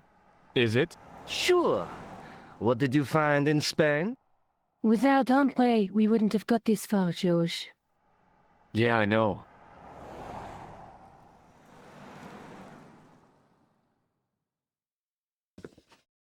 The clues led to an underground chamber at the bottom of a well. The Templars had left a tapestry showing a chessboard. The white pieces were vastly outnumbered. There was a stream running across the board, and a Templar knight on a horse. Does it mean anything to you, Andre?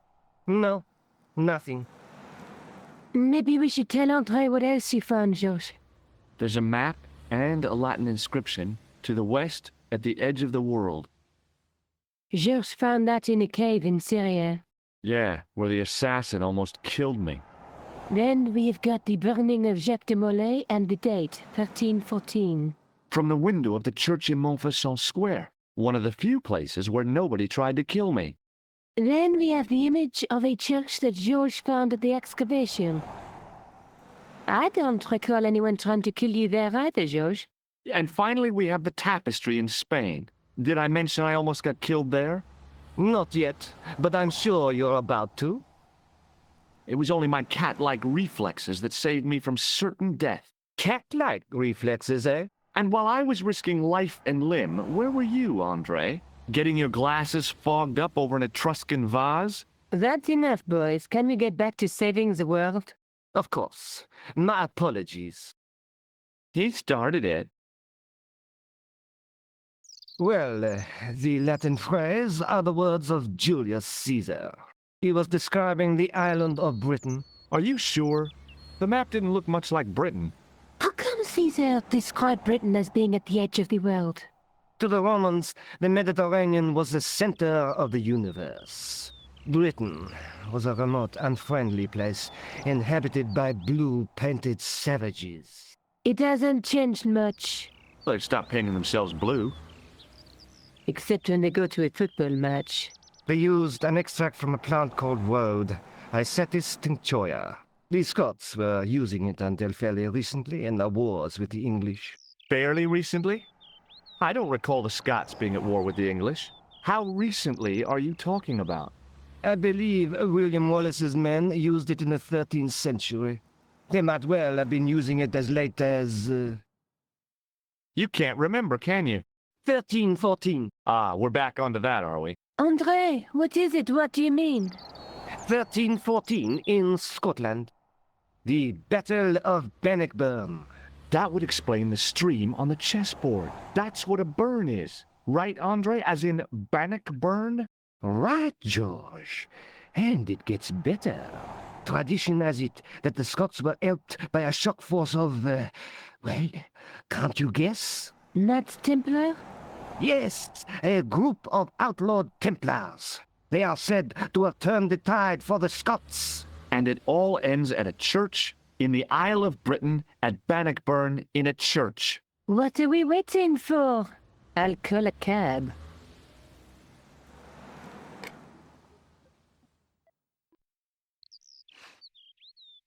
I can't go.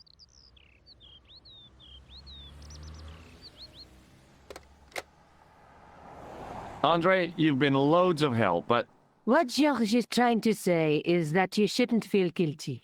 I was? We understand you've got commitments. But listen, we have to hurry. Let's go, George. We'll see it through. Oh, and, don't worry about us.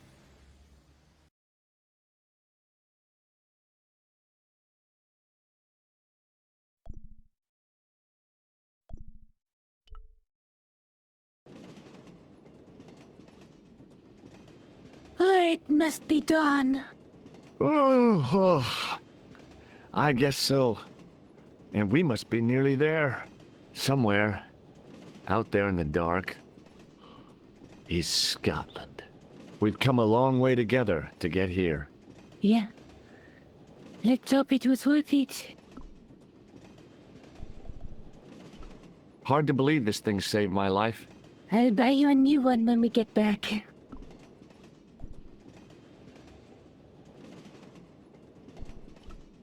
There's something I've been meaning to say to you, Nico. Is this the right time and place, George? There might not be another time. I don't want to waste this chance. You don't need to say anything. I wouldn't want to be anywhere else. But here, with you. Now. You're exhausted. Why don't you get some sleep? Sleep? At a time like this? Excited, huh? Would you like something to help you sleep, dearie? I've got some tablets in my bag. Oh, no. Thank you. Thanks all the same, ma'am.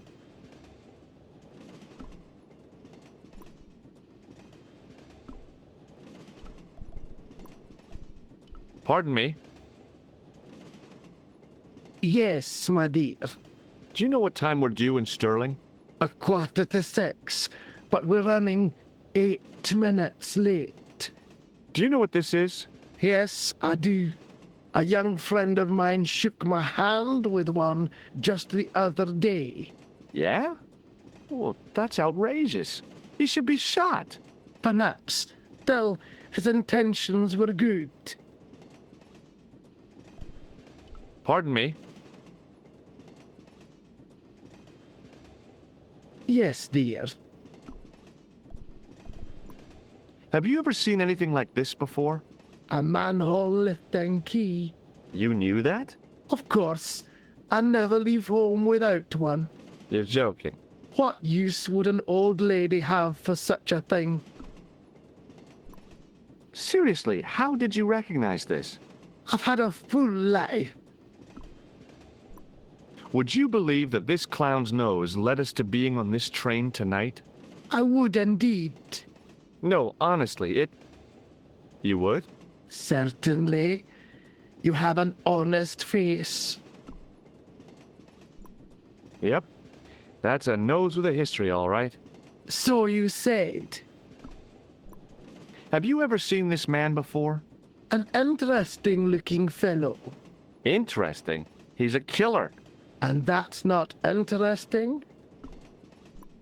You really think this guy looks interesting?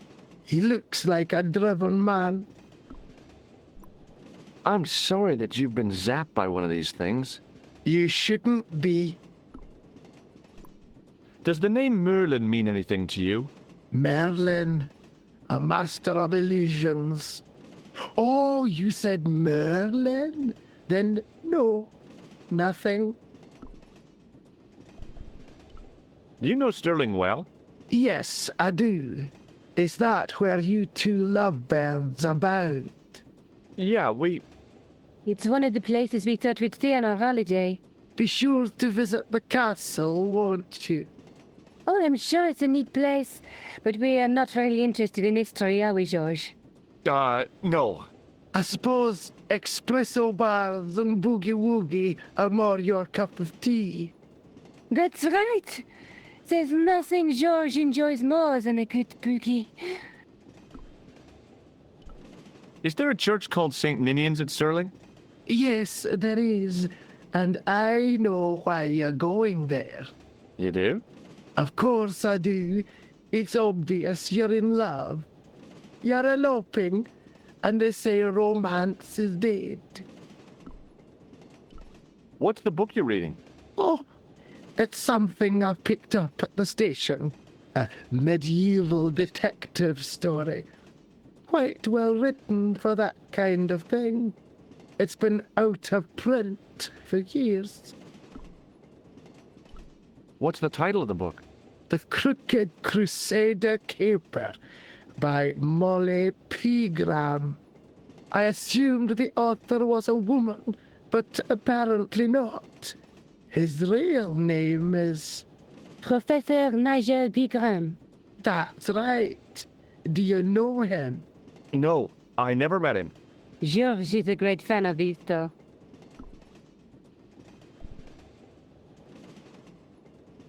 The old lady reminded me of my grandmother, except, of course, that this old lady was still alive.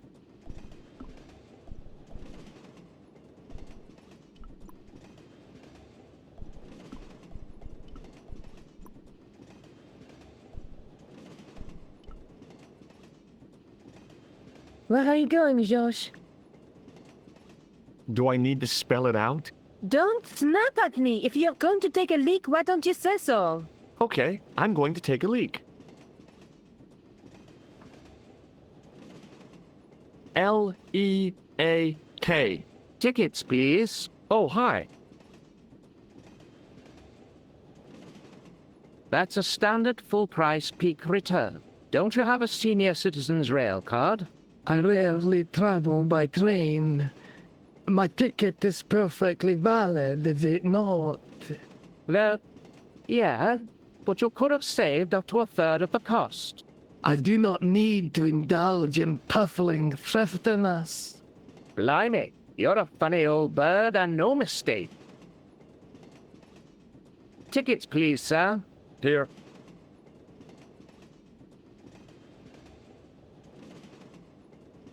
Off to Sterling, eh? Yes, we are. Well, I hope you won't be disappointed. It's a miserable place this time of year. Still, there's plenty of pubs and a lovely view from the castle. Thank you. I don't want to worry you, but there was something familiar about that guy. Are you sure? You're tired. Perhaps you're mistaken. Maybe. But I didn't like the look in his eyes when he spoke to you. Can't you sit still, George? I need to go to the John. While you're there, check out the buffet car, George. Unthinkable though it is, I am hungry enough to eat English food. Okay.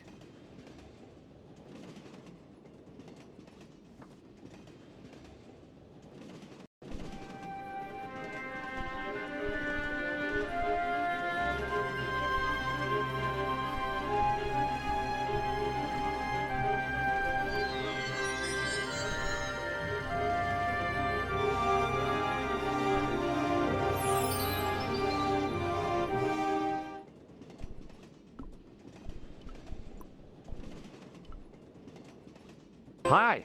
Having a party? No. This is breakfast. Come on, join us, Mum. Where, Basha, wake up, Mum. What's company? His breath was like the outlet from a chemical factory. Choose my mate. He's taking a nap. Sleeping like a bobby. I'll wake him up when we get to Newcastle. We passed through Newcastle half an hour ago. And I never noticed. Do you know what this is? No, man. What is it? It's a hand buzzer. You won't catch me out with that, pal. If I'd wanted to catch you out, I wouldn't have shown it to you, would I? Well, maybe she's might, pal. Like a clever double bluff, you know? Hey, buddy.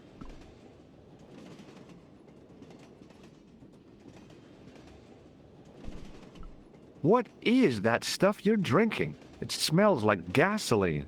Right, I'll put hairs in your chest, like. And your eyeballs, too, by the looks of you.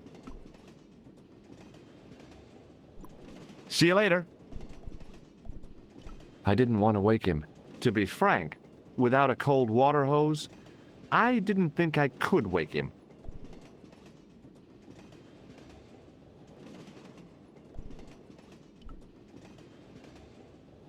Didn't open that window, pal. Why not? It's freezing out there.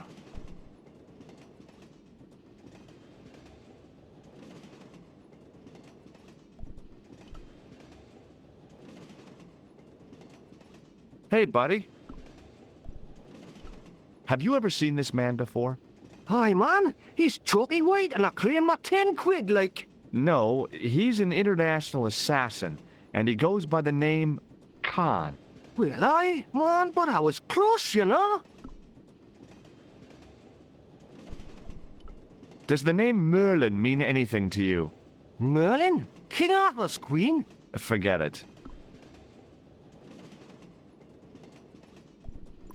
See you later.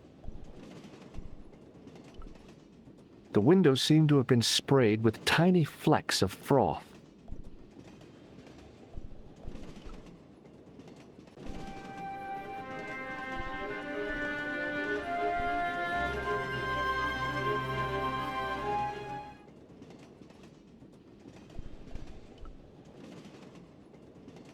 Leave it alone, man.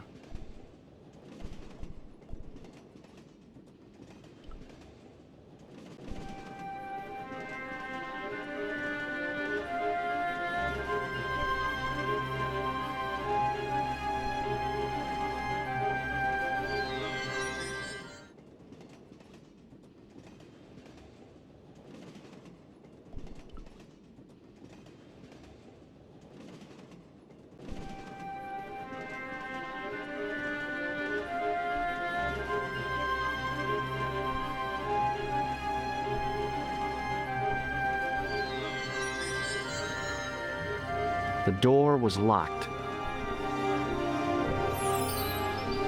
The door was locked. Oh no! That gangster creep from the hotel, Guido. Well, he didn't scare me. Hey, Buster! This is a no-smoking car. Okay, maybe he did scare me. It got worse. I suddenly realized who the conductor had reminded me of. Eklund, Marquet's murderer.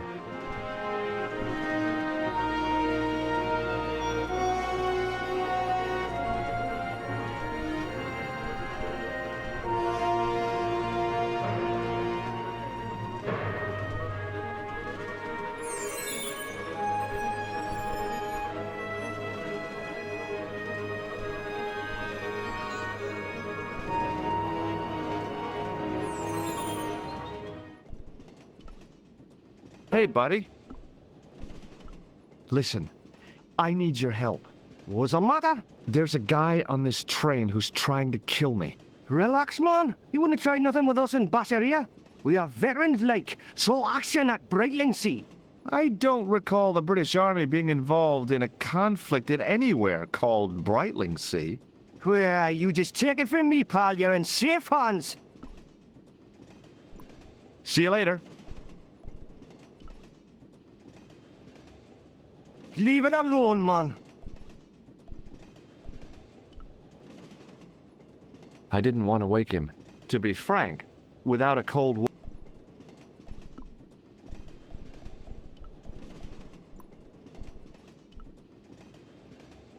I didn't want to wake him. To be frank.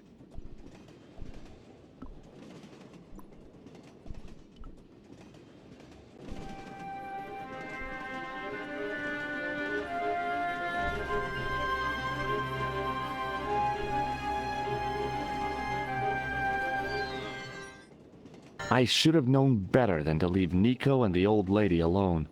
Suddenly, the Sword of Baphomet took second place to finding the girl I loved.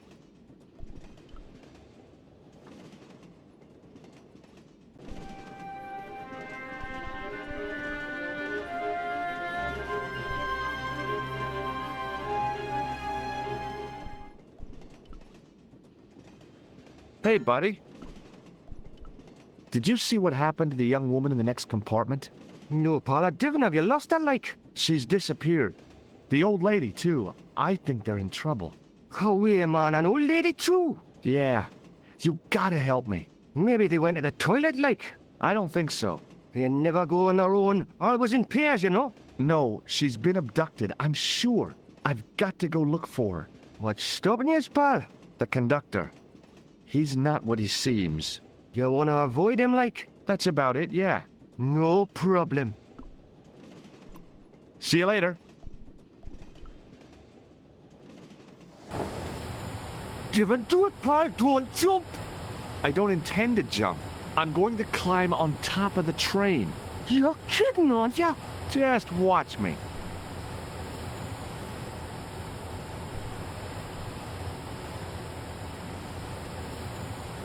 Hold on now, pal. I'll give you a hand, like.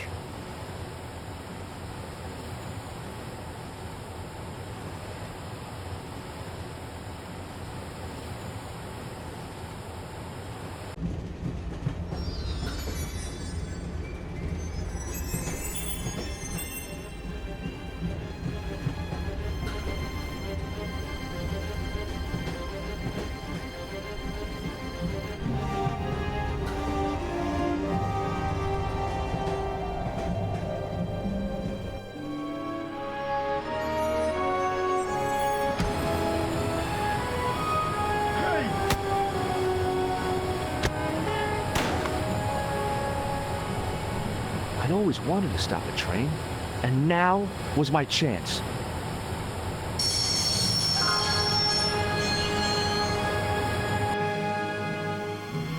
You saved our lives, but why? We were always on the same side, Stobbart. Different causes, but a common enemy. The Knights Templar? Don't call them that. The real Templars were a noble foe. These barbarians have no right to that name. These men are no better than dogs. What are the Neo-Templars after? What is the Sword of Baphomet? Not what you think, my friend. It is a weapon, yes, but one which our enemies will find difficult to wield. A double-edged sword. A power older than Dimolay, older than Solomon. We'll stop them. You and me together. And Nico. No, George. My journey ends soon. At the Garden of Paradise. You're talking in riddles. Can't you tell me straight what they're after? The sword symbolizes a colossal energy caused by the alignment of the Earth's natural power fields. Which are focused at St. Ninian's. The energy endowed the Templars with the power which made them great. A power which made them charismatic to such an extent they could control the will of all around them. How did you escape from the bull's head? It is a long walk from the cliff of the bull to the village, Stobbart. Fortunately, I know the ways of the wilderness. Also, I have a sister who keeps a garage just around the corner. May Allah guide you to our enemies. Thanks. One last thing. What? What is it? He's dead.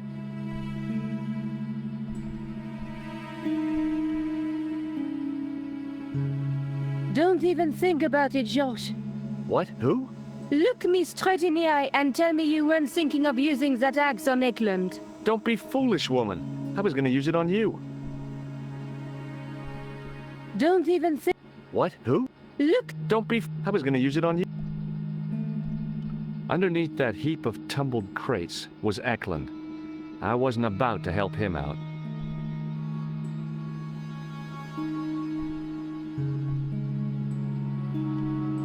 The rear exit was barred and padlocked. I couldn't think of a single way the extinguisher would be of use in the absence of a fire.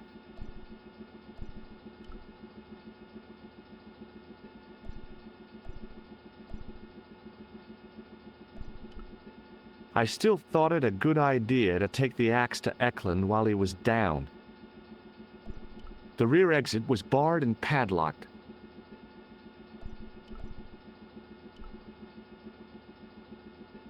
Where do you think you're going? Don't worry, I hadn't forgotten about you. Answer me this instant, George Stobbart. I will, when I'm ready.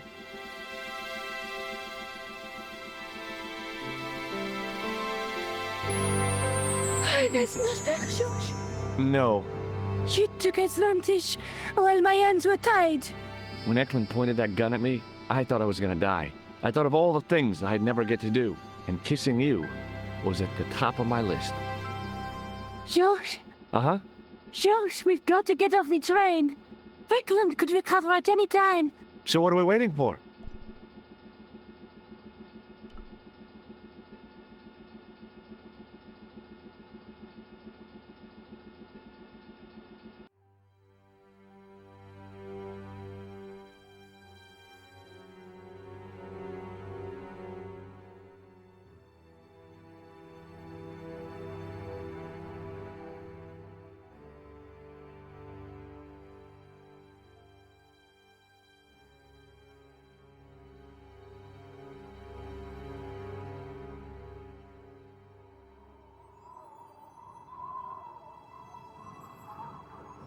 I'd feel happier if we had a gun or something. Khan gave me something. What? His handbag. Oh, great. If we run into any killers, we can give them a good buffeting. Didn't he have any weapons? You don't know the half of it. This bag's full of C4. Wow. Why didn't you say so? Boy, we'll show them now. What's C4? Plastic, George. We're going to shop our way to victory? 2 kilos of plastic explosive. The detonator's broken now. No problem. We'll buy a box of matches somewhere. It doesn't work that way. It takes a small explosion to start the big explosion. Well, that's not much use then. What does that sign say? Apparently, during the English Civil War in the mid-17th century, this place was used as an arms dump. Yeah? What happened? Look at the state of this place, George. You work it out. Oh, stray spark? You got it. The tower was the only thing to survive the blast. I hope the explosion didn't destroy the Sword of Baphomet. Do you? I rather hope it did.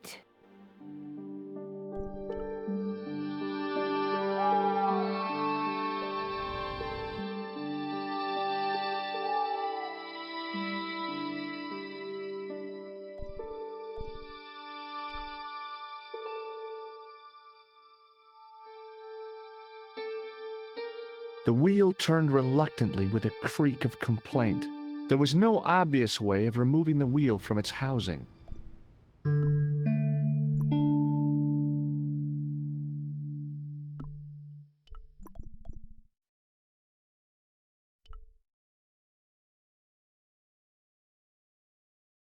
Sometimes the most childish gestures can have a cathartic effect.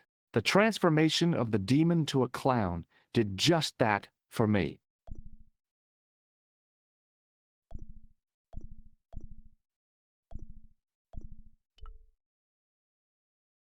The handle turned easily and the larger wheel began to revolve. Damn! Then the handle came off in my hand.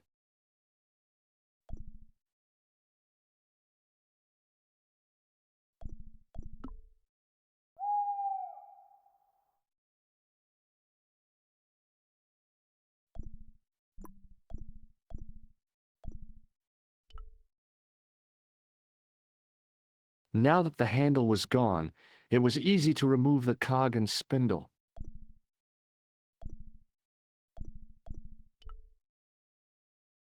The wheel turned reluctantly with a creak of complaint. There was no obvious way of removing the wheel from its housing.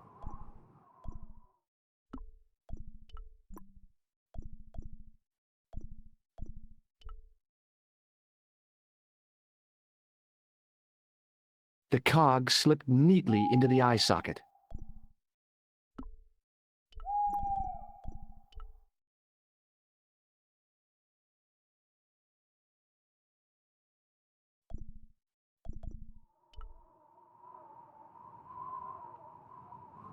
I tried pushing the panel, but wasn't surprised when it failed to move.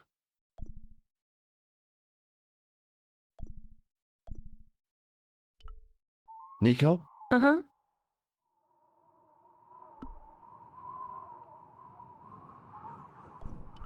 What are you doing? Committing this inscription to memory. Can you read it? No. What's the point of studying the inscription if you can't read it? Because it could be important. A clue to whatever we're looking for, who knows? I might find someone installing to translate it. We don't have time to go looking for a linguist. No? At least I am doing something positive. What language is that inscription written in? You're the languages student, you tell me. It looks like ancient Norse. Maybe. Perhaps it's in code. I don't think so. Norse code. Maybe not. What should I do with this ticket? Throw it away next time we pass a waste bin. I thought I'd keep it as a souvenir.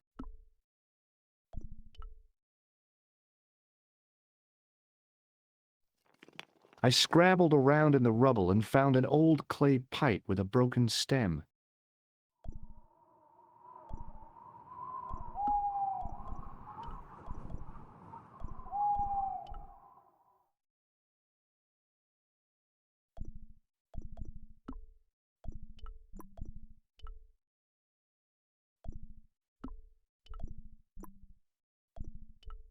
Nico? Uh-huh. Nico, I found an old clay pipe. George, I don't care.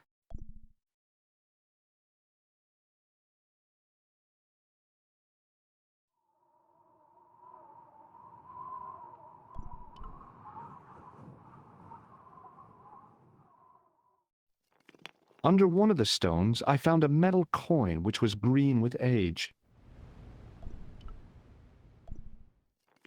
It was caked with soil, but what I'd found was a small cog and spindle. With mounting excitement, I felt something between my fingers. It was short, hard, and black, something I hadn't expected to find here. It was a plastic pentop.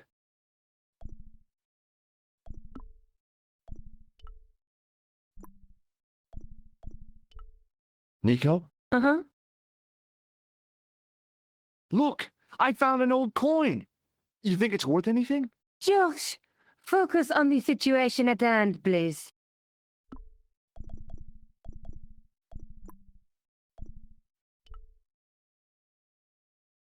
With a rasp of metal on stone, I eased the second eye into place.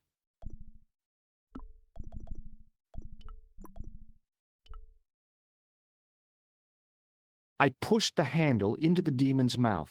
The cogs all meshed. I began to turn.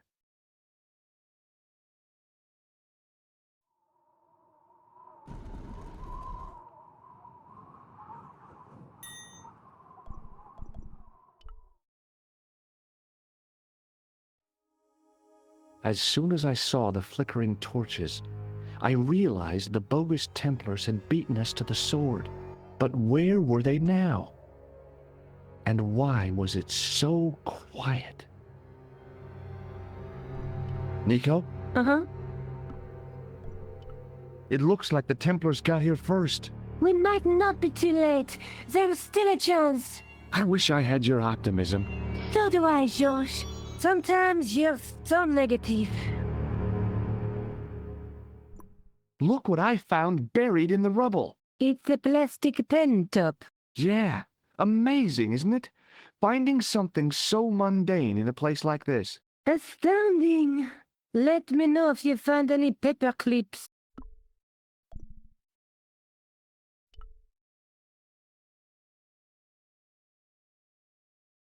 No, Georges! What? Leave a torch right where it is. In case you ever notice the crypt is full of gunpowder. So what? Don't you trust me? It's not a question of trust. No? You think I'm a jerk, don't you? Don't be silly, Georges. Keep your voice down. I thought I heard something. Like chanting.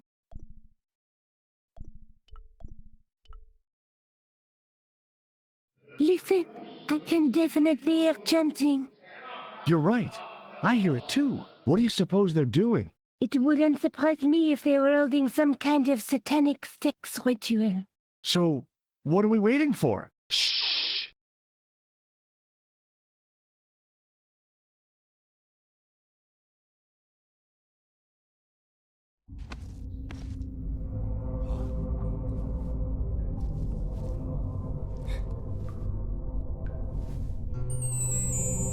Will you look at that?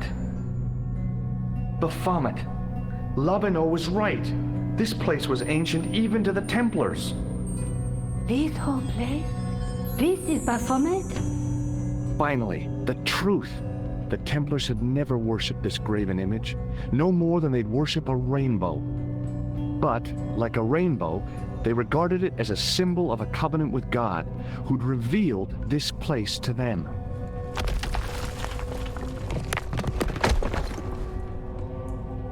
Rosso! Why, the double-dealing treacherous? On the contrary, Inspector Rosso has been the model of obedience, an important quality in a true Templar. Now be quiet and watch if you wish to live much longer.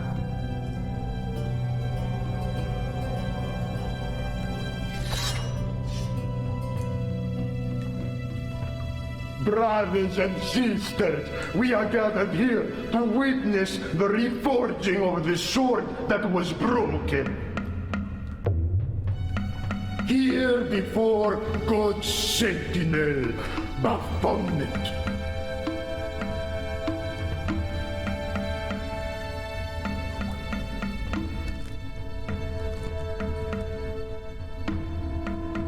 Grand Master and Knight of Baphomet, we salute and pledge our obedience to you. I salute you, gatekeeper of the temple.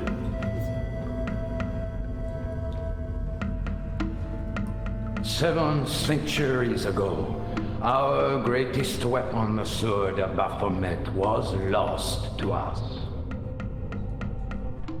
Now we prepare to reforge it, to wield against new enemies. As the tired millennium dies, and this world looks for new leaders, we shall not fail. We shall lead the people to a new order, wherein all borders will dissolve. All will be united under the red cross of the Templars.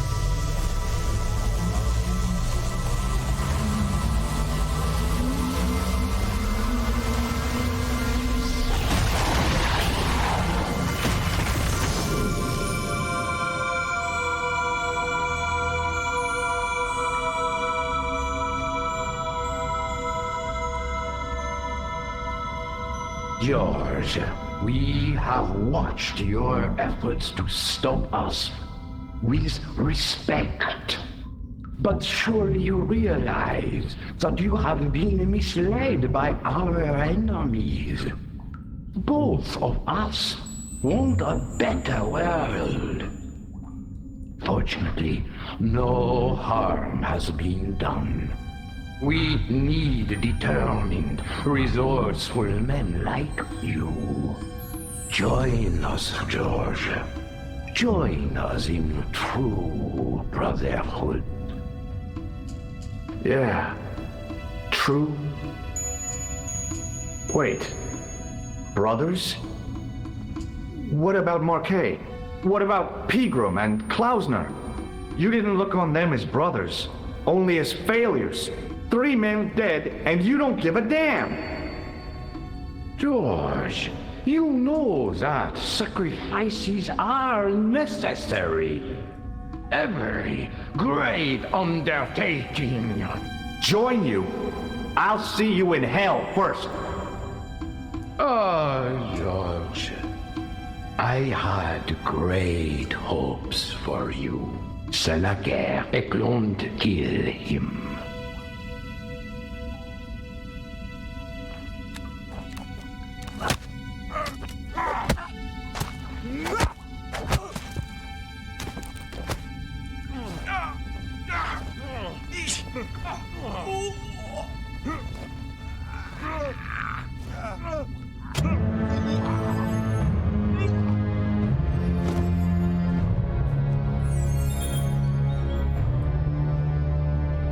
I swear, I just wanted things to be right.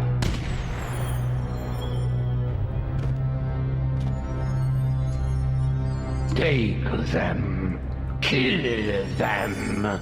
They will not escape.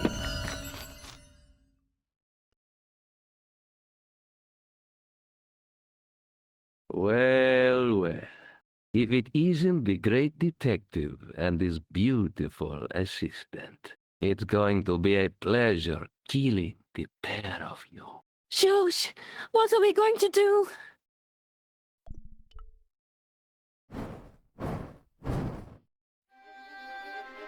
Come on, Nico. We're leaving.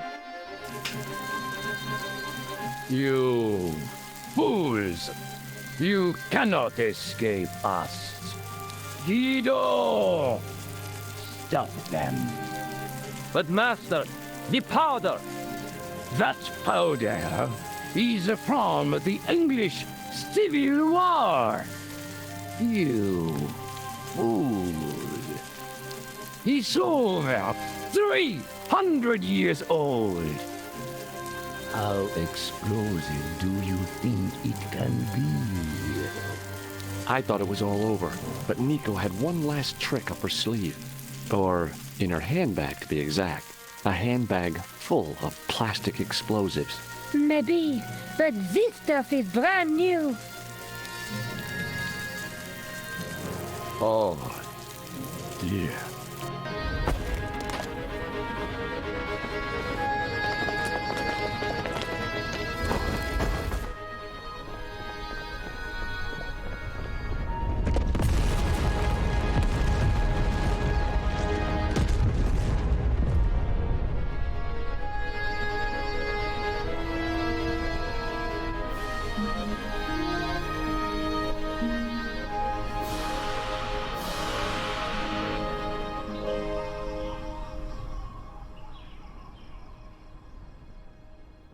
You know, you'll never be able to write your story now.